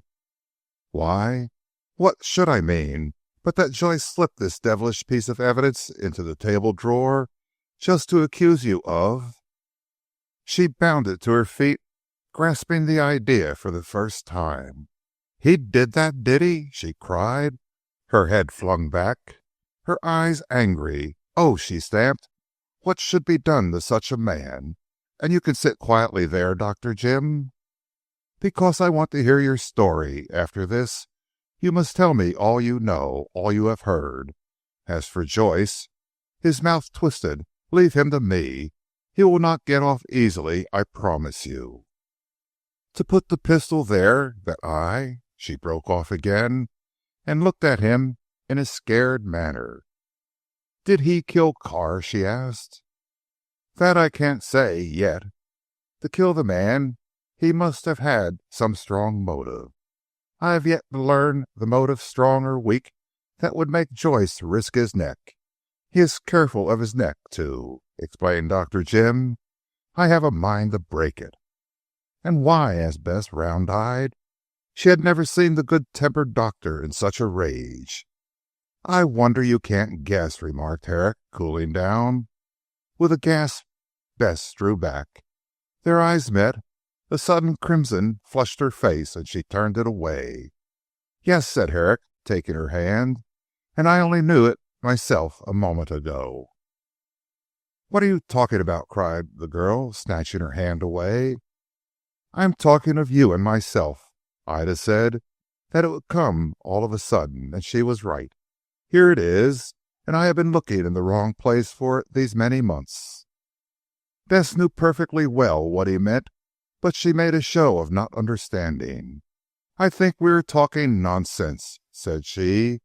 "There is much to be done, if what you say about the pistol is true." "Yes," said Herrick again, "as you say, there is much to be done. The other thing can stand over a time. You know well enough, but it suits you to hold me at arm's length. Woman's way, I suppose. Well," he brisked up, and his voice took a sharper tone, "let us get to business.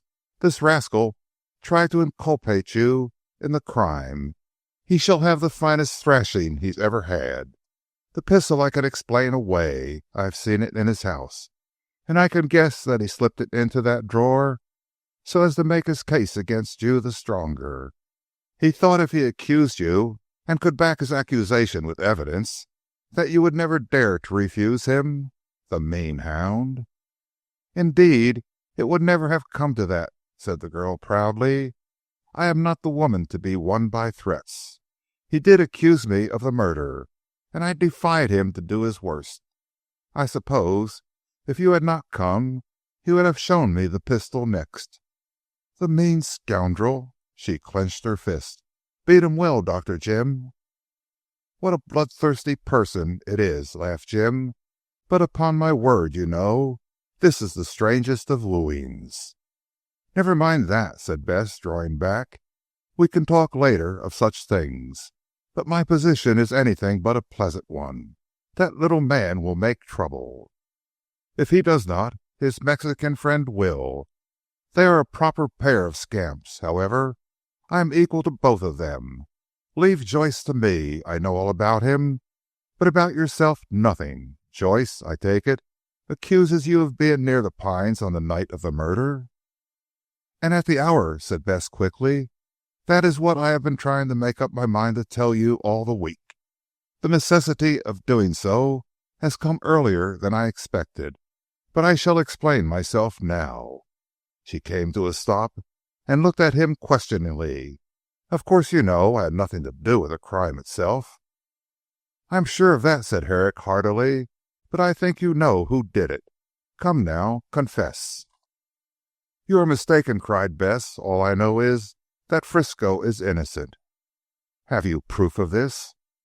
"The proof of my own eyes. I saw him at the door of the house when the shots were being fired."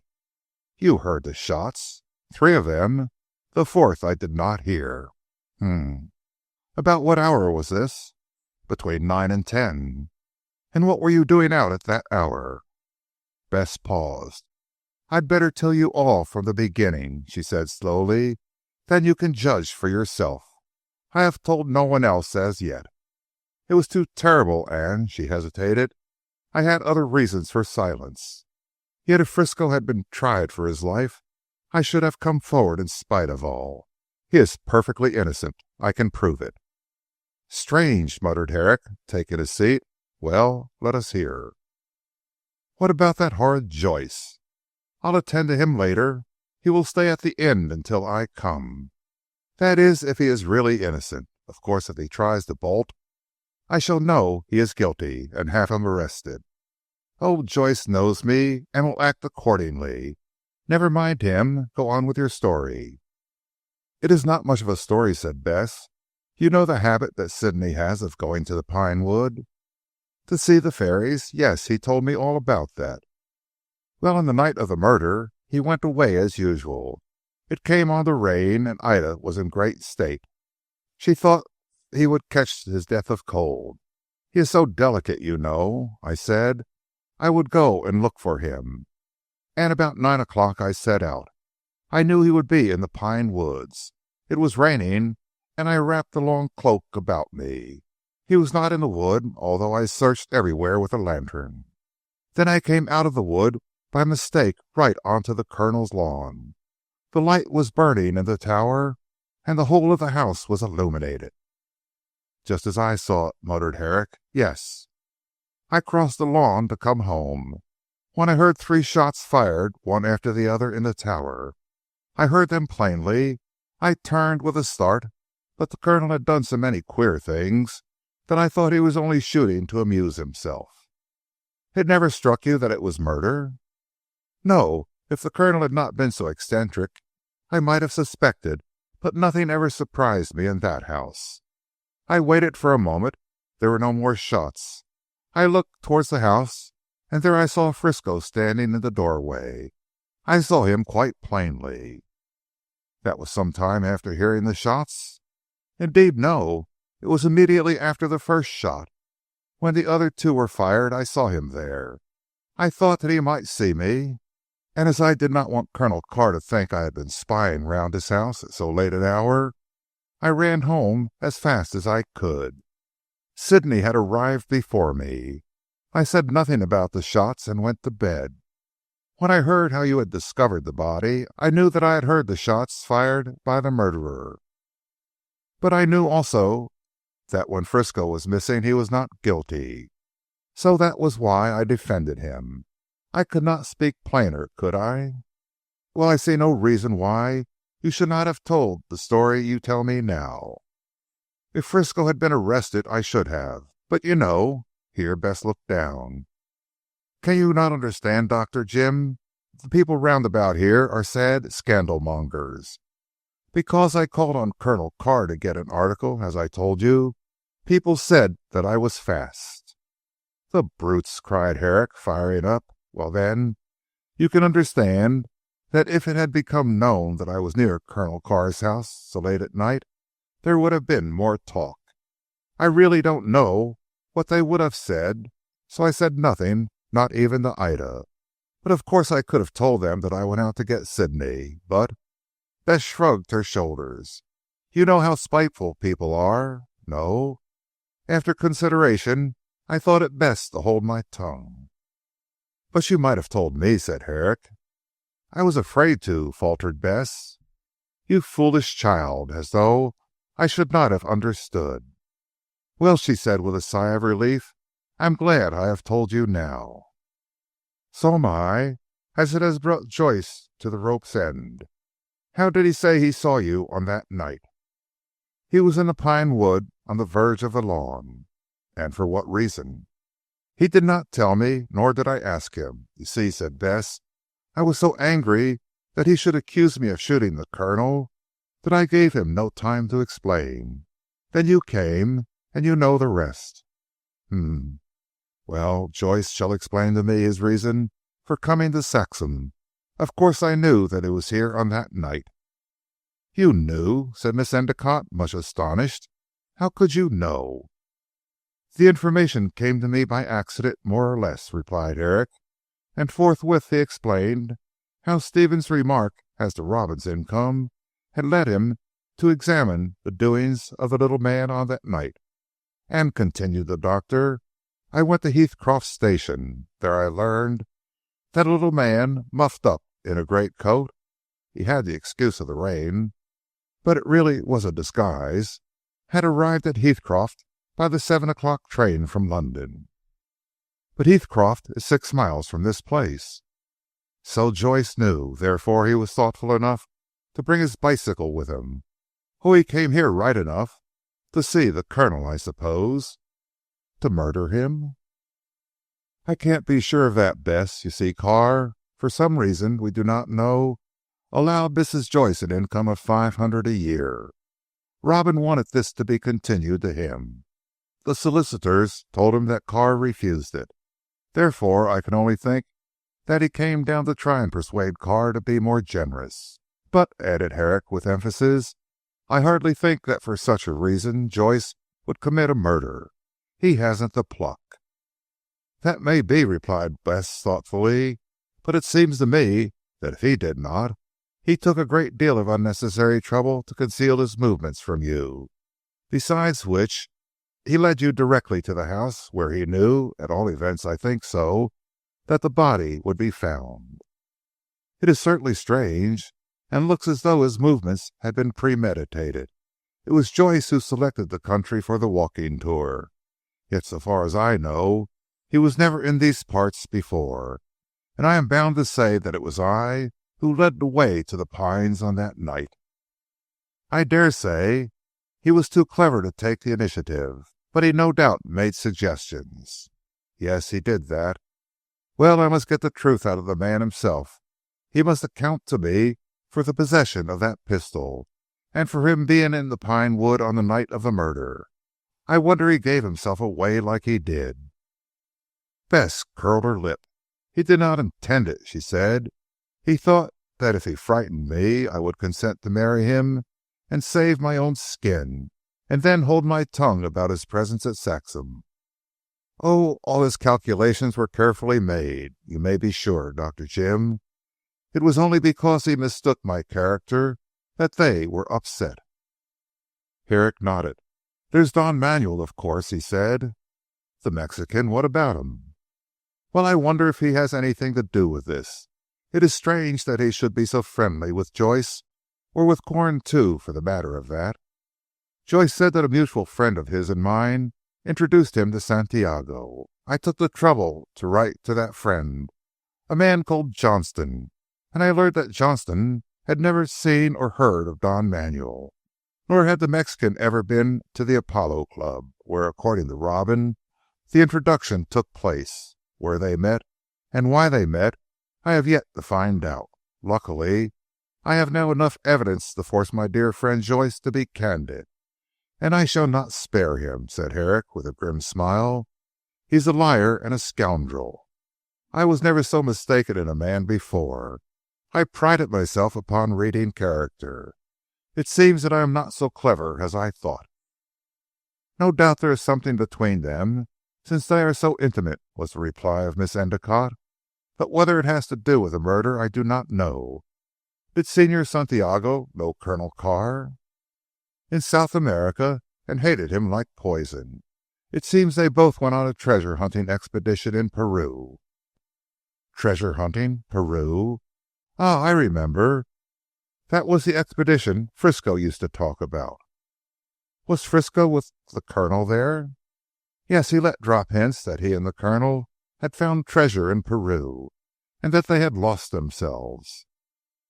Of course I do not know the whole story, but from what Frisco said I know that in that way Colonel Carr obtained his wealth. What a liar that Manuel is, said Herrick. He denied that he had ever seen Frisco. According to Manuel, only he and Carr were on the expedition. Santiago fell ill, and Carr left him amongst the Indians. He was held in captivity for 2 years, and when he got back to civilization, Carr had vanished with the treasure. He, I am speaking of the Mexican, arrived in England 6 months ago, in search of Colonel Carr, no doubt. I wonder if he killed him. He might have, and yet I do not know. Revenge is a poor thing when no substantial benefit is to be derived. Santiago wants wealth. He would have managed the affair in a different way. But remember the warnings. 3 of them, yes. That is the kind of way Santiago would go to work. Try and frighten Carr into parting with a substantial amount. But I do not think that he would kill the goose with the golden eggs, at all events until he was in possession of some of the eggs. No, I can't think the Mexican is guilty." "Then Joyce must have done it." "Perhaps, but he is such a coward." "If not either of those two, who is it?" asked Bess. "Not Frisco." Herrick looked at her. "I am not so sure," he said coolly. "You see, the alibi you provided for Frisco does not touch the subject. You saw the man at the door when 3 shots were fired." "Well, if you remember at the inquest it was proved, as much as it could be proved, that those 3 shots were fired at a dead body. Therefore, when you heard them, the man was already dead. Why should Frisco not have done it, and then come down, leaving his accomplice to do what he liked?" "I see what you mean," said Bess.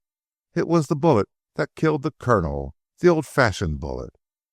"Fired from this if I am not mistaken," went on Herrick, producing the pistol. "You can't be sure of that. And admitting that it is so, how did the pistol come into possession of Joyce if Frisco used it?" "I am in the dark there," said Herrick vexedly. "I must get the truth out of Joyce. Time to see him now," and he glanced at his watch. "As to the pistol, I'll see Bridge and find out if the bullet fits." Bess held out her hand. "Let me do that," she said. "While you are watching Joyce and the Mexican, I can attend to that matter." "Do you think you will be able?" hesitated Herrick. "I am certain I can. Besides, I want to have some part in the discovery of the truth."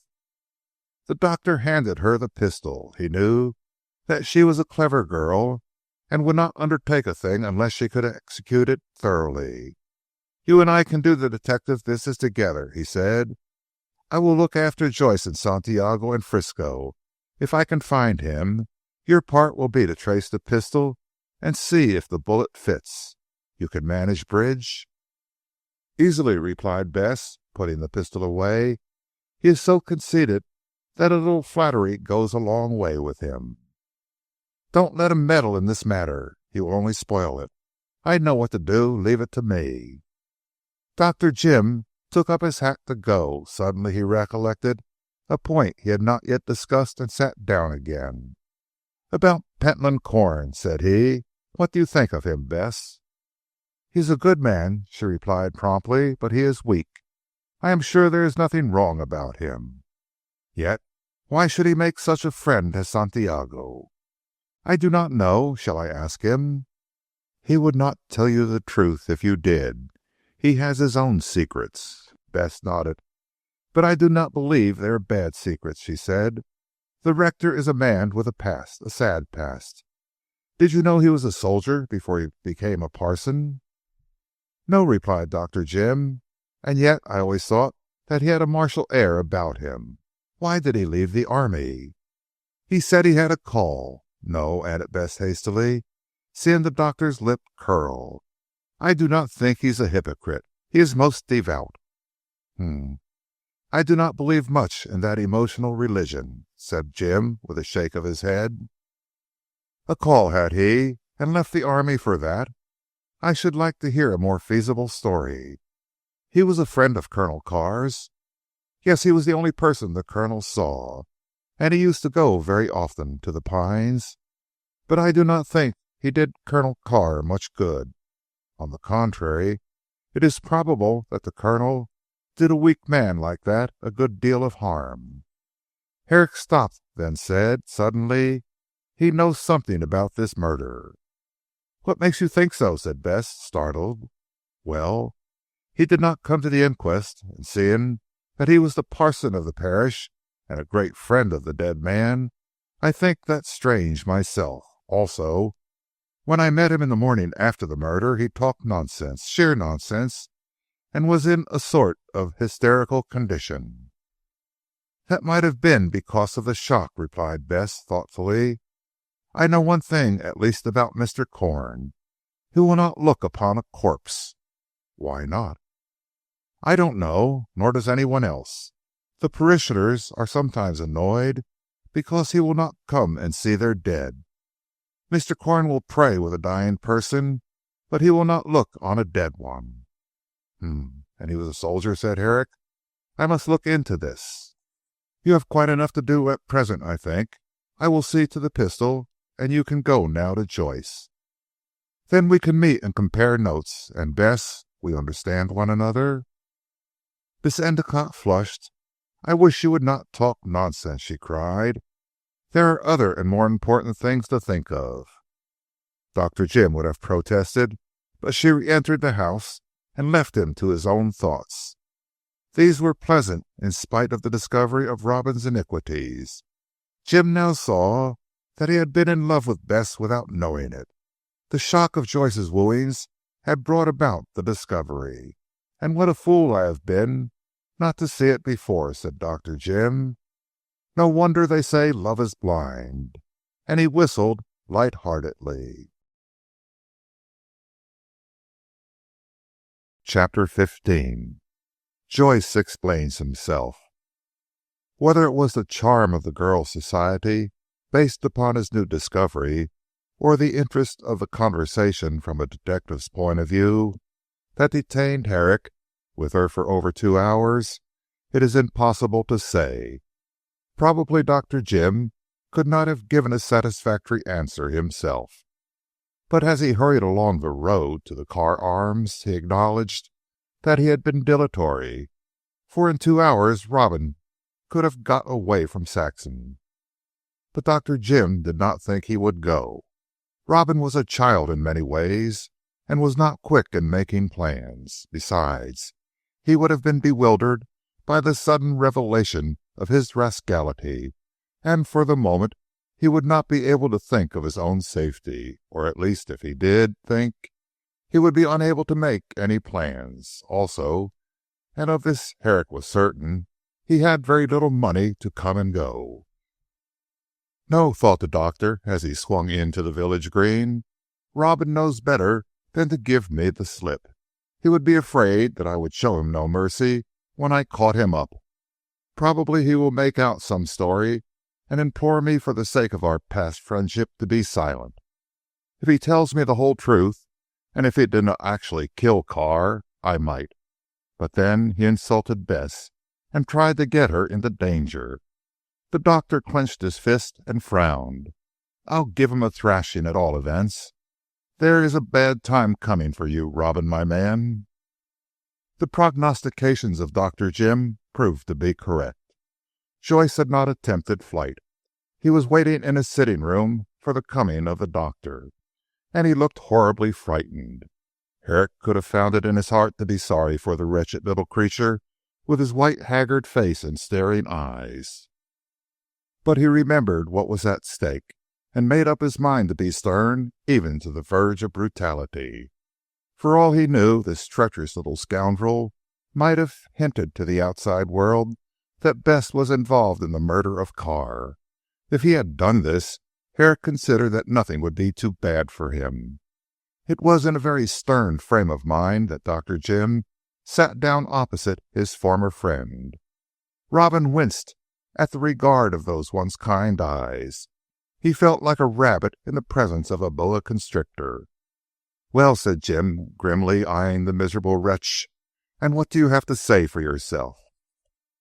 "Nothing," returned Robin sullenly. "I am afraid I shall not be satisfied with that, Joyce. You will have to tell me the whole of your doings, from first to last." "I have done nothing so very wrong, Jim." "One moment," interposed Herrick. "I think you had better call me by my last name.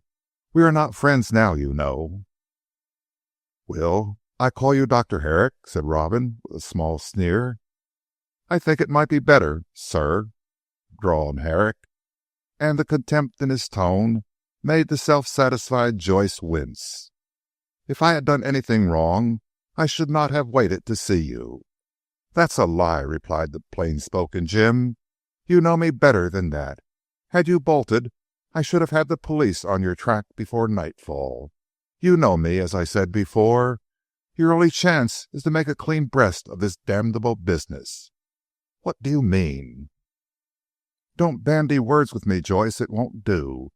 You are in a cleft, stick, and no amount of wriggling will serve you. If you want a lead, here is one.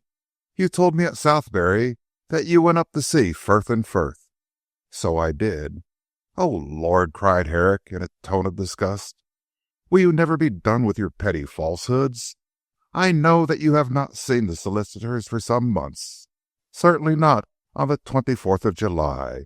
Firth told me how you tried to get your mother's annuity transferred to yourself. Come now, don't play the fool with me. You did not sleep at the Hull Hotel?" "How do you know that?" "Because I went there. I also know that you alighted from the 7 train at Heathcroft Station and rode your bicycle to Saxham. I don't know for what purpose, unless it was to kill the Colonel." "No, no, this time Joyce was really afraid. I did not kill him." "That remains to be proved. What about that pistol you slipped into the drawer of Bess Endicott's writing table? Now, you are about to lie again. It won't do, it won't do. The truth, you rat of a man." "Don't call me names," muttered Joyce weakly. "I beg your pardon. I will not call you any more names. Let us conduct this conversation calmly." "But you have to tell me the whole truth, or—" "Well," said Joyce defiantly, "and if I refuse, what then?" "I will hand you over to the Beorminster police." "You have no evidence." "I have more than you think, you ass," said Herrick in cold rage. "For the sake of our past friendship, I have been sparing you all these weeks. I got you down here in the hope that you would be man enough to come forward and confess your follies. I do not say crimes, for you have not pluck enough to commit the smallest. But you kept your own counsel, and thought you were pulling wool over my eyes. I have seen through all these weeks, and now you insult the woman I love, and—" Robin jumped up in childish rage. "You don't love her. You won't marry her," he panted. "I won't have it." "Sit down," commanded Herrick sternly. "You have nothing to say in the matter. Leave Miss Endicott's name out of it. We have had enough of this nonsense. Confess what you have done." "I won't." Joyce set his teeth. "Very good. Then I shall send for the police." "You dare not." "Ah, you think so?" Herrick rose and walked towards the bell. Joyce anticipated him and stood in his path with flashing eyes. Herrick laughed. "Are you about to measure your strength against mine?" he said. Before he could speak further, the little man had flung himself at his throat like a wild beast. Strong as Herrick was, the abnormal nerve force of Joyce made him no mean antagonist. But the contest was unequal, and at last Herrick lifted Joyce above his head, shook him as a terrier does a rat, and pitched him headlong into a chair, where the creature, helpless and overborne, sat gnashing his teeth and glaring. For the moment Herrick thought he was mad. "Have you had enough?" asked the doctor, recovering his breath. "If not, I am quite willing to administer the thrashing you so richly deserve." Joyce still glared and stamped in impotent rage. Then he suddenly burst into tears and hid his face in his hands. "You great brute," he wailed, "you might spare me." "Spare you?" echoed Herrick contemptuously. "And did you think of sparing that poor girl whom you were trying to blackmail into marriage? You may thank your stars, Joyce, that you have to deal with a man who knows you as I do.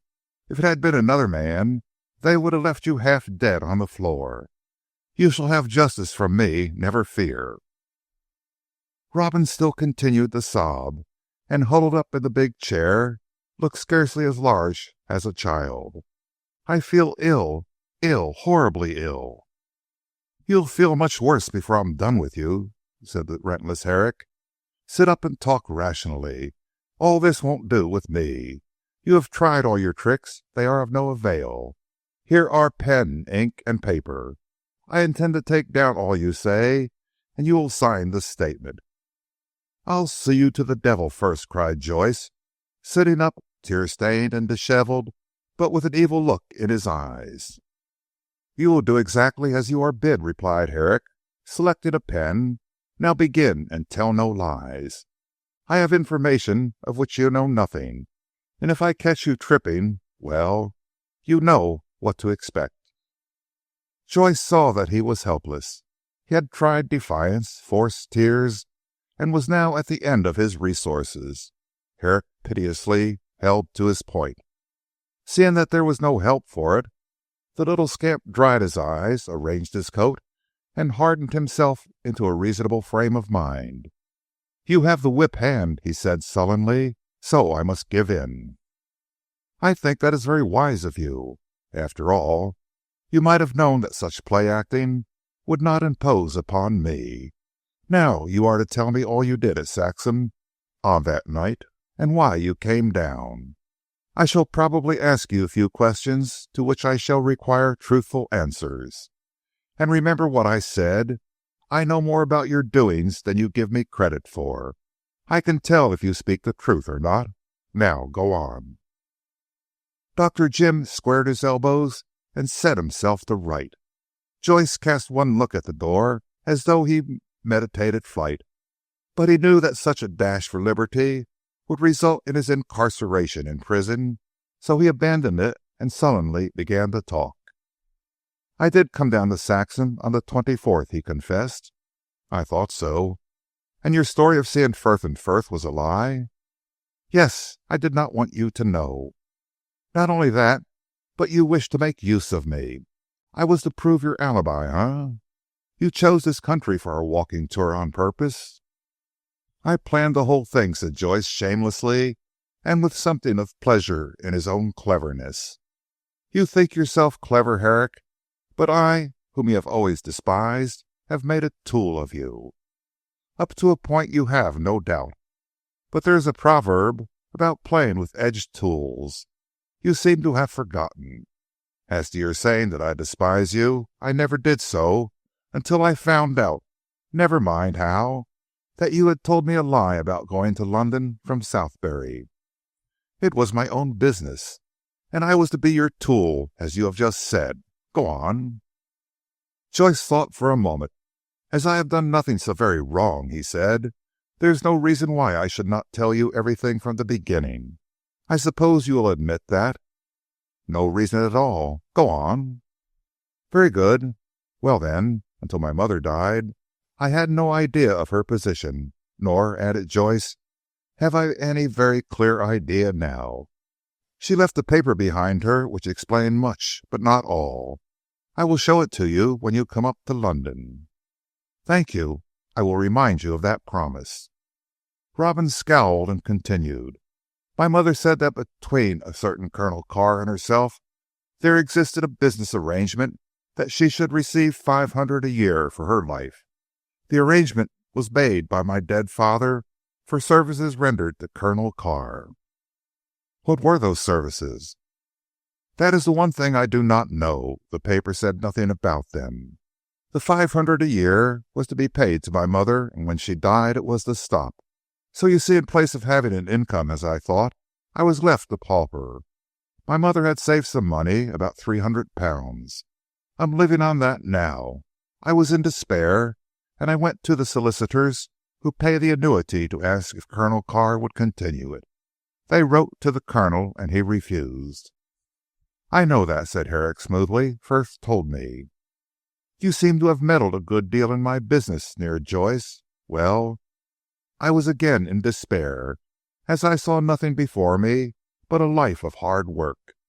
I read over the paper again. My mother said in it that Carr was a dangerous man, but that he had enemies who threatened to kill him. She advised me to see him, but to take all precautions against my visit being known to anyone." "Why?" asked Dr. Jim. "I see no reason." "Nor did I," responded Robin with a shrug.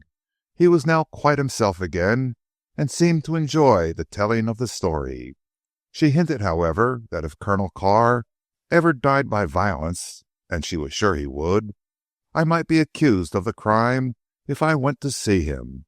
She said that it was dangerous to be in his company for that reason. "It seems to me a very ridiculous reason." "I thought it was. All the same, she knew more about the matter than I did. I thought it best to adopt her suggestion. I wished to see Carr and ask him to continue the annuity. But I wished to see him secretly, so that if he was murdered, as my mother hinted, I should not be dragged into the matter. For that reason I made the plans you blame." "And were a fool to do so," said Dr. Jim vigorously. "Why in the name of heaven did you not tell me all this? I should have come and seen Carr with you openly. I should not have been afraid of being implicated in a crime, though the man were murdered half a dozen times over. The secret means you took to avert suspicion falling on you have only resulted in your being suspected, at least by me." "I thought you did not suspect me," said Joyce snappishly. "Not of the crime, for I know what a coward you are. But you know something about it. Still, if the police do all I do, you would find yourself in Queer Street. Again I say that in your desire to avert suspicion from yourself, you have brought it upon your head. However, I think the reason given in the paper you speak of ridiculous. Go on. What of your plans? How were they carried out?" "I first looked up a map of the country to see where Carr lived. Then, as you had proposed a walking tour, I induced you to take the route which ran across Carr's place. I thought if anything occurred, you could prove that I was with you." "But did you expect the man to be murdered while we were out on our tour?" "I did not know what might happen. As it was, I knew the man was dead when I rejoined you at Southberry. But my idea was to see him, and then to pass afterwards with you through the village. When I set out on the walking tour, I never thought he would be murdered." "It was, to say the least, strange that Carr should meet with his death at so critical a moment to you," said Herrick doubtfully. "He had lived safely for 10 years. It was chance, I suppose. At all events, I did not kill him as you seem to suppose. I simply wished to see him about the annuity. When I left you at Southberry and went to London on the plea of seeing Frith and Frith, I left my bag at the Hull Hotel to provide a second alibi. I intended to get down and see Carr, then be back and sleep at the Hull Hotel on that night. It was the murder that threw me out." Herrick laughed. "And it was the murder against which you were taking all these precautions? How ironical! Well?" "I went to my flat and got my bicycle. I wrapped myself up in my great coat. Then I went down to Saxham by the Heathcroft line. I alighted there at 7 o'clock, had something to eat at the railway bar, and then rode on my bicycle to Saxham. I found the house from the map and waited in the pine woods before I could make up my mind to go in and seek an interview." "At what time did you hide in the pine woods?" "Between 8 and 9 o'clock. While there, I heard a single shot. It frightened me, but I did not think that it was murder. No," said Robin to himself with a shiver, "I did not think it was murder." "That would be the death shot," said Herrick, "seeing that Miss Bess heard the other 3. "I heard them also, but that was after 9. "And all this time you remained near the house?" "No, I went to the other side of the pine wood, keeping the tower in sight. I saw a girl with a lantern searching the wood. She passed near where I lay, and I saw her plainly. That is how I recognized her."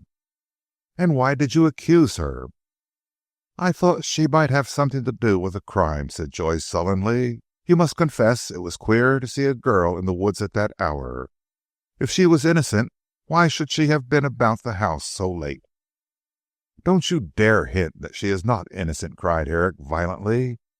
"She went to look for her brother Sidney. She heard the shots too. Did you see Frisco at the door of the house?" "No, it was some time after I lost sight of Miss Bess that I heard the shots. I thought she might have fired them. I waited till 10 o'clock, and then thought I would go and see what was the matter.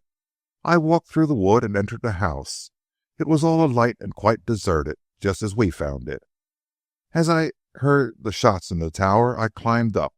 At the top I saw what you and I saw, the dead body of the Colonel. He was quite dead. I was afraid, for the very thing I dreaded had come to pass. I saw how wise was my mother's advice, and being afraid lest someone should come and I should be arrested for the crime, I went away. I got my bicycle which I had left in the pine wood and rode back to Heathcroft. I found the last train gone, so I could not get back to the Hall Hotel.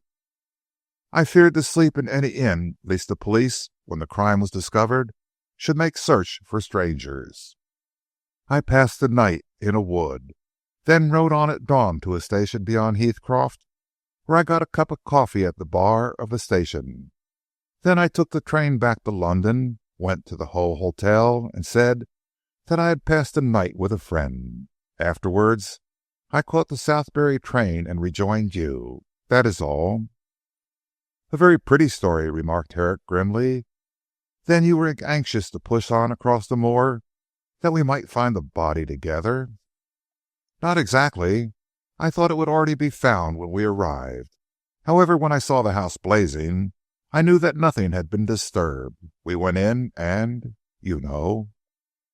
"I know that you took a fit of hysteria," said Herrick. "I thought it was fatigue, but now I understand it was because you were playing a part. That is all very well. How do I know you did not kill the man?" "I did not. I swear I did not," cried Joyce with a shiver. "What about that pistol?" "That has nothing to do with the murder." "Was it not the weapon that was used?" "Not that I know of. Where did you get it?" Joyce hesitated and wriggled. "I do not see why you should ask me." "Don't you indeed?" said Herrick grimly. "I see a very good reason.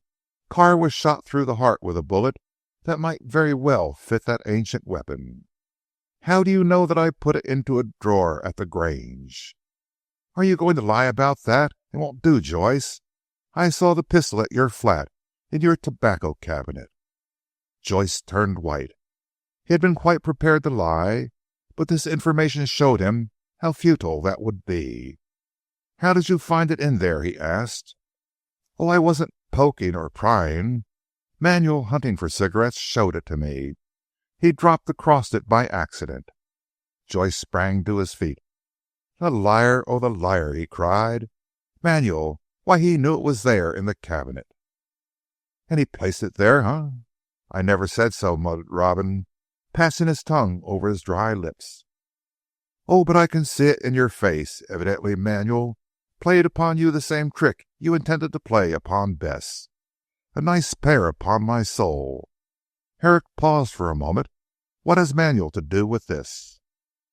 "Nothing that I know of," retorted Joyce sullenly. "He brought me the pistol, but refused to say where he got it. He knows something of this matter, I think." "I am very certain he does. However, I'll speak to him. Where is he?" "He went over to Beorminster this afternoon." "Very good. I'll see him when he comes back. By the way, you told me a lie about him. Johnson did not introduce you at the Apollo Club." Joyce shrugged his shoulders. "Since you know so much, you might as well know more," he said coolly. "I met Manuel at the Pimlico Gambling Club. We played together and became friends. Oddly enough, he knew all about Carr. That drew us together. We talked a good deal about the business, and I told him what I told you. But he is a scoundrel," said Joyce, gritting his teeth. "He wants to make out that I shot Carr with that pistol, and showed it to you in my flat to inculpate me." "Which was what you proposed to do with that girl." "I did," said Robin sullenly. "I wanted to marry her, and I made my plans so that she should not dare to refuse." Herrick rose to his feet. "Joyce," he said calmly, "I had intended to give you a thrashing, but you are such a miserable wretch that if I manhandled you I should probably kill you. You can go free for me, but you shall leave this place by 5 o'clock train from Beorminster. I'll see to it myself." "I thought you would," sneered Joyce. "So I have packed my clothes. And what are you going to do next?" "Keep an eye on you. Go back to your flat. If you try to run, I'll have you arrested." "Do not think because I send you to London that you will be beyond the reach of my arm. You and Manuel are plotting to get this money of Stephen Marsh." "I am not, whatever Santiago may be doing. He's got everything out of me and told me nothing in return. Save that he knew Carr and hated him, I do not know anything. I don't believe that the pistol is the one used in the murder. Santiago probably read about an old-fashioned weapon being used, and knowing that I was down here on the night, he put the pistol. Yes, yes, I see all that. You see what a scoundrel you have taken up with. Upon my word, Joyce, you had better have stuck to me." "It is too late now," said Robin, with something of a sob. "You'll never trust me again." "Never," replied Herrick calmly. "I have not yet got to the bottom of this business, but I believe you are the tool rather than the accomplice of this Mexican. However, I will deal with him. You go to London and hold yourself in readiness for my orders." "I'll be even with Santiago yet for his treachery," said Robin, rising. "That you can settle between yourselves. Hello, don't go yet. Sign this paper. I have written down all you told me." "I won't sign." "You will, and at once. I'll be the witness. If you don't, I will not protect you in any way." "You won't let me get into trouble?" said Joyce, taking the pen. "Not if what you have told me is true. Sign." Joyce signed, and Herrick witnessed the document. The doctor placed it in his pocket, and then ordered a trap from Napper. After Joyce had paid his bill, the doctor drove him to Beorminster. The 5 o'clock train was on the point of departure, but he just managed to catch it. As he flung himself into a carriage, he held out his hand to Herrick. "No," replied Jim coldly. "We have done with all that, and no tricks, or you'll get the worst of it." "I'll go straight to my flat," said Joyce sulkily, and as the train steamed out of the station he cursed his former friend. He would have cursed him still more if he had seen what he did next. The doctor went to the telegraph office and wrote out a wire describing Joyce's face, clothes, figure, and all, and also set down the train by which he would arrive at Paddington. This he sent to a firm of private detectives with whom he had already done business. "There," said Herrick with a grim smile, when the wire was dispatched, "Joyce will be watched from the moment he gets to town. Any tricks, and—" The doctor laughed. Apparently he did not yet trust the little man in spite of his confession. Chapter 16. Bess the detective. In this way Saxham was purged from one undesirable person. Herrick was pleased that he had acted with such promptitude. Bess would no longer be vexed by the odious attentions of the little scamp who had tormented her. Dr. Jim smiled to think how much of the jealous rival there was about his dealings with his quondam friend. He now recognized that Bess was the woman he desired for his wife, nor did he think that she would refuse to become Mrs. Herrick when he could give her a home worthy of her. Had she disliked his attentions, she would not have permitted even the strange hour's wooing which was all they had of love since Jim had found his heart. He laughed at the recollection. To talk of love between intervals of detective analysis, he thought, as he walked back to Saxham, having sent on Napper's cart by the groom, is a strange way of wooing one's wife, and the last kind I expected to indulge in. But Bess enjoyed it, I fancy. I must recompense myself in a more leisurely way when this business is at an end. On arriving at Saxham, the doctor called in at the Carr Arms to see Don Manuel. He wanted to hear from the man himself if he had really given the pistol to Joyce, and if so, how it had come into his possession. It might be that he had bought it in order to incriminate Robin, although at present Herrick could see no very good reason for such incrimination. On the other hand, the pistol might be the veritable weapon used to shoot Carr, but that could be proved only by the test of the bullet, and he would have to wait until Bess saw Bridge about that. In some way Herrick felt convinced that Santiago was connected with the crime. He had known and hated Carr, and he was too intimate with Joyce for mere friendship, and he showed too great a desire to remain in the parish. That he should have in some way gained possession of the real pistol was not unlikely, and it might be that he used it himself, said Dr. Jim as he entered the inn, although I should think he would have used a more modern weapon for choice. On speaking to Napper about the Mexican, a shock awaited him. The landlord expressed the broadest surprise that Mr. Joyce had not told Dr. Herrick of Santiago's departure. The Mexican had gone to London by an early train. Herrick swore beneath his breast, feeling that he had been outwitted. When Mr. Joyce came back here this afternoon, did he see Don Manuel? Aye, sir, that he did. The foreigner was waiting for him, and they talked for an hour. After that Don Manuel came down with his trunk. He had but one, doctor, and drove in to catch an earlier train. To Beorminster? Asked Herrick. No, sir, to Heathcroft. He paid his bill all right, though. But I was astonished Mr. Joyce left us so suddenly. There is nothing wrong, I hope? By no means, replied Herrick, with a carelessness that he was far from feeling. I believe Don Manuel had to go up on business, and asked Mr. Joyce to join him later. Will they be coming here again, sir? Asked Napper, and on receiving a reply in the negative, expressed his regret. They didn't pay much, but they was sure, said the worthy landlord. Did you hear Señor Santiago say where he was going? Asked Herrick. But this the landlord could not tell him. Dr. Jim walked away annoyed that he had been taken in.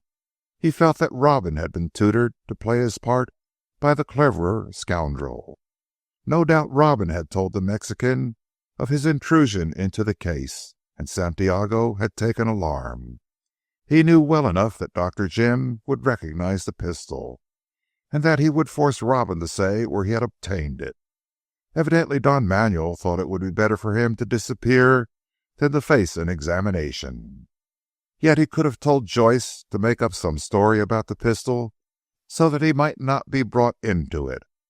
The whole business was part of the conspiracy. Don Manuel was in it, Robin also, and Herrick felt that the firm of Joyce and Santiago had been one too many for him. All the same, he remembered that he had set a watch on Joyce.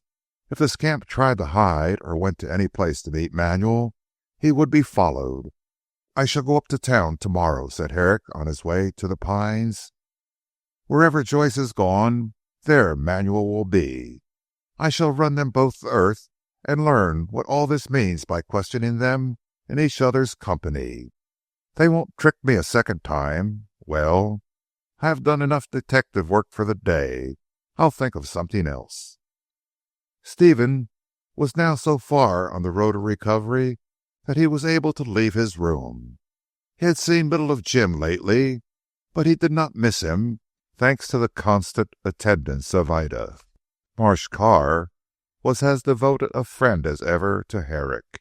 He still believed him the cleverest and best of men, but now his whole heart was filled with the image of Ida. The two were constantly together, and the girl had no small share in nursing back her promised husband to health. The wound in the head had mended, and the blow had left no effect behind it beyond an occasional headache. Stephen never gave his assailant a thought. He quite forgot Carr's tragic death and all the strange circumstances which had brought about his change of fortune. At times he even ceased to remember his stepmother, much as he had loved her. All his thoughts were for Ida, and with her he passed hours planning their future. They never talked of the past, and noticing this, Herrick forbore to tell his friend that he was still working to discover the murderer of Colonel Carr, and striving to baffle a possible conspiracy that had for its aim the loss to Stephen, not only of the Carr fortune, but possibly also his life. Jim felt quite competent to deal with the matter himself, and did not think it necessary to spoil Marsh Carr's love-making with such commonplace things. Therefore he remained in ignorance of Herrick's doings. "How late you are," said Stephen, who was already dressed for dinner. "I have been anxiously expecting you this last hour." "I had to go into Beorminster," said Herrick carelessly. "Joyce has been called up to town, and I went to see the last of him." "I am glad he has gone," Stephen said gravely. "I don't like him. I think he is false. As for the Mexican," he shrugged his shoulders. Herrick, who was pouring himself a glass of sherry as an appetizer, turned with a laugh. "The Mexican is a bad lot, sure enough," he said. "As to Joyce, he is more of a fool than a knave." "I forgot that he was your friend." "You do quite right to use the past tense, Steve. He was my friend, but he is so no longer." Herrick laughed again and sipped his sherry. "I have taken you for a change." "You know well that I will never fail you," said Stephen warmly. "No, I suppose we shall remain good friends till you marry. Then you will forget me and think only of your wife." "You know better than that, Jim. Besides, Ida is fond of you." "I know. I was fond of Ida too at one time, but that was before she was engaged to you. But I have not played you false, Steve." "You are telling me old news," replied Marsh Carr smiling. "I saw that you were in love with Ida." "No, I was never in love. I thought I was, but my love was a snare and a delusion." "But you thought so, did you? Were you not jealous?" "Not at all. I knew that Ida was mine, and I trusted her. You too." "Wonderful man," said Herrick, looking into the fire. "Well, you did right to trust us both. We are merely friends now. Indeed, I know we never were anything else. I was blind, but she was not. However, I am glad that you two are engaged. You will be happy." "And when am I to congratulate you?" "At this very minute if you like. It is Bess you are talking of?" Stephen sat up on the sofa looking astonished. "Yes," he said. "Ida saw that she was in love with you." "Ida is a clever woman. She prophesied my love would come suddenly. Bess has not yet formally consented to be my wife, but I think it will be all right." "I am more than delighted. We shall be brothers-in-law. And you will always stay here, Jim?" "Living on you, my dear fellow? No, I shall start practice again in town, when I have got together sufficient money. Then, when I am doing fairly well, Bess shall come to me and supplement my income by writing novels in the intervals of looking after the house." "Herrick, you must not go away. You promised." "Until you are married. But be of good cheer, Steve. I won't leave you until everything is right." Dr. Jim said these last words with a significance which was lost on his listener. "I thought that your friend Joyce—" "Oh, he never had a chance. I was a fool to let him hang after Bess. However, I found out to day what she was to me, so it is all right now." "Bess and Ida are coming over this evening with Frank." "All the better. I can make my proposal in due form. By the way, Steve, I am going up town to morrow, if you can spare me." "Certainly. But it is not to make arrangements to leave me, is it?" "I should think not. I shall never go until you tell me, Steve. No, I am going to see about some business of my own. Well, I must dress. I hope you have a good dinner for me. I am very hungry." "You think of nothing but eating," said Stephen with a laugh. The dinner gave every satisfaction, even to Herrick, who was somewhat fastidious. But Ida had seen that a good cook was engaged, and the two men had nothing to complain of. Dinner over, Herrick supported Stephen into the library, and placed him on the sofa. Then he sat beside him, and they smoked over their coffee and cognac. "But you must go to bed at 10:30, said Herrick sternly. "What a tyrant you are, Jim. Hark, there are the girls." They came in looking charming, and in the best of spirits. It needed but a glance for Dr. Jim to see that Bess had said nothing about Joyce to her brother or sister. What a wise little woman she was. When Ida and Frank had seated themselves beside Stephen, Jim drew her into a remote corner of the room. "You said nothing about our adventure today?" he whispered. "No," she replied in the same tone. "I thought it best not to. And Mr. Joyce?" "You'll not be troubled with him again. He has gone to town. I do not think he will come back. Santiago has gone also." What about his threat against me?" "That is all right. I have his confession in my pocket." "Did he kill Colonel Carr?" "No. I have not yet solved that problem. But do not let us talk of these unpleasant things any more, Bess. Tomorrow you shall know all. In the meantime, make yourself agreeable to me and tell me how much you love me. Come now, after this afternoon you cannot deny." "I neither deny nor affirm," said Bess, her face one glow of scarlet, but that might have been the fire. "You are not in earnest today." "Indeed I was. Can't you see that I love you with my whole heart and soul? I never knew until today how much I did love you." "I thought it was Ida," faltered Bess. "I thought so too for a period of madness. But I know now that I was mistaken. We are the best of friends, as you can see. But you have not replied to my question." "What do you want me to say?" "That I am the dearest man in the world, and that you have loved me for ever so long. Come now." "It is true," said Bess, sinking her voice. "I have loved you. I do love you, and I am thankful to be your wife." "I am a poor doctor, remember." "I love you for yourself, not for any money you may have." "Faith," said Herrick, "that is lucky for me. Come here. Behind this screen. There now." "Oh, Dr. Jim, no." "Very well. Jim without the doctor. Do not go on like this. We are not alone." "You will come into another room?" teased Jim. "Certainly not. Jim, what are you doing?"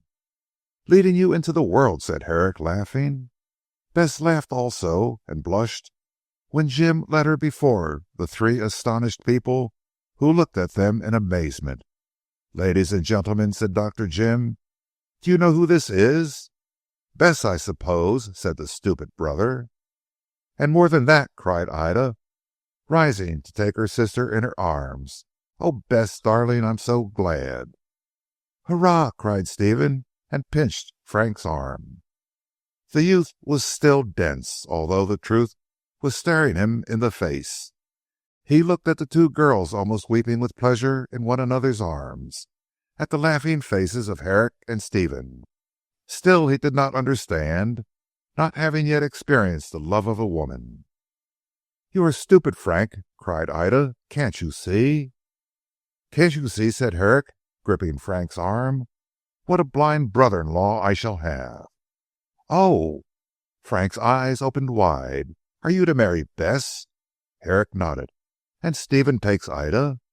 The engaged couple laughed. "Well," said Frank, "that is two of them gone.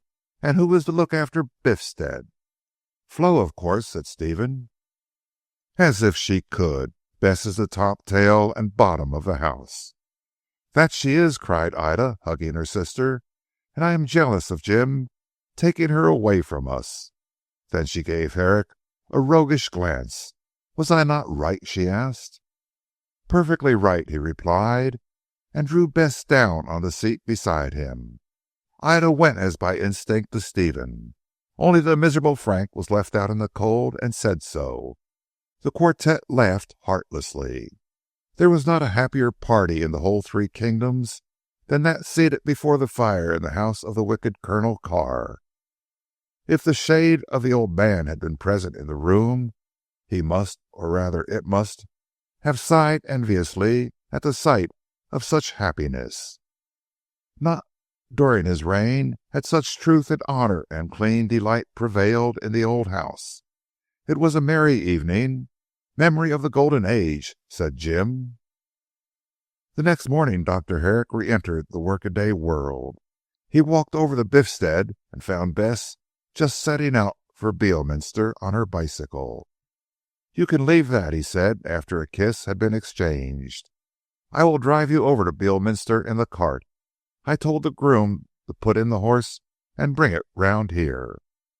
"You are going to town?" asked Bess. "Yes, on the track of those two scamps. You are going to see Bridge about the bullet?" "Yes, I have the pistol in my pocket," she replied, showing it. "Very good. Can you drive the cart back?" "Of course I can. Drive? Who ever heard of asking a country girl such a question? You do not know my accomplishments, Jim." "I know that you are the dearest and sweetest and most sensible girl in the whole wide world. But I say we won't take the groom.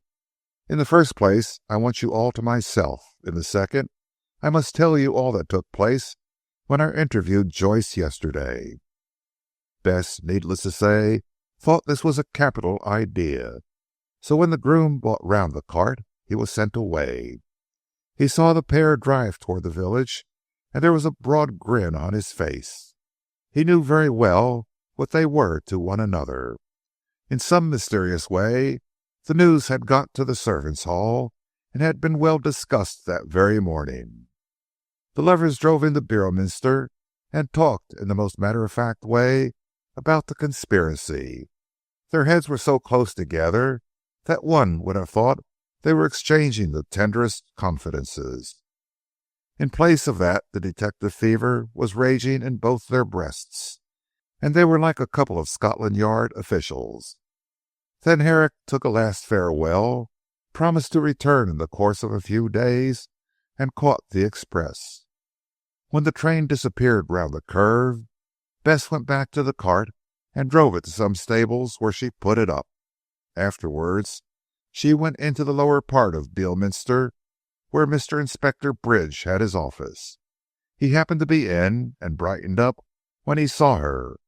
Bridge had a great opinion of the younger Miss Endicott. "What good wind brings you here, miss?" he asked. "Ah," said Bess solemnly, "that requires some telling, Mr. Inspector.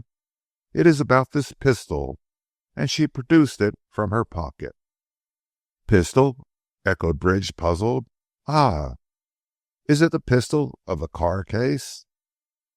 "That is what I want to find out," said Miss Endicott, who had her story all ready to tell, and had discussed its details with Dr. Jim during the drive. "I found this the other day in the pine wood near Colonel Carr's house. It is a clumsy old-fashioned thing, but I remembered what was said about the bullet being old-fashioned also. Now I want you to see if the bullet fits the muzzle of this." Said Bridge, with his most important air, looking down the muzzle. "So you found this pistol in the grass, and near the house. Perhaps, I say perhaps, mind you, Miss Bess, this might be the weapon we have been looking for so long. Is there a name on the butt?" "No," said Bess promptly. "You only find that in novels. There is not so much as a scratch on the handle." "An old weapon," observed Bridge, wagging his head ponderously and irritating Bess to a frenzy with his platitudes. "Well, we must see if the bullet. Ah, yes, the bullet. Now, where is it?" Bridge went hunting over some shelves. Then he took to excavating in drawers, opened the safe, dug under dusty piles of paper, and suddenly produced, Bess never saw from where, a small box in which something rattled. When he opened this, there were 3 conical bullets and 1 flat round one. "Ah," cried Bess, "there it is. Try, please, Mr. Inspector." "All in good time, miss," said the aggravating Bridge, and dropped the bullet into the muzzle. It disappeared, and he nodded solemnly. "It is the pistol," he said. "You have made a valuable discovery, miss. If there was only a name or initials on the handle," he sighed. Bess was not attending to him. She took the pistol and dropped out the bullet, then rammed it home again, and nodded in her turn. "There's no doubt of it," she said. "This the pistol that shot Colonel Carr." "You will leave it with me, miss?" asked Bridge. "I might find out something likely to lead to the detection of the assassin." Bess laughed delightedly. From that last phrase she knew that Inspector Bridge had been reading detective fiction of the worst. She knew also that the pistol would afford no clue to the truth until it was in capable hands. Therefore, as she thought it would be safer in the Beorminster police office than in the untidy house of Biffstead, where everybody was always turning over everybody else's drawers, she consented that Bridge should take charge of it. The inspector, with an important air, put away the pistol in his safe. He was about to replace the box when he noticed that Bess had the round bullet in her hand. "Come, miss, give it back," he said. "Belongs to the Crown, that does." "A queer bullet," murmured Bess, "made in a mould. Here is the seam. I do not believe it is lead. It is too hard for lead. Have you a penknife, Mr. Inspector? Ah!" She seized one lying on the desk. "This will do. I don't believe this is lead." "Nonsense," said Bridge crossly. "All bullets are made of lead." "This is not," cried Bess, who was scratching away vigorously. "See how hard it is, and the scratches shine. Inspector Bridge," she said in a solemn tone, "I believe this is silver." "It can't be." The inspector took it up and examined it in his turn. What Bess said was true. The bullet was hard, not soft as lead should be, and moreover it was hard to scratch. And the little scraping she had given it glittered in parts just like silver. "It might be," murmured Bridge. "There's a silversmith just round the corner," said Bess in great excitement. "Do come and let's him see it. I want to know for certain that it is silver." "I do not know what good that will do, Miss Bess. If it is silver, that will not help us catch Frisco any sooner." "No, but you can't think what discoveries you might make if you know it was silver for certain. I know how you can put things together, and a piece of evidence like this, oh, I am sure you could do a lot with it." Bridge in his own heart did not very well see what he could do, but he was not proof against flattery, as the artful Bess well knew. So he went round the corner with her to a convenient jeweller's and offered him the bullet. "Will you please tell me what this is?" he said in his most official tone. "Do not destroy it, Mr. Blinks, or deform it in any way. It is the property of the Crown. All the Crown wants to know is the metal of which this is formed." Mr. Blinks was much impressed with his speech. Promising to be careful, he took the bullet into the next room, into his workshop, and there performed some trick of the trade. When he returned, he handed the bullet to Bridge very little altered. "It is of silver, Mr. Bridge," he said. "All of silver?" asked Bridge, while Bess tried to suppress her excitement. "All of silver, Mr. Bridge. It has been cast in a mould. Probably a cup or a silver plate has been melted down. What is it, Mr. Inspector?" "The property of the Crown," replied Bridge solemnly, and departed. When in the office he locked up the bullet and looked at Bess. "I really do not see how this discovery can help me," he said. "Think it over, Mr. Inspector. You will be certain to hit upon some link." But Bess herself was as far away from the truth as the Inspector. As she drove back to Saxham, she wondered how it came about that the bullet which had killed Carr was cast in silver, and to this she could find no answer. Chapter 17. Unexpected Evidence. The surprising discovery that the bullet was of silver elevated the crime from the commonplace to the romantic. That an old-fashioned weapon should have been used in these days, when firearms have reached such a pitch of perfection, was remarkable enough, but that the assassin should have reverted to the superstitions of the Middle Ages for his missile was almost beyond belief. In spite of her quick brain, Bess could not come to any decision. Failing a discussion with Dr. Jim, she resolved to leave the vexed question at rest. All the same, she did not pause in her detective work. Having followed up one clue until it ended, for the time being, in nothing, she hunted about for another. So far she had made two discoveries. The pistol which Joyce declared he had received from Don Manuel was certainly the weapon with which the murder had been committed, and the bullet was of silver. But this knowledge resulted in nothing. Certainly it cast a strong suspicion on the Mexican, but that part of the puzzle Bess felt she could safely leave to Herrick. So far as her particular business was concerned, she could do no more until she heard her colleague's report. Pending this, she began to work in a different direction. It occurred to her that she had never questioned Sidney about his doings in the pine wood on the night of the murder. Possibly he might be able to supply some clue to the mystery. "He was in the habit of watching the tower," said Bess to herself. "He said as much on that day when we had the picnic. I wonder if he saw anything suspicious on that night. Then he might have seen that horrid little Joyce, or perhaps Frisco. I'll see what he knows." Sidney was not an easy person to question. His fantasies of thought had been laughed at so frequently, the truth of his statements so often denied, that he had grown reticent. What he saw, what he heard, he kept to himself, and not even his own family could get him to explain himself on occasions when they really desired information. The boy mooned about in a dreamy state of mind, saying little beyond the merest commonplaces, and for the most part lived in the world of fantasy which was an anathema maranatha to the people around him. He was like a wild animal, shy, timid, and intensely suspicious. Bess thought he might be more open with her when he was, so to speak, in his native wilds.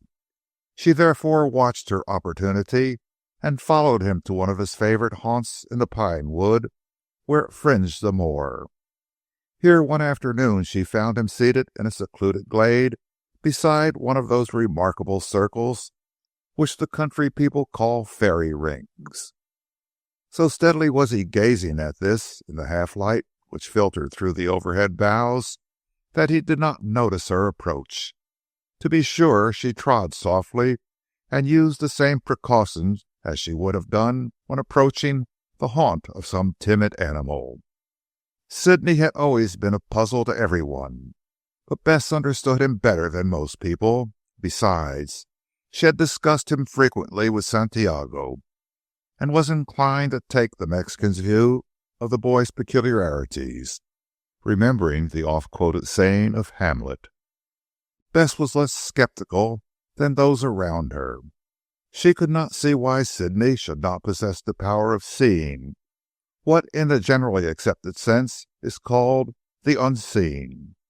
Considering what the lad had foretold with regard to the death of Mrs. Marsh and the accident to her stepson, it was impossible to say that Sidney was either a fool or a madman.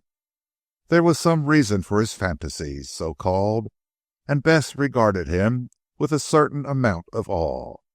She could not understand him, but she granted that he was a rare spirit, far removed from the commonplace mortal. "Well, Thomas the Rhymer," said Bess gaily, when her shadow fell on the fairy ring, "are you looking for the Queen of Elfland?" It was characteristic of Sidney that he was never taken by surprise. At the sound of her voice he neither started nor expressed any anger. All he did was to raise his serious eyes to her face and observe quietly, "I knew you were coming, Bess, dear." She threw herself down beside him and nodded towards the fairy ring. "Did they tell you?" she asked in a low tone, and in all good faith. "No, Bess, this is not the time for the little people to be abroad. I was only looking at their dancing ground." "Have you seen them here?" "Often," replied Sidney with conviction. "Small naked folk who dance and sing and play on queer instruments.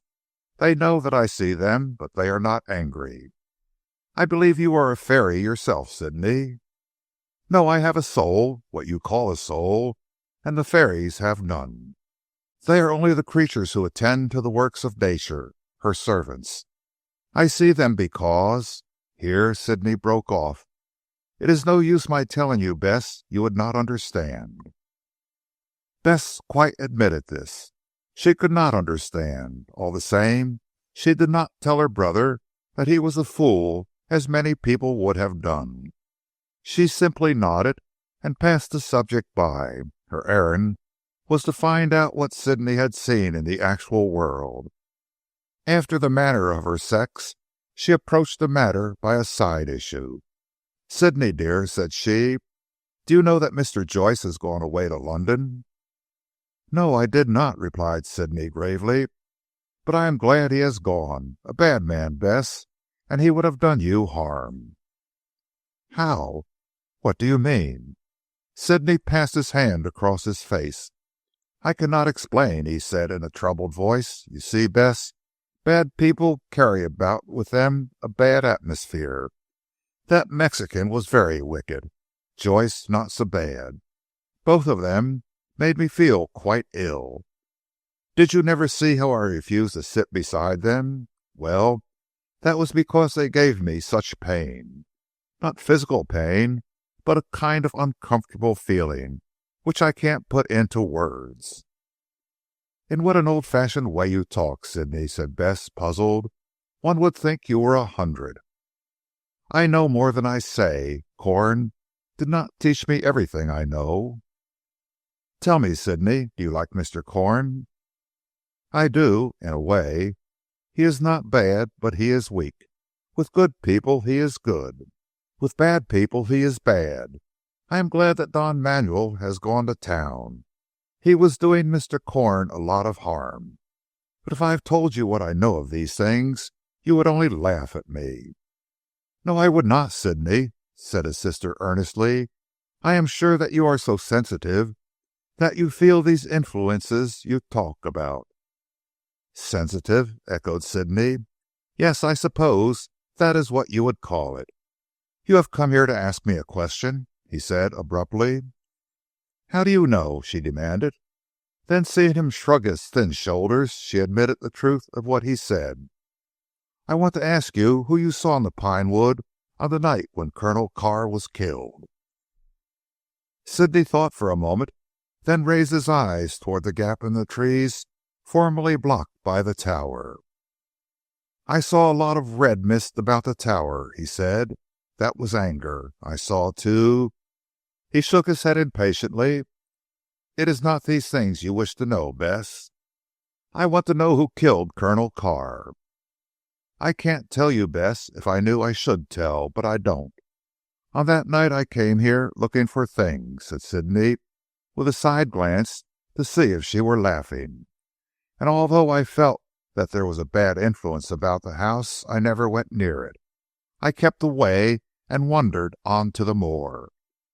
That is why you missed me when you came to look for me. I did not mind the rain, but I saw your lantern and thought you would be anxious, so I returned home. Then you came back yourself." "Yes, that is all true. But tell me, Sidney, did you see Mr. Joyce in the wood or on the moor?" "No, I did not see him. Stephen was the only person I saw." Bess started violently. "Stephen!" she said. "Surely you must be mistaken." "No," replied the boy indifferently. "Why should I be mistaken? You know I can see in the dark like a cat. Before I saw your lantern, I had seen Stephen on the lawn looking at the tower. I do not know what time it was, so don't ask me." "You are always so particular about time," said Sidney peevishly, as though it mattered. Bess reflected. It was strange that Stephen should have been in the vicinity of the house that night, and yet have escaped her notice.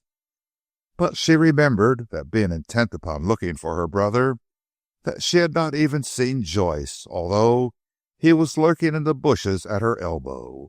True, she had caught a glimpse of Frisco, but that was when she consciously looked at the door. It was possible that Sidney might have come across Stephen. "Did you speak to him?" she asked. "No, why should I have spoken to him?" "Did he go into the house?" "Not that I saw, Bess. He was looking up at the tower, standing on the lawn by the trees. I went to the other side of the wood and out on to the moor. That is all I know."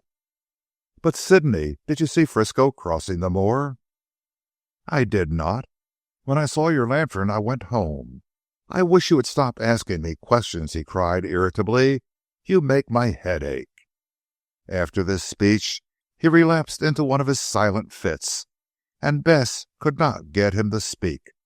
Knowing from experience that Sidney was hopeless when in this mood, she left him still by the fairy ring, and took her way back to Biffstead.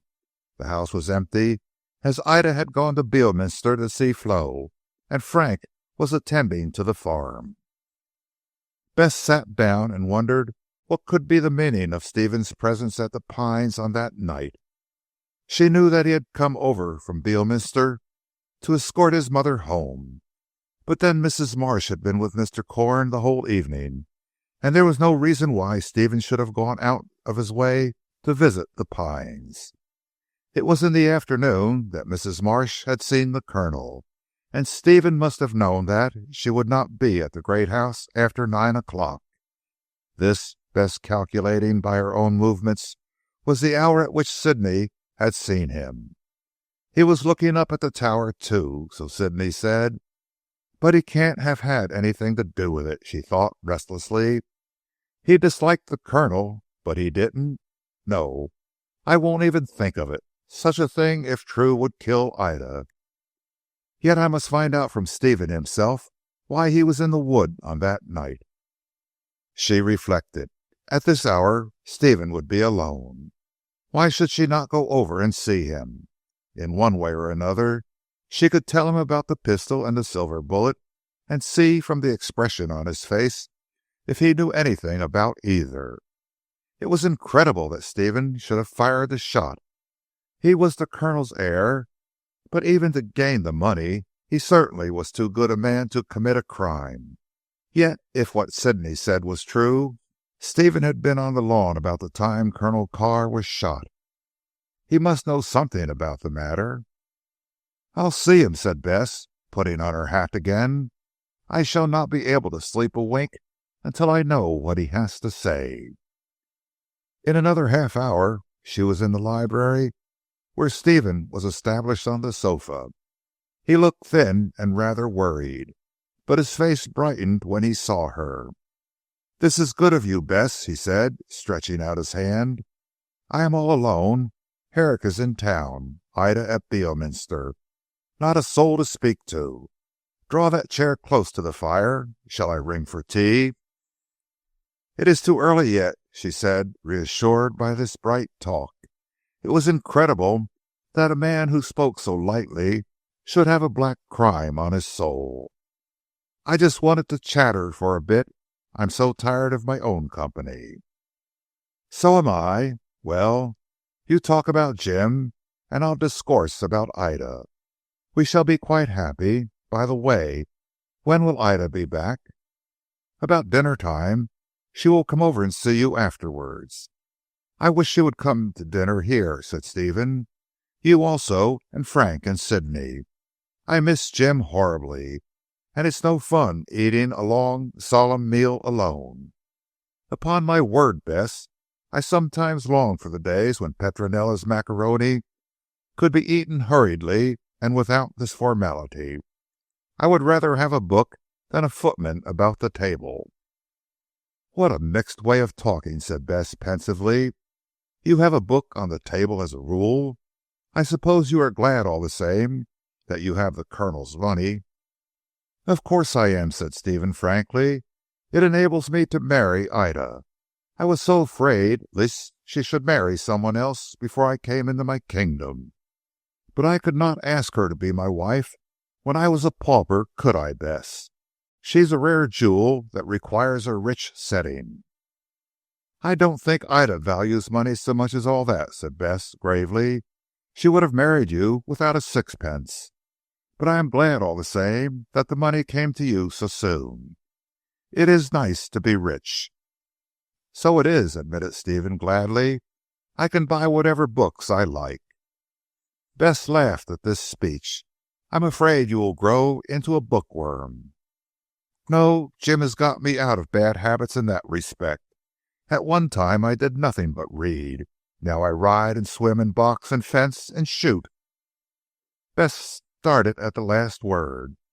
It gave her the opening she desired. "Are you a good shot?" she asked. "I was always a good shot," said Stephen coolly. "That is, with a pistol. I never handled a gun until I came here." "I did not know you had ever handled a pistol either." "Oh, yes, I did. Young Caprone gave me permission to shoot rabbits on his estate ages ago." I could not afford to buy a gun, but I did manage to get enough money to screw out a revolver, and a very good one. I believe it was brought here from Beorminster, unless Petronella overlooked it, but I have not used it for over a year. Rabbit shooting with a pistol is not much fun, especially when one is alone. I should like to see the pistol, said Bess after a pause. Go over then to the box behind that screen, said Stephen. If it's anywhere, it will be in there. There are all sorts of odds and ends, ragtag and bobtail, of my former existence. Bess did as she was told, and walked slowly over and behind the large gilded screen which stood in a far corner of the library. Here, pushed to one side, was a moderately sized box, the lid of which was open. She found in it a few books, many manuscripts, pens and inkstand, and all the paraphernalia of a writing table. These she enumerated aloud. I know, said Stephen from the sofa. Those are the contents of my study. I expect Petronella threw all the things into that trunk. The pistol is bound to be there, in a small mahogany box. I always kept it on the mantelpiece of my study. Be careful. If you find it, Bess, all 6 chambers are loaded. After some search, Bess came across just such a box, and opened it to find a neat little revolver of the most modern pattern. She carried this, box and all, to the table near the sofa. Again Stephen warned her that the weapon was loaded.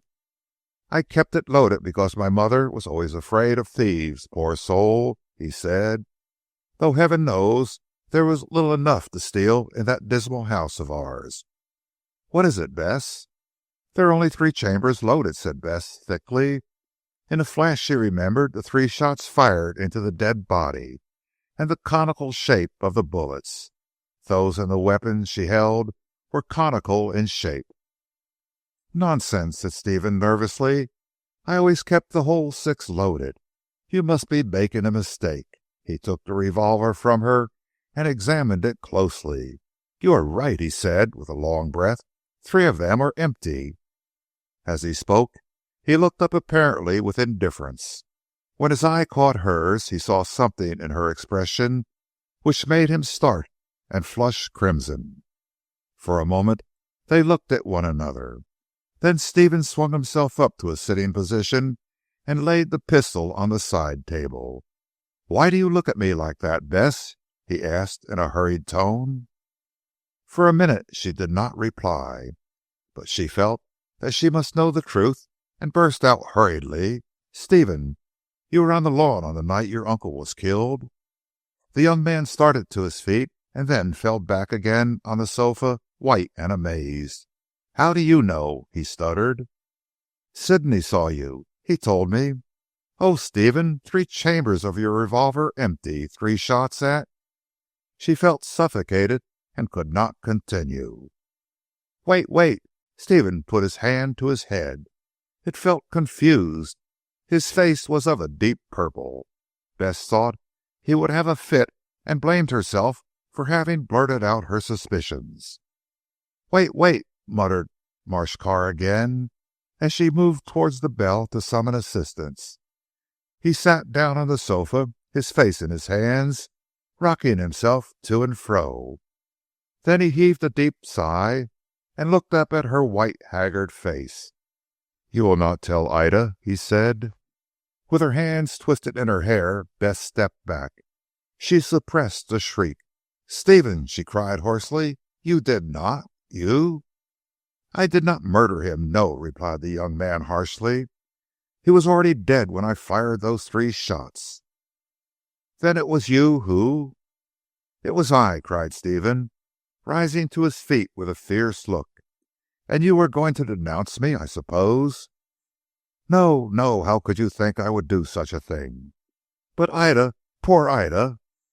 You must not tell her, cried Stephen, grasping her wrist until she winced with the pain. Do what you like, but say nothing to Ida. I would rather break off our engagement on another plea than that she should know. The pain of the twist he gave her arm brought Bess back to a more normal state of mind. She pulled herself together and sat down. "Stephen," she said slowly, "no one but you and I will share this secret. Can you swear to me that Colonel Carr was already dead when you fired those shots? I want the truth." "He was already dead," said Marsh Carr, sitting down quietly. "Did you not hear the medical evidence at the inquest? It was the bullet which killed him. My shots were fired at a carcass." "Why did you do such a horrible thing?" wailed Bess. "Because I was mad for the time being," said Stephen gloomily. "I will tell you all if you are strong enough to hear it." "After what I know, I'm strong enough to hear anything. Oh, to think that you should have behaved in so barbarous a manner." Stephen winced. "It was barbarous, I confess," said he, "but I was mad for the time being. After all, you must not be too hard on me. I did not kill my respected uncle," he sneered. Bess shivered. She had never before seen this side of Stephen's character, and the new experience was unpleasant. It even stirred her into unconsidered indignation. "Since you went up that tower with a revolver, you must have intended to kill the man," she said. "Perhaps I did, perhaps I did not," he answered in a most brazen manner. "But the plain truth is that I wanted to frighten him." "And did you think a revolver would frighten a man who has faced death 50 and 100 times?" said Bess with a scorn. She recalled to her memory several episodes Carr had told her of his American doings. She well knew the daredevilry latent in the man. "Carr was old and he had lost his nerve. I counted upon that. I never intended to kill him. When I went up the tower, the work had been done for me already." "And who did it?" "I do not know," said Stephen earnestly. "Upon my soul, Bess, I do not know. The man was dead when I saw him. It was sheer rage that made me fire those 3 shots. The brute that is in me, as it is in every man, came to the surface. But of the real murderer I saw no trace. I did not see Frisco, whom I take to be the man." "It was not Frisco," flashed out Bess. "However," she continued, sick at heart, "you had better tell me how it came about." "Partly through my love for Ida, partly through my mother," said Marsh Carr gloomily. "It came to my mother's ears that the Colonel intended to disinherit me. I suppose Frisco got the upper hand and induced him to alter his will. That is, if he did alter it, which I doubt." "Of course he did not, Stephen. If he had left the money to anyone else, you would not be here." "I am not so sure about that," replied the young man savagely. "Frisco might have taken the second will from the corpse. At all events, I know that Frith and Frith drafted no new will. If it was drawn, the Colonel must have drawn it himself. However, Frisco let out in one of his drunken fits at Beorminster that Carr intended to cut me off. My mother heard the news and came home in a frenzy of rage. It was for that reason she called on Carr on the afternoon you know of. The 24th, was it not? She intended to argue him into a better frame of mind. He only laughed at her, and said he would leave his money as pleased him. She told me the next day, but Carr was dead then. What made you decide to frighten him?" "Am I not telling you?" said Stephen impatiently. "When my mother went to Saxham, I knew she would fail. A woman could not deal with a devil like my beloved uncle. I determined to see what I could do with a revolver. I would have fought a duel with him to keep my rights," said the young man fiercely, "but I would not have killed him in cold blood. No, indeed." "Well, go on," said Bess. "I want to know all." "There is little to tell," said Marsh Carr. "I was going to Saxham to fetch home my mother, who was at the rectory. I thought I would visit the Pines and see the Colonel. I did so some time before 9. "Ah, it was about that hour Sidney saw you." "I dare say. I stood on the lawn looking at the tower, and could not make up my mind to enter the house. It was all ablaze with lights and quite deserted." "No," said Bess, recalling her own experience. "I heard you fire the shots, and saw Frisco at the door. He was drunk and hanging on to the post. You heard me fire the shots. I did not know you were about." "I was then. I had gone to look for Sidney. But you see Frisco—" "It was Frisco," said Stephen vehemently. "I tell you Carr was dead when I went up, lying face downward. If Frisco was at the door, he was just clearing out after killing the man. He knew that he would be arrested." "But he must have heard the shots. Then he knew that someone had discovered the body, which would make him run for it all the more quickly. However, to make a long story short, I fired the 3 shots you know of, and then returned to my mother at the rectory. I said nothing about the matter, as I had not killed Carr. If Frisco is not the murderer, I do not know who is. That is all I can tell you, Bess. You see, I am not such a guilty wretch as you thought." "I know that," said Bess impetuously. "If you were, I should insist upon your leaving Ida. The fire at the dead was savage, but as I know the man must have been dead at the time, the medical evidence proves that. I will say nothing. Why did you not tell me of this before?" "What use would it have been?" said Stephen, raising his eyebrows. "I cannot tell you anything likely to lead to the capture of the assassin. And besides, it is not a pleasant thing to tell about myself. I should not have told you now, but that you have been one too many for me. I should have reloaded the 3 chambers of that revolver, but I forgot and put it away thinking all 6 were loaded. I should be ashamed to let Jim or Ida know that I had been such a beast." "I shall say nothing to them," said Bess coldly, "but I am disappointed in you, Stephen." "I know," said the young man humbly. "I should have had more self-control. But you will not turn your back on me for this, Bess?" "No, all the same, I can't feel as I did towards you. Let me go away and think, Stephen, and put away that revolver." Marsh Carr nodded and slipped the weapon into his pocket, but he made no attempt to detain Bess. She went away with a sore heart. Chapter 18. Part of the truth. While Bess was thus employed, her colleague had his hands full in London. On arriving at Paddington, Herrick drove directly to the West Kensington flat. It was closed, and the porter explained that Mr. Joyce had been away for some weeks.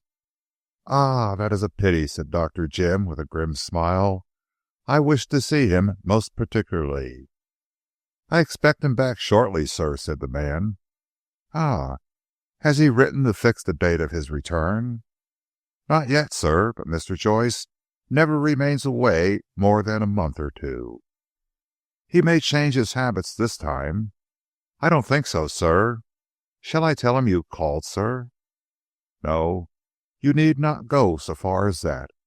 When he comes home, just send a wire to that address, and this is for yourself." The porter, a venal creature in uniform, looked at the half-sovereign and the address of the Golf Hotel in Jeremy Street. He promised faithfully to send a wire the moment Mr. Joyce returned, and Dr. Jim went away, very well satisfied that he had done right in having Robin watched. "Damned little scoundrel," growled Herrick. "What is the use of sparing him, but that he is in the hands of a stronger villain? I would lay him by the heels straight off. But I shall deal with Santiago this time. I expect he and Joyce are plotting together in some hole." In another hour Herrick was climbing a flight of dingy stairs in the neighbourhood of the Strand. He stopped at the second landing, and before a door which bore the name of Kidd, Belcher and Company, Private Inquiry Office. On entering, he was confronted by a dirty, undersized boy. Kidd was absent on business, but Belcher was in, and on giving his card, Dr. Jim was shown into the next room. Here at a table near the window sat a man. That is, he stood on 2 legs, he was neatly dressed, and he talked in a prim, precise voice. But going by his face, he was a ferret. The long face and nose, the broad forehead and small receding chin, and above all, the red-rimmed eyes without eyebrows or eyelashes. All this made him look very much like a ferret, and his nature was also of the beast. He was a sly, silent, cunning tracker, relentless when once he had hunted down his prey, a dangerous man, a deadly man, who had elected to place himself on the side of the law as offering the better price. Had he chosen to be one of the great criminal profession, Mr. Belcher would have been a dangerous opponent to the police. Luckily, he found that honesty paid better than roguery. Therefore, he was at the disposal of Dr. Jim for the watching of Santiago and Joyce. He talked freely on this point. "It's all right, sir," he said, in his whispering voice and arranging his neat white tie. "Kid caught him at the Paddington station and followed him to Pimlico." "Oh, he is in Pimlico, is he?" "Watched by 3 boys and Kid himself. 4 kids, I call them," said Mr. Belcher with a silent laugh. "You see, sir, that Mexican gent prefers to live at Pimlico because it is near the gambling club. We need not mention names, sir, as I have an interest in that club and don't want the police to know of it. I hunt with the hounds and run with the fox, you see." And Belcher gave another of his silent laughs. Said Jim, taking no notice of the joke. "So Joyce is at Santiago's lodgings, is he?" "Drove straight there from Paddington, and has not been out of doors since. The Don has been, sir. He never thinks you are after him." "I fancy he has rather a contempt for my brains," said Jim. "However, we shall see about that. I'll go to those lodgings." "Would you mind telling me what the Mexican has done, sir?" "I would mind very much, Mr. Belcher. When I want to tell you my business, you won't have to help me.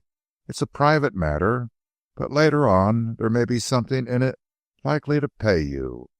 At present all I want you to do is keep an eye on Joyce and Santiago. I will pay you well for it." "Yes, sir, thank you, sir. Excuse my curiosity. Quite professional." "No doubt. But you will make more money by asking no questions. If things are as I suspect with these 2, it will put a lot of cash into your pockets. Meanwhile, hold your tongue." "Very good, Dr. Herrick," said the ferret meekly. "So long as you know your business. I don't need to teach it to you. But you know our firm. We are straight. So long as you are paid. Otherwise, you prefer to keep gambling saloons unknown to the police."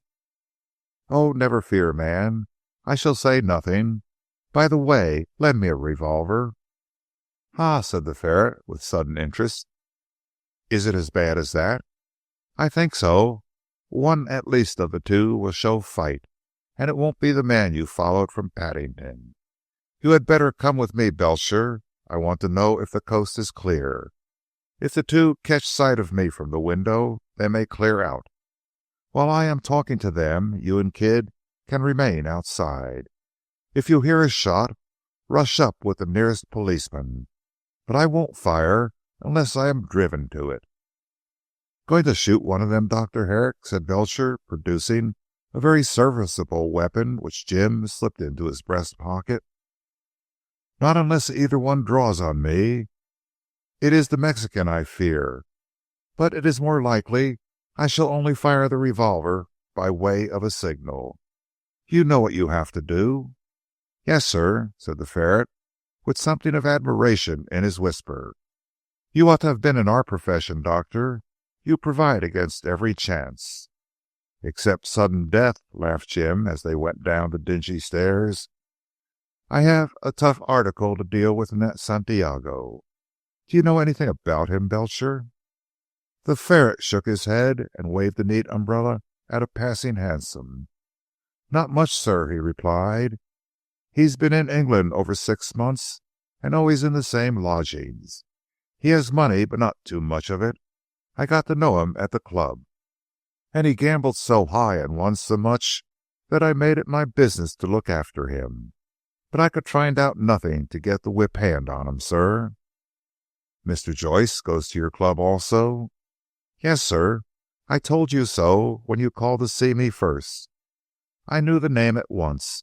Kid knows him too, but he doesn't know Kid. That was why I sent Kid to Paddington. He's a fool, sir." "True enough," replied Herrick dryly, "but even a fool can become dangerous in the hands of an unscrupulous scoundrel like Santiago. Oh, I do not know anything against him," added Herrick, seeing the ferret's eyes twinkle. "I'm only going by the little I do know." "Not enough to jail him, I suppose, sir?" "Not yet, but there might be soon," replied Jim, glancing sideways at his neat companion. He well knew that Belcher and Kidd liked to know secrets in order to extort blackmail, a dangerous pair, but Jim knew how to deal with them. They were rather afraid of Jim. He knew too much. Herrick had become acquainted with the ferret through having saved the life of his small daughter, and as this child was the apple of the man's eye, he adored Jim, and was in the habit of speaking to him more freely than he otherwise would have done. Therefore Jim got to know more about the private inquiry firm than was altogether wise. However, he could keep his mouth shut, and, as at present, he sometimes found the pair useful. But the connection was not a pleasant one, even so, and Herrick was wont to comfort himself with the reflection that when dirty work has to be done, no man can be nice in the choice of his instruments. Directed by the ferret, the cab stopped at the corner of a Pimlico street in a quiet neighborhood. There he left the doctor in the cab and went along to reconnoiter. In 10 minutes he came back. "The Mexican has gone out," said Belcher. "He has been away an hour, but Joyce is in the sitting room. Kid saw his face 2 or 3 times at the window. If you creep along the street under the house, he won't be able to see you." "Right you are," said Dr. Jim, climbing down and paying off the cab lavishly, because he did not want a disturbance. "You wait outside, both of you, and keep an eye on the policeman. When you hear his shot—" "You needn't tell me twice, Dr. Herrick," said Belcher, his professional pride wounded. "Off you go, sir. I'll stop hereabouts and whistle if the Mexican comes along. He doesn't know my real business." Jim nodded and walked along to number 43, where, as Belcher told him, Santiago had rooms on the first floor. On the opposite side of the street he saw Kid with a green shade and picturesquely attired in rags, playing the part of a pavement artist. At the end of the street 3 or 4 boys were playing marbles. No one would suspect that either man or boys were spies. Jim fingered his revolver and rang the bell. "I want to see Mr. Joyce," he said to the slattern, who opened the door. "My name is Nuttall. I come from Don Manuel Santiago." The slattern, suspecting nothing from this calm address, conducted Jim up the stairs. She opened the door and gave the message to Robin. Herrick heard his voice telling her to show in Mr. Nuttall, and he guessed from the sound of it that Joyce was uneasy. The slattern pushed Jim to the door and then dropped downstairs rapidly. She wanted to get back to her novel, for her mistress was away for the afternoon. "Well, Joyce, how are you?" Robin gave kind of a squeal like that of a trapped animal, and fell back into the chair from which he had risen to welcome Mr. Nuttall. His face grew white, his jaw dropped, and he collapsed into a limp heap. Fright so paralyzed his tongue that he could not speak. Jim smiled politely and closed the door. Then he took a chair opposite to the wretched creature. "You are a proper little scoundrel," he said in withering tones. "I am sorry to see you brought so low as this, Joyce." "What do you want?" cried Robin, flaming into sudden fury. "Have you not humiliated me enough, but that you must come after me? To find you in hiding with Don Manuel. Go easy, Joyce, and keep a civil tongue in your head." "I'd like to kill you," he muttered, his face distorted with fury. I have no doubt you would, and I have also small doubt but that your friend Santiago will try. Do you want to see him? And you, yes. You told me such lies at Saxham, coached by Don Manuel, I suppose, that I wish to talk to the two of you together. If you don't leave this place, I will call the police. Do so by all means. I shall give you in charge when they appear. Come, Joyce, don't be a fool. You have to sit down and do what I tell you. Joyce resumed his seat and bit his fingers. Santiago will kill you, he muttered viciously. I hope he will. Thank you. I see pity is wasted on a reptile like you. But see here, said Jim, with sudden fierceness, I am prepared for you and for the Mexican also. I have only to fire this, he showed the revolver, and the detectives who are waiting will come up. Detectives, cried Joyce, white as snow and trembling. Yes, you fool. I gave you every chance to clear yourself. You abused my leniency and plotted with Santiago to cheat me. This time you will not get off so easy. I wonder how you will like being in the dock on a charge of conspiracy. It's a lie. It's the truth, and you know it. You and Santiago wished to get the money left by Colonel Carr. You tried to murder Stephen in the churchyard. It was not I, gasped Robin, shaking with fright. I was with the Miss Endicotts all the time. Oh, I know that your accomplice is the bolder villain. It was he. Here Herrick made a shot in the dark. It was Santiago who struck Marsh. I know he did, sobbed Joyce, falling into the trap, but I— Never mind about yourself, said Jim, exulting in having extorted this piece of information. Tell me, what is there between Santiago and Corn that made him force the parson to tell a lie in order to prove his alibi? Corn said that Manuel was with him all the evening. You know that is false. Manuel went out and struck Stephen Marsh. I don't know what power Santiago has over Corn, said Robin, wiping his eyes. He never told me, but he has some. He treats me like a dog, and I can't call my soul my own. You poor little rat, said Herrick with a certain pity. Then the best thing you can do is to come back to me and tell me all you know about this scoundrel. No, no, whimpered Joyce, he would kill me. Not he. I shall know how to save you, and if you do not tell me, said Dr. Jim in a sharp tone, I'll have you arrested as being concerned in this murder of Colonel Carr. I'm innocent. You know I'm innocent. I know nothing of the sort, replied Herrick unexpectedly. I have your word for it, and your confession of your doings on that night. But there is quite enough in that confession, signed by yourself, mind, to justify you being arrested on suspicion of having committed the crime. Do you think a jury would believe in your story, especially as I can prove that the pistol with which, as I verily believe, the crime was committed was in your possession? I got it from Santiago. So you said, and yet at the time you told me it was out of my power to question the man.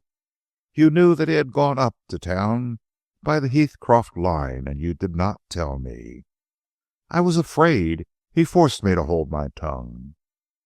You had better be a little more afraid of me. I can do you more mischief than Don Manuel is likely to do. He will have sufficient to do to look after himself. But I knew what a slippery little devil you were, Joyce, and so I had you watched from the moment you disembarked at the Paddington station. You can't move a step now without my knowledge, so you need not try to give me the slip again. By this time Joyce was in a state of collapse. He saw that Herrick had been too clever for him. Between his fear of Santiago and his fear of Herrick, he was in a pitiable state of mind. Dr. Jim felt sorry for the miserable creature, in spite of the contempt which his conduct righteously provoked. I'll tell you what I can, said Joyce after a pause. I think you are wise. You expect Santiago back soon? At 5 o'clock. It's 4:15 now, said Herrick, glancing at his watch. I will wait for him." "He is dangerous," said Joyce, alarmed, and rising from his chair. "So am I. It is not a man like me who is afraid of a Mexican greaser. Mr. Joyce, don't go near that window. He'll be making signals to your friend. I don't trust you." "On my honor," began Joyce, returning to his seat. "You haven't got any. Now then, why did Santiago try to get Marsh killed?" "He did not want to kill him. He only desired that he should be disabled and prevented from going to the vault." Herrick whistled. "Ah, he has been looking up the will at Doctors' Commons. Well, what does he expect to gain by the money going to Frisco? The man is in communication with him, I suppose?" "No," said Joyce sulkily. "He is in communication with me." "The devil!" Herrick sprang to his feet. "So you put that cipher in the paper, asking Frisco to meet you at Hyde Park Corner?" "Yes, I did. I put it in the first and the second." "Who taught you the cipher? It was one that Colonel Carr knew?" "Santiago taught it to me." "Ah, now we're getting at the truth," said Herrick. "And where did you meet Santiago, may I ask? No lie this time, please." "I met him at the gambling club in this district." "Oh, you did? I never knew that gambling was a vice of yours. It seems one never does know a man. I thought better of you. Well, and for what reason did Santiago tell you about this cipher?" "I knew him before I went on the walking tour with you. When I came back to London I went to the club and saw him there. He talked about the murder of Carr, and had seen my name as one of the men who found the body. In one way and another he got everything out of me." "The story you told me?" "Yes, he made me tell everything." "Clever man," said Herrick with a nod. "But of course you are so weak, poor soul, that you would tell everything. I now see how this man got you into his power. Well, and why did he teach you the cipher?" "It seems he knew Frisco." "Oh, he denied that." "I knew that was a lie, but no matter. I said that Frisco was in London, and that I should like to find him. I wanted to know if Frisco had really killed Colonel Carr." "Oh!" Herrick shrugged his shoulders. "And were on simple enough to think that Frisco would tell you?" "He did tell me." "That he was innocent, of course?" "Yes, that he was innocent. But if he had told me that he was guilty, I could not have betrayed him." "Oh," said Dr. Jim with a sharp glance, "you are getting more mysterious every moment. Well, so you put in that cipher, the first, by the direction of the Mexican?" "Yes, and met Frisco at Hyde Park Corner. I also put in the second when I wanted to see Frisco again. He wouldn't give me his address, but said if I wanted to see him I was to communicate by the cipher. I did not meet him the second time because I saw you waiting to catch us." "Ah, that was clever of you." "Of you too," said Joyce. "How did you learn the cipher?" "That is my business. Be civil," said Dr. Jim sharply. "Go on. You saw this man, you say, and he told you he was innocent, which is a lie. I suppose Santiago saw him also." "Yes, we were all three in my flat." "Nice party," said Dr. Jim sarcastically. "And you made up this conspiracy between the lot of you?" "Yes, we wanted Marsh to lose the money." "I do not see where the advantage would come in," said Dr. Jim reflectively. "The money would go to Frisco certainly, but he could not benefit without running the risk of arrest." "He was not to appear at all in the matter," explained Joyce. "When the money came to him, he was to feign death and make a will leaving the fortune to me. I was to share it with him and Santiago." Herrick stared. The conspiracy was more complicated than he had thought, and very cunning too. "Upon my word that is clever," he said in a tone half of jest and half admiration, "although I do not see exactly how the law would look at the matter. Frisco wanted for murder, to feign death, fortune left to you, money to be shared between the presumed corpse and 2 plotters left alive. Why, it's like a melodrama. You would have had some difficulty in proving the death of Frisco, though." "Oh, Santiago was going to manage that," said Joyce with confidence. "I'm sure he would, even to going the length as making a real corpse of the man after the will was signed." Joyce jumped up and began to walk up and down, much agitated. "No," he said. "Bad as you think me, Herrick, I should never have consented to Frisco being put out of the way. The death would have been proved without that. Frisco would have received his share of the money. He would have gone free. I would rather die myself than anything should happen to Frisco. Yes, you may look, I would." Dr. Jim shrugged his shoulders. "Your conscience has grown very tender all of a sudden, that you should desire to shield a scoundrel. Is Frisco a relative of yours, that you should be so careful of his skin?" Joyce dropped into a seat and looked straight at the doctor. "Frisco is my father," he said deliberately. Dr. Jim jumped up in his turn and stared down at the pinched white face. He could scarcely believe his ears. "Your father?" he gasped. "Is this another part of your conspiracy?" "It is the truth," said Joyce simply, so simply that Herrick was convinced that for once he was telling no lie. "When he met me and came to my flat, he told me he was my father. I did not believe him, but he soon convinced me by showing me my mother's letters." "Addressed to him where?" "Colonel Carr's." "Oh!" Herrick dropped back into his chair. "So this accounts for the annuity. What is your father's real name?" "Joyce, the same as mine. He was Colonel Carr's cousin." Herrick was amazed, and remembered what he had heard about the uncle of the wicked Colonel.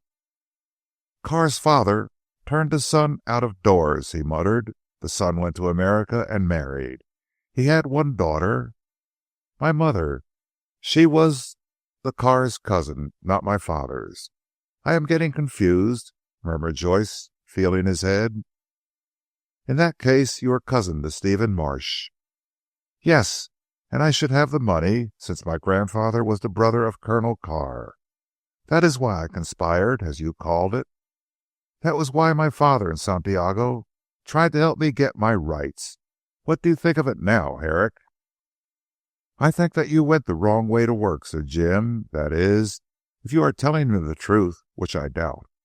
"It is the truth," cried Joyce, clenching his fist.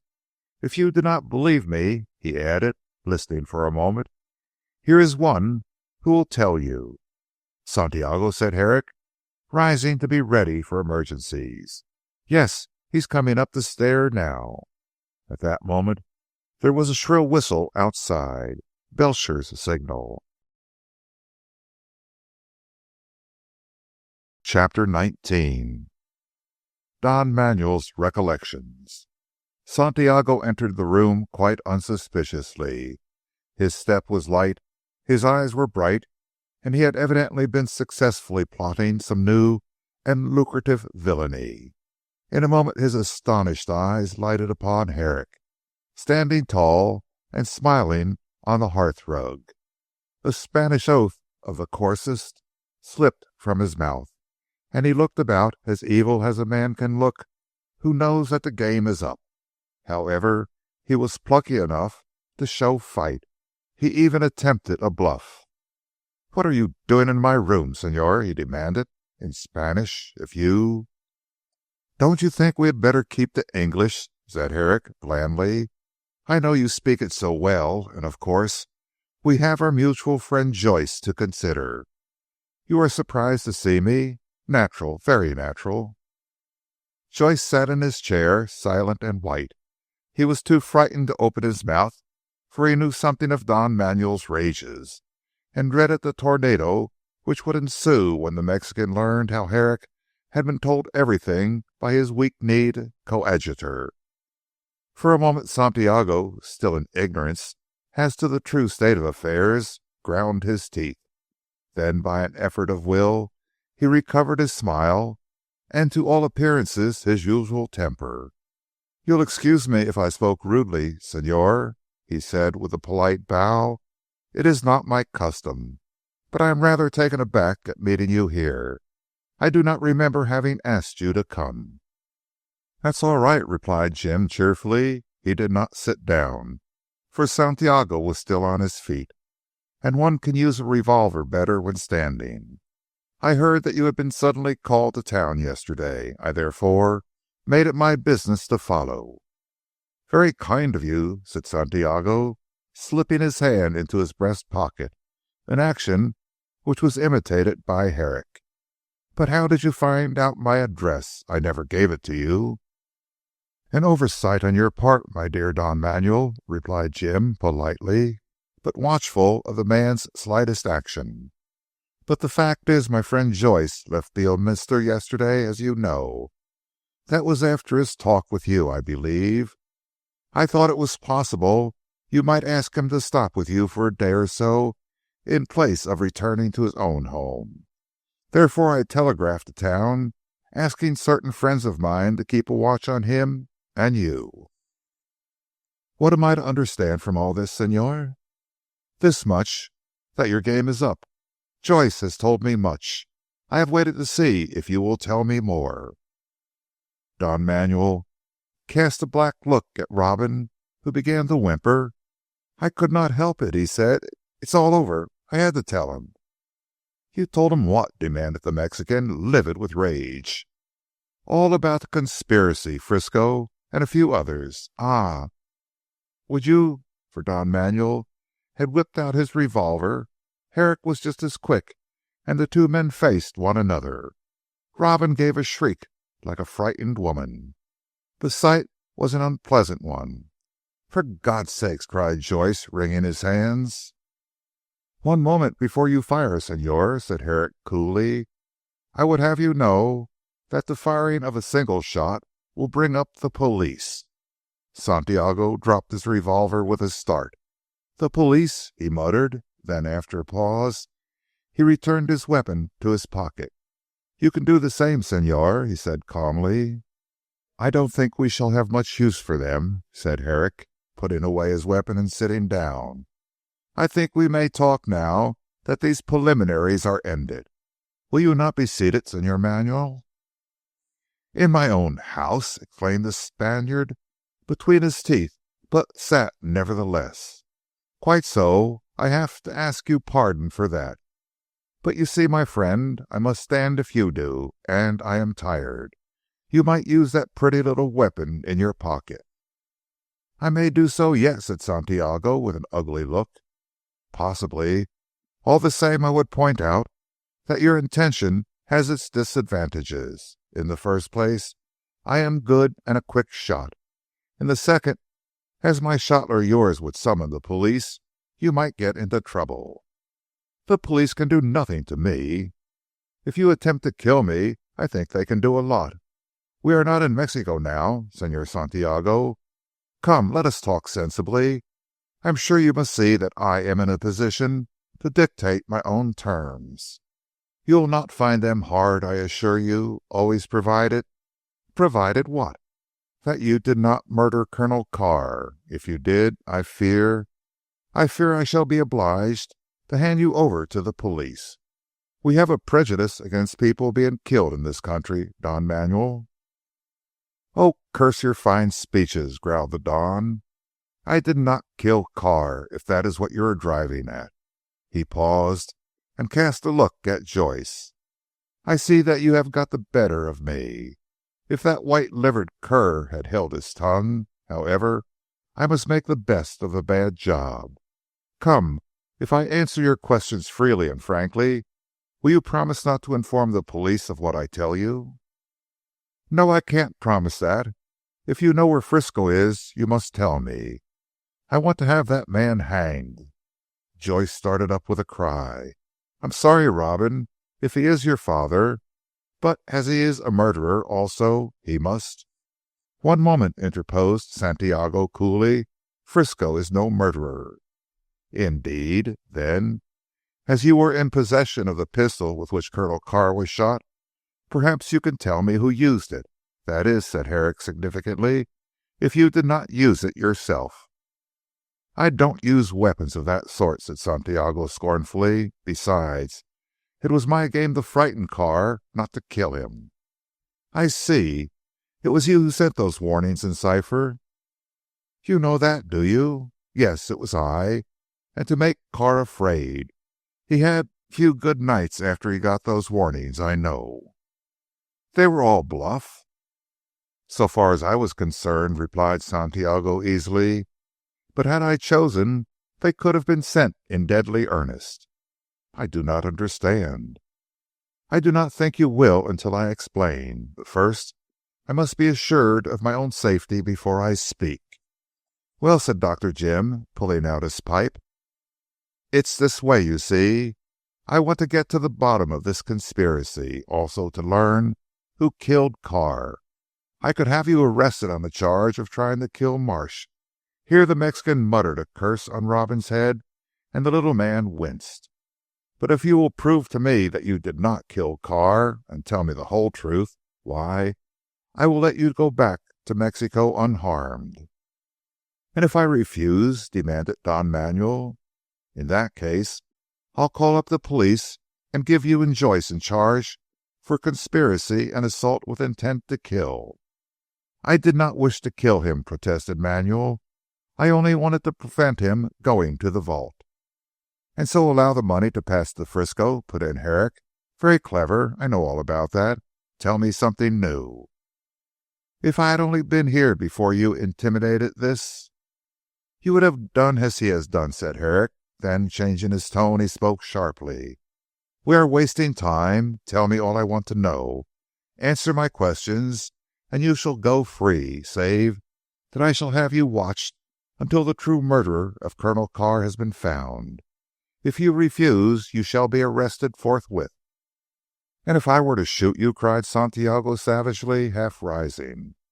"You would be hanged, or else you would have to end your own life." "Don't I tell you the sound of the shot will bring up the men I have posted?" Santiago reflected for a moment, then took out his revolver and tossed it carelessly on to the table. "You are the stronger, Señor. I give in. Allow me to roll a cigarette and I will answer all your questions. I am not afraid, for I can swear by the Holy Mother that I did not kill Carr, and," added Santiago with a gay laugh, "I rather regret I did not." "Come," said Herrick, lighting his pipe, "the story. In the first place, where did you meet Colonel Carr?" "In Mexico about 20 years ago. You would not think it to look at me, but I am not young, Señor Herrick." "Did you meet Frisco at the same time?" "Joyce's father? I did." "Wait a moment," said Robin. "I wanted to tell Herrick the precise relationship between myself and Colonel Carr, but I grew confused. Was not my mother his niece? I forget. I am so muddled." "No, it is this way. The uncle of Colonel Carr, a younger brother of his father, was turned out of doors by the grandfather. He went to the States and married. He died, leaving a widow and a daughter. The widow died, and the daughter married an American. Your father was the son, and he married your mother. You are their son, therefore you were a kind of third or fourth cousin to Carr. Your father Frisco was a second cousin. I think it is this way." "But," Santiago shrugged his shoulders, "your English relationships are so very confusing." "Cousins will do," said Herrick. "Did Carr know that Frisco, we will continue to call him so, as it is rather confusing. Did Carr, I say, know that Frisco was his second cousin?" "Yes, for that reason he allowed Mrs. Joyce an annuity of 500 a year." "Why was it not continued to our friend here?" Don Manuel laughed. "I think the Colonel and Frisco had quarrelled by then, and Carr had told him to look after his own brat." "How dare you?" cried Robin jumping up. "My friend, I repeat what the Colonel said, that is all." Herrick interposed. "Did Mrs. Joyce know that Frisco was with Carr?" "Oh dear me, no. She thought she was a widow." "That is true," said Robin gloomily. "My mother always said that my father had died in America. I could not believe that Frisco was my father until he convinced me." "I think we both convinced you," said the Mexican with a laugh. "But it strikes me, Dr. Herrick, that we are beginning the story at the wrong end. Let me tell it my own way. It will be much clearer." "I hope it will be true." "Oh, as to that, I have no reason to conceal anything now," said Don Manuel with a shrug. "You may as well know all. The money is lost, and I shall return to Mexico as poor as I set out. Well?" "Tell the story in your own way," growled Herrick, disliking the coolness of the man, yet half admiring his nerve. "Well then," said Santiago, placing a cigarette in his mouth and crossing his legs, "it is this way. 20 years ago I met Colonel Carr. He was in the war between Chile and Peru, and a brave soldier he was. A brute also. There was nothing he would not do to get money. He had left his home a pauper, and he swore he would go back a millionaire. But when the war was at an end, he had not got the fortune he wanted. It was about that time that Frisco fell in with Carr." "And Frisco introduced himself as a cousin?" "Just that," said Santiago briskly. "They soon found out the relationship.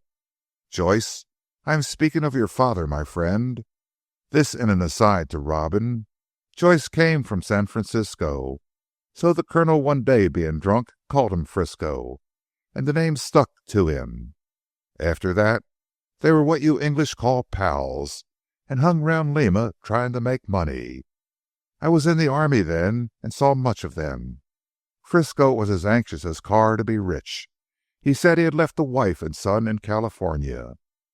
"That was you, Robin," put in Herrick, much interested. "Yes, that was Robin," said Don Manuel, with a sour glance at the little man whom he had not yet forgiven for his cowardly confession. "Well, Señor, the two tried to make money and could not. Then they heard of the treasures buried by the Indians when Pizarro conquered Peru. They went off to Cusco, afterwards up into the mountains. For some months they were gone. One day they came back to Lima to see me, ragged and poor. They had caught an Indian who knew of a large treasure in gold and jewels. He told them where it was hidden, and gave them a plan." "But I thought the Indians would not tell," said Herrick, who knew something of the country of which Santiago was speaking. "This one did," said the Mexican with a smile. "They tortured him with a red-hot gun barrel. Don't look so astonished, Señor. Indians are not much above the beasts. And I told you Carr was a devil. They tortured him till he gave them the plan. Carr was afraid of losing it, so he made Frisco tattoo it on his breast, and then burnt the original plan." "Ah!" Herrick started to his feet. "I see now why Carr wanted his body watched for a year. At the end of that time the plan—" "Would not be recognizable," finished Santiago quietly. "Exactly so, Señor. Carr knew from the ciphers I sent him that I was in the country, and would in some way try to get sight of that plan. For that he shut himself up in the tower and—" "Wait a bit," said Herrick. "He built that tower when he came home 10 years ago. Your coming did not make him build it." "He knew that someone would come and try to kill him," said Don Manuel coolly. "But I am telling the end before the beginning. Let me go on. Well, Dr. Herrick, as I said, Colonel Carr had that plan tattooed on his breast. He would not show it to me, but he wanted me to join in an expedition to get the treasure. I got the money and fitted out the expedition. We started off to Cuzco, then up to Apurimac and on the mountains. I told you something of this before, Señor. On the way they betrayed me into the hands of some Indians, and went on themselves. I cursed my fate when I learned their treachery. I was held captive for 2-3 years. To revenge myself on Carr, I told the Indians how he had found the treasure. They were furious and sent out men to protect it. But Carr fought them and got away to the coast with a quantity of jewels and gold. He went to the States and afterwards came on to England, where he settled down at the Pines. but at Lima he was twice nearly assassinated, and he knew that the Indians had appointed some of their more civilized countrymen to follow and kill him and to cut the plan of the hiding place out of his flesh. He knew also that these appointed would follow him across the water to the ends of the earth, but he managed to give them the slip, and never thought that in an obscure country village he would be in danger. All the same, he built a tower that he might keep himself safe while asleep. "And are you one of these emissaries?" asked Herrick. Santiago shook his head. "I might have been had I so chosen," said he, "but I wanted a share of the money myself, or at all events a plan of the hiding place, that I might search for it." "How did you hear all this? When you were a captive?" "I did not then. It was when I got back to Lima that I heard. I could not learn where Carr had gone. I did not know even if Carr was his real name.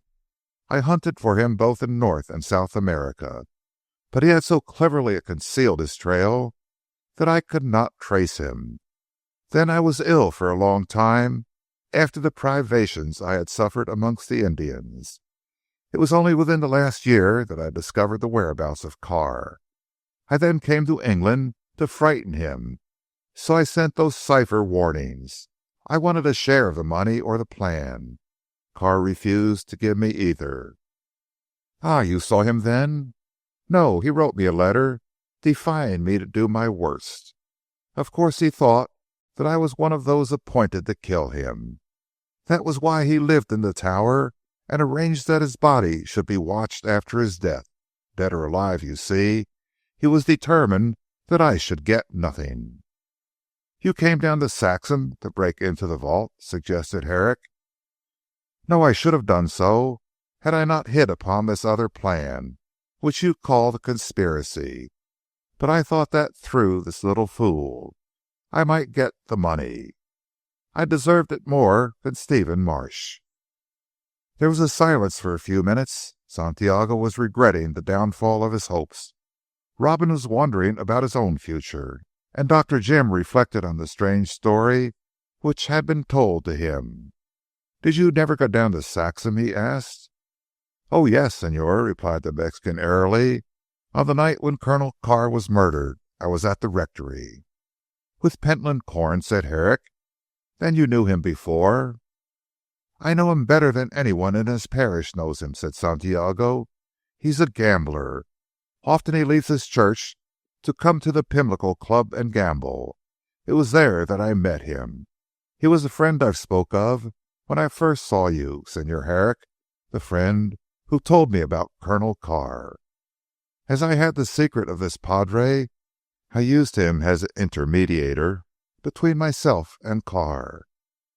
Herrick was surprised to hear this about Corn, and could easily see how the unfortunate man had been kept under the thumb of this adventurer.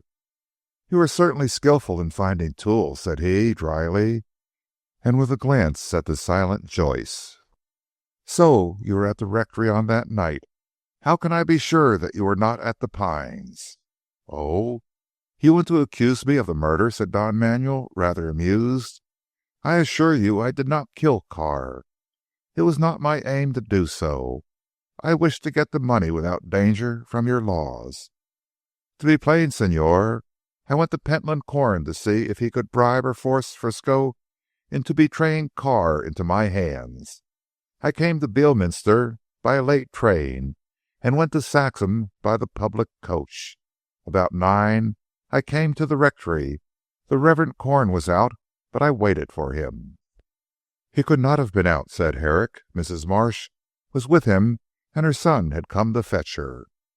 "You are right, except as to the time, Señor.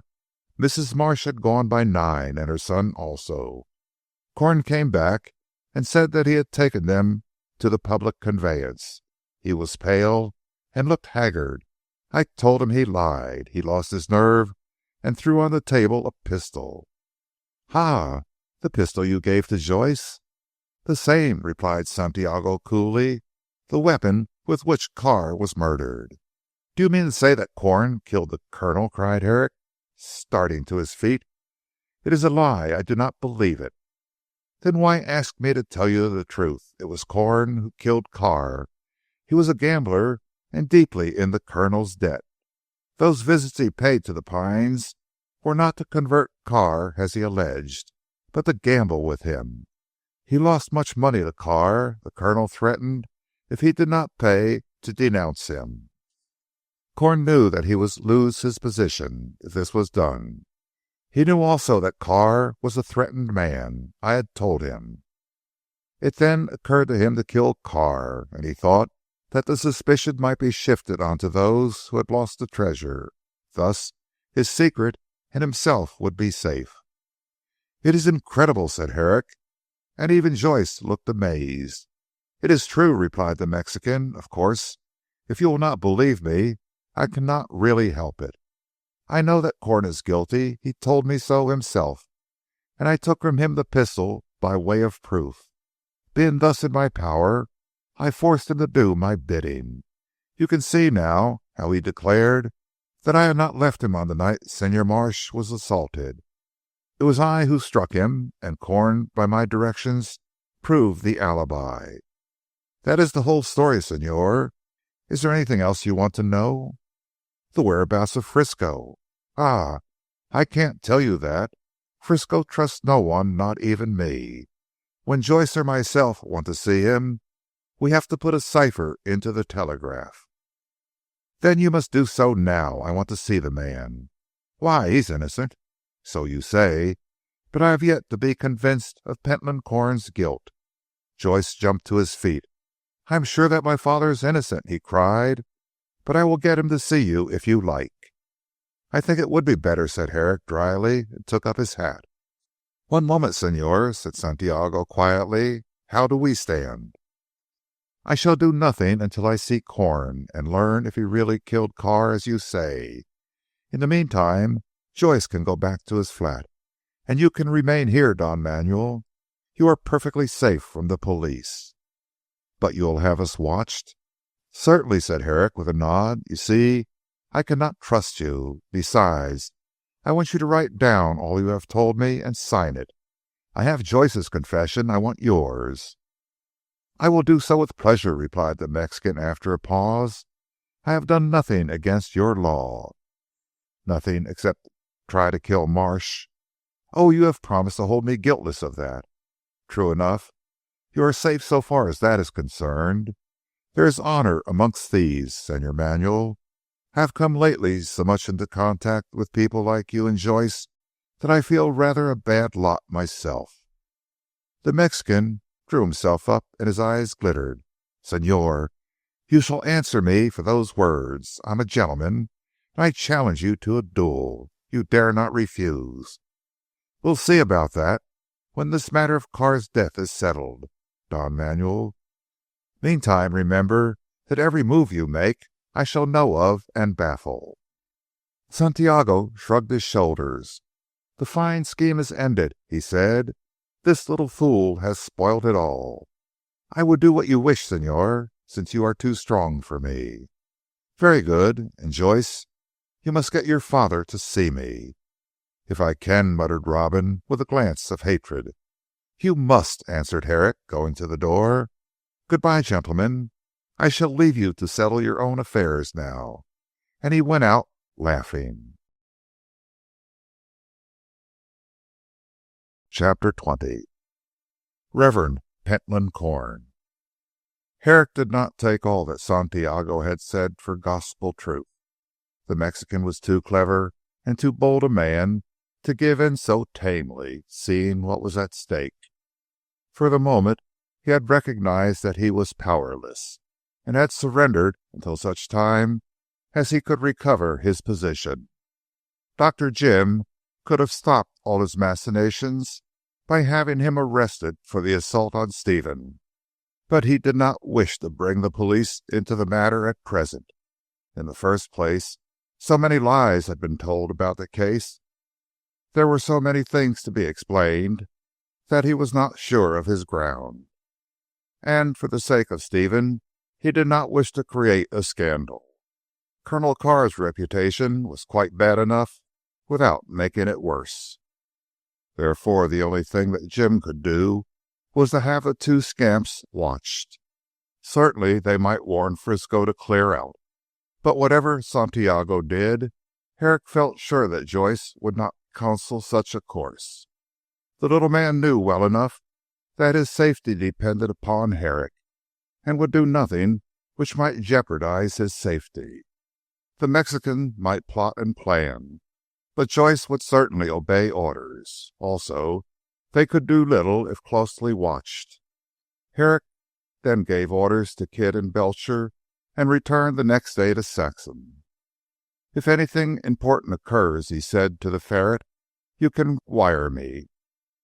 "But we are in the dark," protested Belcher. "If you would only—" "No, Belcher," interrupted Jim sharply. "We settled all that before. All you have to do is to see if either of these men tries to leave the country, or if they meet a man who looks like a sailor. Then you can wire me. I shall come up to town at once and deal with the matter myself." "What might be the sailor's name?" "It might be anything," replied Herrick dryly. "It won't do, Belcher. You are not to know my aims until I choose to let you know. If you will not work with me on these terms, just say so, and I'll get someone else." "I'll do whatever you like, Dr. Herrick," said the ferret submissively, and went away to fulfill his duties, devoured with curiosity. In spite of his regard for Dr. Jim, the man wanted to make money out of him. He therefore determined to learn all he could about Joyce and the Mexican, and treat with them on his own account, if he gained any knowledge likely to be useful from a blackmailing point of view. The ferret and his partner were rogues in grain. They did not even keep faithful to their employer, or to each other for the matter of that. Honor amongst thieves was not a proverb practiced in the Strand office. Herrick had another talk with Joyce before he returned to Saxham. The little man had gone back to his flat. Having him all to himself, and the yoke of Don Manuel being to some extent broken, Dr. Jim was able to deal more easily with him. He promised the poor fool that if he remained faithful and did not intrigue any more with his father or the Mexican, that he should be given a new chance of leading a clean existence. Indeed, Herrick spoke so seriously that he reduced Joyce to tears, and to many protestations that henceforth he would be all that was good. It was not improbable that he would mend. He had had a severe lesson, and had narrowly escaped getting into the clutches of the law. With a less kindly man than Herrick, his position would indeed have been a serious one. He therefore appreciated the kindness accorded to him, or said he did, and Jim departed satisfied that so far as Robin was concerned, he had nullified the schemes of Santiago. In this way he hoped to take the heart out of the conspiracy against Stephen and Stephen's money. "The next person to deal with is Corn," he said to himself as he got into the train. "He's another fool, if not worse, as Manuel told me. I seem to have dealt with nothing but fools and scoundrels ever since I started out on that unhappy walking tour. Colonel Carr was evil in his life, and he has left an evil influence behind him." Later on, Dr. Jim reproached himself for blaming the walking tour. If it had brought him into trouble, it had also given him a promise of future happiness. But for that walk, he would never have met Bess. After all his anxiety in London, Herrick wanted to have a quiet hour with the girl who was the light of his eyes.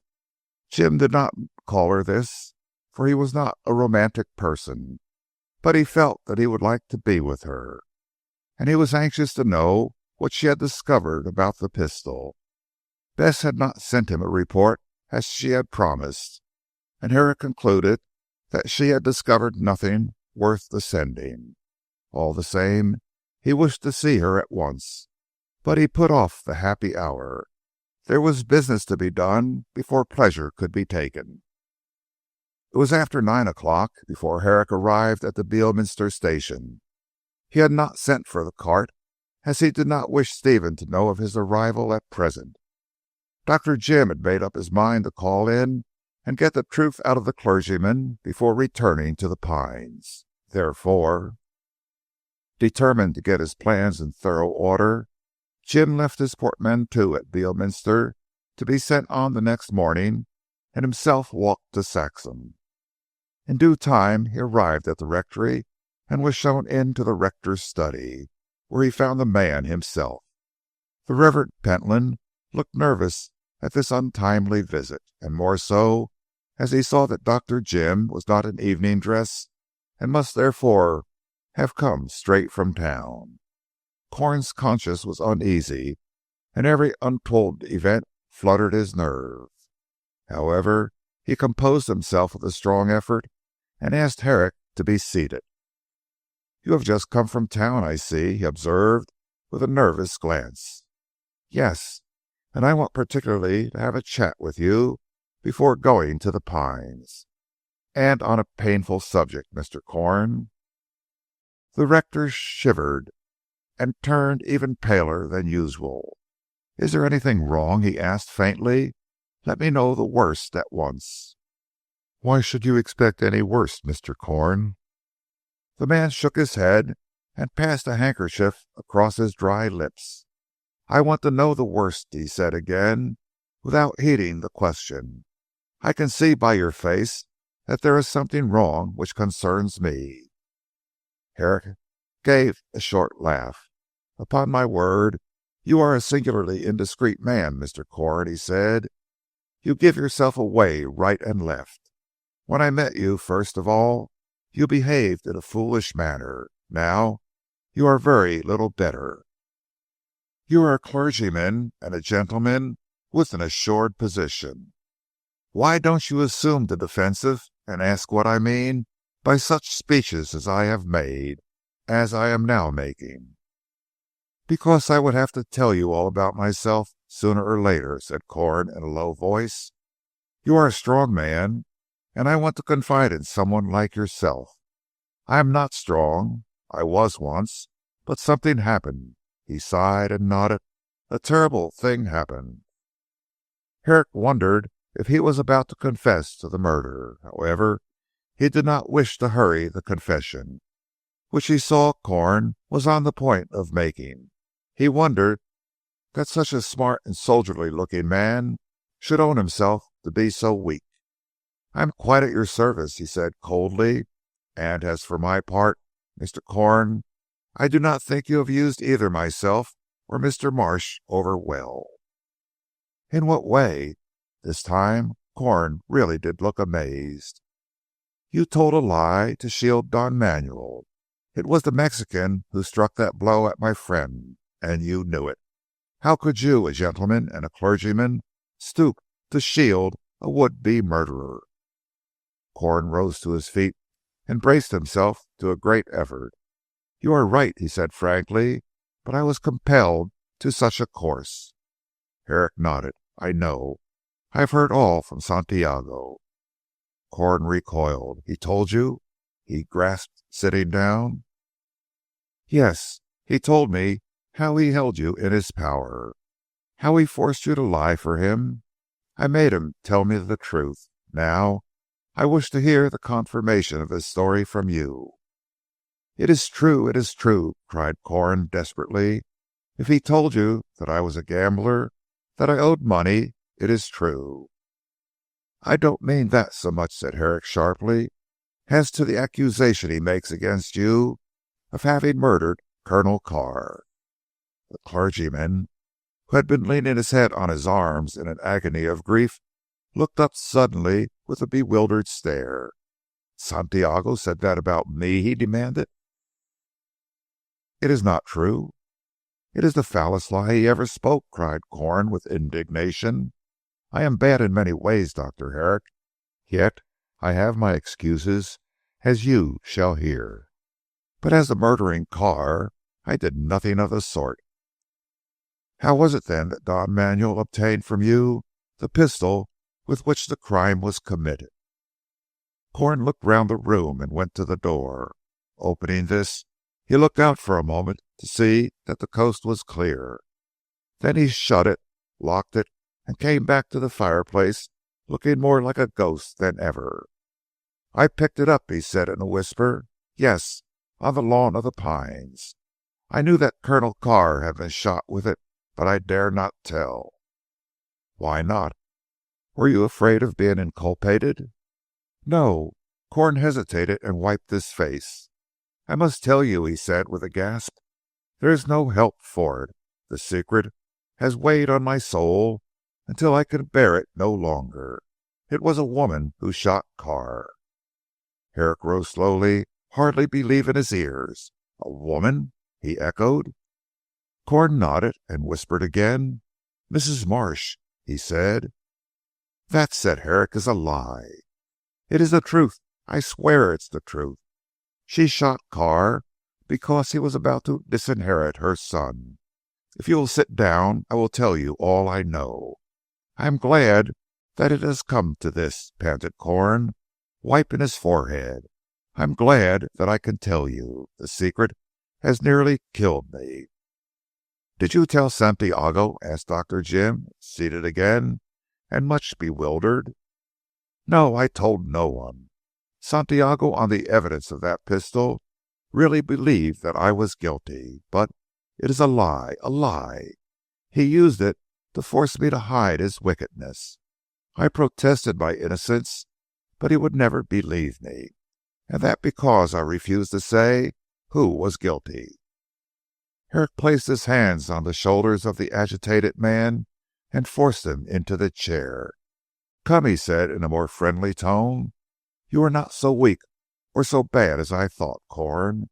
You took the blame on yourself. Oh, I know you protested your innocence to Santiago. Still he would always think you guilty. He is not the man to believe that any human being would shield another. Why did you shield Mrs. Marsh?" "For her son's sake," said Corn, "and for the sake of Ida Endicott." Herrick stared. "What has she got to do with it?" "I love her," said Corn in a low voice, shading his eyes with the palm of his hand. "But she told me that her whole life was wrapped up in Stephen's. If he knew that his mother had killed Carr, he is quixotic enough to throw up the whole fortune out of shame. Then he would not be able to marry Ida, and her heart would be broken. It is for this reason that I held my peace." "Yet you let Stephen be assaulted," said Herrick. "His death would have ruined the life of Ida just the same." "I did not know about the assault until after it was committed," said Corn quickly. "Then Santiago but I cannot tell you the story in scraps like this.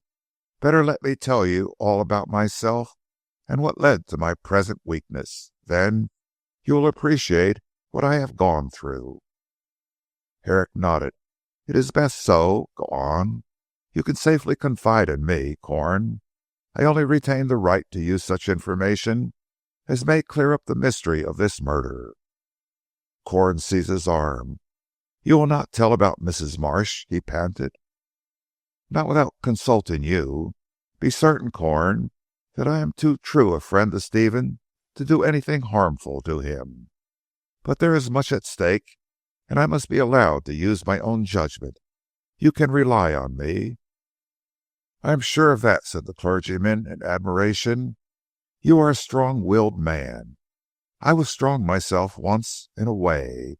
But my crime " "Crime? I thought you had not killed Carr." "No," said Corn in a low voice, "but I have the blood of a fellow creature on my hands for all that." And he buried his face in his hands. "I judge no man," said Herrick after a pause, "but do not tell me anything that may render it difficult for me to keep sacred your confidence." "Oh, there is nothing you need fear from that," replied Corn drearily. "It was an accident. Wait till I recover myself." The man took a turn up and down the room. After 5 minutes he resumed his seat and spoke composedly. "My name is not Corn," he began. "Langham is my name, Francis Langham. I was in the army." "So Bess Endicott said," nodded Herrick. Corn smiled faintly. "Yes, I let that slip one day when she was talking of my looking like a soldier. But she does not know my real name. No one does, save the bishop who gave me this living. Ah, he was a good man. He's dead now. I have to thank him for saving my reason and my life." "How was that?" asked Herrick, settling himself. "I was quartered in the West Indies," said Corn after a pause, "and I there had a friend, who joined about the same time as I did. I need not tell you his name or the number of my regiment. All you need know is the simple story of my misery. My friend and I were always together. They called us David and Jonathan in the regiment. Well," here Corn nerved himself to a tremendous effort, "we were out shooting ducks. We were parted amongst the reeds on the border of the lake. I thought I saw the brown back of a duck through some reeds. Without thinking I fired, and I killed my friend. Oh, my God!" When the man's head went down on the table, Herrick clasped him by the shoulder. He was profoundly moved by their miserable story, and could well understand how once a strong man had been changed by this tragic deed into a weak, tremulous creature. He did not say a word of comfort. It would have been useless. After a time, Corn recovered himself and continued in a dull, hard voice. "There was an inquiry. I was exonerated from all blame. But I knew that I had killed my friend, that I had the blood of a fellow creature on my hands.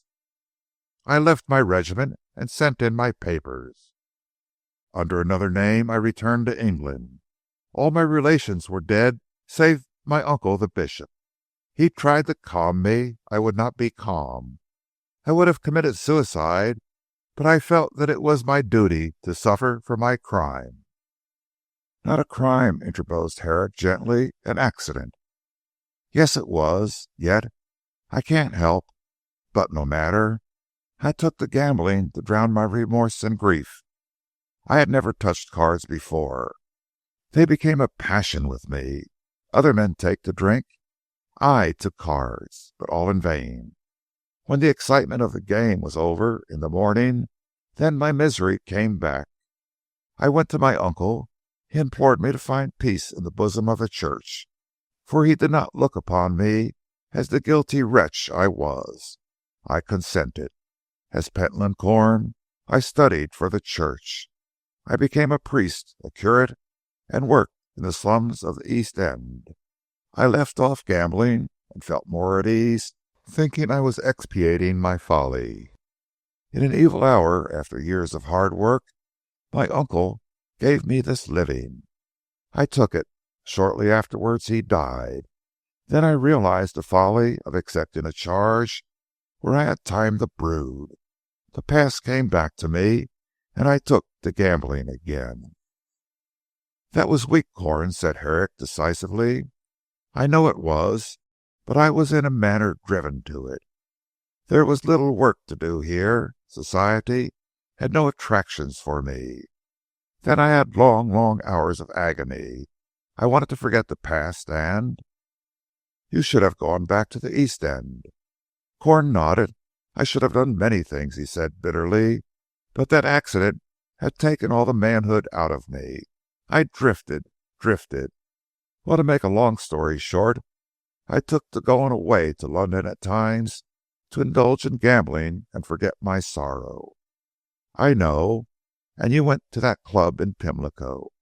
"I did. Santiago told you that, I suppose. I met him there. In an incautious moment I told him about Colonel Carr. Then I heard of the grudge he bore against him." "Do you know the story of that expedition?" "Most of it.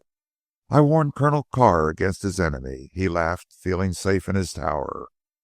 Then, learning that I was fond of cards, Carr made me play with him. It was said I went to the Pines to convert the man. It was to gamble. So low had I sunk." Herrick shook his head, but he was so sorry for the man that he could not blame him for his folly. Corn resumed. "Night after night I gambled there.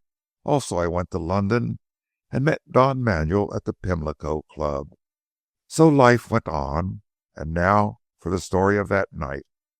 Here Corn drew his chair closer to that of his listener. and continued his revelation in a whisper. "I knew Mrs. Marsh very well and saw much of her," he said. "She was a very violent and terrible woman." "I know that," said Herrick, remembering his own experiences.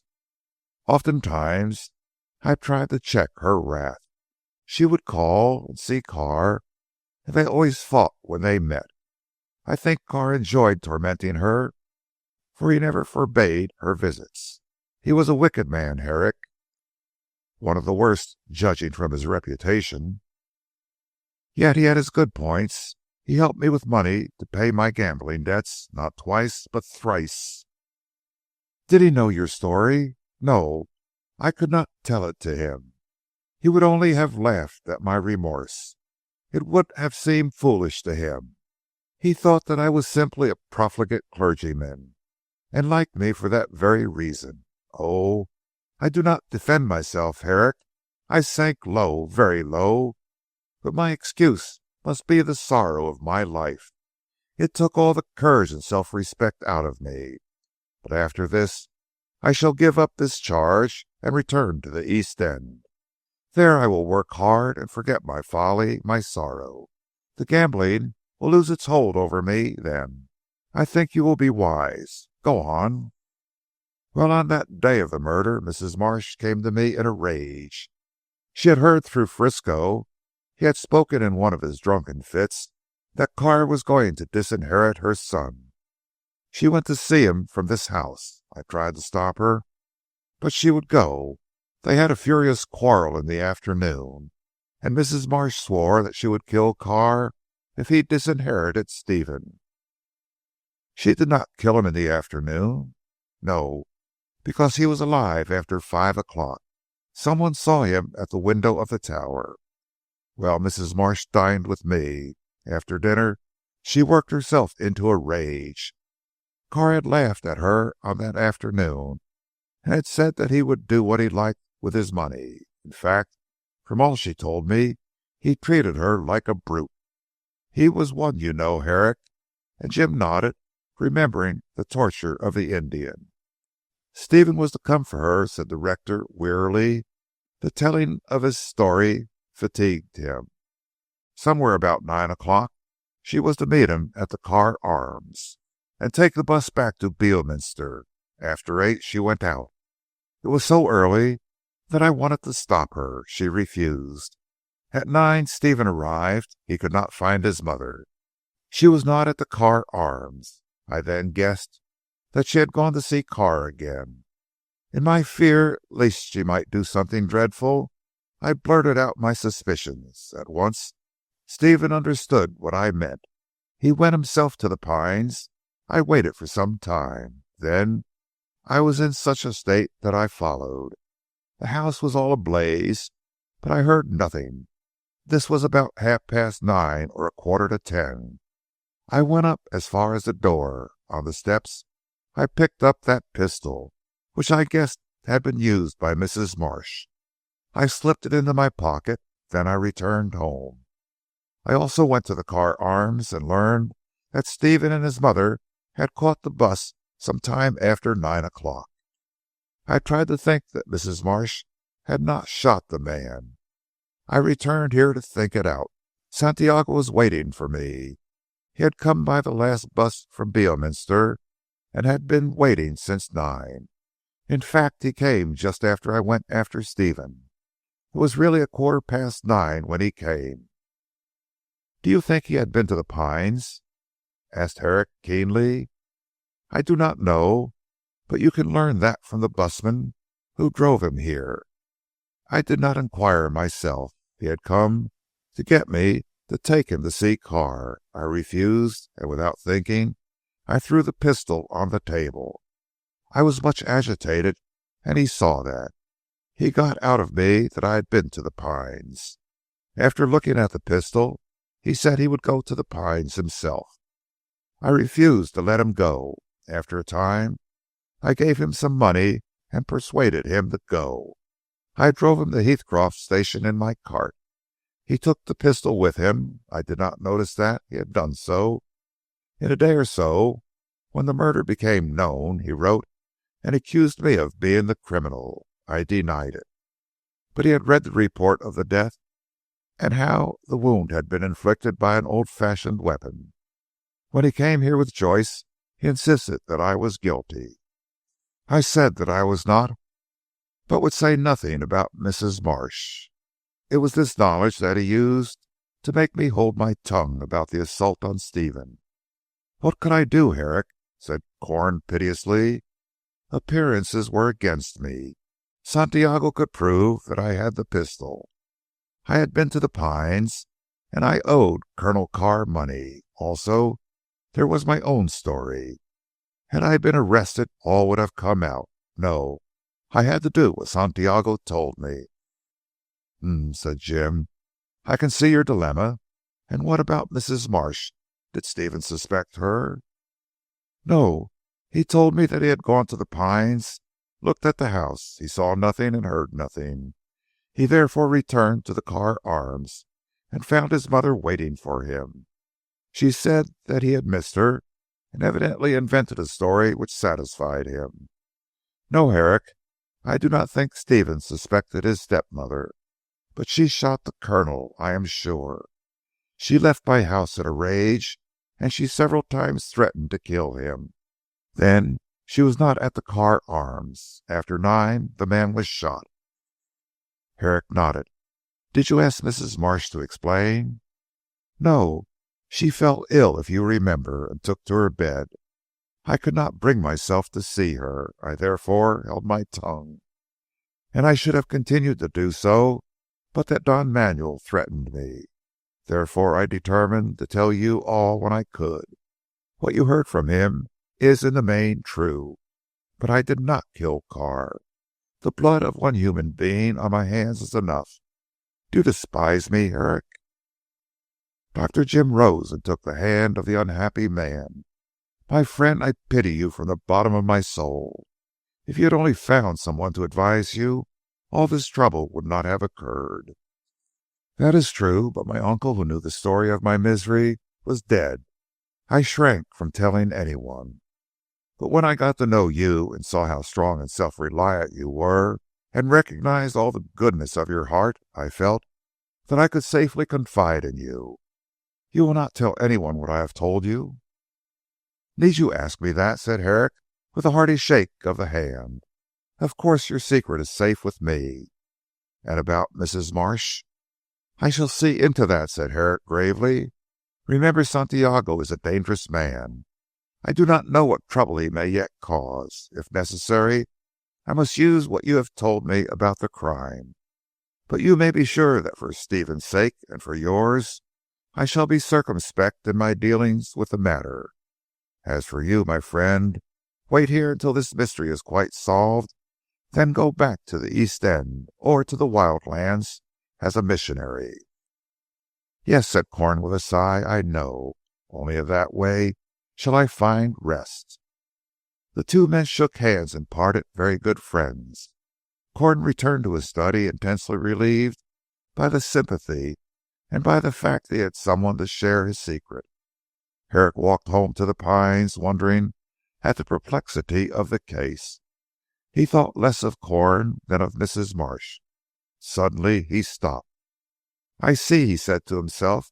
This was why Mrs. Marsh poisoned herself with an overdose of chloral. Poor woman!